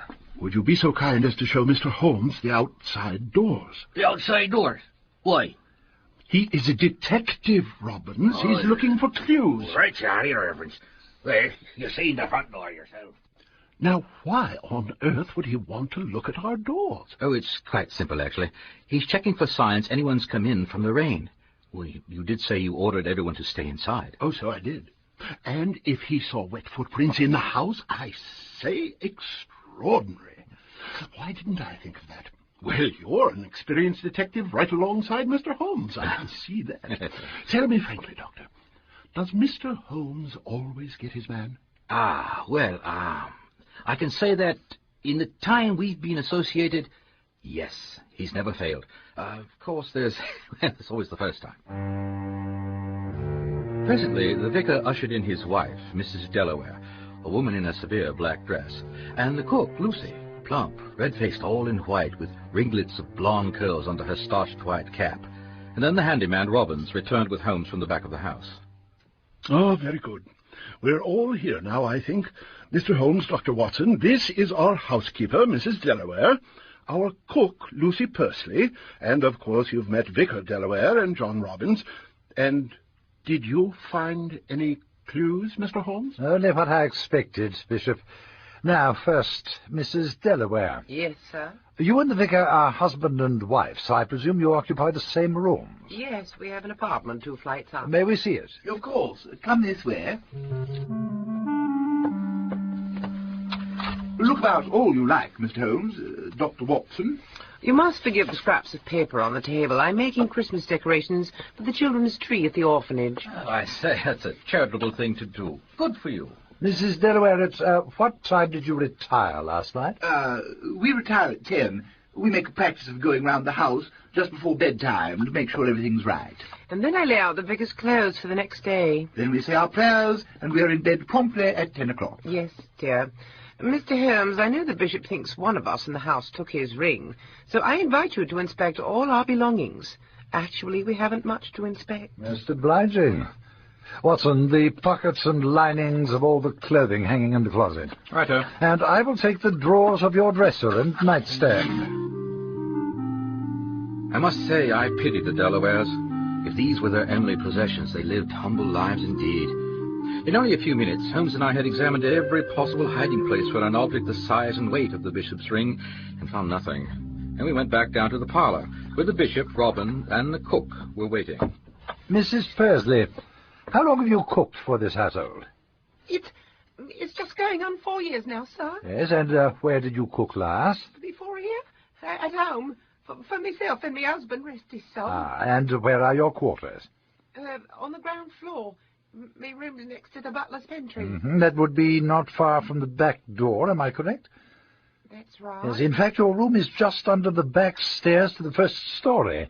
Yes, sir, it is. Oh, Mr. Holmes, I didn't steal nothing, I swear. No, but tell us, what did you serve for dinner last night?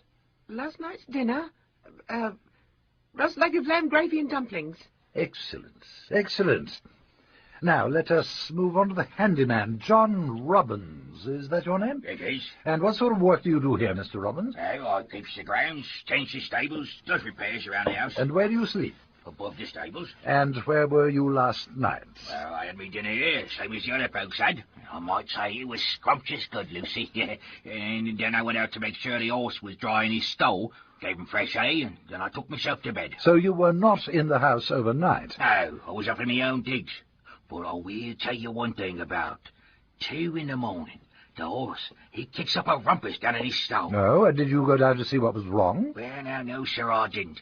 I thought it'd be a stray dog or something, but now I'm not so sure I'd done the right thing. So when did you enter the house this morning? I come down for breakfast, like always. 7 o'clock, Lucy has me tea and kippers waiting.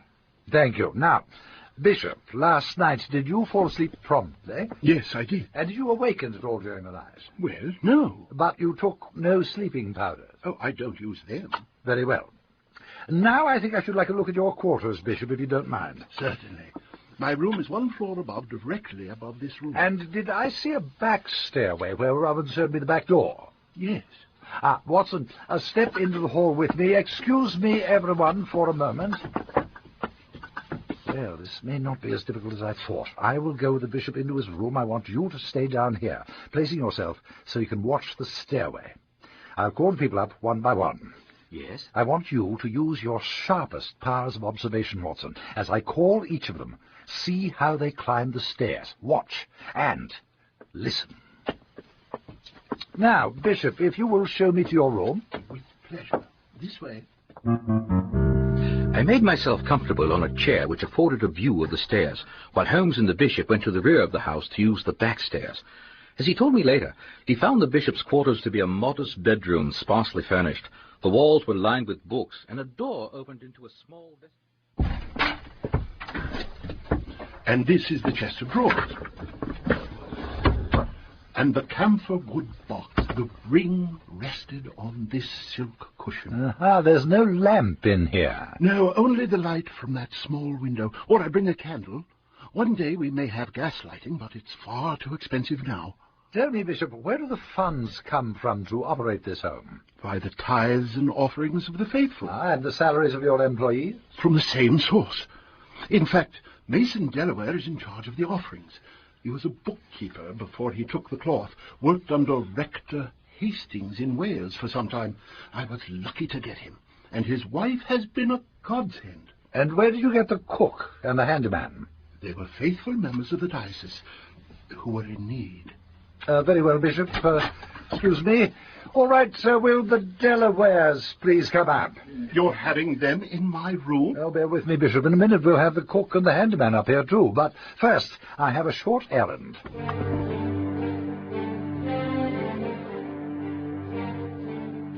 I couldn't fathom what Holmes was leading up to, except that I saw on his face the welcome expression that he wears when he knows that he has his man. He came plunging down the stairs and out into the rain. He disappeared round the corner of the house and was gone a good 5 minutes. And in 1 more minute, I'll tell you how the ending came about in the adventure of the Bishop's Ring. Imagination Theater will return. Find the mystery. Learn where it hides. I can't believe what I'm seeing. And see where your mind takes you. On Imagination Theater, America's premier radio drama. The only thing we have to fear is fear itself. It's a double feature movie for your mind. We are giving them an Earth base in return for the Earth. We're back with more Imagination Theater. Good grief, Holmes. You're drenched. May I give him one of your towels, Bishop? Of course. Mrs. Delaware, you know where we keep them. So kind of you. Here you are, Mr. Holmes. Oh, thank you. Fine. Now, here we are, all jammed into the bishop's bedchamber. Mr. Robbins, would you go into the vestibule and open that small window so we can get a breath of fresh air in here? Oh, it won't open, Mr. Holmes. Hinges are rusted or something. Not anymore, your worship. It opens fine now. See? Why, thank you, Robbins. When did you fix that? Yes, that is much better. Now, Watson, I asked you to observe something for me. Would you care to report? Here, in front of everyone? Oh, yes. They'll be fascinated with your powers of observation. Very well.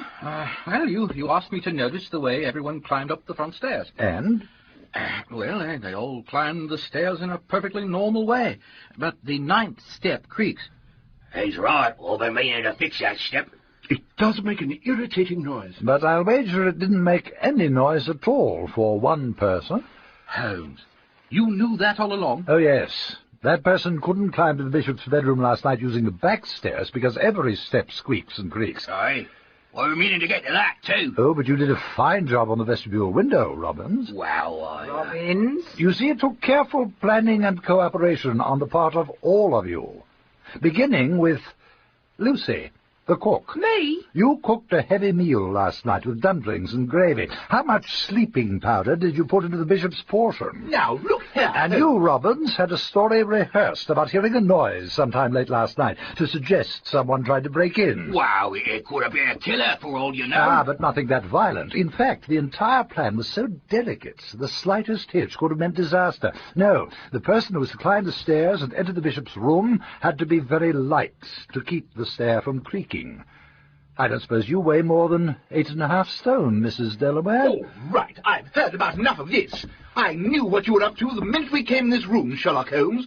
Well, this is one case you can't prove. You searched our rooms, you searched our clothes, and you didn't turn up the bishop's ring, did you? No. I humbly confess you are correct. You don't have the ring, and neither do you, Mrs. Delaware, nor do you, Lucy Pursley, and not even you, Mr. Robbins. The ring is not in this house. Your worship, you should order these two back to London with an apology to all of us who serve you so faithfully and ask so little in return. Oh, do shut up, Mason. Let Mr. Holmes finish. Thank you. No, the ring was not in this house until I went outside just now and retrieved it, where it had lain overnight, waiting to be collected and sold, no doubt, for the gold and diamonds in it. And here it is. Heavenly saints, let me see it. There. Yes, it's the ring, with all the stones intact. Where on earth did you find it, Mr. Holmes? In the rain barrel, just below the vestibule window. Come, see. Mrs. Delaware knew where you kept the ring, so she crept into your room as you slept a deep, drugged slumber.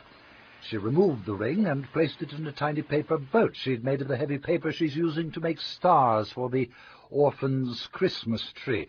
Then she opened your formerly rusted window and sent it sailing down the roof gutter, the ring safely inside. The little vessel hurtled into the gushing downspout and sank into gallons of rainwater, where the ring waited for someone to come and get it, tomorrow or the next day. Holmes, how in heaven's name did you figure that out? Everyone but the bishop himself had a motive to steal the ring. But it would have to be disposed of within hours, even minutes of the theft. Just as you told me this morning. Yes, and when I looked out of the vestibule window and saw the channel of rainwater, it occurred to me that a thing like a ring could make the journey into the downspout if it were able to float just long enough to reach the rain barrel. And when I looked a few minutes ago, there was the little paper boat, its voyage finished, floating soggily on the surface of the water. I reached to the bottom and fished out the bishop's ring. We never learned what happened to the household of the Bishop of Downley, but the following day a package was delivered to Holmes, and in it, with no note attached, were sufficient pound notes to put a brief, wry smile on the face of Sherlock Holmes. And that is the case I call The Adventure of the Bishop's Ring. And I'll tell you another one from my files on the great detective when next we meet.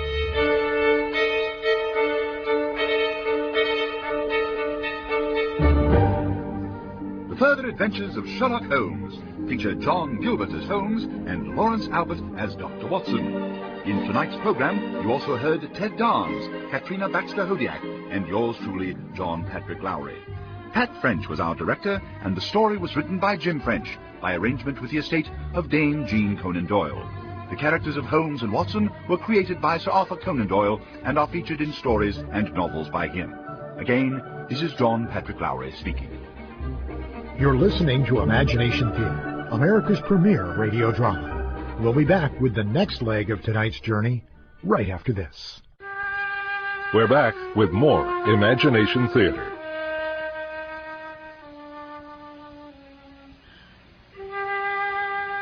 Vengeance is mine, saith the Lord. Well, that's one piece of scripture that's easy to quote, but hard to obey. It seems we're forever trying to teach someone a lesson or give him what he deserves, never thinking that revenge is a no-no.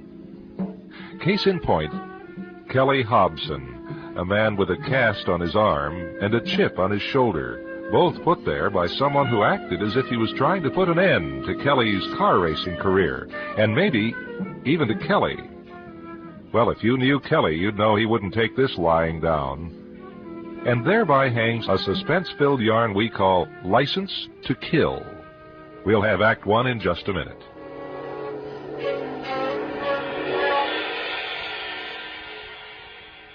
There's no substitute for good legal counsel. Most of us have learned that at some point in our lives. And now you can be a part of making good legal advice accessible to everyone while creating a substantial financial future for yourself.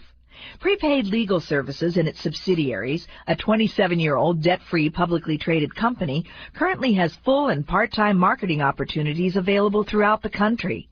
They'd like to show you how you can create significant immediate income, build long-term financial stability, and be a part of one of America's fastest-growing companies, Prepaid Legal Services, a company that Forbes magazine called the 5th best small company in America.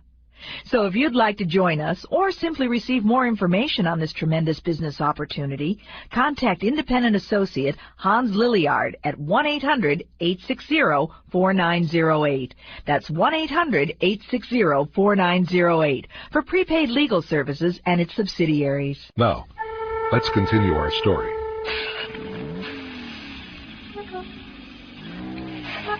It all started the night Kelly Hodgson took his cut-down, souped-up, rebuilt race car out for a test along a narrow back road. Of course, Jimmy Bailey was along, sticking like gasket sealer to his pal and hero.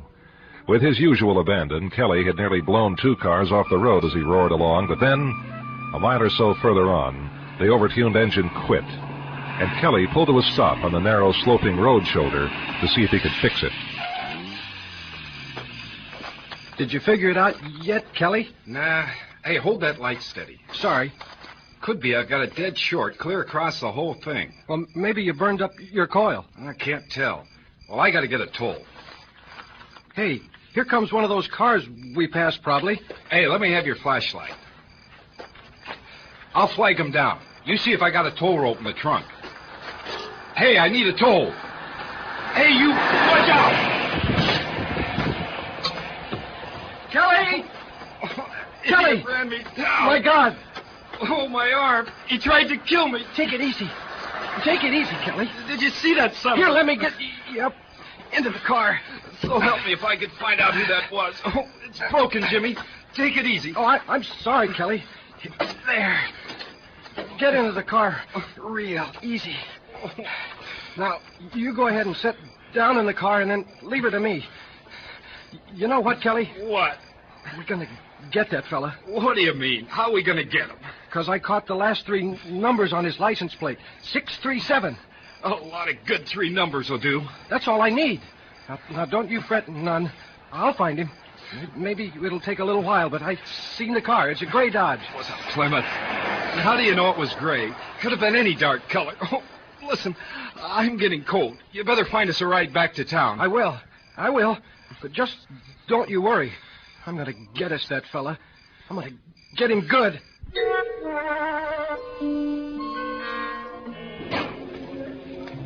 Well, you didn't have to go breaking your arm to get out of our date. Very funny. Ha, ha. I was just kidding. Trying to cheer you up. Yeah, she was just kidding, Kelly. Will you shut up? I'm sorry. Guess you won't be driving Sunday in the race. It'll probably be 6 weeks, the doctor said. Oh, that's too bad. Oh, wait a minute. I gotta go wait on a customer. Don't run away now. Kelly? What? We're not going to report this to the fuzz, are we? I don't know. I mean, it won't do any good. Probably won't. Hey, speak of the devil, look who's coming in. Adams. Yeah, he's coming over. Hello, Kelly. Move over, Jimmy. Let me sit down. Oh, won't you sit down and join us, Officer Adams? Oh, thanks. How's the arm? It's okay. I don't believe I seen any accident report. You have to report everything to you guys? Hey, how'd you find out about the accident? Doc mentioned it. Said he'd set your arm after you got smacked by a hit and run. Is that right? Yeah. You think it was accidental or on purpose? I don't know. Are you kidding, Kel? I saw the whole thing. And what happened was, Kelly was standing in the road trying to flag the guy down so we could get him to tow the car back to town, and then... Standing in the road? Sheesh. Thanks a lot, Jimmy. Well... Go on, Jimmy. The guy slowed down like he was going to stop. And then all of a sudden he swerves way over and gives it the gas and knocks Kelly right against his own car. That the way it happened, Hobson? I guess. Funny you wouldn't come over and report it. Well, I was going to. I don't suppose you could identify the car. Well, Jimmy thinks he saw the last 3 numbers of the guy's license. Oh? Well, that's good, Jimmy. What are they? Oh, I don't think I got him right. What do you mean? Last night you reeled him right off to me. Yeah, but I probably got him wrong. Like, I couldn't even tell what kind of car it was. I mean, I thought it was one kind, and Kelly, he said it was another. Mm-hmm. Well, if you remember the license number or anything else, let me know. Or do you already know who it was? Huh? Maybe a friendly little game of chicken out on the back road? You're out of your tree. Just wondering. You've been in and out of traffic courts so many times for dumb things like that. Yeah, well, that's what I figured you'd think. So forget it, Adams. Okay, Kelly. Have it your own way. What's with you, anyway? Huh? You forget those license numbers already? Didn't you write them down? Take it easy, Kel. I didn't forget one thing. Then why didn't you tell that Look, don't you see? If the cops find the guy, they'll charge him. He'll probably have an alibi, or he'll get out of it some way. So I'm going to find him for you. And the cops won't need to find him. Jimmy, your mom must have dropped you on your head.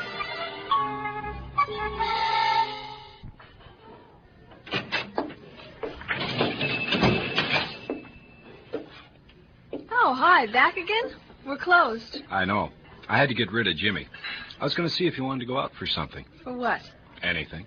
Like she says, buddy, we're closed. I know you're closed. I didn't come in to buy anything.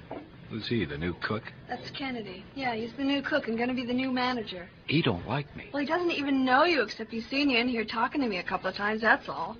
Yeah, well, come on. You ready to leave? Well, see, I didn't know you were coming back. Oh, well, you got something else to do? Well, Kennedy, he said he'd drive me home. Kennedy? Are you going out with him now? No, I'm not going out with him. He just said when I worked late, he'd feel better about it if he drove me home instead of my walking. Well, you don't have to walk. Tell him I'll drive you. Wait, I forgot. The car don't run. Well, I'll walk you. Wait a minute, here he comes. Hi, my name's Kennedy. Yeah? This is Kelly Hobson. How are you? Now, look, Hobson, let me explain how I run the place. When Lila's working late like tonight, I drive her home. Now, what she does when she gets home is none of my business. But I see that she gets home safe. See? Yeah. I see. What are you, some kind of big daddy? Oh, Kelly. And I don't need you to tell me how to run my business. Hey, big man, you keep on like that, and you ain't gonna have a business. Okay, Buster. Out. Oh, listen, Kennedy, he didn't... You coming with me, Lila? Now, wait a minute. She's not done cleaning up yet. Then she's leaving with me. I've got to, don't you see? Yeah. Oh, yeah, I see.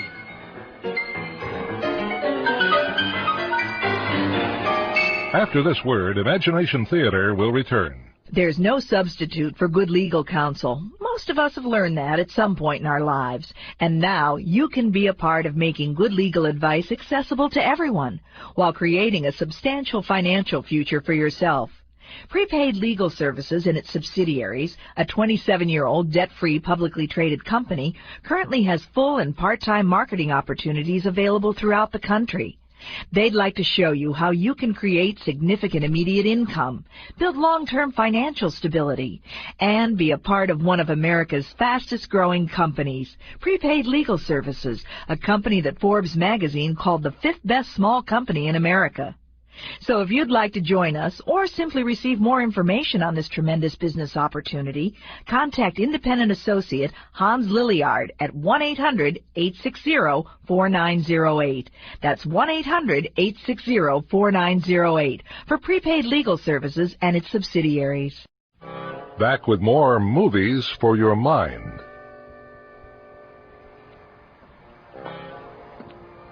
Hey, Kelly.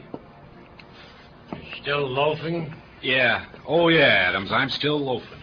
Can't repair cars with one arm. I see you've got some expert help, though. Hey, Cal. We got a set of points for a 390 Ford? Look in the parts room, Jimmy. Oh, yeah. Did he ever remember those license numbers? Huh? I don't know. You'll have to ask him. I did, outside. He's playing dumb, which isn't too tough for him.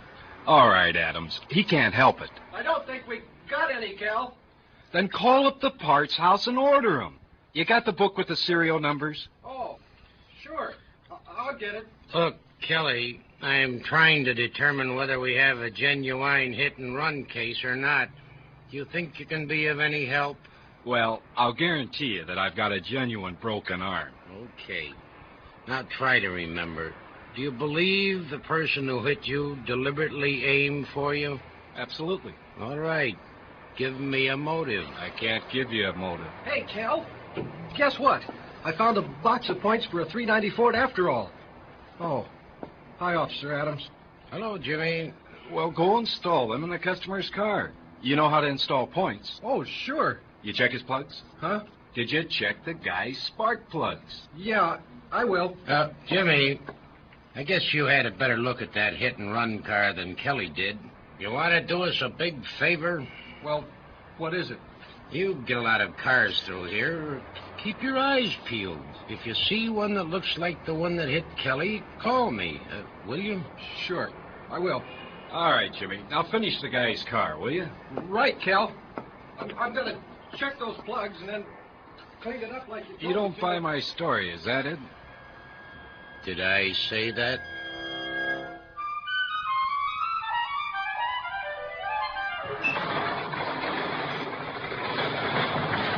Well, I closed everything up like you said and swept up the floor. That's fine, Jimmy. You worked hard today. Oh, I didn't mind. I liked it. Hey, Kelly? Yeah? I got an idea. Can I drive you home in the wrecker and then take the wrecker home? You know, if we was to get a call tonight, you couldn't drive it with your broken arm, so what do you think? Think you can work it by yourself? Oh, sure. Okay, Jimmy. Only don't drive me home. Leave me off at the diner. Oh. Gonna see Lila? No. I've got a date with Kennedy. Huh? Oh. Oh.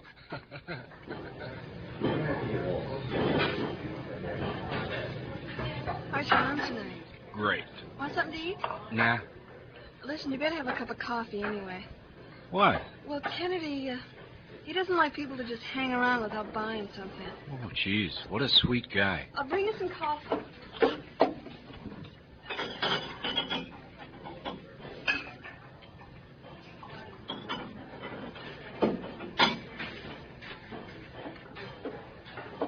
There you go.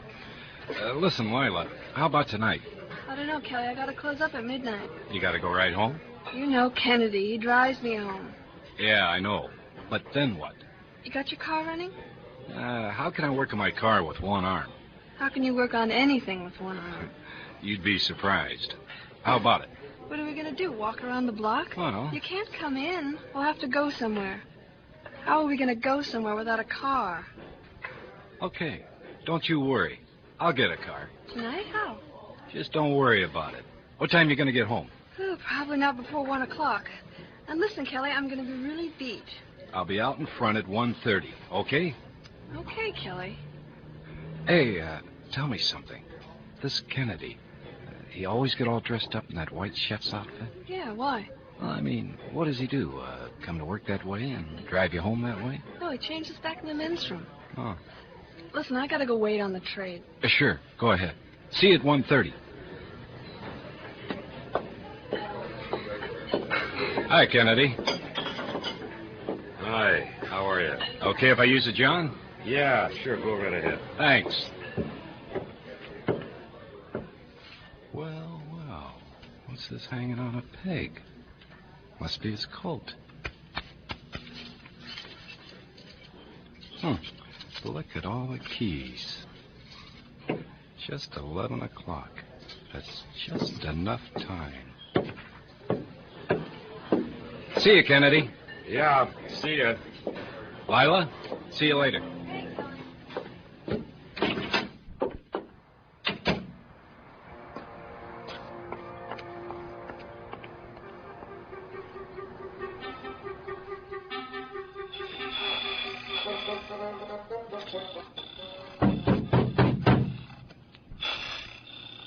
Yeah, who is it? That you, Kelly? This is Adam.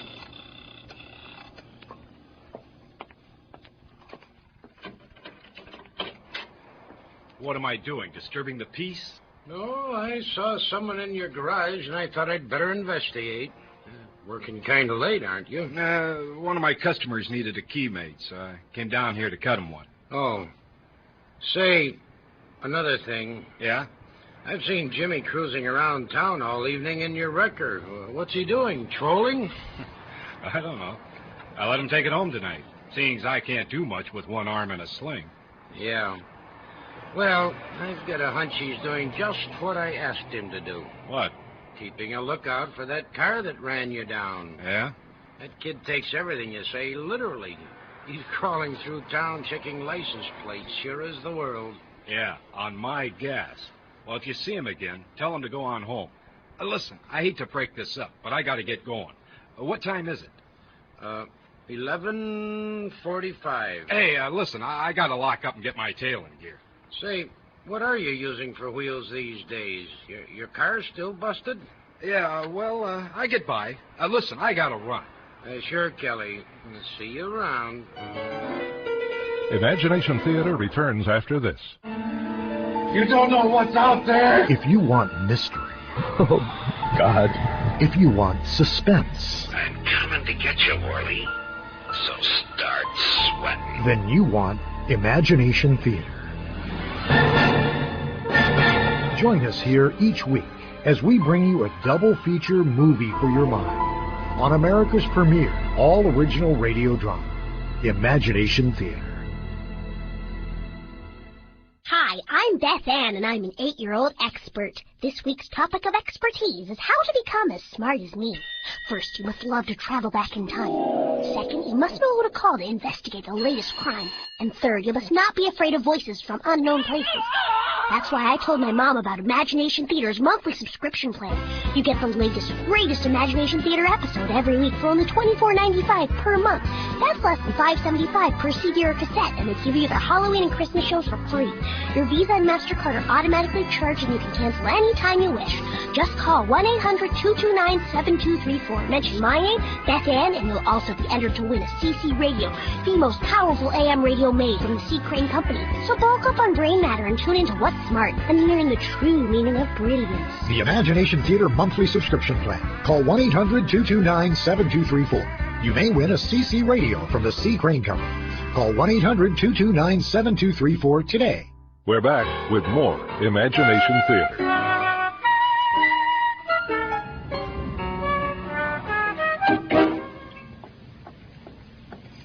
Kennedy, did you want something? Is that you, Kennedy? No, baby. It isn't Kennedy. Kelly, I thought it'd be you, but this looks like Kennedy's car. It is. What do you do, loan you his car? Isn't that a gas? Come on, get in. You really surprised me. I was watching for a car, but I didn't know what kind. How did you get him to loan you his car? Oh, I just told him how it was with you and me. I mean, he understood. That's neat. I didn't think he would. I mean, he hardly knows me, and he doesn't know you at all. Yeah, well, I found him to be a real reasonable guy. Where are we going? Oh, the old spot. Tired? Yeah. I'll say one thing. Kennedy really works here. Yeah? Well, just relax, honey. Okay. Is this the road where that guy ran you down? Yeah. Oh, that's awful. Do you think he'll ever find out who did it? Nah, how can they? But if Jimmy saw part of the guy's license number... You can forget that. Jimmy means well and all, but Well, he isn't too awfully bright. Then why do you let him work with you at the garage? I don't know. Someone's got to give him a chance. He worships the ground you walk on. Yeah, well, I'm the only guy who ever treated him like he wasn't a half-wit. Hey. What? Don't turn around. Someone's following us. Are you sure? Yeah, ever since I pulled away from your place. Why would... Kelly, why would someone be following us? How would I know? Oh, no. I bet I know. You didn't borrow this car from Kennedy, did you? You stole it. So, he'll get it back before morning. Move over and put your seatbelt on. Kelly, I'm scared. Whoever it is, I can outrun him even in this old heat. This isn't a racetrack. This is Old Mill Road. Just don't bug me. Oh, he's right behind us. I'm pulling away from him. Is it the police? If it's Adams, he won't give up. It's not the police. It's a truck. See the clearance lights on the cab? Kelly, you'll tip us over. I know what I'm doing. Just hang on. What'll we do? Down here, around the next turn. I'm going to pull off the road and hit the brakes hard. He'll be past us before he can stop. Then we'll turn around and get back to town. He can't turn a truck around on this little road. Okay, here we go.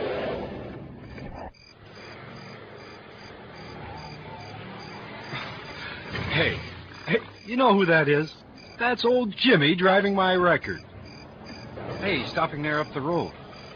Yeah, he's going to come back. I thought a truck couldn't turn around on this narrow road. A record can. It's only got a short wheelbase. Yeah, I'll see what the kid wants. Stay put. Now, why did he turn his lights off?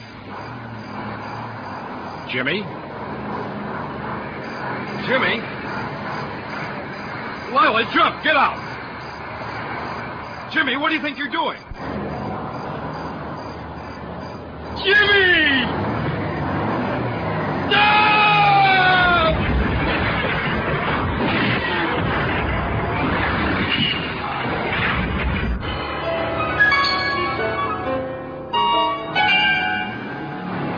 There.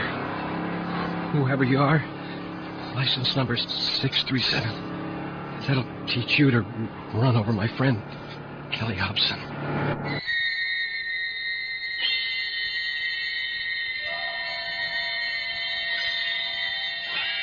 Under ordinary circumstances, you wouldn't expect your best friend to drive a huge wrecker right into your car, pinning you between the car and the winch on the bumper of the wrecker. But these were anything but ordinary circumstances. Poor Jimmy, a little addled at best, was so overwrought he never recognized Kelly, frantically waving him away as the truck moved closer and closer to the car. Jimmy, a loyal friend, though, when it comes down to a crunch. How was he to know that it was Kennedy's car that had knocked over Kelly in the first place? How would he know that Kelly should have borrowed that particular car for his joyride? Well, it all proves that revenge isn't very sweet. Kelly's dead, Lila's bruised, Jimmy's up for manslaughter. Oh, yes, and Kennedy is out his 7-year-old sedan.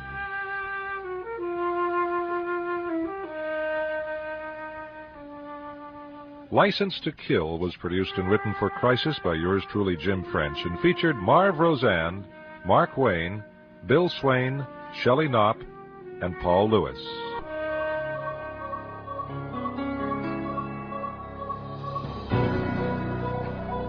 Well, that concludes this week's escape into mystery and suspense.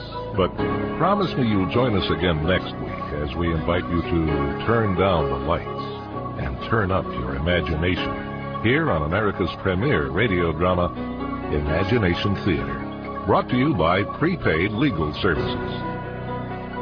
Next week, learn how quiet mysteries of a notable Seattle family lead Harry Nile to be included in a murder investigation in Family Secret. And then a revisionist is teaching that the Holocaust never happened. The two elderly men who survived the horror decide to hold him captive in a classic play called Hoax. Imagination Theater is written and produced in Seattle, Washington by Jim French and distributed worldwide by Transmedia Radio Networks, San Francisco, California.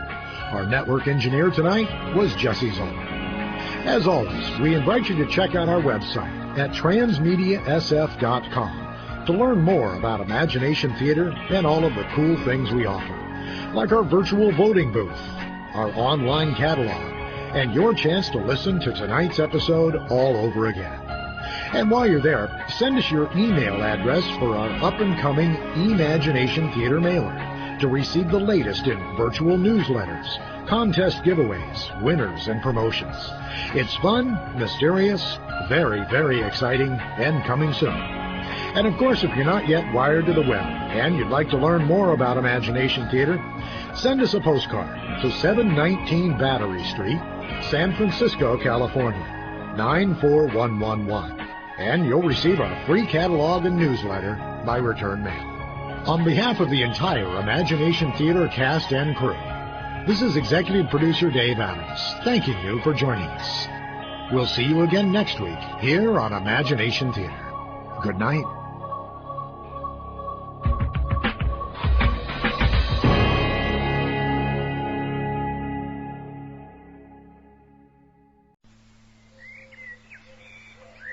Achilles discensus averno, noctes atque dies patet atri iano aditis. Sed revocare gradum superas quaevaderat oros. Hoc opus hic labo est. Edith. Good afternoon, Father. You see, I still remember my Virgil. I didn't hear you come up there. Oh, you were far away. Finding the descent to Hades easy. But to find your way back... Quiet, Roy! Trace one's steps out to the upper air. That's the task. That is the labour. Well, I'm taking Roy here to the upper air of the high meadows. Give him a run. Good. Oh, Seems in need of it. you never do so now. And you and he were once so close. Quieten him, Edith. And I have more to occupy me than walking a bad-tempered old wolfhound. He's not bad-tempered. He's been missing you. How's Alice? Miss Morphy is very well indeed. I said, hold him, Edith! I'm doing my best, Father. What's the matter with you? Take the beast away! Yes, Father. Take him away before I summon Betty to have him taken away for good. Shot! That's the medicine for mad dogs. Or strangled. But they're still strangled with my own hands. Father! I could do that, you know. I have the strength for it. Don't you doubt I have the strength to rid myself of the feeble old brains of an ranting brute.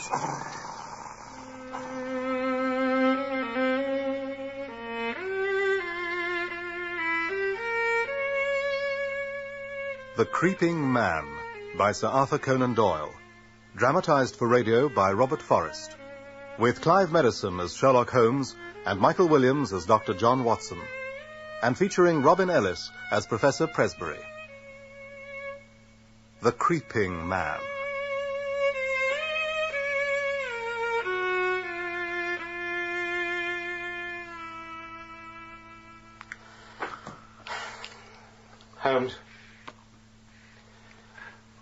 Holmes, I've been here for half an hour. Not quite, Watson, not quite. And you haven't uttered a word. There was a time you showed more understanding of, or at least patience with, my protracted reveries. I do understand. And curious facts have been submitted to me that in turn give rise to speculation of a more general character. Speculation that you might share with me. That's presently. Since I am here at your request, your seemingly urgent request, come at once, if convenient, if inconvenient, come all the same. Neatly worded, don't you think? And I take it by your tone, it was inconvenient. It was, as a matter of fact. But here you are. Yes, here I am, having had to rearrange my entire day. My practice, you know, is not inconsiderable. And Mrs. Watson's concern for you, it too is considerable. Well, of course it is, but... In addition to a thriving medical practice and an ever-watchful wife, does a lovable family dog play a part in your new domestic arrangements? A dog? Oh. But if I were to study Dr. Watson's dog, what might I learn? I think Holmes, even you would learn little from a hypothetical dog. Might I witness it whining at you, tail thumping impatiently, begging to be taken out on adventures? Yes, only when you and the mutt were alone together, of course. Holmes, what are you talking about? I am giving serious thought to the writing of a small monograph on the uses of dogs in the work of the detective. You mean bloodhounds? Oh, no, that's been thoroughly explored already. No, but a dog reflects the family life. Whoever saw a frisky dog in a gloomy household, or a sad dog in a happy one? Snarling people have snarling dogs, dangerous people dangerous ones, and changing canine moods may reflect changes in the family around them. Holmes, did you summon me for my work for something so trivial? In some ways, Watson, you never change. You never learn that the gravest issues may depend upon the smallest thing. Yes, Professor Presbury. Presbury? The Cambridge physiologist. I know of him, of course. But not of Roy, his devoted wolfhound, who now, after years of being the traditional, faithful best friend of the man, has twice attacked his master. Huh? What do you make of it? Isn't it obvious? The dog is ill, distempered. The beast attacks no one else, and molests the professor only on very special occasions. Curious. Very curious. Aha! Young Mr. Bennet. Admirably prompt. And now we may learn more about our professor and his perfidious pet.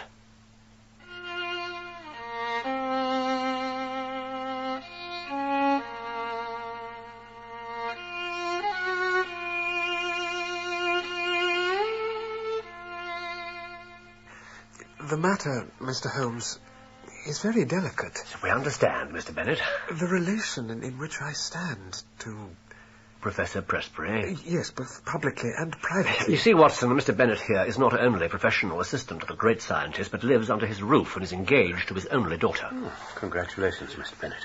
Thank you. But the thing is, I don't see how I can, justify myself if I speak before... Before? A third person. Oh, I see. Have no fear, Mr. Bennet. Dr. Watson here is the very soul of discretion. Oh, I don't doubt that at all. I can assure you, Mr. Bennet. In fact, I was just about to impart all I know of the case to him, so please do continue. There have been fresh developments. Excellent. That's what I hoped for. But first I shall proceed to outline, to share with my invaluable friend and colleague the course of events so far. I suppose I must accept your assurances, Mr. Holmes. Of course you must do that. Now, the professor is a man of European reputation. His life has been academic, illustrious. Never a breath of scandal. Not one? Certainly not. No, not one breath of scandal, then, in all his 61 years. And now this most respectable widower has become engaged to the daughter of Professor Morphy, his colleague in the chair of comparative anatomy. The lady, Alice Morphy, is an admirable match for the professor in both mind and body. Is that not so? Yes, she is. And intellectually most accomplished for a girl of 24 years. 24? Watson. Then, not long after this happy engagement was announced, a little mystery clouded the professor's normal routine. He left home. Left home? With no indication of where he was going. He was away a fortnight, is that correct? Yes, and returned. Altered. In certain ways. His intellect was not affected. His lectures were as brilliant as ever, if not even more so. But there was an alteration, as if he were under some shadow. Mr. Holmes. Those are your words, Mr. Bennet. Something sinister, you said. Not the man you'd known and admired for years. You frankly stated. And if I'm to help you, you must continue to be so frank with me and with Dr. Watson. Very well. You were aware of the change in the professor as soon as he returned? From the very hour he returned. He threw himself back into his work with, if anything, more vigour, more brilliance than before. But, yes, he was altered. Blood tomorrow, Bennet. I shall announce my return with a dissertation, a very rhapsody on the blood of life. Blood must have its course, lad. And every dog its day. Yes, sir. Well, you agree with Mr. Kingsley, then? Mr. Kingsley? Mr. Charles Kingsley, the Chartist clergyman who railed against celibacy and wrote much about water. An obsession instilled in him, I've always maintained, by his cold compulsory baths at school. Put the books down, boy. And find me that portfolio of vascular diagrams. Right, sir. We may agree with Kingsley, Bennet, who said also that we must do noble things, not dream them. But we can no longer agree with Harvey in his explication of the blood. Or rather, we now see more deeply, more clearly into the complexity and versatility of that. It's not up there, boy, certainly not up there. It's a purple folder, isn't it? Yes, tied with yellow cord. It must take a morning soon to reorganize this place. We've allowed too much clutter to accumulate. But it's good to be back, surprisingly good. And my first lecture tomorrow will be a declaration of intent on my part. My intent to do more than simplify difficult matters for inferior, immature minds. My intent to do new work, bold work. The air of a company in Prague must be supremely invigorating, sir. Prague? Yes, I had a letter from from a fellow student there. He mentioned in passing that he... Give you a full account of my work there, did he, this student fellow? No. No, he merely saw you across the street. Well, no matter. Find that portfolio. Yes, sir. Oh, such a genius the man was. William Harvey. Here it is. De Mutu Cordis on the motion of the heart and blood in animals, 1628. A new age began then, Bennett. Perhaps a new age is beginning now. Our knowledge of the constituents and functions of the blood. Leave that alone! Sir? Leave it be! You meddling young fool! Bring it here! Here! Here! Give it to me. This box, Bennett, this box you so carelessly handle. Sir, I merely lifted it. It contains only personal material, private material. It is no concern of yours. I understand, sir. I was only moving it out of my way. There are other things that are not your concern. Well, of course, sir, I wouldn't... You are not my son. And you are not yet even my son-in-law. You will agree I am entitled to some privacy. Let us not say secret. Some proper privacy from a mere secretary and assistant, however much confidence I have in him. Of course. And I do have confidence in you, Bennett. I am confident you will respect my wishes, carry out my instructions. As to certain correspondence I expect from London. Correspondence? Letters, Bennett. Letters and packages of a strictly private nature from London, which will be marked beneath the stamp with a cross. You understand? A cross beneath the stamp? Just so. Letters and packages so marked are not to be opened by you, if you value your place here and your happy position with my daughter. And correspondence so marked did arrive? Yes, there have been several such deliveries. And you obeyed the professor's command? You've no idea of their contents? None. They come from London. They were addressed in a rather illiterate handwriting. Beyond that, I know nothing. Yes, and the box you so angered him by touching? Mr. Holmes, the new development I mentioned, the incident the night before last. Yes, I've been wondering about that. All in good time, Mr. Bennett. All in good order. Huh? That's the proper method. My method. Huh? The box. I can tell you little about it. Wooden, quaintly carved. I think he must have brought it back from Prague. Its contents, too, are a mystery to you. Yes. All I know is he keeps the key to it on his watch chain. When did the incident you just described take place? Early in July. In fact, I can tell you the exact date. I have it here. The 2nd. And it was on that date, too, that Roy first attacked the professor. On July the 11th, there was a similar scene, which Edith witnessed. Again on July the 20th. Then we had to banish the dog to the stables. Admirable. But he had been such an affectionate animal. I mean, you're an admirable witness. It seems you do appreciate my method. I learned method, Mr. Holmes, from my great teacher, Professor Presbury. Now, Miss Edith Presbury. Edith? The professor's daughter, your fiancée. Did she, too, note the disturbing change in her father's character? Well, yes, she did, of course, but I don't see the relevance of that. She knows even less than I do about the marked letters. There's more to this than marked letters, Mr. Bennett. And you've agreed, have you not, to be utterly frank with me? Yes, I have. Because we have to violate a deeper privacy than the professor's correspondence. I don't understand. It is understanding we seek, is it not? Now, tell me what your fiancée has confided in you about her father's altered behavior. The day he came home from Prague, the first time she saw him on his return. Come on now, Roy. Good boy. We'll keep each other's spirits up. We'll have a run in the meadow. Let the fresh air... Father! Oh, you're home. So I am, Edith, so I am. And how wonderful it is to see you. We were so worried. No word from you. And to see Roy. Good boy, good old boy. Where have you been? Both of you look radiant, as the garden does, as home does, everything does. Father, please. We've been so anxious. Where I've been is of no matter. Now I'm home. I have nothing to tell you that you need to know, or that would entertain a young lady. But you have much to tell me. Tell you? Oh, I've been homesick, Edith, very sick and failing indeed. But now I'm well, healthy and well, and eager to be doing. Don't I look well? Well, yes, you do, but... Oh, that chestnut tree is splendid, isn't it? And the lawn positively shines. Alice. How is Alice? She's well. But of course she too has been at a loss. At a loss? My Alice? Not for company, I'll wager. No doubt a host of young fools has been buzzing around her like foraging bees. Oh, that fatuous swarm will now be dispersed, annihilated. The honey's all mine. Mine. And mine alone.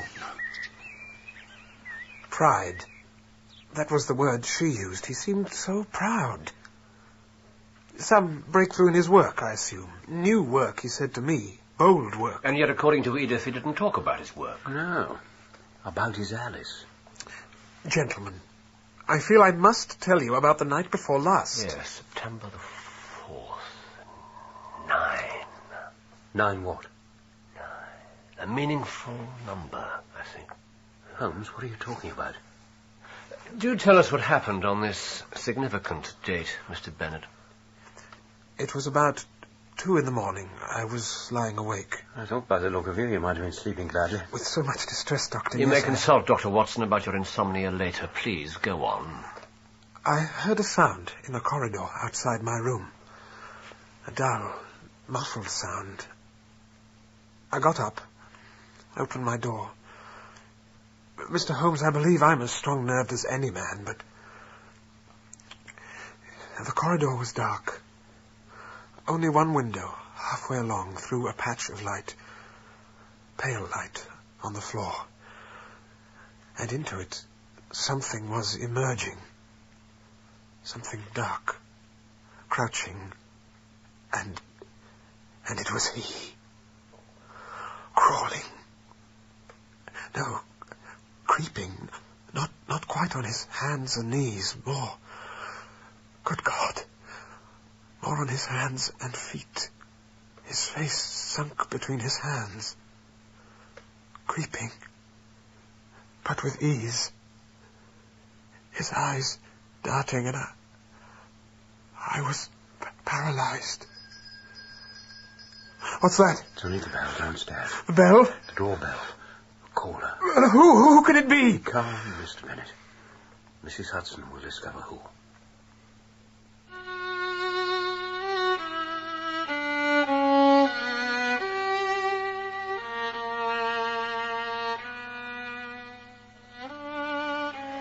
I'm sorry, Jack. It's all right. I knew I'd find you here, and I simply had to see you. After what happened last night, I just couldn't wait for you to return. I couldn't remain another night in that... Mr. Holmes, I do apologise for this intrusion and for my agitation. Think nothing of that, Miss Presbury. Any fresh light you may throw on your father's case will be most welcome. Shall I have Mrs. Hudson bring up some tea? No, thank you, Dr. Watson. I'm quite recovered. Do you feel able now to tell us what happened last night?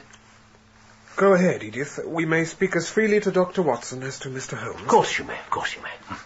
Do sit down, Miss Presbury. Yes, we'll hear your account of last night's new evidence a little later. First, I'd like to hear more of your impressions of the change in your father since his engagement to Miss Morphy. Alice.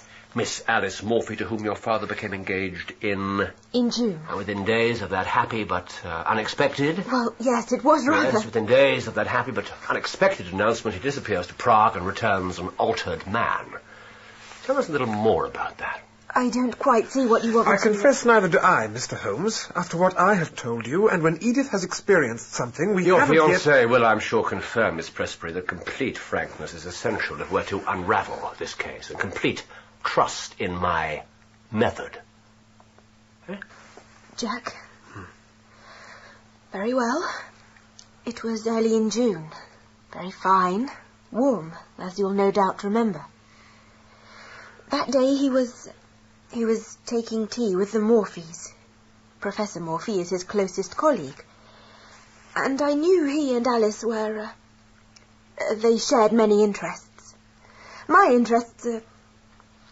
Anyway, I didn't go with him that day.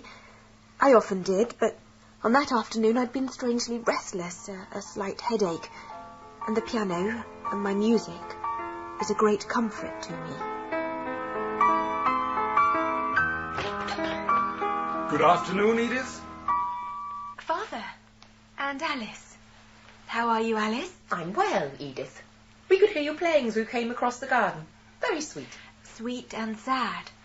When I'm in this headachy mood, I begin with such a piece, then move to something more light and jolly. And that is restorative? Restorative? Well, yes. It helps, sometimes. How curious. But then you are artistic.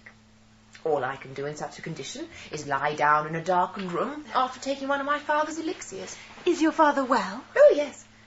And perhaps imbibing elixirs of a different kind right now. Imbibing? In celebration, Edith. And perhaps you will play something more jolly now. Something downright joyful, I'd hope. Something epithalamious. Is that the word? It is. Up, fair bride, and call thy stars from out their several boxes. Take thy, diamonds. Rubies. Rubies, pearls, and diamonds. Yes, and make thyself a constellation. A marriage song by John Donne. Oh, I don't care for him. Mother used to read his sermons to me. Oh, but in his youth, Alice, such lines he could spin. Love all alike no season knows, nor clime, nor hours, days, months, which are the rags of time. But I summon Ben Jonson to my case, dear George, when it comes to Donne. George?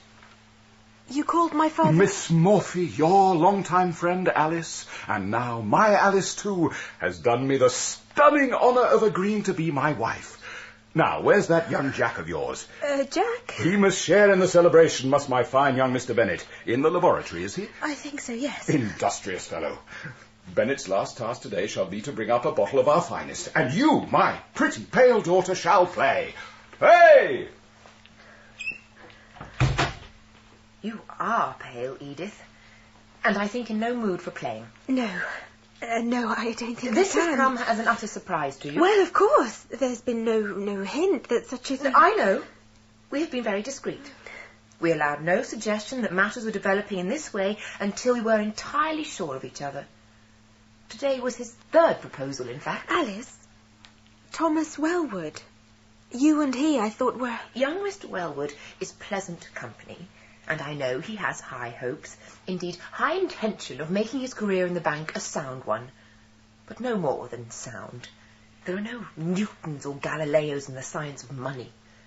But your father's work now, and further attainments are ahead for him. You must know that. I'm not speaking of merely material success, Edith. Your father's work of itself is endlessly fascinating to me. Alice? Yes? I think I must take your advice. This headache is one of the more removable ones. I'd best go lie down for a while. Of course. We'll talk more later. Excuse me, Alice. Edith? I'm sorry, Alice. I do feel rather faint. Oh, a moment only. You and I have been friends since childhood. I want us still to be friends. Do you? Well, of course. And more than that. Let me be frank. When your father and I are married, we will, of course, live here. But you mustn't think of me as your... Oh, but that's too absurd even to say. We shall be like sisters, Edith. Sisters. Edith? Miss Prestbury, are you feeling unwell? What is it, Edith? Dr. Watson? There's no need to continue if you don't feel up to it. You've told us enough for the moment. I must tell you about last night. Edith, if you're unwell, you mustn't force yourself to say more. It was Roy that woke me, I think. Certainly he was barking from the stables when I was fully awake. And I know I was. I was awake. I remember thinking, is my door locked? But of course, it always is these days. The moonlight at the window was very bright. I could see quite clearly what was there. What was there? At the window, you mean? In a square of light. My father. What? My father's face, pressed against the window pane. But your room it's on the second floor. One of his hands was raised, as if he'd been about to push the window up. If that window had started to rise, I know I'd have gone mad. There have been times when I thought I am already, but it was no delusion. He was there for about 20 seconds or so, and I couldn't move. Even when he vanished, I still couldn't budge. Paralyzed. All I could do was lie and shiver until dawn. Then at breakfast, he didn't mention it. And did you? No. I made an excuse to come to town. Here I am. Curious. Most curious. Curious? It's uncanny. But last night, so soon, that is curious. Do you have something in mind, Holmes? Yes, an inn in Cambridge. You, Mr. Bennet, shall return to your duties with as normal a manner as you can pretend, while your fiancé remains in London. Your visit can be prolonged, Miss Presbury. Yes, easily. And you and I, Watson, if you can without too much inconvenience, uproot yourself from practice and domesticity. You and I shall, for the next few days, be in the most pleasant surroundings of that ancient and commendable hostel, the Chequers Inn. The linen is above reproach, the port above mediocrity.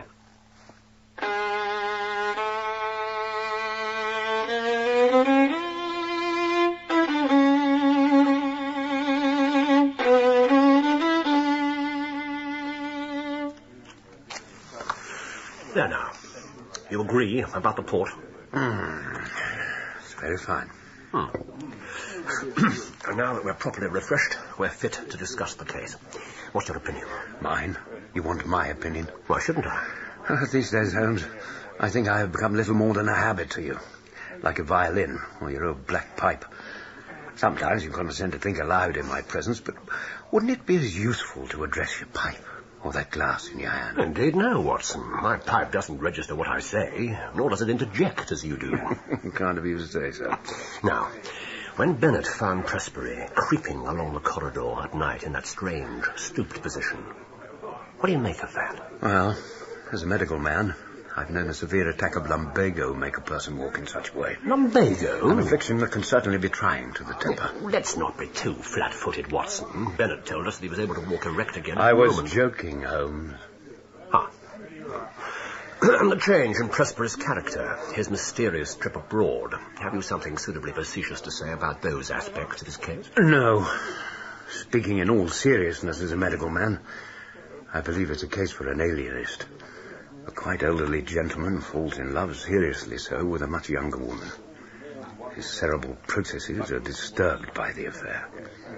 His journey to Prague may be a last and futile attempt to break himself of the passion.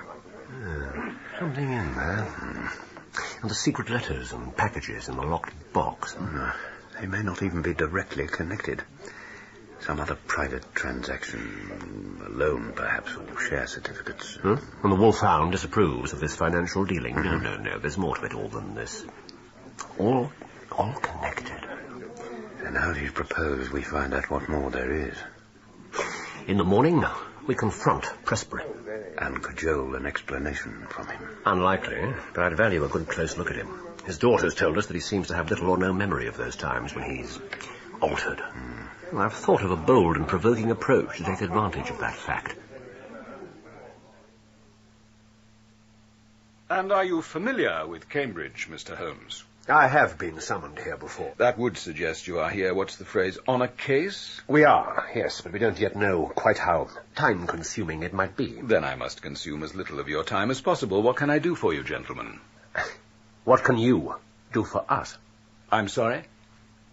That was the question I was about to put to you. To me? Yes. You see, I heard, through an agent of mine, that Professor Presbury of Cambridge had need of my services. There is only one Professor Presbury, I'm sure. Oh, indeed, there is only one. And on the 26th of last month, you don't recollect communicating with my agent? It is not a matter of recollection. At no time have I considered dealing with any detective.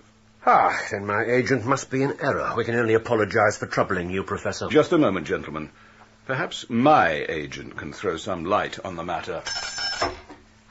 It's not every day a man gets the opportunity to assist a detective of your stature.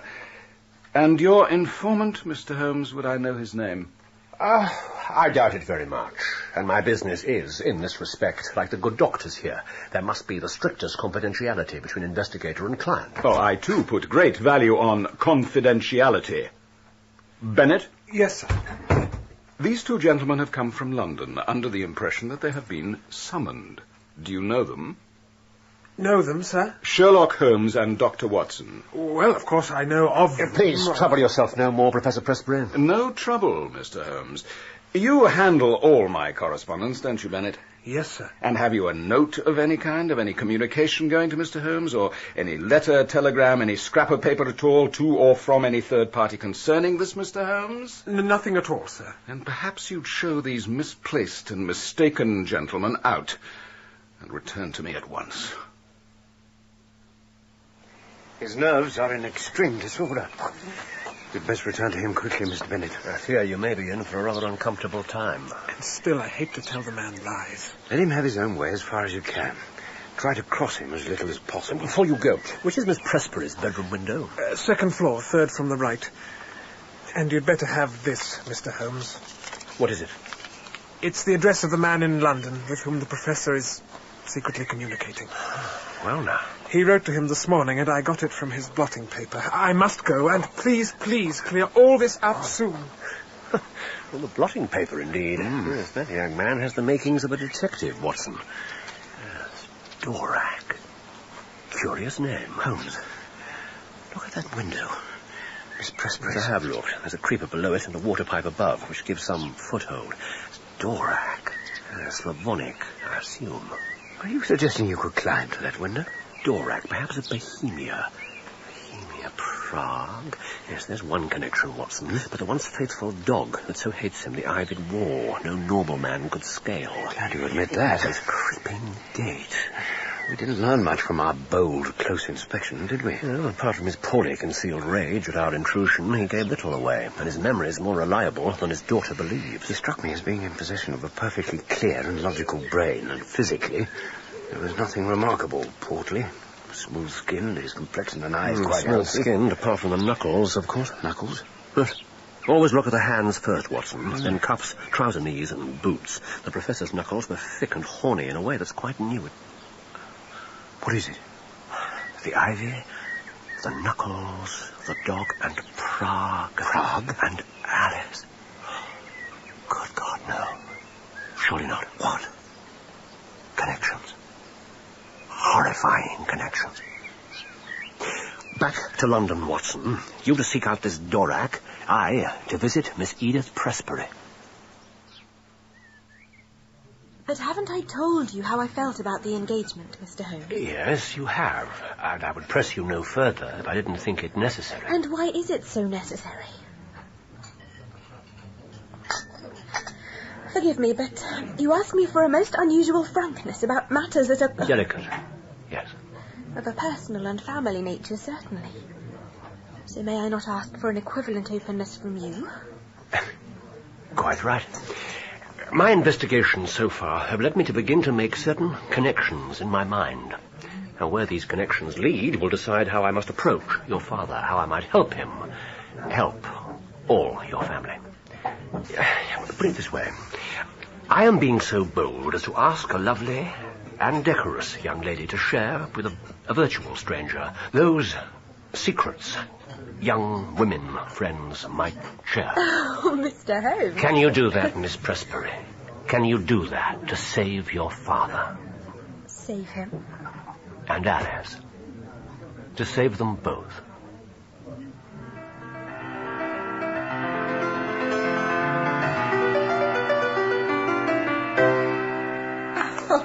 Bravo. Your playing does improve, Edith. And what a complex piece it was. There's a deeper passion in it I can't quite reach. What it might express, I can't say. But the sheer skill required. It's a science, too, in a way, isn't it? Is it? Mathematics. Each note in its place, like the components of an equation. I met Thomas Wellwood yesterday. Oh? He was passionate. He can be embarrassingly fervent, that young man. He seemed torn between grief and anger. He suggested you and he had an understanding. He misunderstood. And his passion will fade. The bank will soon cure him of such adolescent indulgence. Oh, but he's such a sweet man, Alice. Sweet? That kind of shallow winsomeness is not for me. But my father is? Most certainly. You love my father? I don't object to the word. But there are more precise ones. I respect him, even revere him. I'm honoured that such a brilliant and striving man should want me to be his wife. I know he'll protect me, raise my understanding of the world, And I don't shrink from confessing it. Raise my position in the world. I mean the world of learning, of civilization. Well, I feel all these things for Jack. I hope so. But we expect more. Then you have high expectations. Surely it's not overly ambitious to pray for children from our marriage. I have no such ambition. Your life together will be one entirely of the intellect, of civilization. And companionship, of course. No other fulfillment? You're only a few years older than I. And I will be your father's faithful wife. We are not French, Edith. Alice. That's as delicate as I can be to make sure you understand. And does he understand that companionship is the only... I'm sure he must. Your father, after all, has already lived the kind of fulfillment you're talking about. You are its result, and he is justly proud of you. I remember his face when he announced your engagement. He looked fervent. His eyes were young. Please, can we let this subject rest? Have I given away enough secrets now? Yes, I think you have. And your connections? They become more clear. In what direction do they lead? They lead me to Cambridge. You, they compel to stay here. Out of danger.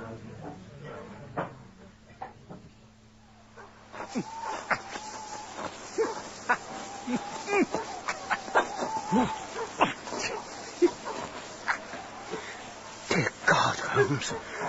I cannot believe this is happening. But there it is, Watson. It's like a nightmare. But I see it too. We are both awake. Do we interfere? Not yet. You have your revolver. Yes. Do you think... I think when something as monstrous as this is unleashed, we must be ready for anything. Now look. He's down. Heading round the side of the house. Towards the stables. Good. But the wolfhound is there. And so should our third man be there. The speed of him. He moves like... Yes, Watson. I know what he moves like. Come on now. After him. Come on, you toothless whelp. Can't reach me, can't touch me. Of course you can't. You're the runt and I'm the master. You're in chains and I'm in charge, the master. That's all mine. See? Can't reach. Having the strength, having the blood, having the brains, and me all brains and brawn, all might and main. Professor Presbury. Oh, man! Leave the beast alone. A man all blood and bone and blood. Right, put down! Take care, Mr. Bennett. Stay back, he knows me! Down, Right, put down!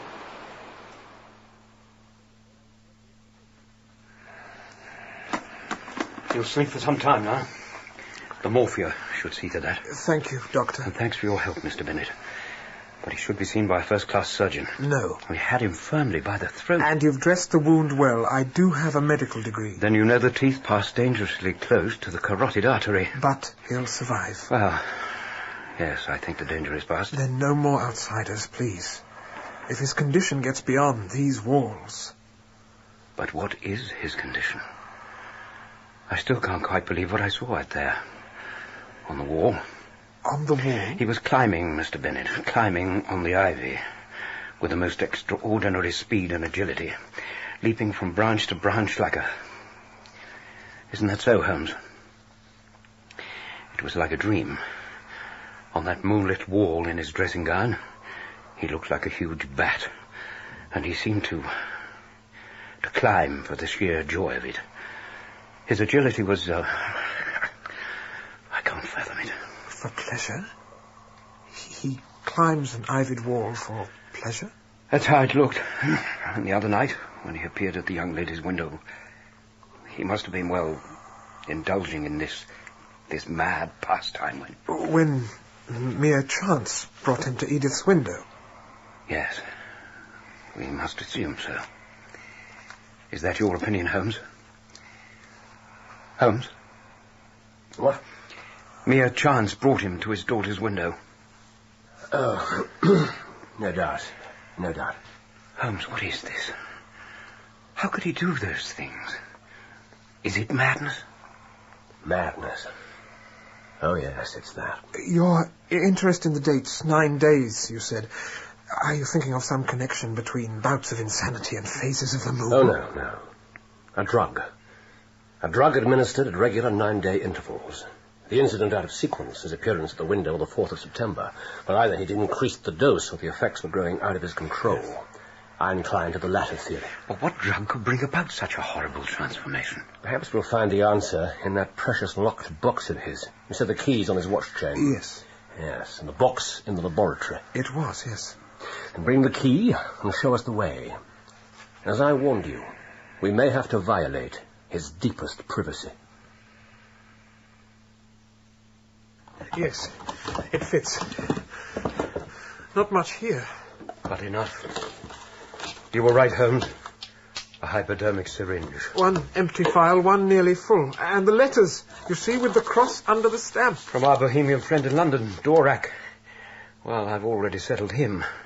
The police should be interviewing him now. He's no more than an errand boy. I'm sure you'll find a more significant name in that other letter. This one? It's from Prague. Should I read it, Mr. Holmes? If you can face all the truth. Well, of course Why should I not? I shall read it. From someone named H. Lowenstein. Lowenstein? I know that name. Oh, my God. He says... No. Let me see.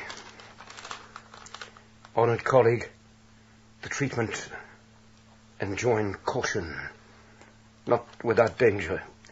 The serum of anthropoid would have been better.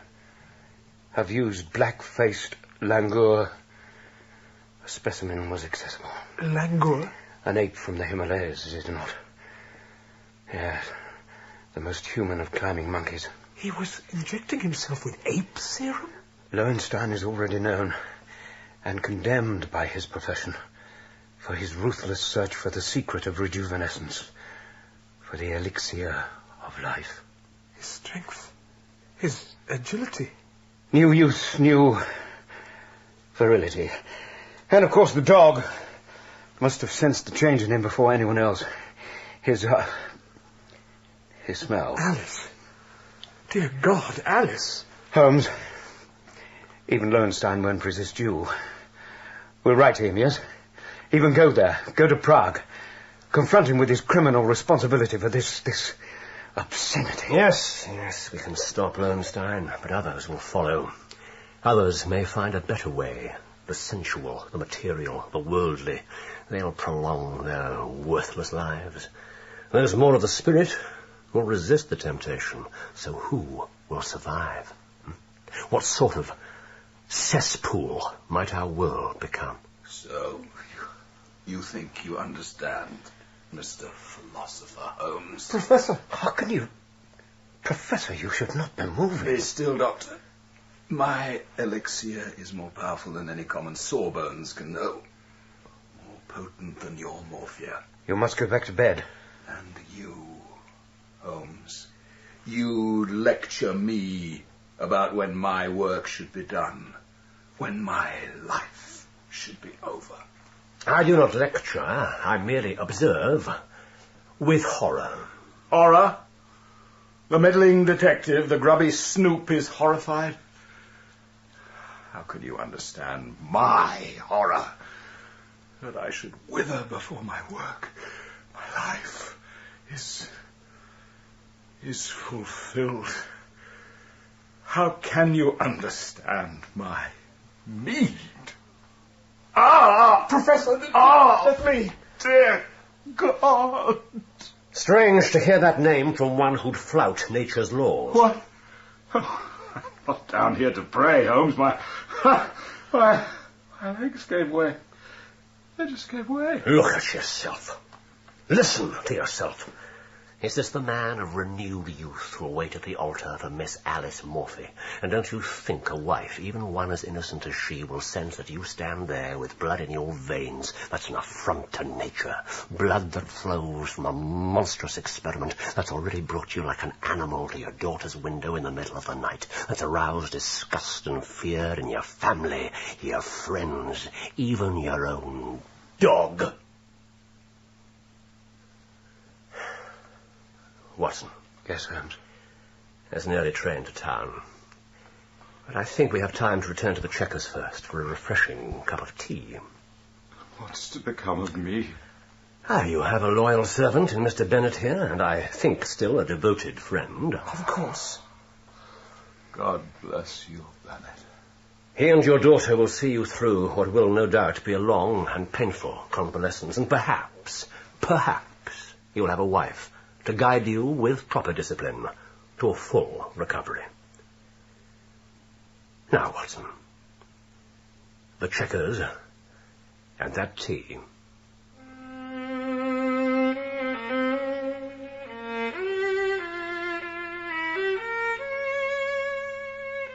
In The Creeping Man, Sherlock Holmes was played by Clive Medicine and Dr. Watson by Michael Williams, with Robin Ellis as Professor Presbury. Edith Presbury was played by Deborah Berlin, Alice Murphy by Annabel Mullion, and Jack Bennett by Oliver Senton. The violinist was Leonard Friedman. The Creeping Man was dramatized for radio by Robert Forrest and directed by Patrick Rayner.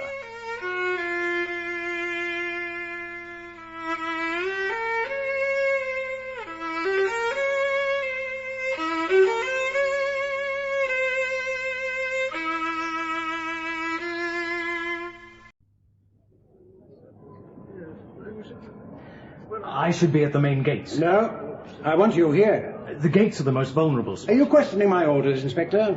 No, my lord. Good. What's happened? Nothing's happened, sir. The crates arrived safely and they'll be here any minute. No problems. Thank you, Peabody. My regards to Sergeant Wilton, and he can take his men to stand by as arranged. No, I want them still on alert. Tell them, Sergeant. Lord Cantlemere. Do it, Peabody. Inspector Yule. Keep them level. Steady. That's it. 6 crates, Lord. No damage, nothing to report. The seals are intact? Yes, sir. Good. Open crate number 3. Lord.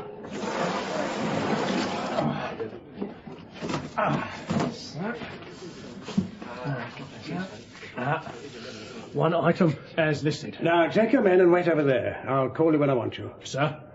Come on, lads.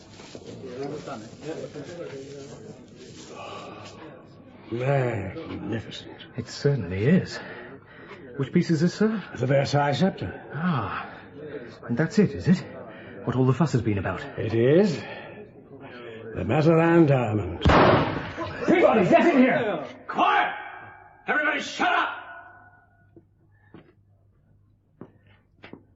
Good. Very good.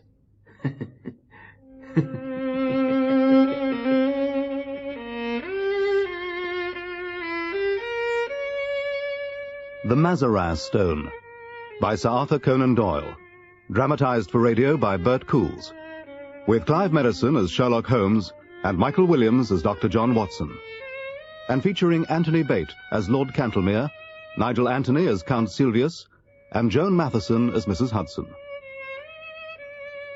The Mazarin Stone. My dear Holmes, I'm writing this in the gardens at Versailles. The weather is perfect, the scenery is lovely, and London seems a million miles away. Or at least it would, if the talk here wasn't all about the big exhibition at the British Museum next week. Jean was most uncomplimentary about my sense of timing. I told her your theory that every major duel is a nucleus and focus of crime. She immediately deduced that you will be going to see the collection and declared herself extremely jealous. My very best wishes to Mrs. Hudson. Sincerely, no. No. Oh, yes. Very nice. And just how are you going to get out of here with it? One of these opens a lot of doors. Do you know how many men I've got outside? Shut your rag. I'm warning you. Go on, then. Shoot me. What? You'll be flat on your face with the cuffs on before my body hits the floor. Isn't that right, Sergeant Peabody? Quite right, Inspector. I don't want nobody behind me. Oh, dear. Give it up, you fool! Get off me! Inspector! Oh, my God. And declared herself extremely jealous? Mr. Holmes, really. My very best wishes to Mrs. Hudson. Thank you, Doctor. Yes, au revoir et bonne chance de la belle France Watson. This marriage has affected his brain. Nonsense. Just one moment, Mrs. Hudson. Mr. Holmes? No point in wasting it. Here we are. Of all the clumsy, incompetent... Look at this. Please, my lord, give me a minute. Oh, my leg! Think yourself lucky. Inspector, get him outside, Peabody. Come on, Sonny Jim. Ow! He's got a search going. He might not be on his own. Now, my lord, look at this. What? Are you blind? The stone's come out a bit setting. Is it repairable? Well, yes. Yes, I think so. Then we'll get it to Hatton Garden or somewhere in the morning. I'll organise an escort. No, that will not be necessary. My lord? Do you want to advertise the fact that something's gone wrong? What shall we do then? Bring someone here? I shall take it myself. Alone. Yes? Yes, that would be best. One man, my lord. Plain clothes. I want a guard on the other crates. Nothing to be unpacked until I return. Is that clear? You don't mean... You're taking it now? Tonight? You have your orders, Inspector. Follow them. Oh, get out of my way. Sorry, my lord. We're searching now, sir, and I've sent for a doctor. Inspector? Oh, sorry, Fred. Yes, well done. Is he fit to talk? Oh, yes. Good. I want to know what the hell's going on here.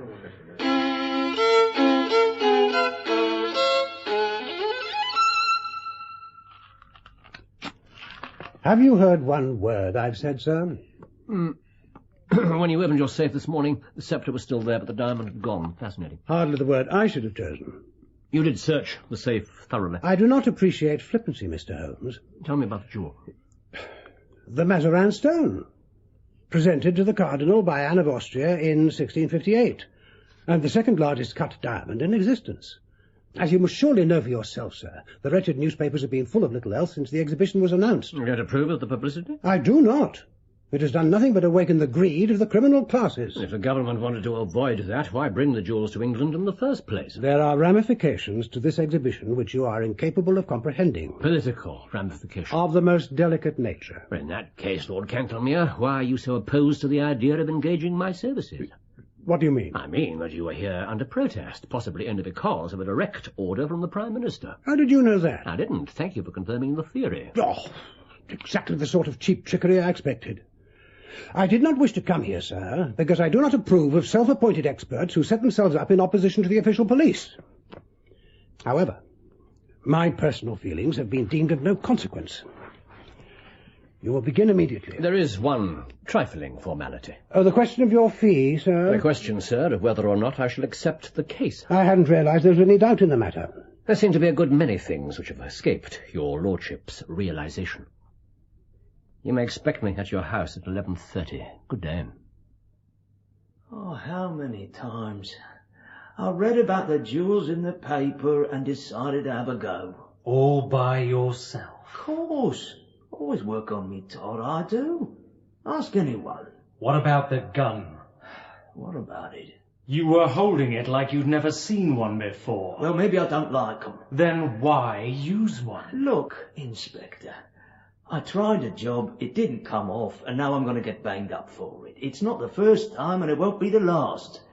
And that's all there is to it, all right? Well, sir, have you identified the thieves? Not as yet, my lord. Despite tying up my entire household for the better part of a day and making a spectacle of yourself crawling over my study floor.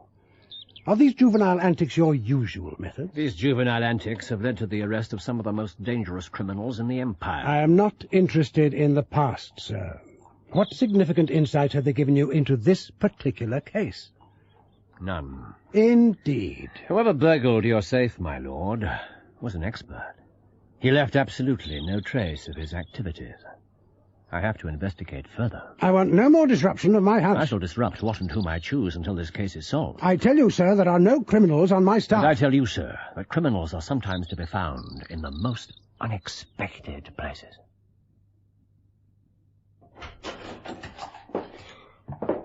Mr. Holmes. Good afternoon, Ike. You know him, sir? Ah, we're old friends, Mr. Saunders and I, aren't we, Ike? How's the leg? It's all right. What are you doing here, Mr. Holmes? Find my presence upsetting, dear? Of course not. Perhaps you're scared of what I'll find out. There's nothing to find out. It was just another job, that's all. Oh, Ikey, please. Trying to walk off with a priceless hoard of world-famous jewels, not exactly a usual line of work now, is it? Perhaps I don't want to be a Barney all my life. Perhaps I was trying to get on in the world. Well, you failed. I don't need to be told. I'll give you a tip. Next time, try waiting until there are less policemen about. We can't all have your savvy, Mr. Holmes. True enough. Who put you up to it? What do you mean? Don't waste my time. Who paid you to pull this robbery? Sorry, Mr. Holmes. I don't know what you're on about.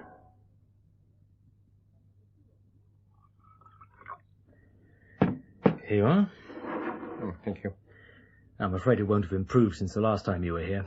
Decent tea-making isn't one of the qualifications for new constables.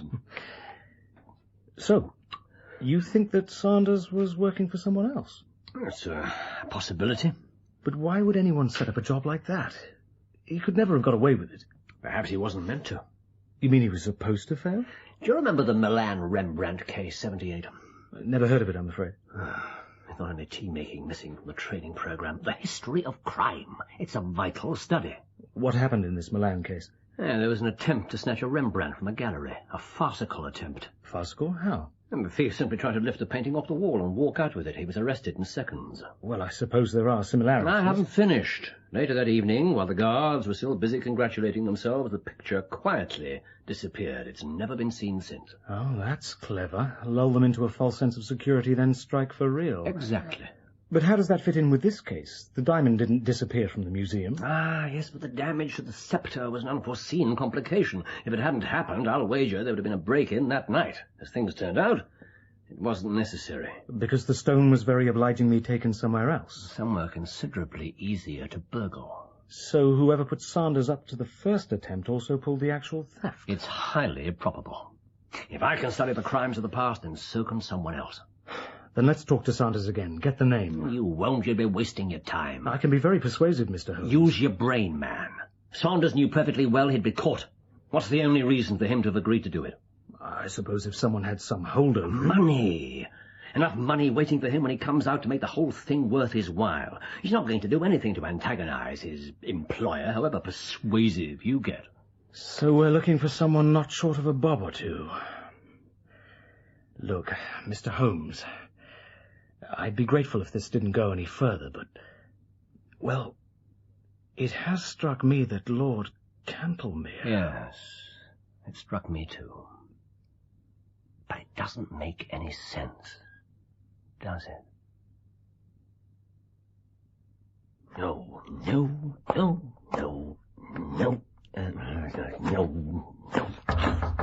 What is it? Just to clear your tray, sir. Mr. Holmes, that was a very fine piece of lamb. You haven't so much as touched it. Digestion saps the energy. Yeah, the energy. Yes, you've told me before. I didn't believe it then, and I don't believe it now. My dear Mrs. Hudson, I do not require forced feeding at regular intervals. I'm not some zoological specimen. No, one of those would be far less bother. Things not going your way, then, sir? Oh, my brain seems to have emulated Watson and taken itself off somewhere else. Now, that's quite enough of that. Perhaps it would help to talk about it. I doubt it. Well, then, you talk and I'll listen. It'll help to get things straight in your mind. Well, there's precious little to talk about. No, I'm sure that's not true. No clues at all. No suspects.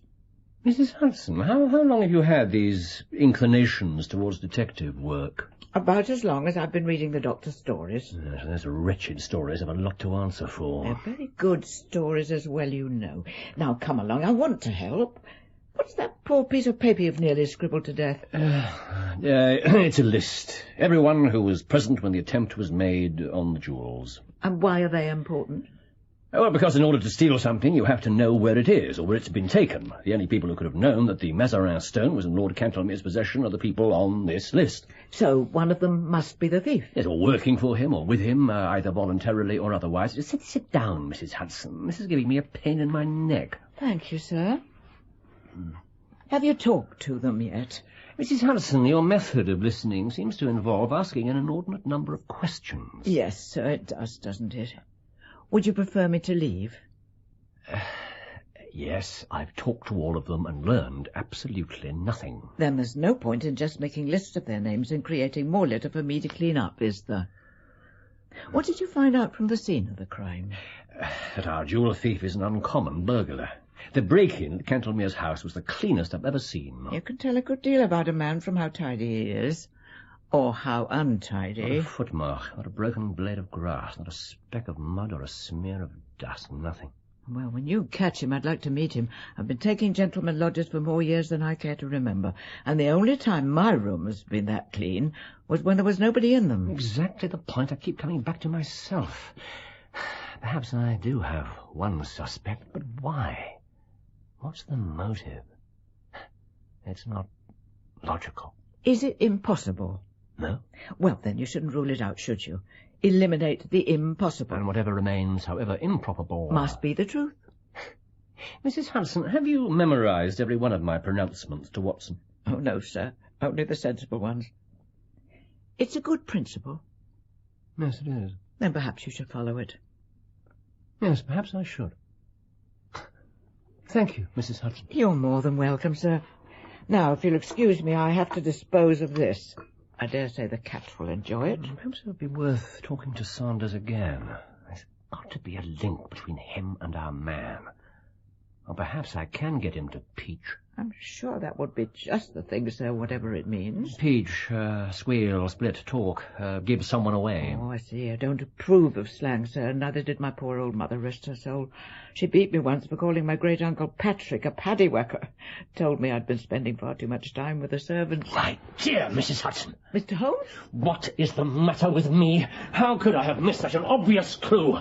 I'm going out. Take your umbrella. It's going to rain. Let it. Mrs. Hudson, I'm greatly in your debt. Mr. Holmes, you amaze me.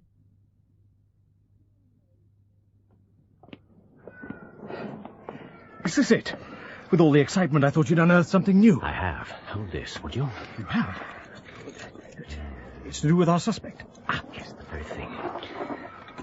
There's no need for this, you know. I've got more than enough grounds to break the door down. And have Ikey's neighbours take us for common criminals. Besides, there's no need. Follow me.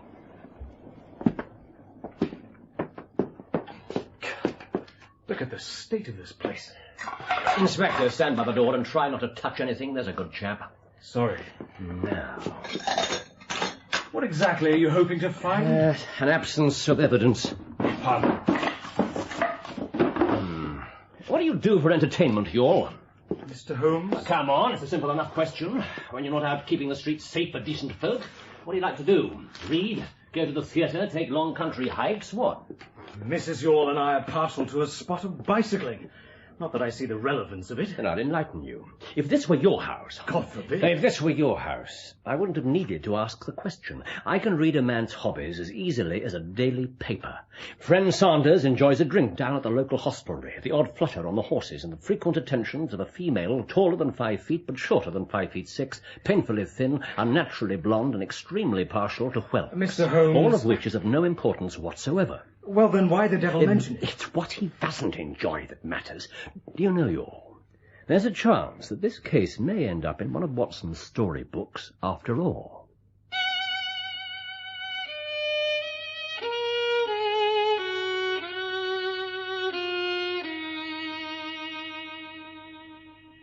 Well, I must say it's pleasant to be back here again, Mrs. Hudson. It's a pleasure to see you here, Doctor. I'm so glad you enjoyed the holiday. Oh, yes.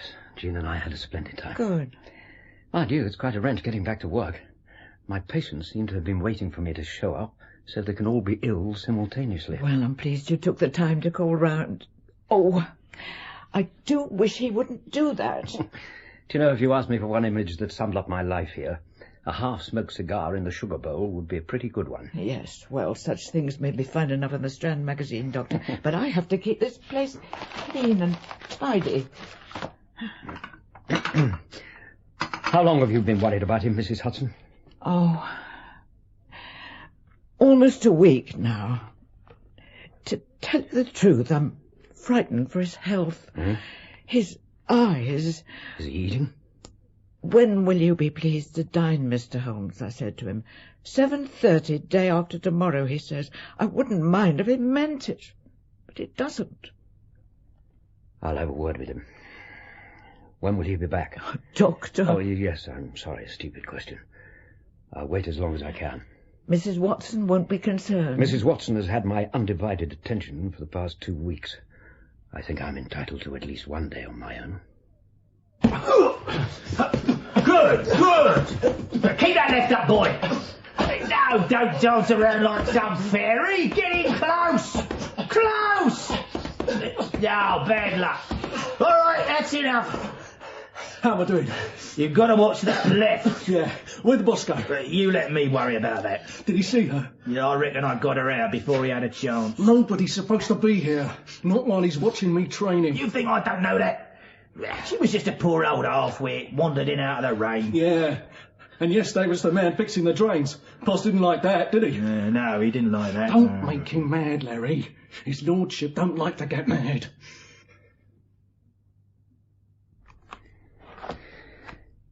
Vanderbilt, the Yeggman, Vipers, Vigor, the Hammersmith Wonder, Venomous Lizard or Healer, Victor Lynch the Forger. Talk about a system all his own. Hello, old man. Oh, I beg your pardon. If you'll wait in here, my lord. For you, sir. Lord Cantlemere, Dr. John Watson. How do you do, my lord? What time do you expect Holmes? I've really no idea. If he's not here in 10 minutes, I shall be leaving. Yes, sir. Excuse me, gentlemen.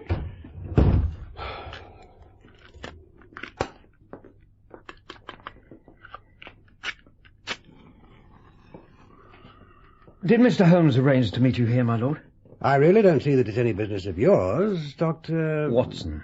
Watson.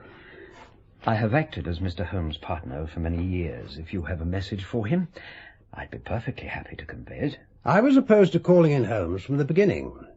I'm certainly not about to discuss my private affairs with a mere assistant. Just as you'd like. Oh, that was uncalled for. I ask your pardon, sir. You have it, my lord, but the apology is not necessary. It's perfectly natural for you to be on edge. Only people with problems come to these rooms.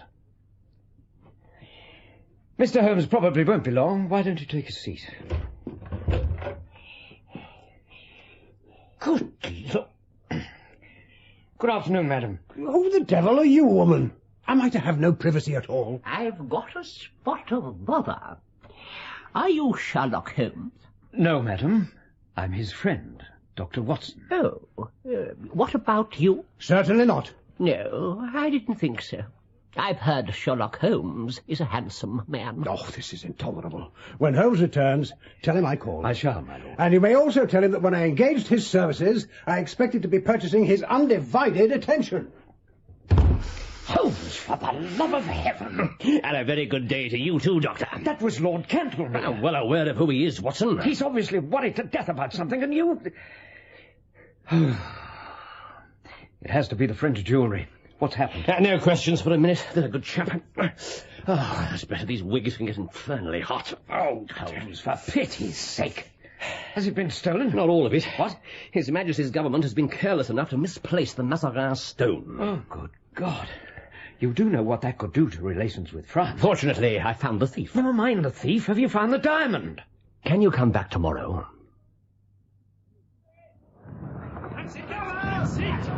Put it in there, go! Come on! Yeah, anything! Come on!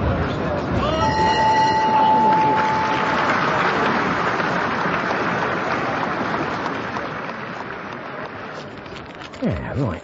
Well, there's Holy Harry, what goes round done up like a priest, and, oh, my memory, oh, yes, that brings it right back to me.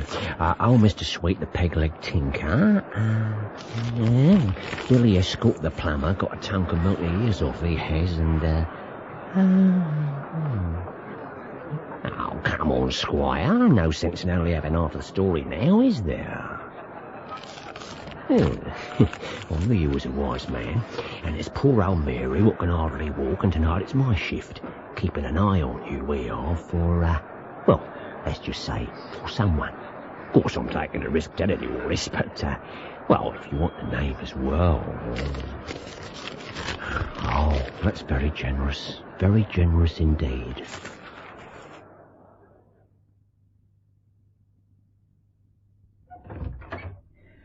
He's asleep just at the present, Doctor, but he asked me to wake him as soon as you arrived. I'm earlier than I said. You could give him a few more minutes. Good Lord, Mrs. Hudson. I haven't seen that in a few years. No, not since the day he came back from the dead. The old waxwork bus. Really does look amazingly like him. And he's put his dressing gown round the shoulders again. Mrs. Hudson, what's going on? Keep away from the window, both of you. That's better. Watson, you come at a critical moment. So I gather. You'd better go now, Mrs. Hudson. I'm going right enough. See if you can talk some sense into him, Doctor. That woman is a problem. Well, that's a fine way to talk, considering what she has to put up with from you. That's not what I mean. How far am I justified in putting her in danger? I'm expecting something this evening. Expecting what? To be murdered. You're joking. My dear Watson, even my limited sense of humour could evolve a better joke than that. He's in there right enough, boss. And he's had one caller, still inside. Gent, 40s. Big man. No problem. We may as well be comfortable while we wait. Look at you. Why the devil do you stop eating like this? Because the faculties become refined when you starve them. Blood supply for digestion means less for the brain. I'm a brain, Watson. The rest of me is a mere appendix. That is complete and utter rubbish. Keep this up and the only thing you'll be is dead. Have you seen the new lights? Did you hear what I said? What new lights? What are you talking about? Progress, Doctor. Every modern comfort and convenience. Edison lights? You've had electricity laid on. Mrs. Hudson had some trifling objection to the gas, said it was old-fashioned and it smelled. She's quite right. That was why I liked it. Yes, but electricity or gas, it serves the same purpose. It'll throw a shadow of the bust onto the blind. My wax friend will take the shot meant for me. Well, it worked before. I suppose it'll work again. In case it doesn't. Oh, in case it doesn't, perhaps you'd be kind enough to make a note of the name and address of my murderer. There are times when conversation with you becomes positively unreal. Do you know that? Write it down, Watson. Very well. Go on. Oh, damn. Come in, Mrs. Hudson. I'm sorry to intrude, gentlemen. Yes, what is it? A visitor, sir. Now? His card. Wait 1 minute and then show him up. Very good, sir. If I'm not in the room, show him in all the same. Then leave him alone and wait on the landing, if you'd be so kind. I'll need you again very shortly. Yes, sir. Holmes? Who's downstairs? The man himself. You mean the man who wants to kill you? The very same. You must go. I shall do nothing of the sort. Watson, you'd be horribly in the way. In his way? I should certainly hope so. No, in my way. I can't possibly leave. Yes, you can, and you will. You've never yet failed to play the game, and you'll play it to the end. I've no intention of allowing this to be the end. And do as I ask. Take a cab to Scotland Yard and come back with Inspector Youghal and a couple of men. All right. But I can hardly go down while he's standing in the hall. We'll wait in my bedroom. As soon as he's in, you can leave through the other door. Very well. Holmes, are you armed? Good. Listen. This way, please, sir. Come on. Right. In here, please. Mr. Holmes will be with you shortly.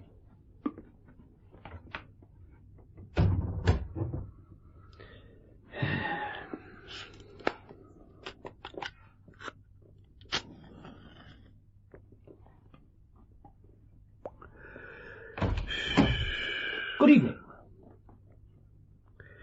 You are Sherlock Holmes? And you are Signor Negretto Silvius, known as the Count. I am a count. The title is mine by right. Of course it is. Have you made the acquaintance of my wax friend? I could hardly fail to notice it. It's a pretty thing, isn't it? That's a matter of opinion. Such a good likeness. I'm not convinced that the colouring's exactly right. What do you think? I am come here to discuss waxworks. No, I scarcely thought you had. Perhaps it'll be less distracting behind this. Yes, that's better. It's amazing what can be hidden behind a perfectly respectable screen. Don't you find? How's the boxing business? Why have you put your creatures on my track? My creatures? The foul-mouthed plumber, the old tinker, the phony priest, that disgusting old hag. You flatter me. What? Old Baron Dowson said, the night before he was hanged, that what the law had gained, the stage had lost. They were all you? You yourself? Every single one, friend, every single one. Yes, no doubt, but it's business. I want that diamond. What diamond? Oh, please don't waste my time. We both know what I'm talking about. You're here to find out how much I know and how far my removal is essential. Let me help. I'd say that from your point of view, it was absolutely essential. Excuse me. I'm not ready to leave yet, Holmes. Mr. Holmes, Count? If you wish. Oh, most definitely. Oh, they heard a lot, my creatures. They listened and they learned, and I'm playing with a strong hand, Count, a very strong hand. Only one card is missing. I don't have the ace of diamonds, and I want that card. Ah, Mrs. Hudson. You'll find a large and ugly gentleman waiting outside our front door. Ask him to come up, please. And if he won't, sir? No violence, Mrs. Hudson. Don't be rough with him. Tell him that the Count wants him. He'll come. Very good, sir. You won't die in your bed, Mr. Holmes. I've often had the same idea. Does it matter very much? Well, let's find out. Now, there's no point in that, my friend. You know perfectly well that you daren't use it. Nasty, noisy things, revolvers. Do you know it's getting quite dark? Time to turn on the lights. If you'd excuse my back for a moment. Ha! Electric lights. Electric bells. The miracles of modern science. You have nerve. I admire that. And I admire a man who can burgle a safe and not leave a single trace. And so, incidentally, does my landlady. How did you find me? In future, don't let your hired hands pick up specialized slang from your boxing cronies. Ikey Saunders don't want to be a Barney all his life. Now, where else could he have learned that? That led you to me? One bloody phrase? Now, Count, that's not the kind of language I expect from the aristocracy. Yes, that was the first link in the chain, and once I had it, all the others fell neatly into line. Ah, the fairy footsteps of your worthy partner. Mr. Sam Merton. Good evening, Sam. Rather dull in the street, wasn't it? Thank you, Mrs. Hudson. Oh, please, don't let the Count's little toy disturb you. Everything's under control. If you say so, sir. What is this? What's up, boss? Ask him. Good advice. To put it in a nutshell, Sam, I'd say it was all up.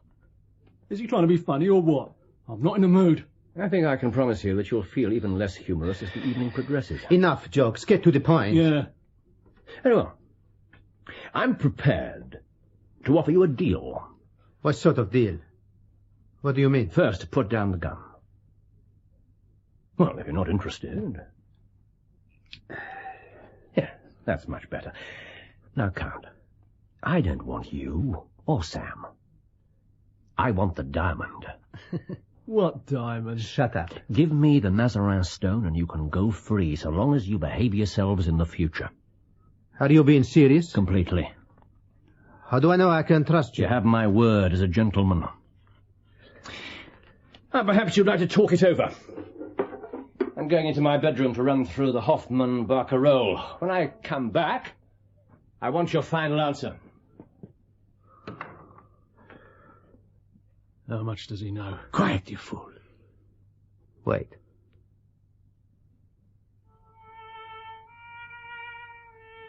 Right. Now you can talk.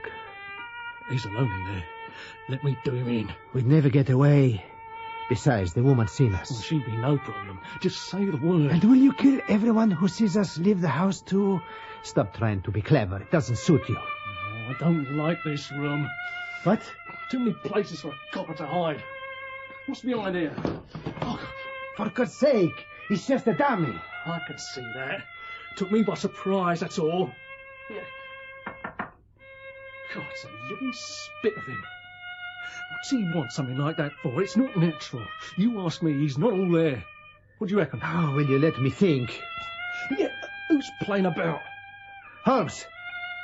What's going on? What's the matter with the lights? Holmes! Oh, stupid thing. Keep still, you blundering oaf! That's better. Oh, this is a bloody strange house. The fearless fighter. Scared of the dark. I am not. I wish I'd never heard of that damn diamond. It is safe, isn't it? He can't have got it without your knowing. Of course not. Are you sure? For God's sake. I've got it on me now. No, well, show me. What? Show me. I want to see it. Don't be stupid. It's stupid, is it? Who was it found Ikey Sarnes for you? Who was it kept watch at the house? I could have been nabbed easy while you was getting it. Sammy, let go of me! Let go of me! Show me the stone! All right, all right! It's better. Now, here you are. Good. I just wanted to see it. What a coincidence, so did I. I suggest that not moving would be highly beneficial to your health. I believe I'll take that. Yes, thank you, Count. But what happened to the dummy? How did you get there? He did it while the lights were out, of course. Are you laughing at me? No, my dear Sam, I'm not. Good. Well, you seem to be in remarkable spirits for a man whose next address is going to be care of Scotland Yard. It's almost worth it. You know, Holmes... Sorry, Mr. Holmes. I've been associating with people like Sam here for too long. I've forgotten what a pleasure it is to enjoy the company of an intelligent man. A most ingenious plan, worthy almost of myself. I congratulate you. You're too kind. And you, brilliant touch. I thought so. Look, all right, you've got me. It's a fair cop. Thank you, Sam. Very gracious of you, if a touch unoriginal. Yeah, but that damn fiddle's getting on my nerves. Can't you tell him to stop, whoever he is? No, I'm afraid I can't. Hey, well, why not? Because, Sam, there's no one there. Exactly. A remarkable invention, these modern gramophones.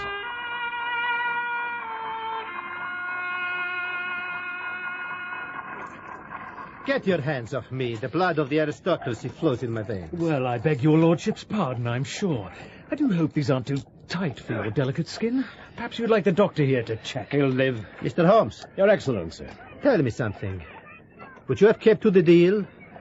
Would you really have let me go free if I'd given you the stone? Mr. Holmes? Well? What do you think? Exactly. Have you finished, Mr. Holmes? For now. Right. Put him with the other one, Mags. Do you know, Holmes? If our positions had been reversed, you could have trusted me, too. Every bit as much. You have my word as a gentleman. Lead on, Max. Fascinating man. Well, I must see about things at the yard. Thank you for bringing me in at the kill, Mr. Holmes. My pleasure, York. It could have been a kill, quite literally. You took one hell of a risk. It had to be done. Sir? Inspector. About my theory, I'd be grateful if you could... Well, forget about it. My dear York, it's well known that I never listen to the theories of anyone from Scotland Yard. I've no idea what you're talking about.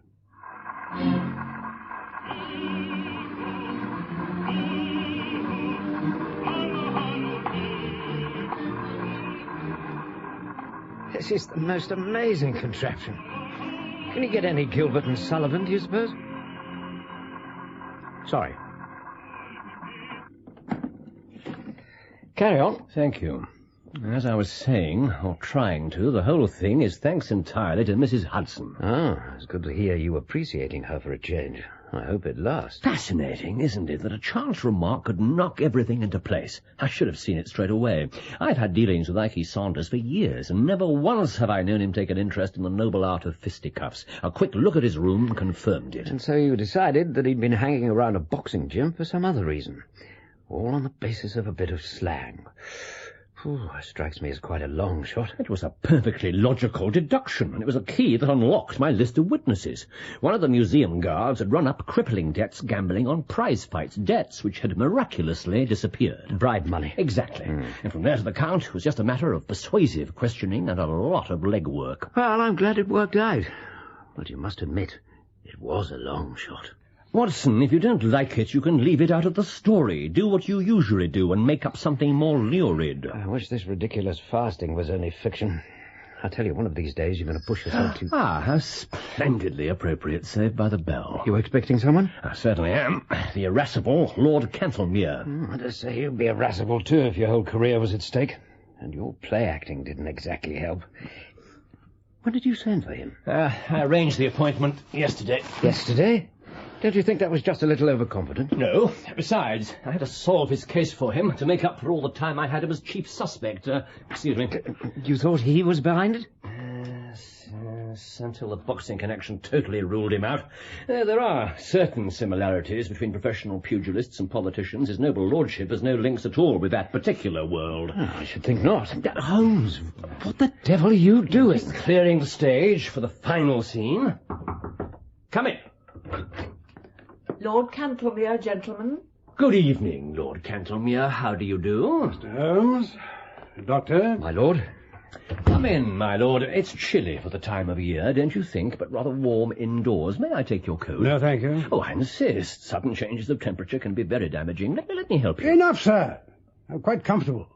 Oh, as your lordship pleases. Now, how is your task progressing? It's very difficult. Holmes. Every man finds his limitations, Mr. Holmes.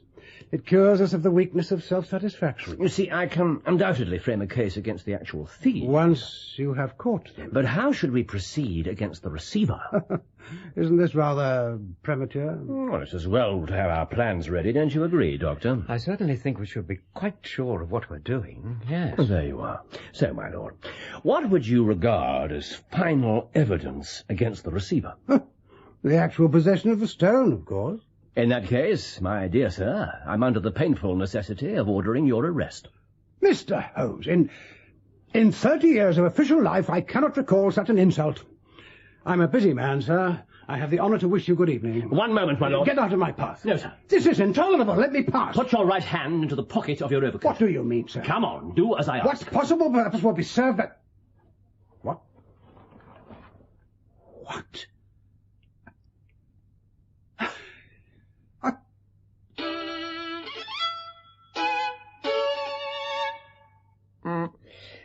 You know, that sense of humour is going to get you into real trouble one of these days. Suppose he died from the shock. Well, at least you'd have been on hand to make out the certificate.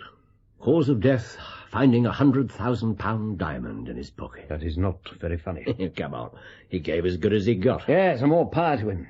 Mr. Holmes, your sense of humour is perverted, and its exhibition untimely in the extreme. Well, almost as good as he got. No, but you didn't finish. I'm greatly your debtor, and I withdraw any reflection I have made against your amazing powers. I hope you've made a note of that for the story. Good, good. Now, do you have to rush off back to Hearth and Home? I told Jean to expect me when she saw me. Well, I'm glad to hear you're still master under your own roof. You have a most peculiar idea of what marriage is all about. Why do you ask, anyway? Because I find myself in urgent need of your assistance. You do? Oh, yes. Well, then, I suppose I'm yours to command. As usual. Excellent. Here are your orders. Ring the bell, summon the invaluable Mrs. Hudson, and ask her to send up dinner for two as soon as possible.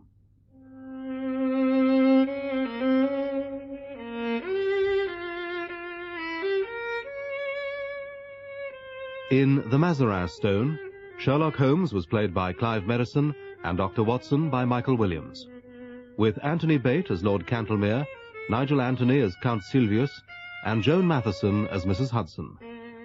Inspector Yall was played by David Jarvis, Sergeant Peabody by Malcolm Ward, Sam by Lyndon Gregory, and Sanders by Peter Whitman. Other parts were played by members of the cast. The violinists were Leonard Friedman and Mari Campbell. The Mazarin Stone was dramatized for radio by Bert Coules and directed by Patrick Rayner.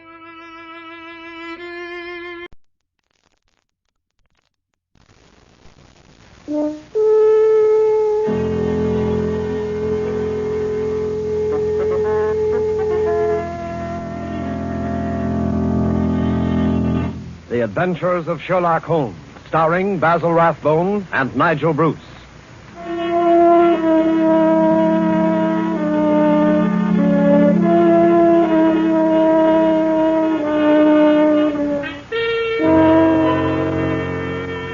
The makers of Grove's bromoquinine tablets bring you another adventure of Sherlock Holmes with Basil Rathbone as Sherlock Holmes and Nigel Bruce as Dr. Watson. A cold is a miserable thing. A cold may become a dangerous thing. Even a so-called light cold can take a serious turn. Be prompt, be decisive in your treatment of a cold.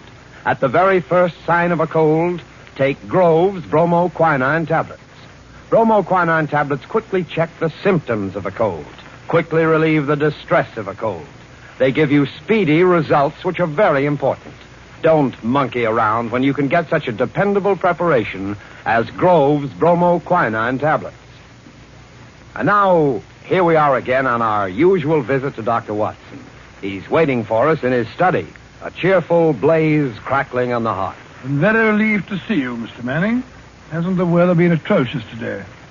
I was beginning to wonder if you'd be able to get here tonight through all this fog. Yes, it certainly is what you Londoners call a regular pea souper. Yes, indeed. It reminds me of the adventure of the missing submarine plans. A case that was solved in the underground. Underground? What you Americans call a subway. Yes, but what has a solution in a subway got to do with a foggy night? Well, you see, the affair started in weather exactly like this. It was the third week in November, the year 1895, to be exact. On Monday, a dense yellow fog had settled down upon London. On Thursday, it was still there, thicker and murkier than ever. At first, Holmes had turned his nervous energy to cross-indexing his huge reference books. But when, after pushing our breakfast chairs back for the fourth morning, we saw the greasy brown swirl still drifting past the windows, Holmes's patience snapped.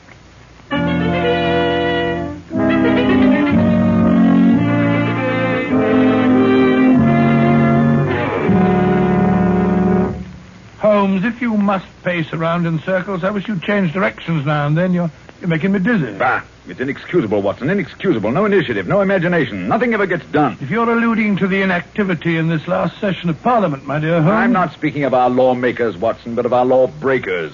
The London criminal is certainly a dull fellow. What makes you say that? Well, look out of the window. Ideal weather for committing a crime. The criminal advances on his intended victim practically unseen. He pounces and disappears into thin air. There have been numerous petty thefts, I believe. Petty thefts, pickpockets, ragamuffins. What's the country coming to? Now, if I were a criminal, Watson... Well, I, for one, would move to America. Oh, hello. Mrs. Hudson's knocking. Excited. What's up, I wonder? Yes, Mrs. Hudson, what is it? Oh, a telegram for me. Yes, sir. Very well, thank you. Oh, well, what's it say? Well, wait until I open it, can't you? Ah, dear me, what next? Most unusual, Watson, most unusual. What's most unusual, Watson? What's it say? Well, it's from my brother, Mycroft. You remember him. He helped us solve the case of the Greek interpreter. He's coming here. Why not? What's so phenomenal about Why this? not? Why not, indeed? It's as startling as it would be to meet a tram car coming down a country lane. Yes, now I come to think of it. Mycroft is rather like a tram car. His rails lead from his Pall Mall lodgings to the Diogenes Club in Whitehall. That's his circle. I wonder what upheaval could have derailed him. Doesn't the telegram explain? It says, must see you about Cadogan West, coming at once. Cadogan West? Cadogan West? Why, that's the young chap who's found dead in the underground on Tuesday morning. I remember reading about it in the papers. Oh? The young man had apparently fallen out of a train and killed himself. He hadn't been robbed, and there was no reason to suspect violence. Quite an uninteresting case, if I remember correctly. And yet, it's serious enough to cause Mycroft to alter his habits. No, Watson. This must be an extraordinary event. Do you recall any other facts about the affair? Yes, now I come to think of it, there was one unusual bit came out at the inquest. They were unable to ascertain at what point he entered the train, because his ticket was missing. Strange. What articles were found on the body? £2.15, I believe it was, a checkbook and... Oh, yes, 2 dress circle tickets for the Woolwich Theatre. Dated for that evening. Theatre tickets, eh? Then it wasn't suicide. A man doesn't procure theatre tickets for the evening on which he intends to end his life. Anything else? A small packet of technical papers, I believe. Technical papers? What kind of technical papers? The newspapers didn't say. As serious as that. What did the young man do? Where was he employed? He was a clerk at Woolwich Arsenal. Government employee. There we have it, Watson. British government, Woolwich Arsenal, technical papers. That's why Mycroft is involved in this affair. I don't understand. No, I suppose not. Watson, have I ever told you what Mycroft is? Your brother, of course. Oh, no, Watson. Do you have to be so dense? I mean, do you know what he does? I seem to have some vague recollection that you once told me that he'd held some small office under the British government. It would be more accurate to say, in a way, that he is the British government. What? His position is unique. He made it for himself. As the tidiest and most orderly brain of any man alive, with a great capacity for storing facts and giving them the proper interpretation. The conclusions of every government department are passed on to him. He's the central exchange, the clearinghouse. Again and again, his word has decided the national policy. He thinks of nothing else. Nothing else can lure him from his contemplations. And yet he's coming here. Yes, Jupiter is descending on us today. What on earth can happen? And Watson, that sounds suspiciously like a bad pun. Here he is, if I'm not mistaken. To speak for himself. Come in. Hello, Mycroft. What's up? You look flustered. Most annoying business, Sherlock, most annoying. You know how I dislike altering my habits. Extremely awkward for me to come away from the office, particularly with Siam in its present state. Oh, dear me. Yeah, sit down, Mycroft, sit down. You know Watson, of course. Yes, of course. I'm trying to find a chair that I can trust to hold me. I'd better take the sofa. You certainly haven't got any thinner. I've never seen the Prime Minister so upset. As for the Admiralty, it's buzzing like an upset beehive. You know anything about the case? Watson's just been telling me what was in the newspapers. Just what were the technical papers found on the body? Sherlock, for the love of heaven, not so loud. Those papers which the wretched youth had in his pocket were none other than the plans of the Bruce Partington submarine. Oh? A submarine which will completely revolutionize naval warfare. The most important papers in our government archives. Under no circumstances could they be removed from the office. Even the chief constructor of the Navy was forced to go to Woolwich if he desired to consult them. And yet we find them in the pockets of a dead junior clerk in the heart of London. Yeah, from an official point of view, it's deplorable, my dear Mycroft. Simply deplorable. You may laugh, Sherlock, but this country won't be safe until they are recovered. But I thought you said that they were found in the pocket of this chap, Cadogan West. 10 papers taken from Woolwich. 7 were found in the pockets of Cadogan West. 3 are still missing, the 3 essential ones. To recover those 3 papers is imperative. The peace of Europe depends on it. Nice little problem, eh, Watson? Why did Cadogan West take the papers? How did he die? How did his body reach the place where it was found? And where are the missing papers? Find the answer to those questions, Sherlock, and you'll have done your country an invaluable service. Why don't you solve it yourself, Mycroft? I believe you could. Possibly. But it's a question of digging out details. Give me the details, and I can give you the solution from an armchair. No, when it comes to running about and cross-questioning railway guards and lying on one's face with a lens to one's eye, no, that's not my métier. Besides, your figure prevents your taking such an undignified position, eh? Very well. Leave that part of it to us, eh, Watson? Right you are. Good. I've got a cab waiting outside to take you to the place where the body was found. I can give you the details on the way.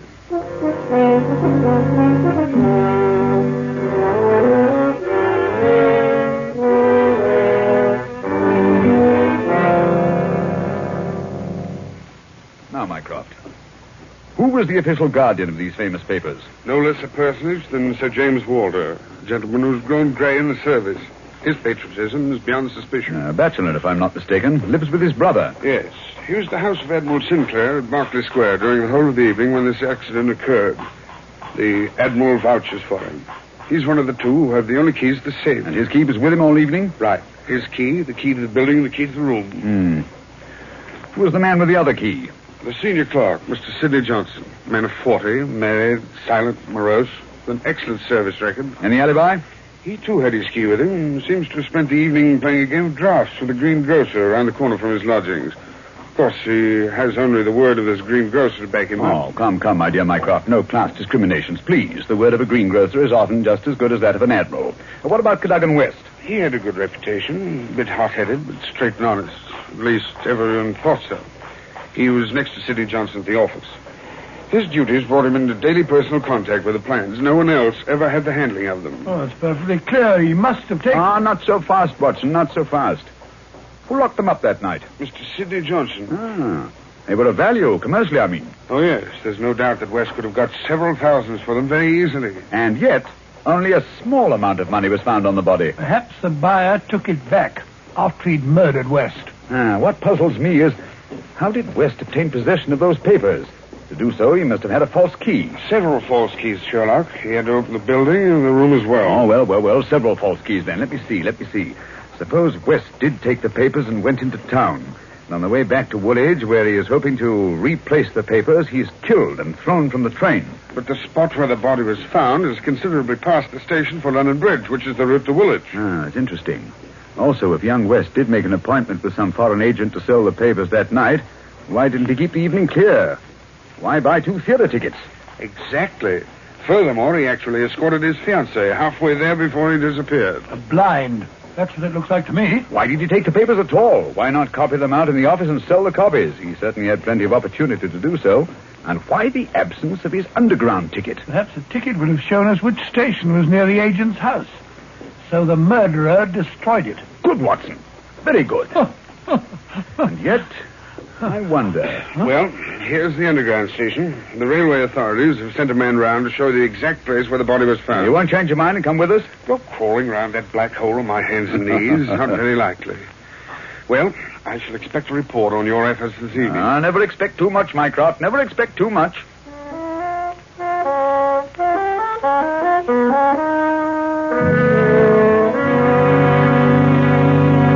Before we follow Holmes and Watson into the mazes of the London subway system, I have a word of advice. Every year, colds cause a lot of sickness. Every year, they cause a lot of expense and time lost from work. Always regard a cold seriously. Always treat it earnestly. At the first sign of a cold, take Grove's bromoquinine tablets. Bromoquinine tablets are famous relief for the distress of a cold. Their efficacy has been fully established. Bromoquinine tablets go right to work on a cold symptom. They don't waste any time. They don't pull any punches. They quickly relieve the misery of a cold. They help reduce the fever of a cold. Thousands of people keep bromoquinine tablets handy all winter. Thousands of people depend on them as their relief for colds. No other preparation enjoys greater confidence than bromoquinine tablets. Follow the example of millions, and at the first sign of a cold, take Grove's bromoquinine tablets. Get them at any drugstore, a few cents a box. Ask specifically for Grove's, Groves. Bromo, Bromo. Quinine, Quinine. Grove's bromoquinine tablets.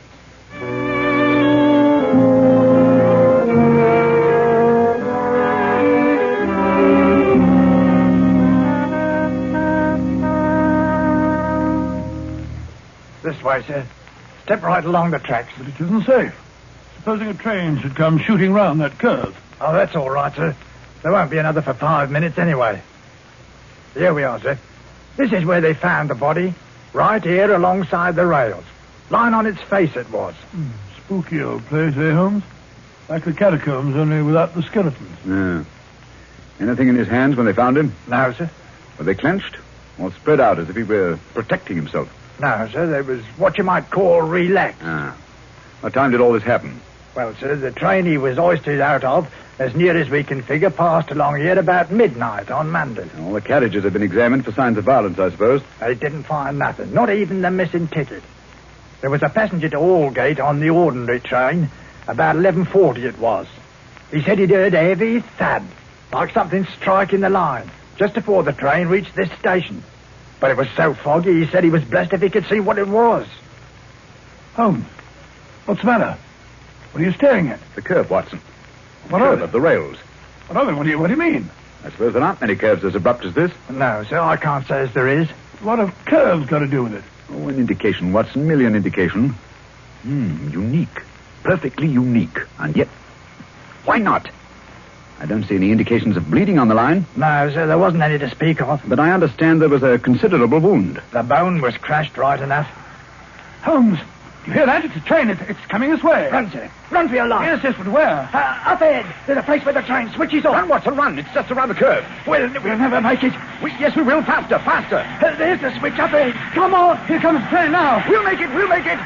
Justin, Watson, for the love of heaven. You're on the wrong track.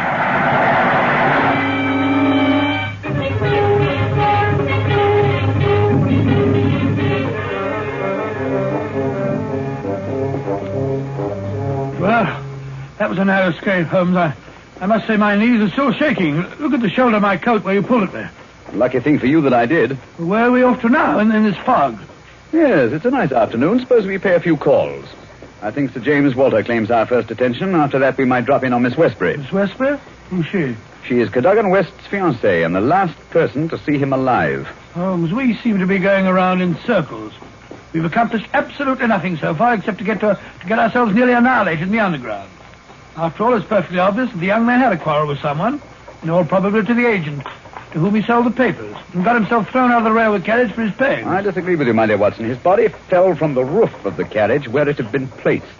Cadogan West met his death elsewhere. The roof of the train? Consider the facts, Watson. A, the curve in the tracks. The body is found at a spot where the train pitches and sways as it comes around the points. B, there was no ticket. C, there were no signs of bleeding on the line because the body had bled elsewhere. Of course. Everything fits together, but where was the body placed on the train? I think I can make a fair guess of that, my dear Watson. Here we are. This is the famous official villa of Sir James Walter. And that, if I'm not mistaken, is his brother, Colonel Valentine, just coming out of the house. What's the matter with the man? He looks positively haunted. Oh, pardon me, Colonel Valentine, but can you tell me if Sir James is at home? Sir James, sir? Sir James is dead. Good heavens, dead? He died this morning. It's terrible. Terrible. How did he die? Oh, it's this horrible scandal. My brother, sir, was very sensitive of his honor. He couldn't survive the disgrace to his department. It broke his heart. Pardon me, gentlemen, I must go. It broke his heart. Most appalling development. Eh, Holmes? I wonder if his death was natural, or if the poor fellow killed himself.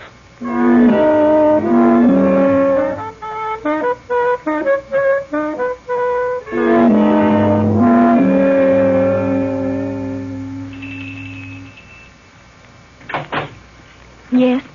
Will you tell Miss Westbury that Mr. Sherlock Holmes would like to see her? Oh, please come in, gentlemen. I'm Violet Westbury, Mr. Holmes. I've been expecting you ever since I heard you had taken the case. Please be seated. Well, thank you. Oh, Mr. Holmes, we must save his good name. He couldn't have done it. Cadogan was the most chivalrous, patriotic gentleman on earth. He couldn't have done it. He would have cut his right hand off rather than sell a state secret. But the facts, my dear Miss Westbury. I admit I can't explain them. Was he in need of money? No, Mr. Holmes. His need was simple and his salary very good. He'd saved several £100. We were to be married at the new year. I see. Had you noticed any signs of mental excitement? Why, well, that is... Come, Miss Westbury, be frank with us. Yes, Mr. Holmes. That night, I had a feeling that there was something on his mind. Mm-hmm. Tell us about it, will you? We were on the way to the theater. It was a foggy night, you remember? We were walking slowly. Our way took us close to his office. Cadogan seemed thoughtful and worried.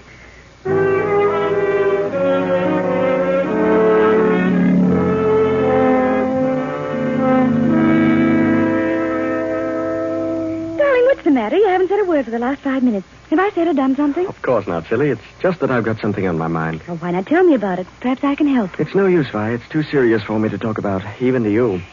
You know, sometimes, Caddy, I feel just the least little bit jealous of that old job of yours when you're cooped up in that building all day. Oh, now you're not going to be jealous of a building. Well, not really.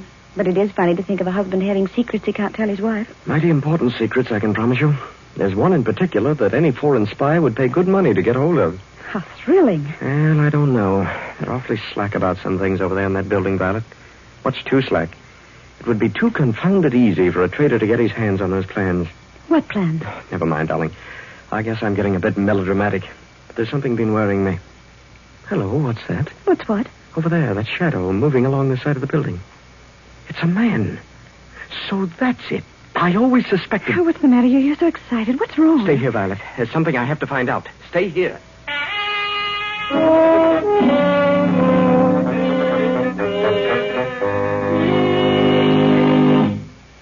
I waited and waited, but he never returned.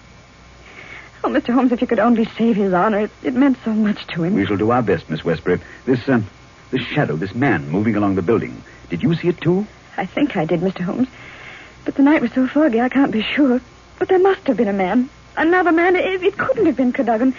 Surely character goes for something. Let us hope so. Come along, Watson. We must return home. I'm expecting an answer to some telegrams I sent Mycroft earlier this afternoon. We've done enough for one day.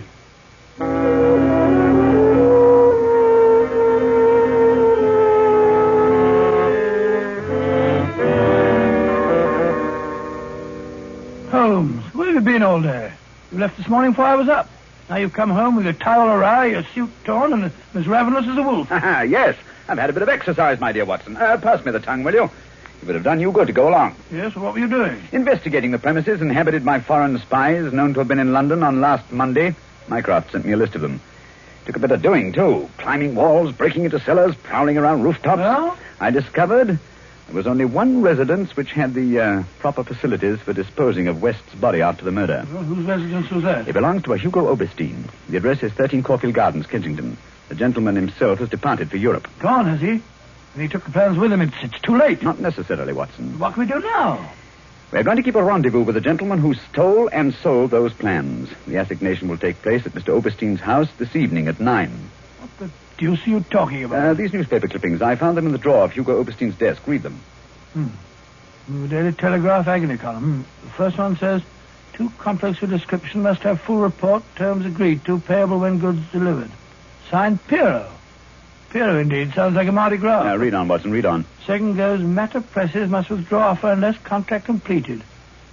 Piero again. And the last, dated Monday, the day the crime was committed. Monday night after 9, 2 taps, payment in hard cash. I say, do you think it was a submarine that the plans that he was buying? I'm almost positive. And Piero was Oberstein himself. But we'll find out for certain this evening. I've invited the gentleman who sold the papers to meet us. How? I don't understand. I inserted this advertisement in today's Daily Telegraph. Tonight, same hour, same place, 2 taps, vitally important. Your own safety at stake. Signed, Piero, as usual. By George, if he answers that, we've got him. Unless we're too late. Come along, Watson. There's no time to lose. You can take this package for a change. I've been carrying it around all day. What's in it? Oh, just a jemmy, a dark lantern, a chisel, and a revolver. Nice equipment for a respectable citizen to be carrying about the streets of London, I must say. Yeah, you know, Watson, there are times when I suspect we aren't quite respectable.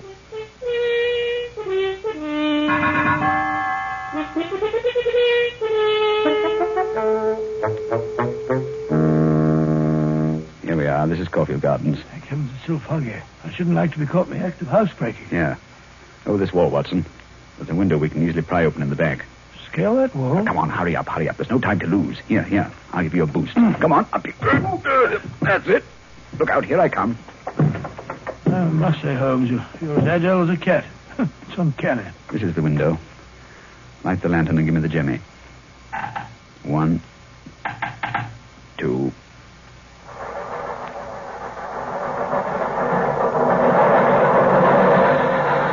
Holmes, the underground runs right past here, almost on the level of these windows. I could have reached out and touched it. Yes, quite convenient, wasn't it? It was here the body was placed on the roof of the train.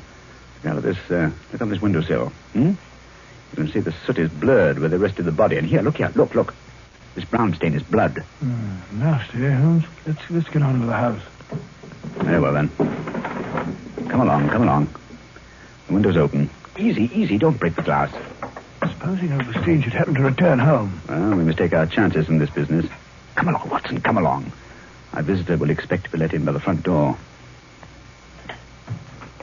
I wish these stairs didn't squeak so. 9 o'clock. We can expect him at any moment now. You take your position on one side of the door. I'll be on the other. So we can pounce on him when he enters. I'll throw my greatcoat over his head. I wish he'd hurry. Shh, Watson. What if he doesn't come? There he is. Ready now. I'll open the door. You wanted me? No, you don't. Take that. Easy, Watson, easy. All right, Holmes, I've got him. Well, let's take a look at our catch. Take the overcoat away, Watson. Right. Hi. It's Colonel Valentine Walter, Sir James's brother. Quite. Well, sir, what have you to say for yourself? Why did you steal the Bruce Partington plans? Who are you? What do you know about this? I am Sherlock Holmes, and I know everything. Oh, this is terrible. I'm lost. I didn't realize their importance until my brother killed himself. But I needed the money. I had to have it. Oberstein offered to give it to me if I'd let him see the plans. So you took an impression of your brother's key, opened the safe, and procured the papers. Cadogan West saw you leaving the building, followed you here, and you killed him. No, I didn't do that. I swear I didn't do it. No? Then perhaps you'd better tell us who did murder Cadogan West and placed him on the roof of the railway carriage. I'll tell you. I promise you I will. I did the rest. I confess it, but not that. Very well, then. How did it happen? I got the papers, as you've discovered. Made my way through the fog until I reached the door. Once or twice, I fancied I was being followed. I could hear footsteps on the pavement behind me.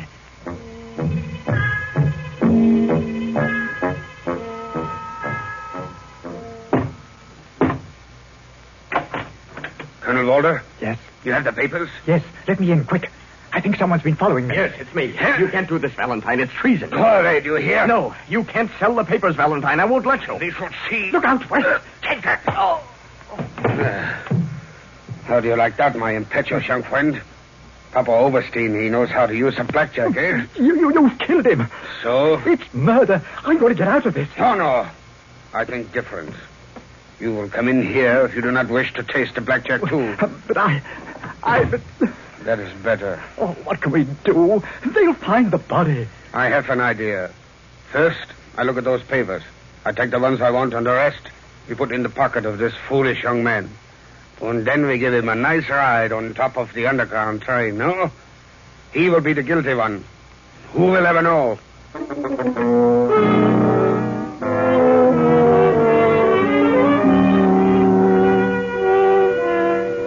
What a thoroughly unpleasant gentleman. What a pity that he got away with the papers, Dr. Watson. Oh, but he didn't.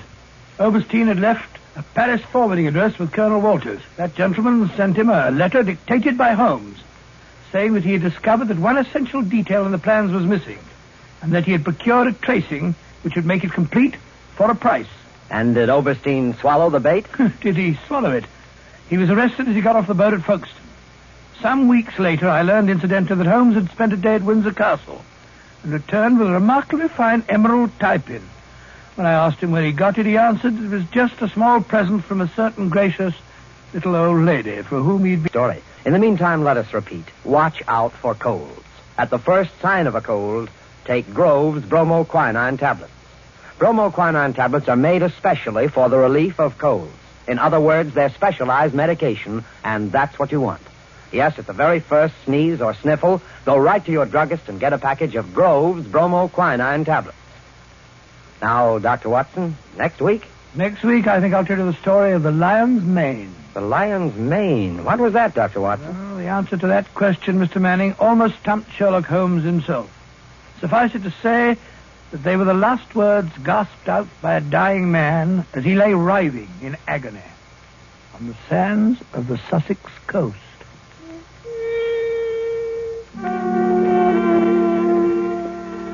You have been listening to a Sherlock Holmes adventure, adapted from Sir Arthur Conan Doyle's story, The Bruce Partington Plans, with Basil Rathbone as Sherlock Holmes and Nigel Bruce as Dr. Watson.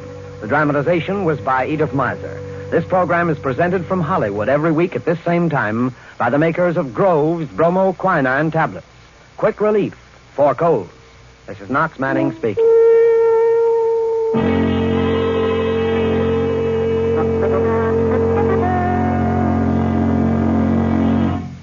This is the National Broadcasting Company.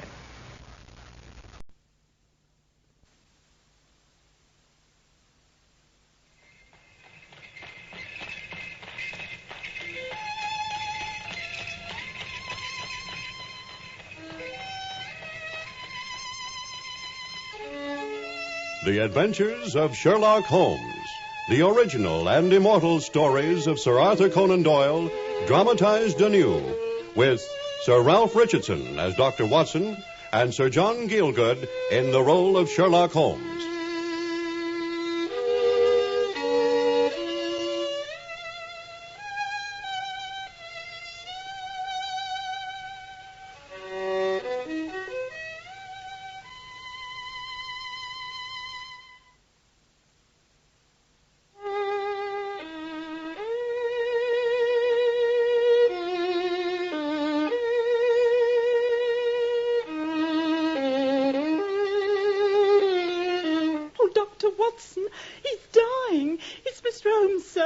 Last through another day. What shall I do, Doctor? Oh, heaven help him. Mr. Holmes is dying.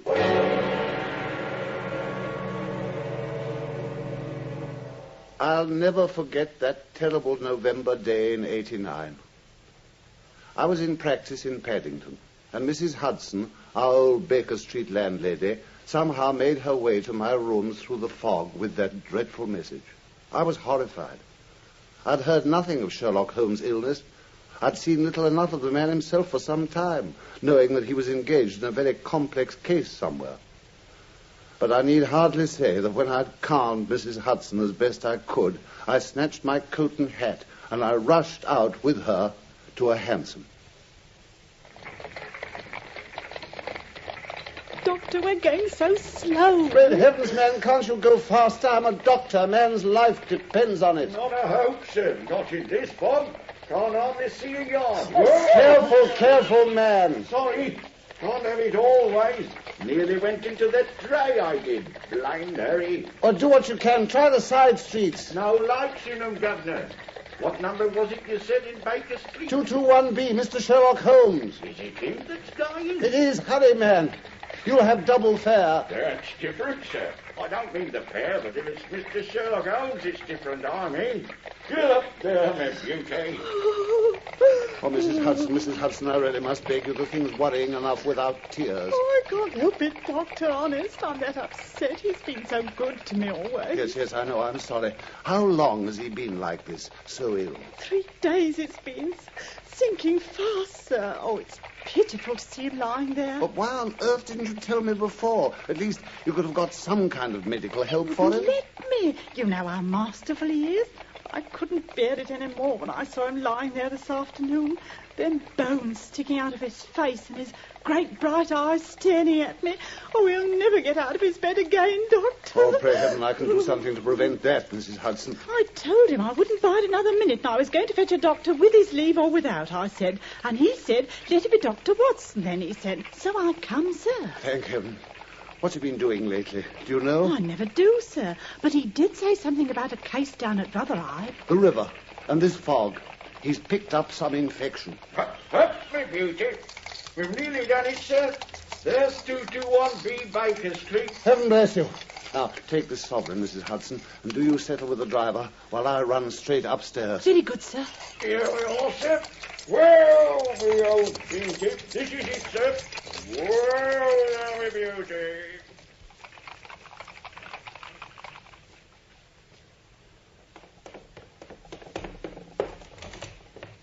Holmes. Great heavens. Holmes.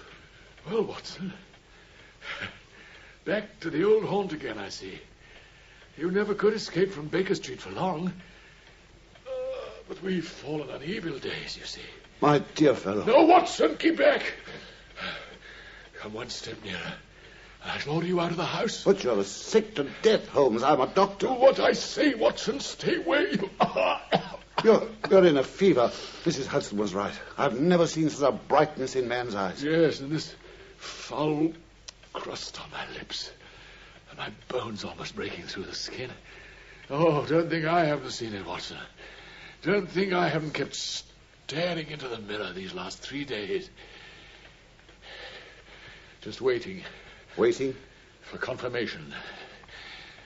What I've suspected from the start. Well, now, let me... No, don't be angry with me, Watson. You're a good fellow, but it's for your own sake, and you must keep your distance. Don't come near me. My sake? Holmes, you're delirious. Am I? But I know, you see. I know what's the matter. It's a coolie disease from Sumatra, Watson. The Dutch know more about it than we do, but even they've hardly made much of it. It's deadly and horribly contagious. Good heavens, Holmes. Do you suppose that'd hinder me? It's my job, man. I'd go near a stranger in such circumstances, let alone an old friend. Stay where you are, I say. Do I have to ask again? Sit there and I'll go on talking. Otherwise, you'll have to leave me alone to die in peace. Now, Holmes, I warn you. You can be master elsewhere, but at least I'm master in the sick room.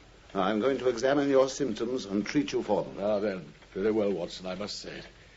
If I am to have a doctor, I must at least have a man in whom I've some confidence. You've none in me, then? Oh, in your friendship, of course. We've been through so much together. I know your worth, man, but... Well, facts are facts. And your experience is very limited, and your qualifications rather mediocre, Watson. I see. Do you think I wanted to say that, old friend? I hated to do it, but I had to. Forgive me. Yes, of course. But if you've no confidence in me after all we've been to each other, I won't intrude my services for a moment. Oh, Watson. Yes, but at least you'll permit me to bring someone else then. I can't sit here and watch you die, even if you have hurt me so abominably. Now, let me bring Penrose Fisher, any of the best men in London. You mean so well, Watson. You always did. Do you want me to demonstrate your ignorance? What do you know of Tapanuli fever? What do you know of the Black Formosa corruption? I admit I've never heard of either of them. You see, there's so many problems of disease in the East, Watson. I've learned so much lately. That's how I became infected.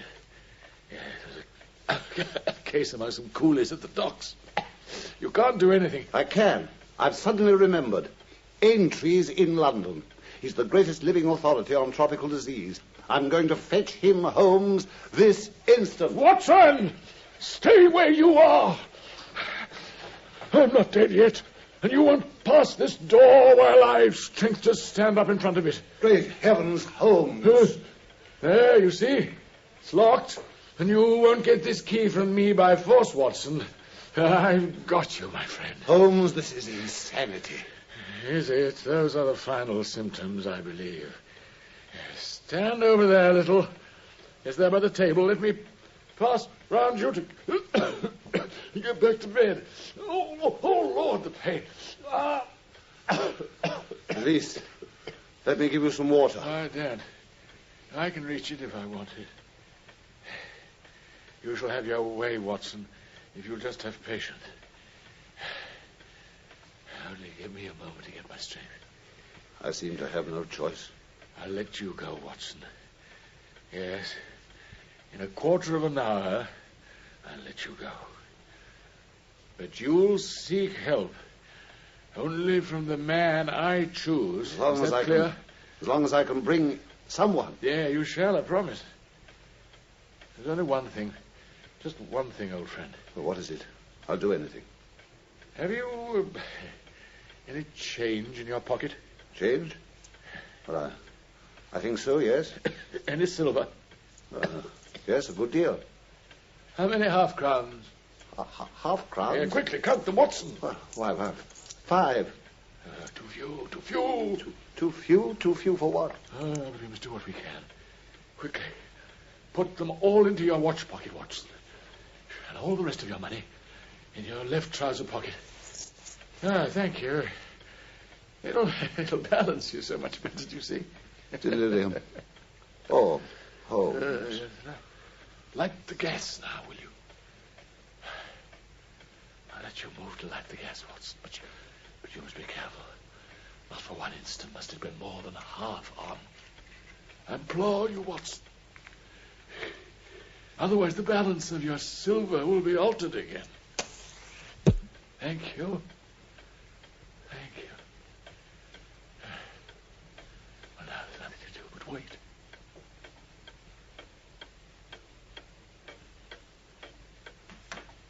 What are you doing, man?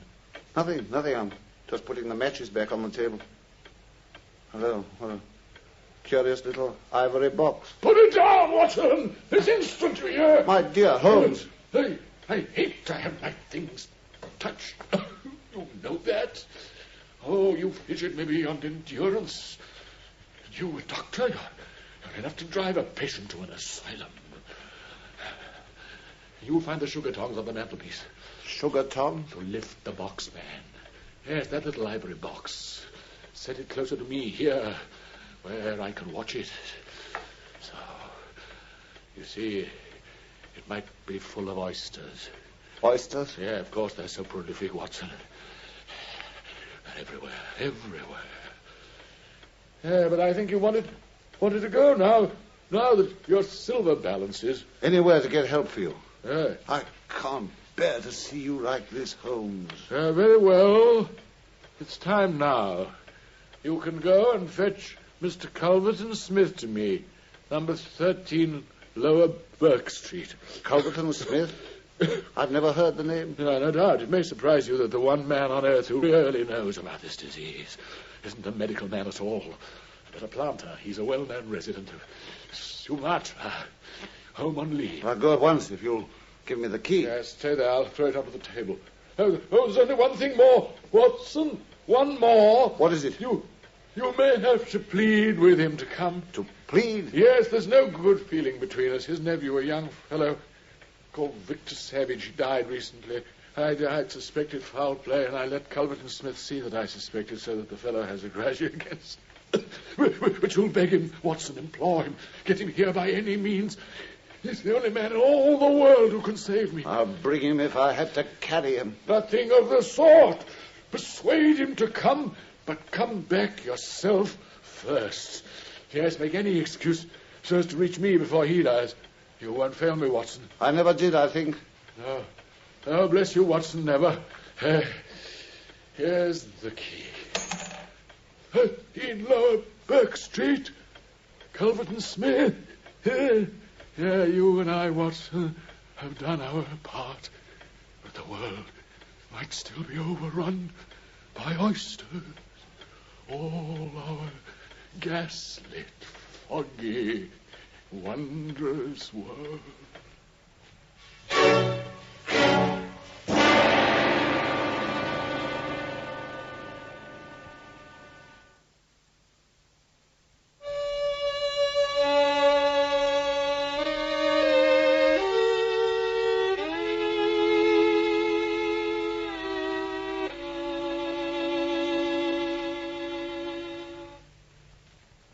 With a heavy heart, shocked at the wreck of that magnificent intellect, I left him babbling like a foolish child. The fog had lifted a little, but progress through the gas-lit streets was still delayed. I found my destination at last, 13 Lower Burke Street. And feeling desperate, I forced my way in past the manservant who opened the door. I found myself in a dark hall, confronting the figure of a man, very small and twisted in the shoulders and back, but with a skull of enormous capacity and a face coarse-grained and strangely yellow. Mr. Culberton Smith. Mr. Culberton Smith. What is the meaning of this intrusion? I'm sorry, but the matter simply can't be delayed. My friend, Mr. Sherlock Holmes... What? Holmes? You've come from Sherlock Holmes? This instant. My name's Watson. What about Holmes? How is he? Desperately ill. That's why I've come. So? I'm sorry to hear it. Do sit down, Mr. Watson. Doctor. Indeed. A professional in my own amateur line, then? And Mr. Holmes has his enemies, too. In crime, of course, where ours are among the microbes. It was on account of your special knowledge that Mr. Holmes wanted to see you, Mr. Smith. He's a high opinion of your skill in Eastern diseases. Indeed. I'll confess the subject is a particular hobby of mine.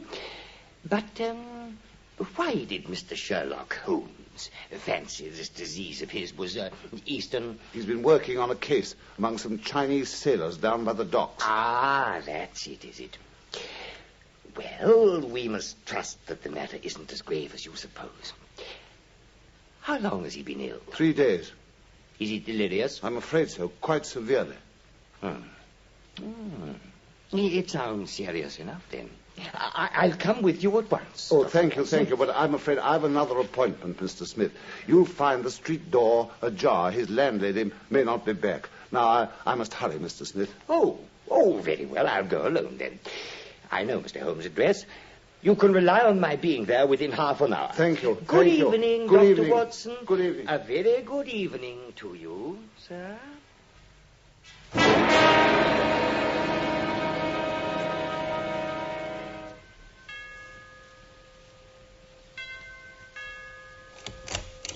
Who's that? All right.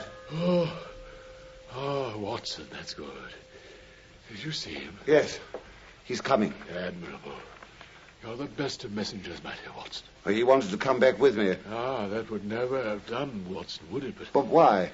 Well, he asked what was wrong with me, of course. Well, I told him about the Chinese in the East End. Exactly. You've done all that a good friend could. I'm very much obliged. Well, now you must disappear from the scene entirely. I must wait and hear his opinion, Holmes. You can't deny me that. Oh, yes, of course you must. I wouldn't dream of depriving you of it, but he's such a curious fellow, Watson. I've reason to believe his opinion will be more valuable if he thinks that he and I are quite alone. I believe there's just room for you here. Here, behind the head of my bed, I think. My dear Holmes. Yes, there's no alternative, man. The old room doesn't lend it so much to concealment, does it? Quick, Watson, if you love me. Do you hear what I say? But there's a cab drawing up. What? I must say, Holmes, that if it weren't for heaven's sake, keep quiet. Don't speak. Don't move, whatever happens. Just listen, Watson. Listen with all your ears. Well, if you say so, but this is really hardly dignified. He's coming, man. Quiet now.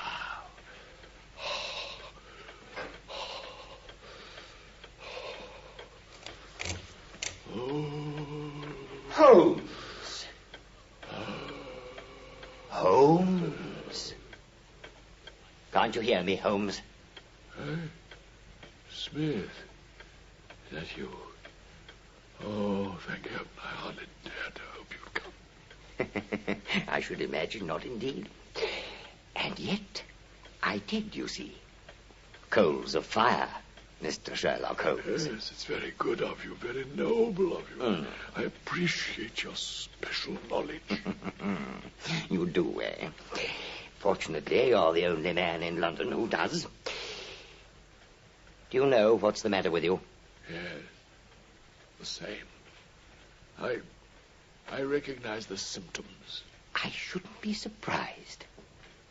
And a bad lookout for you, if it is, eh, Holmes? Poor Victor was a dead man on the 4th day. I knew you did it, Smith. Oh, you did you? Only you couldn't prove it. So you spread your rotten reports about me, and then you come crawling when you're in trouble yourself. What sort of game is that for the great Sherlock Holmes to play? Let bygones be bygones, Smith. I'll forget it all. Only cure me and I'll forget it all. Forget? What? About Victor Savage's death. You was going to submit it just now that you've done it. I'll forget it. Can't you remember any unusual incident about the time your symptoms began? Nothing. I'm too ill. Didn't anything come by post, for instance? A box, by chance? Smith, in mercy's name. Holmes, you must hear me. An ivory box. It came on Wednesday. Yes. You opened it. Do you remember? Yes. There was a sharp spring inside it. Some kind of joke. A joke, eh? Wasn't any joke, as you'll find out to your cost. I remember the spring. It drew blood. That box there on the table. Ah, the very one, by George. And it may as well leave the room in my pocket. There goes your last shred of evidence, Sherlock Holmes. But you have the truth at last, and you can die with the knowledge that I killed you. You knew too much about how Victor Savage died, so I sent you to join him. I think I'll sit here and watch you go. You haven't long now. The gas. Turn up the gas, Smith. Please. Oh. The shadows begin to fall, do they? Very well. The gas, eh? All the better to see you by. Is there any other little service that I can do for you, my friend? Yes, if you'd be so good. Just give me your hand. Your hand. Ah, thank you. What's the meaning of this? I wouldn't struggle if I were you, Mr. Culverton Smith. These handcuffs are quite strong enough to hold you. You can stand. Ah, my pipe. You're perfectly well. The best way of acting a part, of course, is to be it, Smith. I give you my word that for the last 3 days I've tasted neither food nor drink, but really it's the lack of tobacco that I found most irksome. Holmes, I'll murder you. You almost did, my friend. But wait, there's someone coming in I think who'll be delighted to make your acquaintance. Good evening, Inspector Morton. There's your man. Thank you, Mr. Holmes. We've been waiting in the street as you told us to in your message. Yeah, and cold enough, too, I'd fancy, on a night like this. To save a poor invalid trouble, Inspector Mr. Smith was so very good as to give you our signal himself by turning up the gas. Before heaven, this is an outrage. I'll not stand for such a trick. One trick's as good as another, Mr. Smith. Inspector Morton is from the yard, and the sergeant, well, you better hold out your hands and go quietly. Come, sir. I arrest you on the charge of the murder of one Victor Savage. And the attempted murder of one Sherlock Holmes. By the way, Morton, the prisoner, has a small box in his left-hand coat pocket, which I think it'd be just as well to remove. Yes, but handle it gingerly, if you please.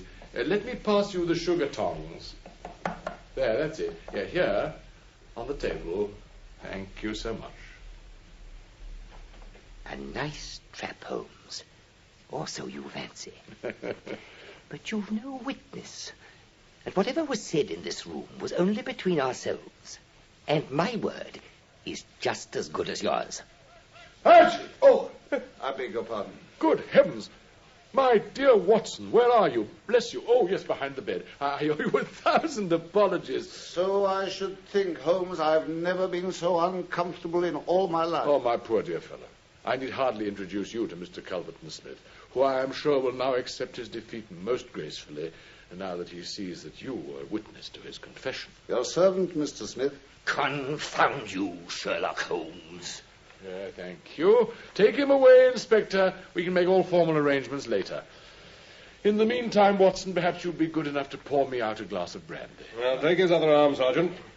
Much obliged to you, Mr. Holmes. You've done it again. Good night, sir. And Dr. Watson. Good night, Morton. Good night. After you, Mr. Smith. Well, there you are then, Holmes. Here's your brandy. Thank you. And I should prescribe a couple of biscuits. For an empty stomach, I think. Oh, thank you. I never needed this more. I never forgive you, Holmes. You know that, of course. Oh, come, Watson. No, never. It was essential now to convince Mrs. Hudson that I was a dying man, so that she could convince you, and you could convince our friend, Mr. Culverton Smith. Yes, but you should have told me. Don't be offended, Watson. It was really a compliment, you know. Compliment? Well, among your many talents, dissimulation finds no place, old friend. And you could never have impressed Smith with the urgency of it all if you hadn't really believed it yourself. But your whole appearance, your ghastly face, and those eyes. 3 days of absolute fast hardly improve one's beauty, Watson. And for the rest, well, a smear of Vaseline on the forehead, a little belladonna in the eyes, a touch of rouge on the cheekbones, and these crusts of beeswax on the lips. A very satisfying effect may be produced, I think. Malingering is a subject I've often thought of for a monograph. Yeah. And a little occasional talk about half-crowns or oysters, for instance, and behold, a case of tragic delirium. Exactly. Yes, but why did you never let me near you if there wasn't any infection after all? Now, that was the unkindest cut, Holmes, it truly was. You said you'd no confidence in me. Too much, my dear Watson. What? Well, do you imagine I'd have no respect for your medical ability? Could I imagine for a moment that your astute judgment would pass a dying man who had no rise of pulse or temperature? My dear fellow. Well, if you put it that way... Of course I do. How else? At 4 yards I could deceive you, not a foot nearer. And who then would have brought Mr. Smith within my grasp? Yes. Yes, but the little box, eh? That harmless-looking little ivory box. What are they? No, Watson, don't touch it, not even now. Can't you see the way the little sharp infected spring shoots out like a viper's tooth when you look down at it sideways? He killed his nephew with that device. The boy stood between Smith and his inheritance. He died horribly. Oh, still, I find it hard to forgive you, you know. You worried Mrs. Hudson and me inconscionably. Ah, poor Mrs. Hudson, I'll make it up to her. But you must admit it was the work of a true artist. You must permit me my methods. Watson, you of all people. Oh. Come, let me soothe your savage breast. And then, perhaps when I've dressed, something solid and nutritious at that little chop house of ours in the Strand would not, I fancy, be out of place. I confess that dying is quite one of the hungriest hobbies I've ever taken up. The Adventures of Sherlock Holmes, based on the original stories of Sir Arthur Conan Doyle, have been dramatized anew with original music composed by Sidney Torch. Sir Ralph Richardson played the part of Dr. Watson, and Sir John Gielgud that of Sherlock Holmes. The program was produced by Harry Allen Towers.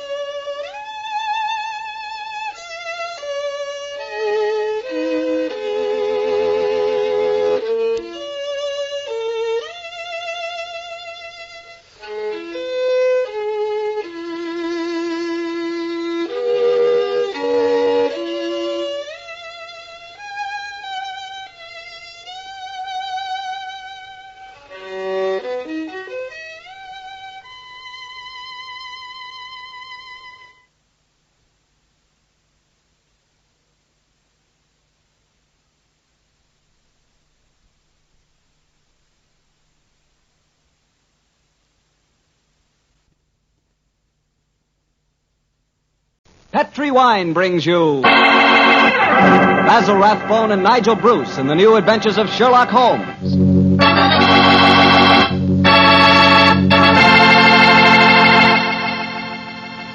The Petri family, the family that took time to bring you good wine, invites you to listen to Dr. Watson tell us another exciting adventure he shared with his old friend, that master detective, Sherlock Holmes. And I'd like to ask you a short, simple question. Have you ever tried a glass of sherry before dinner? If you haven't, you'll never know what you're missing till you do. And make that sherry Petri California sherry. Because Petri sherry is the best beginning a good meal ever had. Just hold a glass of Petri sherry to the light. Look at its wonderful, clear amber color. Now just get a whiff of that aroma. Bouquet, the experts call it. I'm telling you, you can just smell those big, luscious grapes. Now, best of all, taste your Petri sherry. Sip it. Sip it slowly so you don't miss one single drop of this truly delicious wine. Yes, without a doubt, Petri sherry is good wine. Oh, and incidentally, Petri makes two kinds of sherry.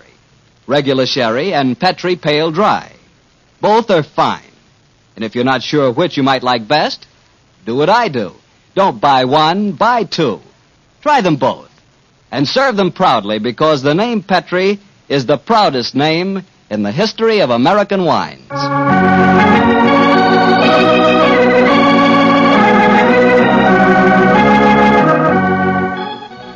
And now I'm sure our good friend and host, Dr. Watson, is waiting, so let's go in and join him. Come in. Good evening, Doctor. Good evening, Mr. Bartell. Here, quiet with it. Down, Monty. Down there. Dogs seem very chipper tonight. Tonight, yes, but they've been in disgrace most of the day, Mr. Bartell. Oh? What have they been up to? After the seals again, Doctor? No, my boy, this time it was chickens. They got into my neighbor's coop and had a delightful time. Fortunately, there were no casualties, but I'm afraid that my good neighbor policy has suffered a slight diplomatic strain. But you come here to listen to Sherlock Holmes' adventures, not those of my dog, so draw up your usual chair and make yourself comfortable, and I'll get on with tonight's story. Last week, Doctor, you told us it was a case in which Sherlock Holmes found the solution without ever meeting any of the suspects. That's quite correct, Mr. Bartell. As remarkable as an exhibition of long-distance detection as I ever recall. But Judge the story for yourself, my boy. It was in the autumn of 1903, and Sherlock Holmes was about to retire to his bee farm on the Sussex Downs. I must confess, Mr. Bartell, that my heart was heavy during those last few weeks we spent at Baker Street. I thought of the countless adventures that we'd shared together. I remembered those many evenings of quiet comradeship and companionship.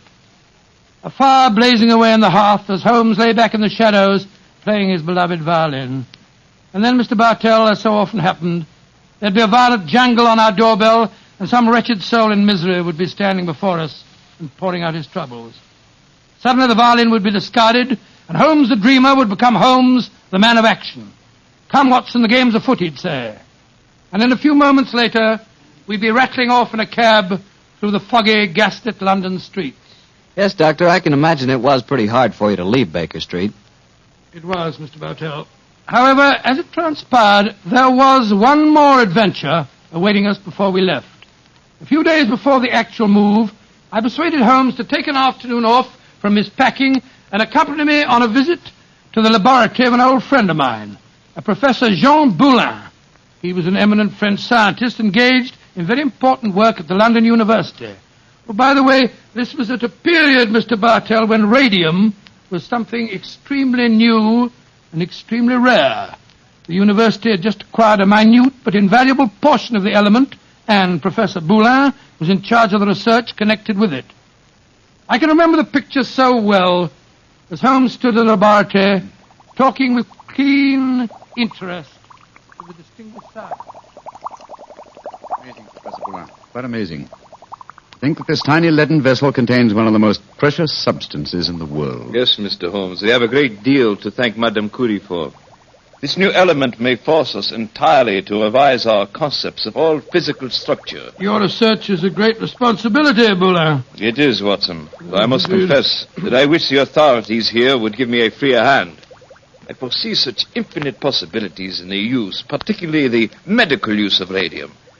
But my conservative superiors seem to regard it only as a toy, a scientific curiosity. Limit your experiments accordingly, I suppose. Exactly.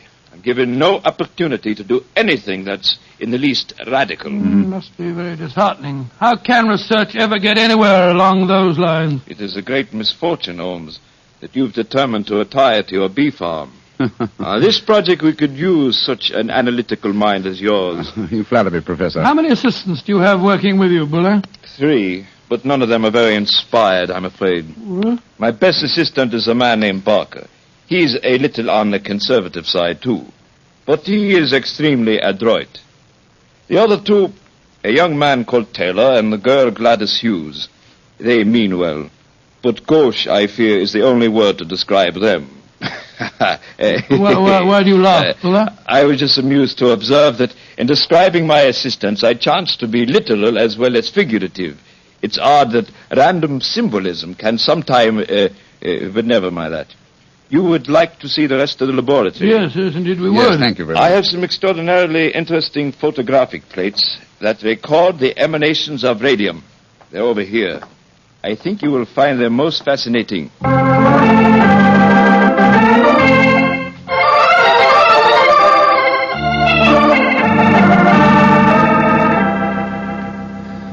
Baker Street, particularly when our rooms are full of packing cases, seems rather drab after the scientific stimulations of Professor Boulin's laboratory, doesn't it, old chap? Yes, it seemed drab even if we hadn't been to see him. I feel frightfully depressed, Holmes. I just don't know what I'm going to do without you. Oh, you're still a young man, Watson, and a susceptible one. You'll marry again. No, I won't. Yes, you will, old chap. And you'll end up by being glad that your old roommate, your difficult, rather unsociable old roommate, is living in retirement on the Sussex Downs. Rubbish. I shan't feel anything of the kind. In any case, I don't think you'll be able to stay in retirement for long. Your mind is much too alert to be satisfied by being a sort of midwife to a bunch of beastly bees. Oh, dear Watson. I feel that you'll never eat honey again. Yes, you can laugh, Holmes, but I could see how excited you were when Boulin suggested that you might help him with his radium experiment. Flattering suggestion, I must admit, my dear fellow. Just the same, Oh, now, who the devil's that? From the urgency of the tug on the bell pull, I'd say that it was a client. And go and head him off, will you, old chap? Yes, I'll do my best. Oh, Watson, explain that I'm no longer in practice. Too late, Holmes. He's brushed past Mrs. Hudson. Here he comes rushing up the stairs. Oh, confound it. I beg your pardon, sir, Are you but... Mr. Sherlock Holmes? No, I am not Sherlock. Then you must be Mr. Holmes. That is my name, sir. But may I ask what accounts for your rather whirlwind entrance? My housekeeper, Mrs. Hudson... I haven't any time to consider etiquette. My sister Gladys Hughes has vanished. Vanished into thin air. You've got to find her for me, Mr. Holmes. I'll pay you any fee you name, but you've got to find her. Mr. Hughes, I'm extremely sorry that your sister has vanished, but I'm afraid that I can do nothing to help you. I'm retiring. I'm giving up my practice. If you won't help me, I'll go to someone who will. That's exactly what I mean, sir. I suggest that you go to the police, or if you insist on a private investigator, I can strongly recommend Mr. Martin Hewitt. Yes. His address is 39 Pont Street, Knightsbridge. Good day to you. Good day, Mr. Hughes. 36 Pont Street, Knightsbridge. Mr. Martin Hewitt. Yes, I can understand his concern, but his manners leave a great deal to be desired. Holmes. Gladys Hughes' missing sister. That was the name of one of Professor Boulin's assistants, wasn't it? True, old fellow, but it's probably only a coincidence. What? Both Christian and surnames are extremely common ones. Well, I have a feeling that it may not be a coincidence. Oh, come now, my dear fellow.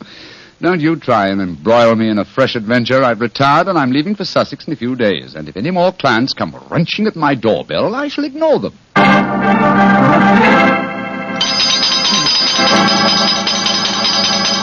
But, Mr. Holmes, you've got to help me. My son, Geoffrey Barker, has disappeared. I'm sorry, Mrs. Barker, but I'm afraid I'm... Holmes, Geoffrey Barker was the name of Professor Boulin's chief assistant. Watson, please believe me when I say that I'm not to be inveigled into any further...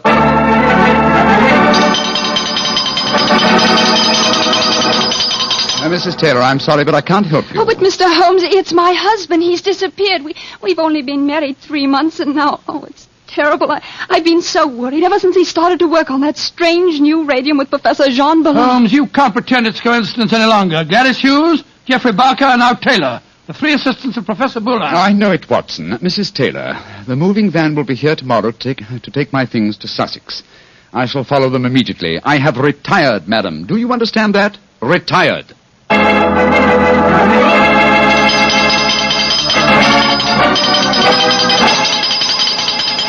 Yes, another telegram for you, Holmes. That'll be the 4th today. Why won't Scotland Yard leave me alone? Well, it's a pretty strange business. 3 people engaged in research of this new element radium have all disappeared within 48 hours.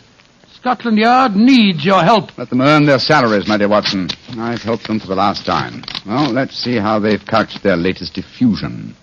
Oh, this isn't from Scotland Yard. It's from my brother, Mycroft. Mycroft? What's he going to say? Listen to this. Now Professor Boulin has disappeared. Great Scott. And the radium with him. Surely the pattern is obvious, Sherlock. Radium must be found, could solve the problem for you, but I'm too lazy. Consider what a flashy case for you to retire on. Regards, Mycroft. The old devil. Holmes, this is shocking. My old friend Boulin has disappeared. Yes, Watson, and now my brother asks me to investigate. The pressure becomes irresistible. Very well, I bow to fate and postpone my retirement for a few hours. Good man, Holmes. You know you'll never really retire. Let me see. As Mycroft says, there's an obvious pattern in this case. Our first step, of course, will be to interview all the doctors who treat patients without charge. Why? Well, surely that's obvious. Well, it isn't at all obvious to me. I don't know why you always leave me in the dark. Well, what makes you laugh? Being left in the dark. It's just like the old times, isn't it, Holmes? Come on, old fellow, let's go. The game's afoot.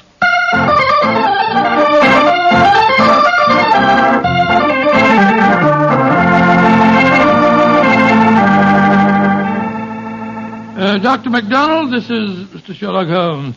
Mr. Sherlock Holmes, eh? I'm very glad to meet you. And are you, Dr. MacDonald? I swear that I've never been in as many doctors' offices as I have today. But Mr. Holmes is in search of some information. Perhaps, Doctor, you can help him. I'll do my best. What do you want to know, Mr. Holmes? Whether you have any charity patients with skin eruptions or growths of any kind. I mean, patients that have not kept their appointments recently, perhaps.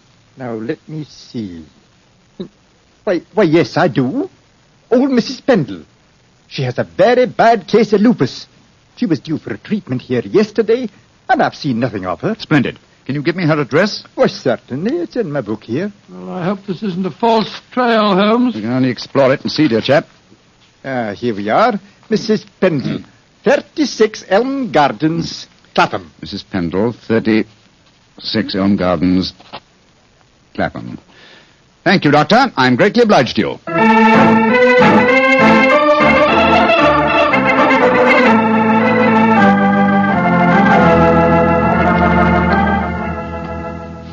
Getting restless, Watson? Yes, I am a little. We've been waiting outside Mrs. Pendle's house for over an hour. Why don't we knock on the door and see if she's at home? Oh, no, my dear chap. We mustn't frighten her. I hope that she's going to lead us to our quarry. You see... Shh. Front door's opening. A woman's coming out. Yes, it's Mrs. Pendle, beyond doubt. Look at that bandage around the upper part of her face. Yeah, hello, she's turning down the street. We're going to follow her, I suppose. Naturally, but let's give her a start, shall we? We don't want her to spot us. Well, while we're waiting, perhaps you'll clear up 1 or 2 points for me. I'm still very much in the dark. With pleasure, old chap. What puzzles you? Well, one of the things that Come on. What? We've given her enough of a start. Let's follow her. Oh, very well. But look here, Holmes. You asked me what I didn't understand. 2 things puzzle me. What did Mycroft mean by the pattern of the case? Why are we following a poor sick old lady through the London streets? I'll answer the first question, and I think the answer to the second will be self-apparent. The pattern of the case is clear. Professor Boulin and his 3 assistants have vanished together with Irradium, but their disappearances were not simultaneous. Had they been so, it would have been a transparent case of theft. But with the disappearances gradual rather than simultaneous, the emphasis has been subtly shifted. Yes, I can see that, Holmes, but what do you suppose is at the back of the whole business? Can't be a simple case of theft. Radium is enormously valuable, but it'd be hard stuff to sell again. Not to an unscrupulous criminal with a knowledge of medicine, Watson. My own theory, and I admit at the moment that it's purely a theory, is that Professor Boulin was worried because he was so hampered in his research. You'll remember that he stressed his great faith in the medical values of the new element, radium. Yes, he did. It's more than possible that he places the rights of science above the rights of property, that he's determined that he and his group will carry on their invaluable research unhampered by the conservative restraints of the university. I see what you mean, Holmes, but how does Mrs. Pendle, the poor woman that we're following, enter the picture? Because one of the chief lines of radium research on the continent so far has been with her sort of trouble. Professor Boulin's obvious move, if my theory is correct, would be to contact poverty-stricken patients, promise them relief, induce them to abandon their regular treatments, and submit to him. By Jove, yes, Holmes, that seems perfectly logical, and yet I can't believe that Boulin would... Mrs. Pendleton has reached her destination. She's turned down a driveway. Yes, she's walking up to what looks like a deserted warehouse. Hurry, old chap. Don't let her out of our sight. She's opened the door without knocking. She's gone in. We'll wait here for a moment or 2, then we'll follow her. I have a feeling that your old friend, Professor Boulin, is not far away, Watson. Yes, you're probably right. But I hope we can do something to protect him from the consequences of what he's done. It might easily mean the finish of a brilliant career. I'll do everything in my power, but you know as well as I do... Shh, look. Mrs. Pendle's coming out again. Yes, and she's in trouble. Come on. Mrs. Pendle, what's wrong? I don't know how you know my name or who you be, but you ask me what's wrong. They tell me to come here to this address, and I find a doctor who'd help my face. I comes here, and what do I find? What did you find, madam? A corpse, sir.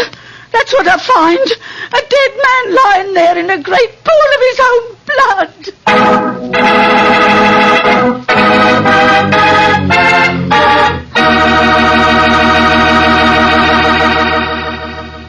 You'll hear the rest of Dr. Watson's story in just a second. So I'm just going to remind you that there's one wine which everyone likes and which is good on any occasion. Petri California Sherry. You want a swell wine to serve before dinner? The perfect answer is Petri Sherry. If you want a wine that's delicious after dinner, or later in the evening when you're just talking things over with your friends, again you want Petri Sherry. And if you want a wonderful wine to serve at cocktail time, naturally you want Petri Sherry.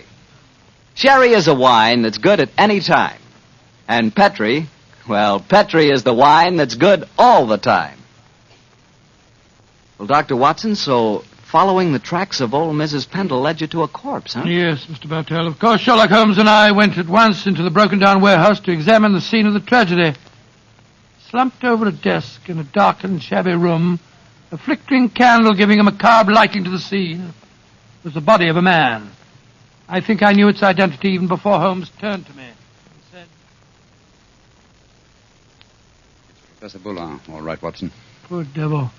Murdered, of course. Yes, but examine him for yourself, will you? Yes. Yes, there's no doubt about it. This wound couldn't have been self-inflicted. The right auricle of the heart has has been pierced. How long ago would you estimate death took place? Not more than a couple of hours ago, I should say. Not hard to reconstruct the killing. The murderer came up from behind Boulin as he sat here, crooked an arm around his throat. Yes. See the finger marks on the right-hand side of the neck? Here? Then stabbed him in the chest. And then withdrew the weapon and disappeared. Leaving no traces, confound it. A dusty room is an ideal place for recording footprints, but there are half a dozen different prints here, including Mrs. Pendle's. Hello. Here's the print of a smaller woman's shoe.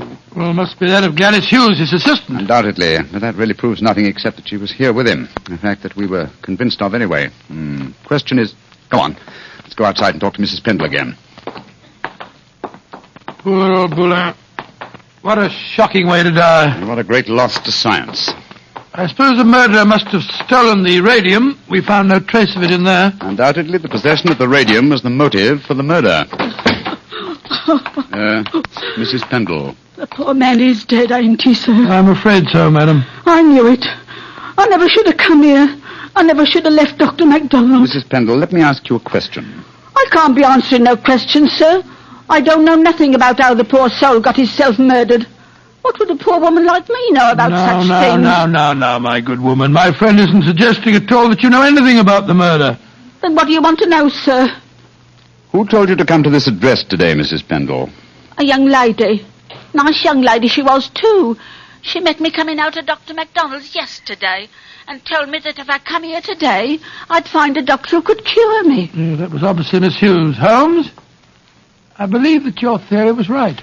Come on, Mrs. Pendle. We'll escort you to the nearest police station where you can report the murder. Yes, sir. And then, Watson, we must keep on the track of the radium. That, perhaps, is more important than any life. Well, how are we going to do that? We haven't a clue to go on. Remember that Professor Boulin's 3 assistants are still missing. We must go to the homes of each of them and see what can be found out. Mr. Hughes, you must realize by now that your sister's disappearance is part of something vastly more significant than you think. I must ask you in the My first... sister didn't disappear, Mr. What do you mean, sir? You came to us and said that you had. Oh, it was all a mistake, gentlemen. She came back today. She'd just been down to the seaside for a short rest, and she'd forgotten to let me know. I'm sorry to have bothered you. May I see your sister at once, please? I'm sorry, Mr. Holmes, but she's out just now. I don't know where she's gone or what time she'll be back. Mrs. Barker, I've come to you about your son's disappearance. I'm afraid that... but my son didn't disappear, Mr. Holmes. It was all a misunderstanding. He came home today. Then may we speak to him, please, Mrs. Barker? Oh, I'm afraid that's impossible. You see, he did... Mrs. Taylor, I want to talk to you about your husband's disappearance. Oh, that. He came home this afternoon, Mr. Holmes. At first I was so suspicious, but when he explained, well, I'm sure you know how it is in the first few months of marriage, those little tears.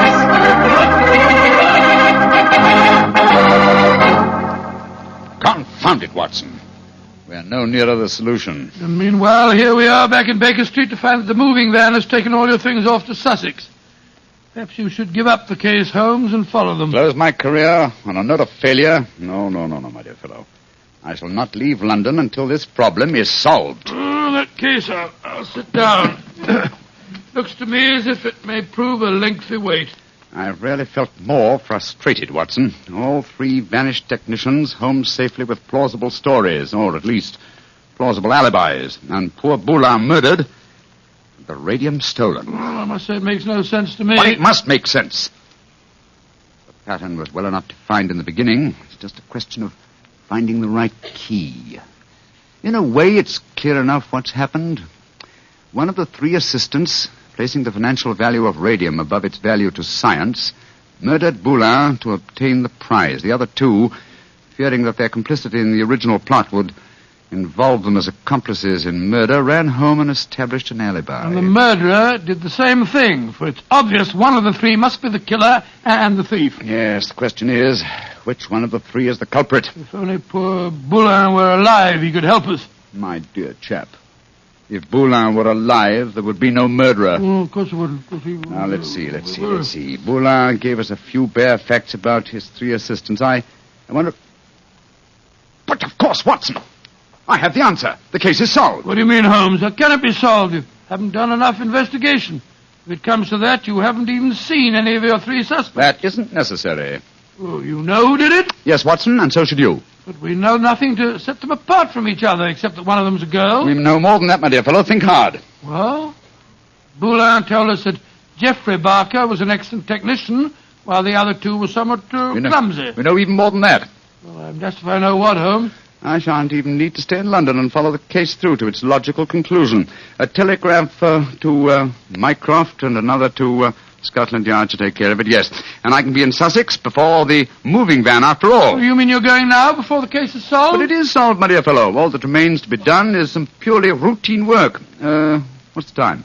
Look, it's 3 o'clock. Splendid. If we hurry, we can catch the 3:45 express from Waterloo. We? Yes, I was counting on you spending a few days down there with me, old chap. I hope you can spare the time. I should hate to make so drastic a change without my good old friend Watson at my side. Oh, of course, I'll be delighted, but... But what, my dear boy? The case of the disappearing scientists.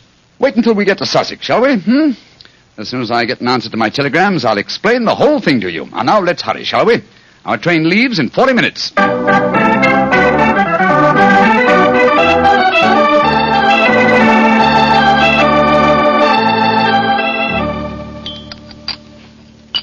More tea, Watson? Thanks, old boy. Peaceful down here, isn't it? Extremely. At the moment, I must confess, I find it rather nerve-wracking. Oh, why? Well, you know why, Holmes. I want you to open that telegram and tell me if your solution to the Boulin case was the correct one. Very well, my dear chap. Let's see. What is it?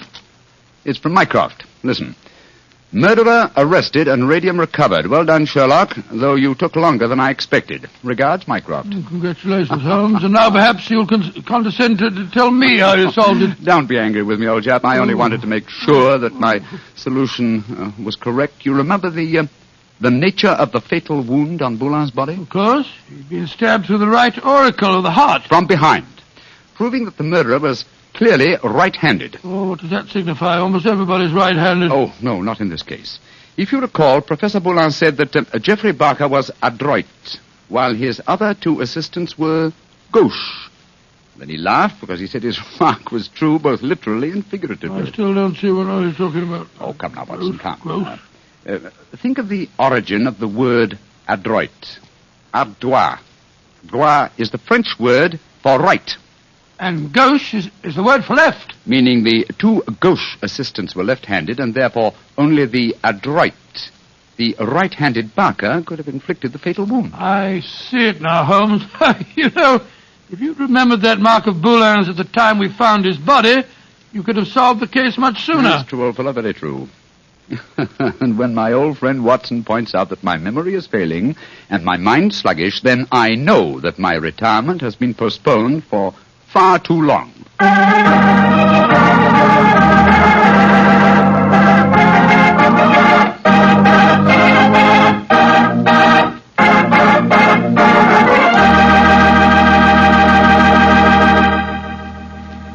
Well, so Holmes really went through with his idea of becoming a bee farmer. Yes, of course. It became one of his favorite hobbies.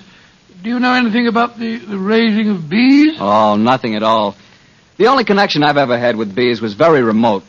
Once I had the hives. Once you had the... Oh, no, Mr. Barker. Oh, yes, Dr. Watson. But seriously, I do know one thing about bees. Even when you know all about them, you're apt to get stung. That's true enough. So I'll make my hobby Petri wine. You know, you can't miss when you buy Petri wine, because Petri wine is always good wine. The Petri family has been making fine wine for generations. In fact, they started way back in the 1800s. And they've handed on down from father to son, the knowledge and experience absolutely essential to the making of truly fine wine. And since the making of Petri wine is a family affair, you can be sure that the name Petri means something on a bottle of wine. Those letters Petri are more than a trademark. They're the personal assurance of the Petri family that every drop of Petri wine is good wine. So when you buy wine of any type, you can put your faith in the Petri label, because Petri took time to bring you good wine. Well, Dr. Watson, what new Sherlock Holmes story are you going to tell us next week? Well, now let me see. Next week, Mr. Bartell, I'm going to tell you about one of the weirdest adventures that Holmes and I ever had. It concerns a haunted chapel in the wilds of Cornwall, strange organ music that played at midnight, and the headless ghost of a murdered monk.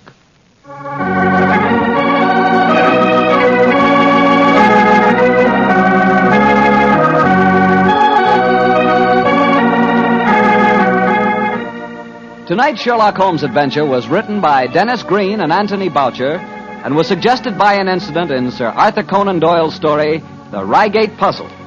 Music is by Dean Fossler. Mr. Rathbone appears through the courtesy of Metro-Goldwyn-Mayer, and Mr. Bruce through the courtesy of Universal Pictures, where they are now starring in the Sherlock Holmes series.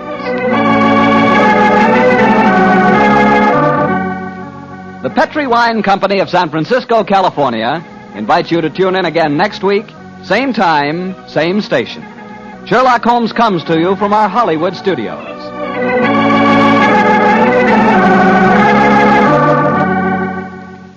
This is Harry Bartell saying good night for the Petri family.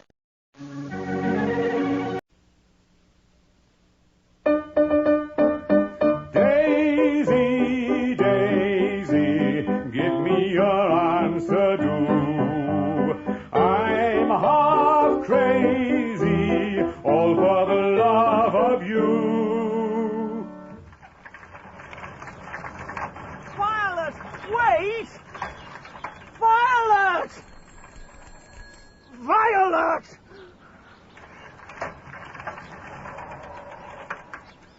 I thought you said you could keep up. You're doing this deliberately, aren't you? Am I? It's some sort of test. I take it I failed. Never mind, I'll still marry you, probably. What's that supposed to mean? Cyril, really? It's not something to joke about. What's brought this on? I don't want to leave you alone. Well, this is a change of tune. What happened to it's only 7 months, it's only Coventry? When I get back, they're going to double my salary? Have I convinced you that money doesn't matter at last? Money does matter. I want you to swear you'll be faithful. What? I think you heard me.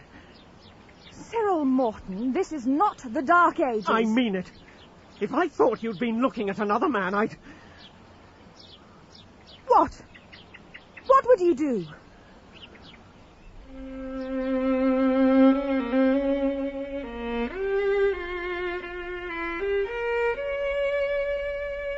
The Solitary Cyclist by Sir Arthur Conan Doyle. Dramatized for radio by Bert Coules. With Clive Merrison as Sherlock Holmes and Michael Williams as Dr. John Watson. And featuring Dennis Quilley as Bob Carruthers and Susanna Harker as Violet Smith. The Solitary Cyclist.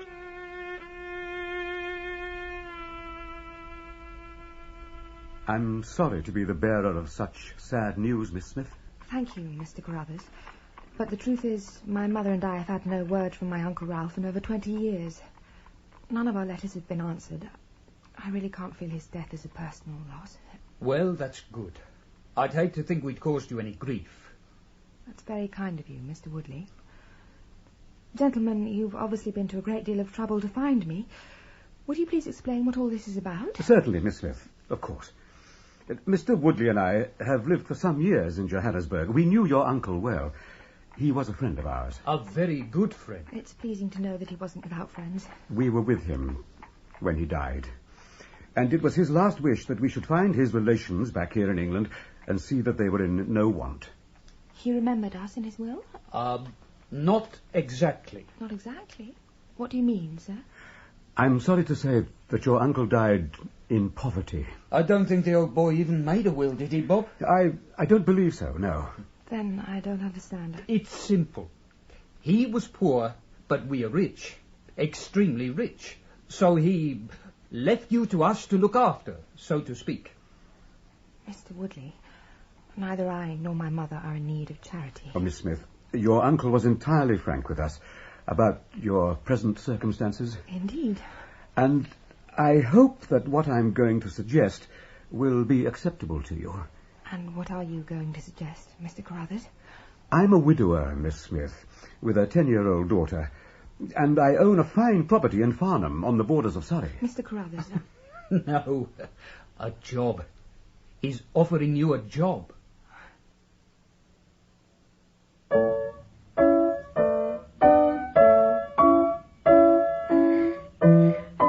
That's good, Catherine. Good. 3, 4. 1, 2, 3, 4. 1, 2, 3, 4. Very good. Was that better, Miss Smith? Very much better. Is it good enough to play to Papa? Oh, I think so. Good. I like it here. What, in England? Do you? Better than Africa? Africa's horrid. People die there. Oh, Catherine. Is your mother dead too? No, she's not. She lives in London. That's why I go there each weekend, to see her. And your father? No, Catherine, he is dead. Oh, I'm sorry. Thank you. He died when I was about your age. A long time ago. What was he like? He was rather like your father. He was tall and handsome and kind. He taught me the piano. Sometimes, as a special treat, I used to play for him when he sang. My papa can sing. I didn't know that. He had a favourite song. Would you like to hear it? Oh, yes, please. I haven't played it for a long time.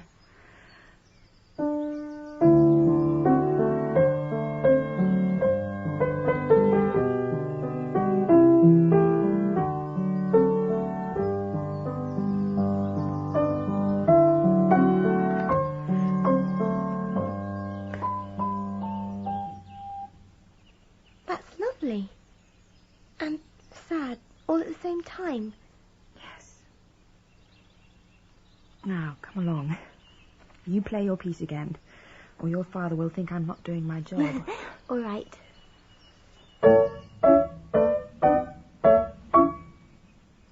Catherine? Miss Smith. What is it? I'm so pleased you've come to live here. Home, home, sweet, sweet home. There's no place like home. There's no place like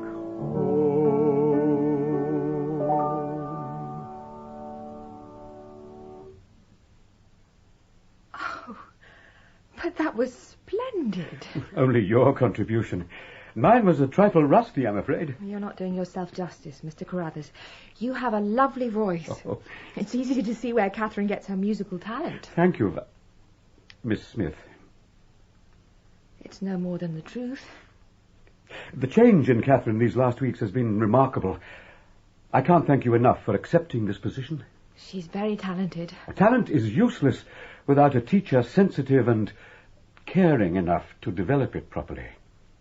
Thank you, sir. Shall we try another? I should enjoy that. You don't regret coming here, I hope? Why, no, certainly not. Surely I hadn't given the impression... No, of course not. Forgive me. I just wanted to be sure that you're happy here. Please don't be concerned, Mr. Carruthers. I'm very happy. Have a safe journey. My regards to your mother. Thank you, sir. How far is it to the station, Papa? About 6 miles, my dear. If I had a bicycle, I could keep Miss Smith company. When you're older, I've told you. Oh. It's very kind of you, Catherine, but I love the solitude. The country lanes are so quiet, I enjoy the chance to think. What do you think about? Catherine. Oh, all sorts of things. Now I must go, I'll miss my train. Oh, Miss Smith, Yes, sir? I wish I could have given you more warning, but I'm afraid I only found out myself this morning. Mr. Carruthers? It is only for a week. When you get back here on Monday, we shall rest. This is first-class brandy. Well, when Mr. Carruthers returns, you can tell him so. I'm sure he'll only be a few moments. He always did have a taste for the best things in life. Fancy running off to see to business when he's got you sitting in here. Mr. Woodley, please. He's old, that's his trouble. That's no way to talk about your host, No sir. blood in his veins, not like me. Or you, eh? Mr. Woodley. Oh, come on. You don't need to pretend with me. I have absolutely no idea what you mean. I've seen the way you've been looking at me. This is absurd. That's a very pretty neck. So smooth. I can give you diamonds. Diamonds like you've never dreamed of. Keep away from me, sir. And dresses, too. The best that money can buy. Let go of me! Not till you say yes. What? I'm asking you to marry me. You're mad! Let go! Woodley, stop it. Stop it. Do you hear me?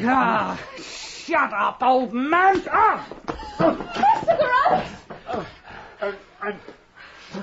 I'm quite all right, thank you, Miss Smith. Your face is bleeding. Please, don't concern yourself. Woodley, get out of my house and don't come back. Do I make myself clear? Oh, perfectly clear.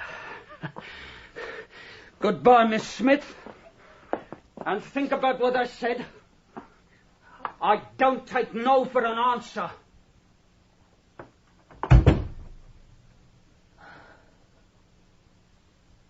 Lady, once there lived a maiden, pure and bright, and likely fair. But he wooed and won her, filled her gentle heart with care. Ah, Miss Smith, good morning. Did you have a pleasant trip down? No, Mr. Carruthers, I did not. What's wrong? I'm sorry. I didn't mean to be rude. I'm a little angry, that's all. Angry? Has something happened? Something unpleasant? If that man Woodley has been... No, but this has nothing to do with Mr. Woodley. I haven't seen the least sign of him for weeks, thank goodness. Then what's upset you? I'm not upset. I'm angry. Someone has been following me. Following you? A man on a bicycle, along the road past Charlington Hall. Do you know this man? No, I don't recognize him at all. He's quite old, I think, all hunched up, and he has a full black beard. Do you know anyone like that? No, I don't. He doesn't approach me or call out or anything. He just follows me. He's been doing it for 3 weeks now, every weekend. Oh, why haven't you mentioned this before? That's a very lonely stretch of road. I don't think I'm in any danger. I'm not at all sure you're correct. It's a violation of my privacy. What right is he? I'm very pleased you told me. I shall do something about it. That's very kind of you, Mr. Carruthers. But I'm perfectly capable of doing something about it myself.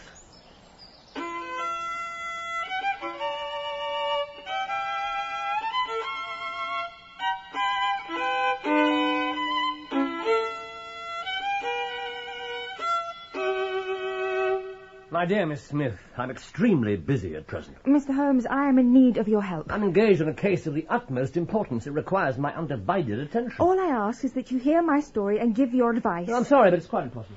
15 minutes of your time. 10. Go to a local police station. And talk to some unimaginative village constable who wouldn't know something bizarre if it bit him in the leg. I'm truly sorry. Watson. Please try to understand, Miss Smith. Mr. Holmes is working on a very abstruse and complicated problem. Any distraction could be damaging. Dr. Watson, doesn't Mr. Holmes know that stepping back temporarily from a problem often enables one to see it with new clarity? Yes, I'm sorry, but... A most interesting theory. I'm glad you think so. And not one in which I have a great deal of faith. Even a small amount of faith can sometimes work miracles, so we're told. Miss Smith, if you've come to me for miracles... Mr. Holmes, I have come to you for advice, and no more. And also no less, it seems. Oh, very well. Give me the facts. Thank you, sir. Well... Well, at least it can't be your health. So ardent a bicyclist must be full of energy. How in the world did you... Ah, you can tell from my shoes. Oh. Quite right, Miss Smith. The roughening at the side of the sole. Where the pedals rub. Yes, I bicycle a good deal. Your hand, please. Mr. Holmes? It is my business. Yes, I thought for a moment that your profession was typewriting, but of course, no, it's obviously music. These spatulate finger ends are common to both. Indeed. Your face. Yes, there's a spirituality about the face which the typewriter does not generate. Oh, yes, Watson, this lady is a musician. Yes, Mr. Holmes. I teach music. Yes, in the country, from your complexion. Near Farnham. Oh, the Surrey border. That's a beautiful neighbourhood. And full of the most interesting associations. It was near there that we arrested Archie Stamford, the forger. You remember, Watson? Yes, I do. So, Miss Violet Smith, what exactly has happened to you near Farnham on the borders of Surrey? Then he heeded not her weeping, nor cared he her life to save. Soon she perished, now she's sleeping in the cold and silent grave. This morning, as I cycled to Farnham Station, he was there again. So I laid a trap for him. Good for you. The road is mostly straight, but there's one sharp bend.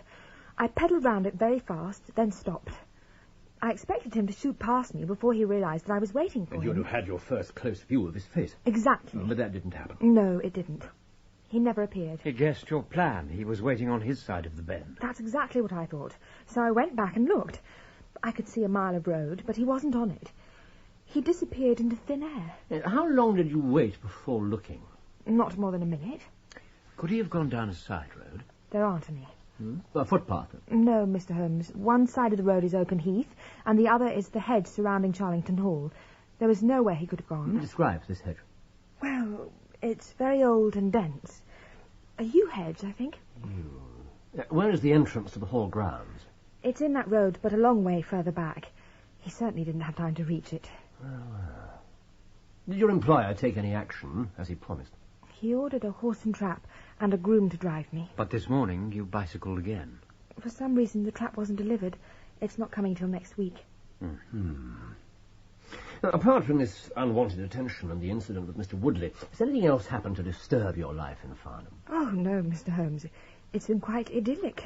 Ah, well, I'm delighted to hear it. What is the household? Just one other. Mrs. Dixon, the housekeeper. Where is your fiancé?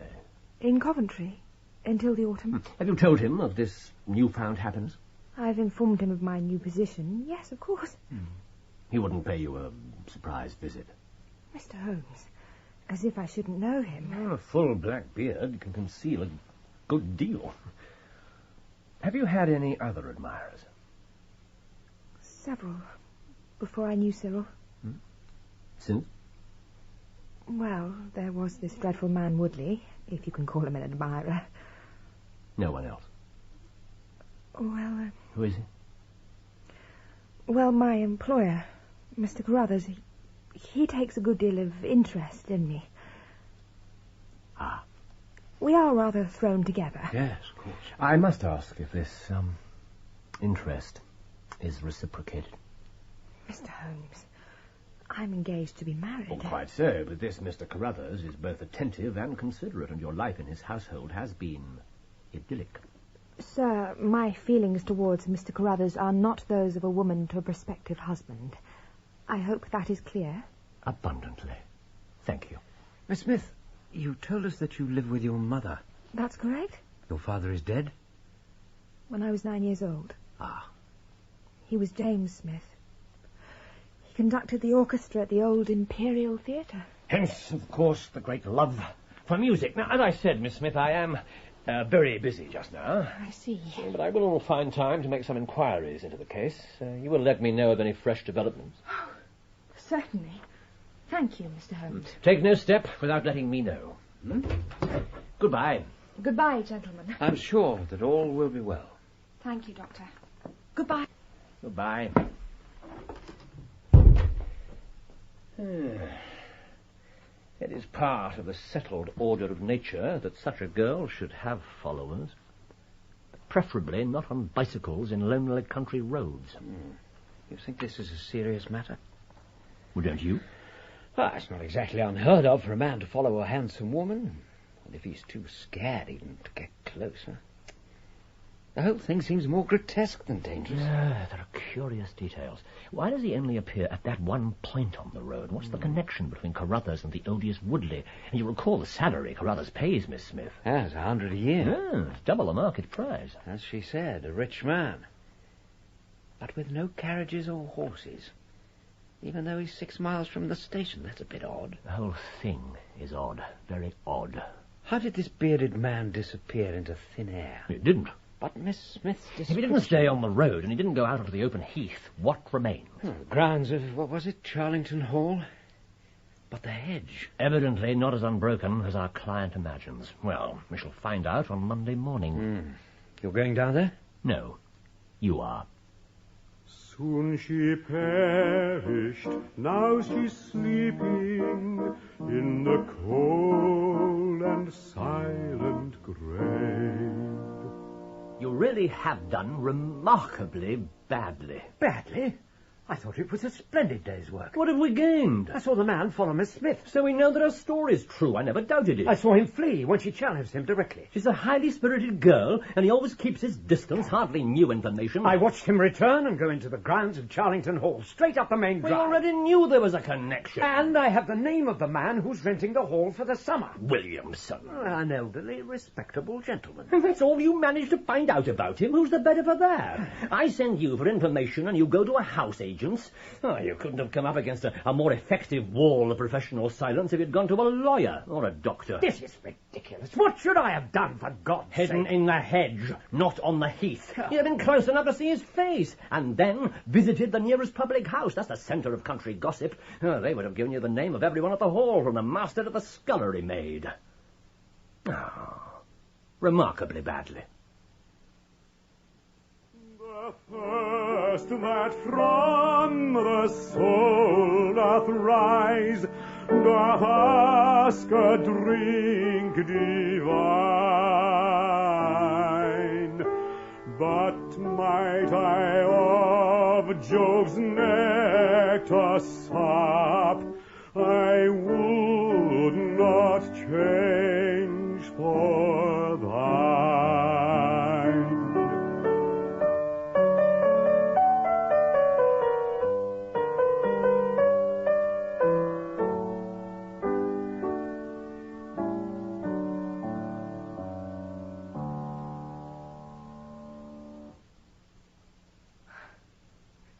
Thank you, Miss Smith.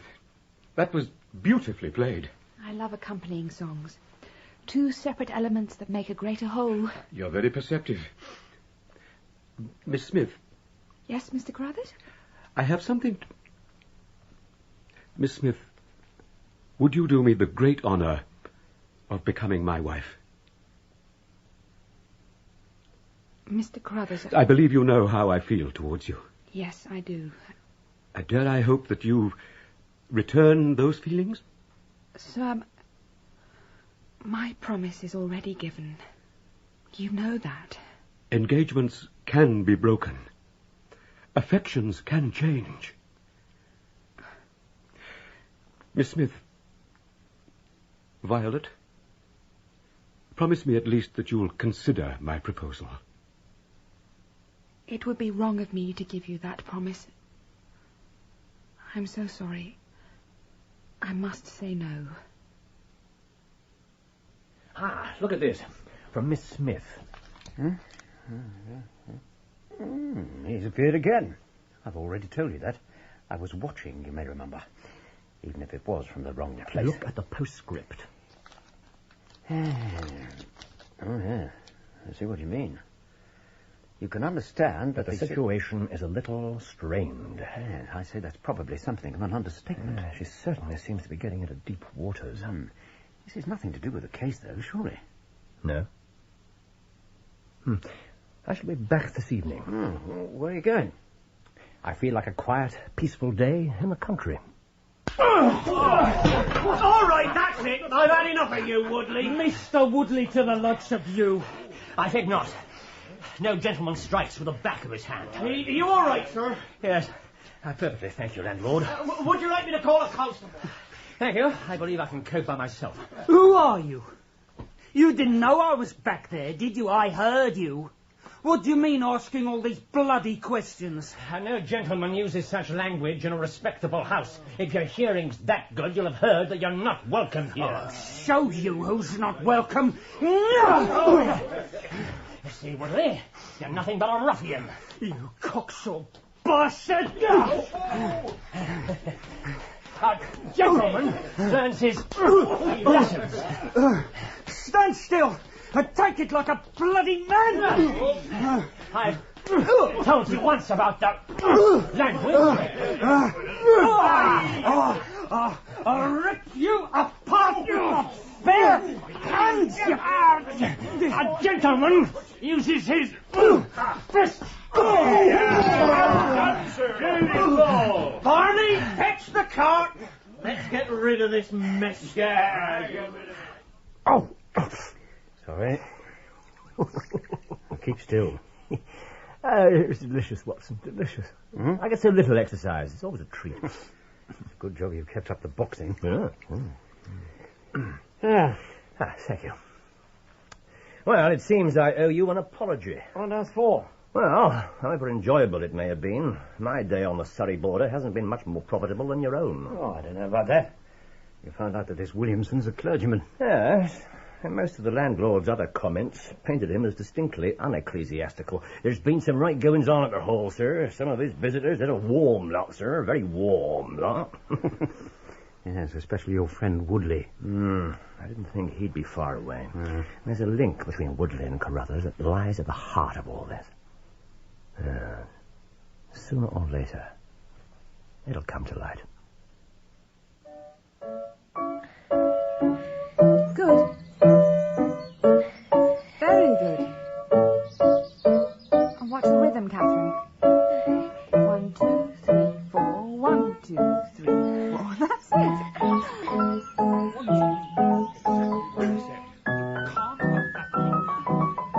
Catherine, stop for a minute. But I'm nearly at the end. Stop. I'll say they've changed. Have I done something wrong? No, I'm sorry. Old man, are you blind as well as bloody stupid? Keep your voice down, you idiot. Careful, I'm not in a very tolerant mood. Read this. Is that horrible man? I thought he'd gone away for good. Yes, so did I. Listen. This changes everything. Well, what are you going to do about it? Nothing, I suppose.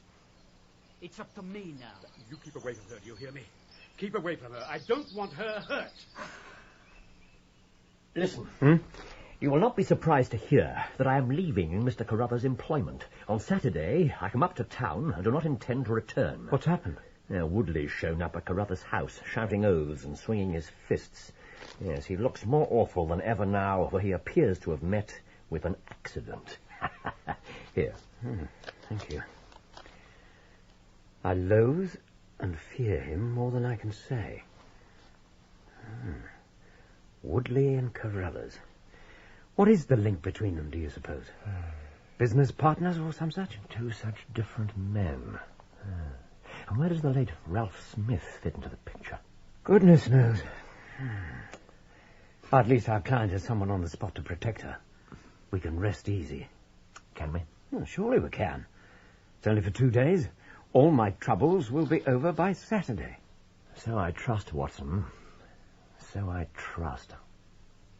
I would shield thee from all danger, save thee from the tempter's snare.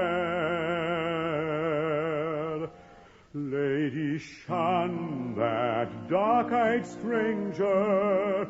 I have warned thee, now beware.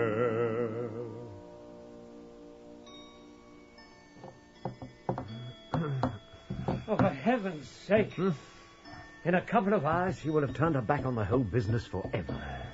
Relax.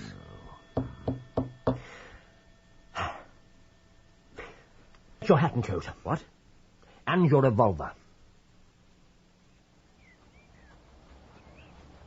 From the top of this rise, we'll be able to see Charlington Hall. This road's too up and down for my liking. There's too many hidden stretches. There's only one more dip after this hill. Then it evens out. There. And this is a splendid vantage point. You can see for miles. The bend in the road, the long stretch of hedge, and then the entrance to the hall. Our client described it very well. She's a good eye. That's high praise coming from you, particularly for a woman. I've given her a margin of half an hour. What exactly do you plan to do? I'll simply be there as she passes the gates of the hall. Are you going to confront this bearded cyclist? Well, that depends entirely on what happens. What do you expect to happen? I have absolutely no idea. We'd better get walking if you want to be at the hall before Miss Smith. Holmes? Look, Watson. Where? A horse and trap. Field glasses, quickly. Oh, damn. What is it? That trap has a bicycle slung on the back. It's her. Already? She must be taking an earlier train. Fool, I should have allowed for that. Come on. Oh, damn this road. I can't see the trap. It's only for a moment. Yeah.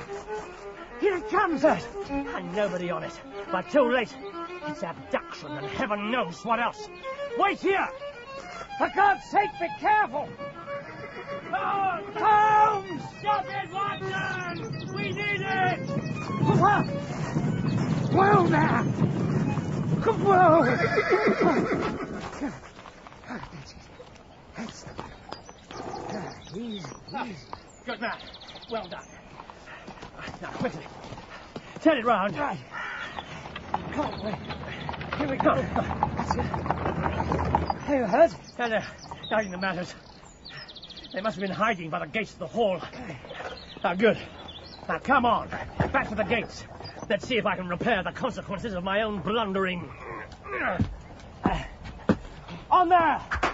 On! They can't have got far with her. When we get to the gates, we'll have a clear view right up to the hall. We should be able to see them. Here we are. Hold on for the turn! Whoa!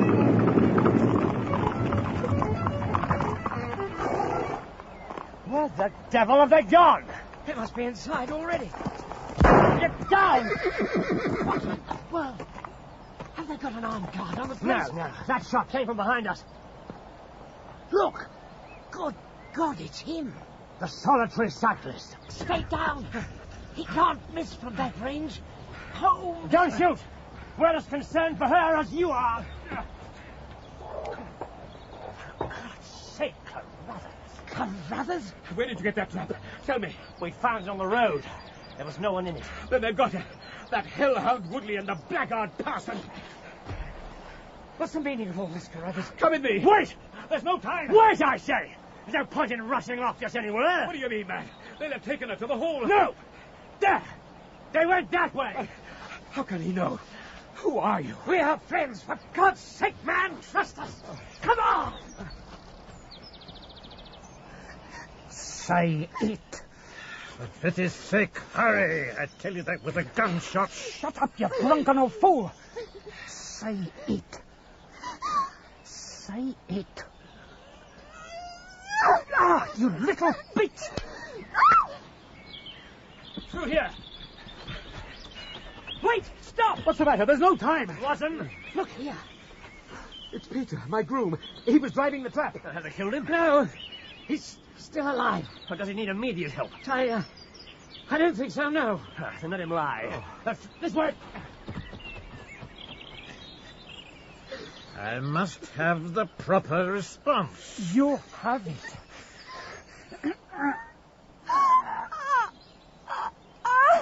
Say it. I do. I pronounce that you be man and wife together. What God hath joined, let no man put asunder. Now, for the love of heaven, let's get out of here. Release that woman! What the hell are you doing here? Who are your friends? Don't you know me, Woodley? Mr. Carruthers! Going to a fancy dress ball, are you, Bob? Well, the beard suits you. I told you what I'd do if you molested her. I'll see that woman righted if I have to swing for it. You're too late, Carruthers. She's my wife. No, she's your widow. Oh, you fool! Violet. Oh, Violet. You bloody murderer. Shut up, or the next one's yours. Enough of this. Carruthers, give me that pistol. Give it to me. Here. That's better. We will have no more violence. Do not turn so coldly from me. I would only guard thy youth from his stern and withering power. I would only tell the truth. Miss Smith is resting. Her injuries are only superficial. Thank the Lord. If he'd hurt her... And Woodley will live. Then I'll go and finish the job. You will stay exactly where you are. Are you telling me that girl, that angel, is tied to roaring Jack Woodley for life? You needn't concern yourself about that. I made some inquiries about his reverence here. He has no right to solemnize a marriage. I have been ordained... And also unfrocked. Once a clergyman, always a clergyman. I think not. In any case, a forced marriage is no marriage, but it is a very serious felony, as you'll discover. How much did Woodley hire you for, Williamson? I doubt if it'll recompense you for the jail sentence. I'm saying no more. Very wise of you. As for you, Carruthers, you'd have done better to keep your pistol in your pocket. Perhaps. But it drove me mad to think that girl was in the power of the greatest bully in South Africa. Yes, Miss Smith told us how you threw him out of the house the first time he molested her. Yes. He knocked me down. I'm even with him on that score anyhow. Then I found out he'd picked up with this outcast parson. They set up housekeeping here at the Hall, right on her road to the station. I kept a close eye on her after that. And them. But why all the deception? Why the disguise? Why didn't you just tell her she was in danger? Because then she would have left me, and I couldn't have borne that. I loved that girl. And even if she couldn't love me, I wanted her in the house. I wanted to see her, hear her voice. You call that love, sir? I call it selfishness. Perhaps the two go together. Anyway, I had to protect her. I knew they were about to make a move. How did you know? Woodley brought me this 2 days ago. Here. The old man is dead. Of course. Ralph Smith. Miss Smith's uncle? But he died months ago. I don't think so. I think that when Woodley and Carruthers left South Africa, Smith was still alive. Alive but fatally ill. Isn't that so, Carruthers? How do you know that? Because this key has unlocked the whole puzzle. That her uncle was dead wasn't the only lie you told Miss Smith, was it? He was alive and he was rich. Extremely rich. Unlike you and Woodley, for all your claims. Well... You seem to know it all. I know that only 2 servants and no carriages is not the household of a wealthy man. I deduce that you found out that Ralph Smith's niece was his next of kin, and you came over here and cold-bloodedly hunted her down. Do you mean to say that this whole business was so that they could get their hands on Miss Smith's inheritance? It was Woodley's plan. And God help me, he persuaded me to be a part of it. It's no sort of excuse, gentlemen, but the picture he painted... The money... One of them was to marry her, and the other to have a share of the plunder. Why did Woodley propose to her first, Carruthers? Why not you? We played cards for her. He won. How dare you? Miss Smith, you should be resting. How dare you, sir? Miss Smith, how much did you hear? Mr. Holmes, is Mr. Carruthers going to jail? It's not for me to prejudge the trial. Yes, I think it very likely. What will happen to Catherine? The little girl? The court will make some sort of arrangement. Some sort of arrangement? How could you do it? To her? To your own daughter? How could you do it to me? Greed is a terrible thing, Miss Smith. It's like a disease. It eats away at you. Changes you completely. I haven't always been the man you see now. I beg you to believe me. I would have been worthy of you once. You beg me to believe you. Every single thing you've told me has been a lie. Except one. I do love you. Did you truly feel nothing for me at all? I was so happy. I don't think I'd ever been so happy. Not since my father was... How could you make someone so happy and then just snatch it all away? I wish to God I'd never set eyes on you.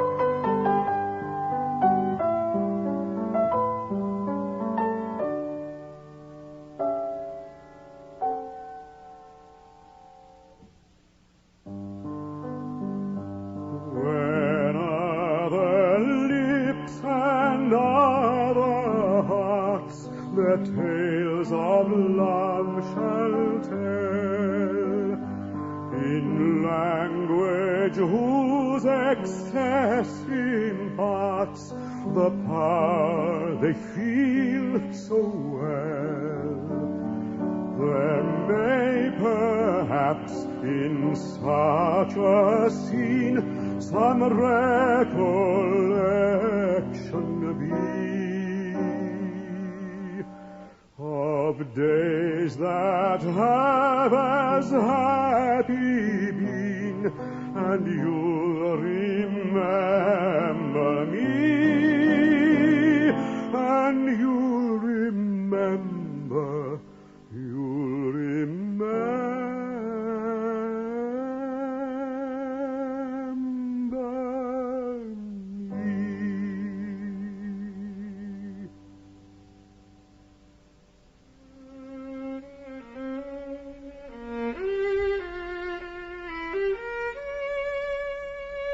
In The Solitary Cyclist, Sherlock Holmes was played by Clive Medicine and Dr. Watson by Michael Williams, with Dennis Quilly as Carruthers and Susanna Harker as Violet Smith. Woodley was played by David Holt, Williamson by Peter Penry Jones, Catherine by Cyril Jenkins, and Cyril by John Webb. Other parts were played by members of the cast. The pianist was Michael Haslam, and the violinist was Leonard Friedman. The Solitary Cyclist was dramatized for radio by Bert Coules and directed by Patrick Rayner.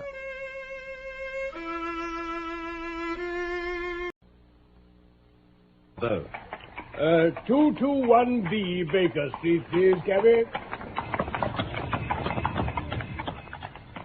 The BBC presents The Noble Bachelor by Sir Arthur Conan Doyle, adapted for radio by Michael Hardwick, with Carlton Hobbs as Sherlock Holmes and Norman Shelley as Dr. Watson. It was a few weeks before my marriage, in 1887, during the days when I was still sharing rooms with Sherlock Holmes in Baker Street.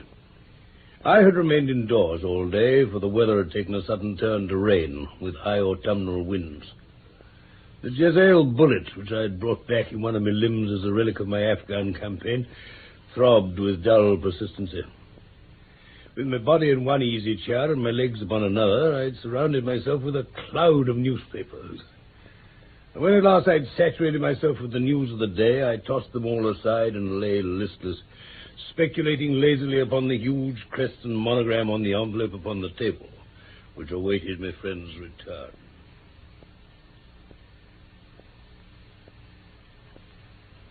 Well, Holmes, here's a very fashionable epistle. Oh, this looks like one of those social summonses which call upon a man either to be bored or to lie. Oh, come, it may prove to be something of interest after all. Not social, then. Distinctly professional. And from a noble client. One of the highest in England. My dear fellow, I congratulate you. I assure you, Watson, without affectation, that the status of my client is a matter of less moment to me than the interest of his case. Yes, of course. It's just possible, however, that also may not be wanting in this new investigation. You've been reading the papers diligently of late, have you not? Looks like it. I've had nothing else to do. Well, it's fortunate. You will perhaps be able to post me up. I read nothing except criminal news on the agony column. The latter is always instructive. But if you followed recent events so closely, you must have read about Lord St. Simon and his wedding. Oh, yes, with the deepest interest. Now, the letter which I hold in my hand is from Lord St. Simon. This is what he says. My dear Mr. Sherlock Holmes, Lord Backwater tells me that I may place implicit reliance upon your judgment and discretion. I have determined, therefore, to call upon you and to consult you in reference to the very painful event which has occurred in connection with my wedding. Mr. Lestrade of Scotland Yard is acting already in the matter, but he assures me that he sees no objection to your cooperation, and that he even thinks that it might be of some assistance. I will call at 4:00 in the afternoon, and should you have any other engagement at that time, I hope you will postpone it, as this is a matter of paramount importance. Yours faithfully, etc. It's dated from Grosvenor Mansions and written with a quill pen. The noble lord has had the misfortune to get a smear of ink upon the outer side of his right little finger. He says 4:00. It's past 3 now. Then I have just time, with your assistance, to get clear upon the subject. Turn over those papers and arrange the extracts in their order of time. Have the goodness to pass me, Mrs. Isleworth. Oh, yes. Here you are. And I will take a glance as to who our client is. Here's one, yes.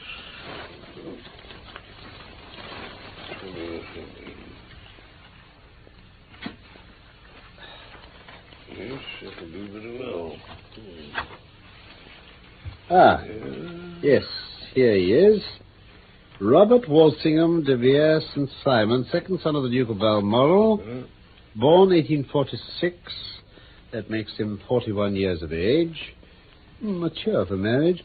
Was Under-Secretary for the Colonies in a late administration. They inherit Plantagenet blood by direct descent and Tudor on the distaff side. Well, there's nothing very instructive in all this.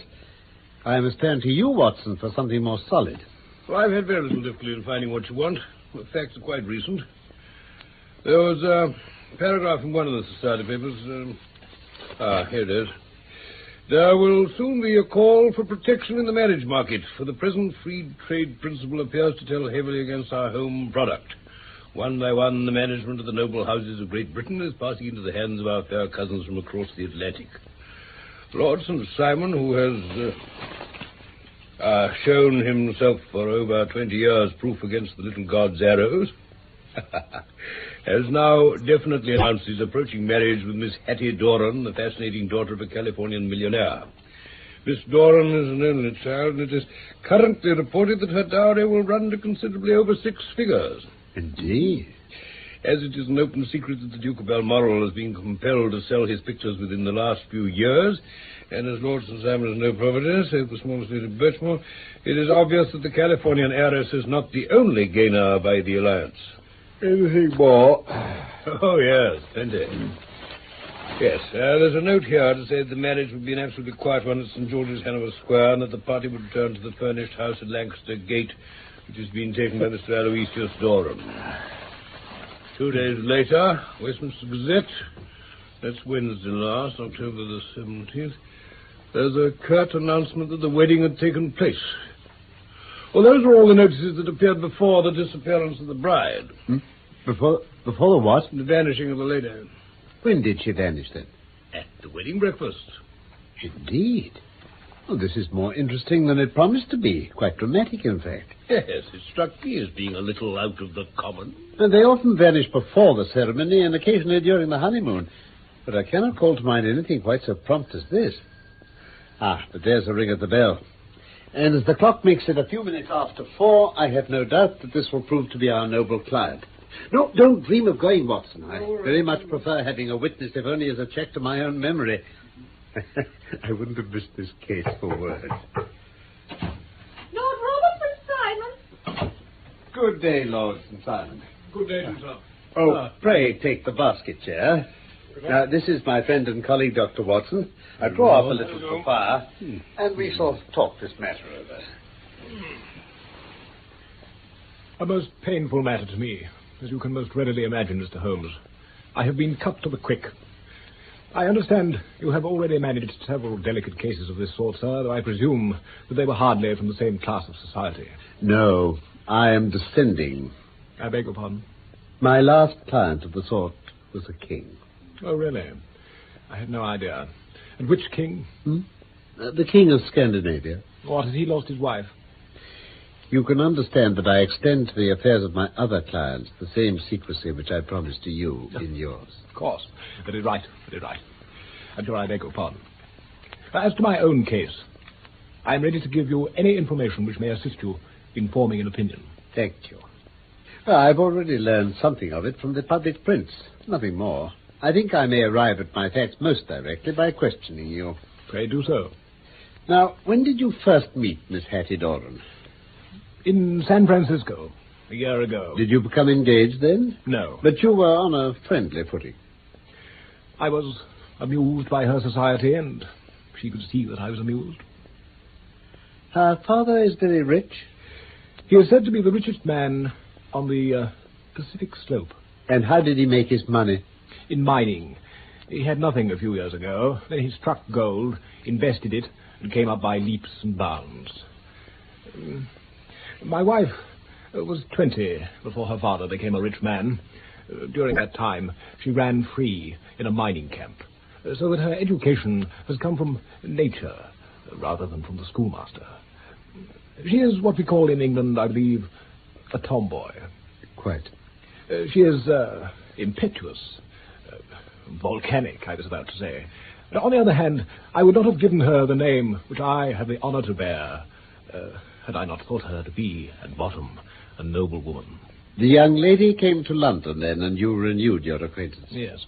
Her father brought her over for this last season. I met her several times. We became engaged. I have now married her. She brought, I understand, a considerable dowry. No more than is usual in my family. And this, of course, remains to you since the marriage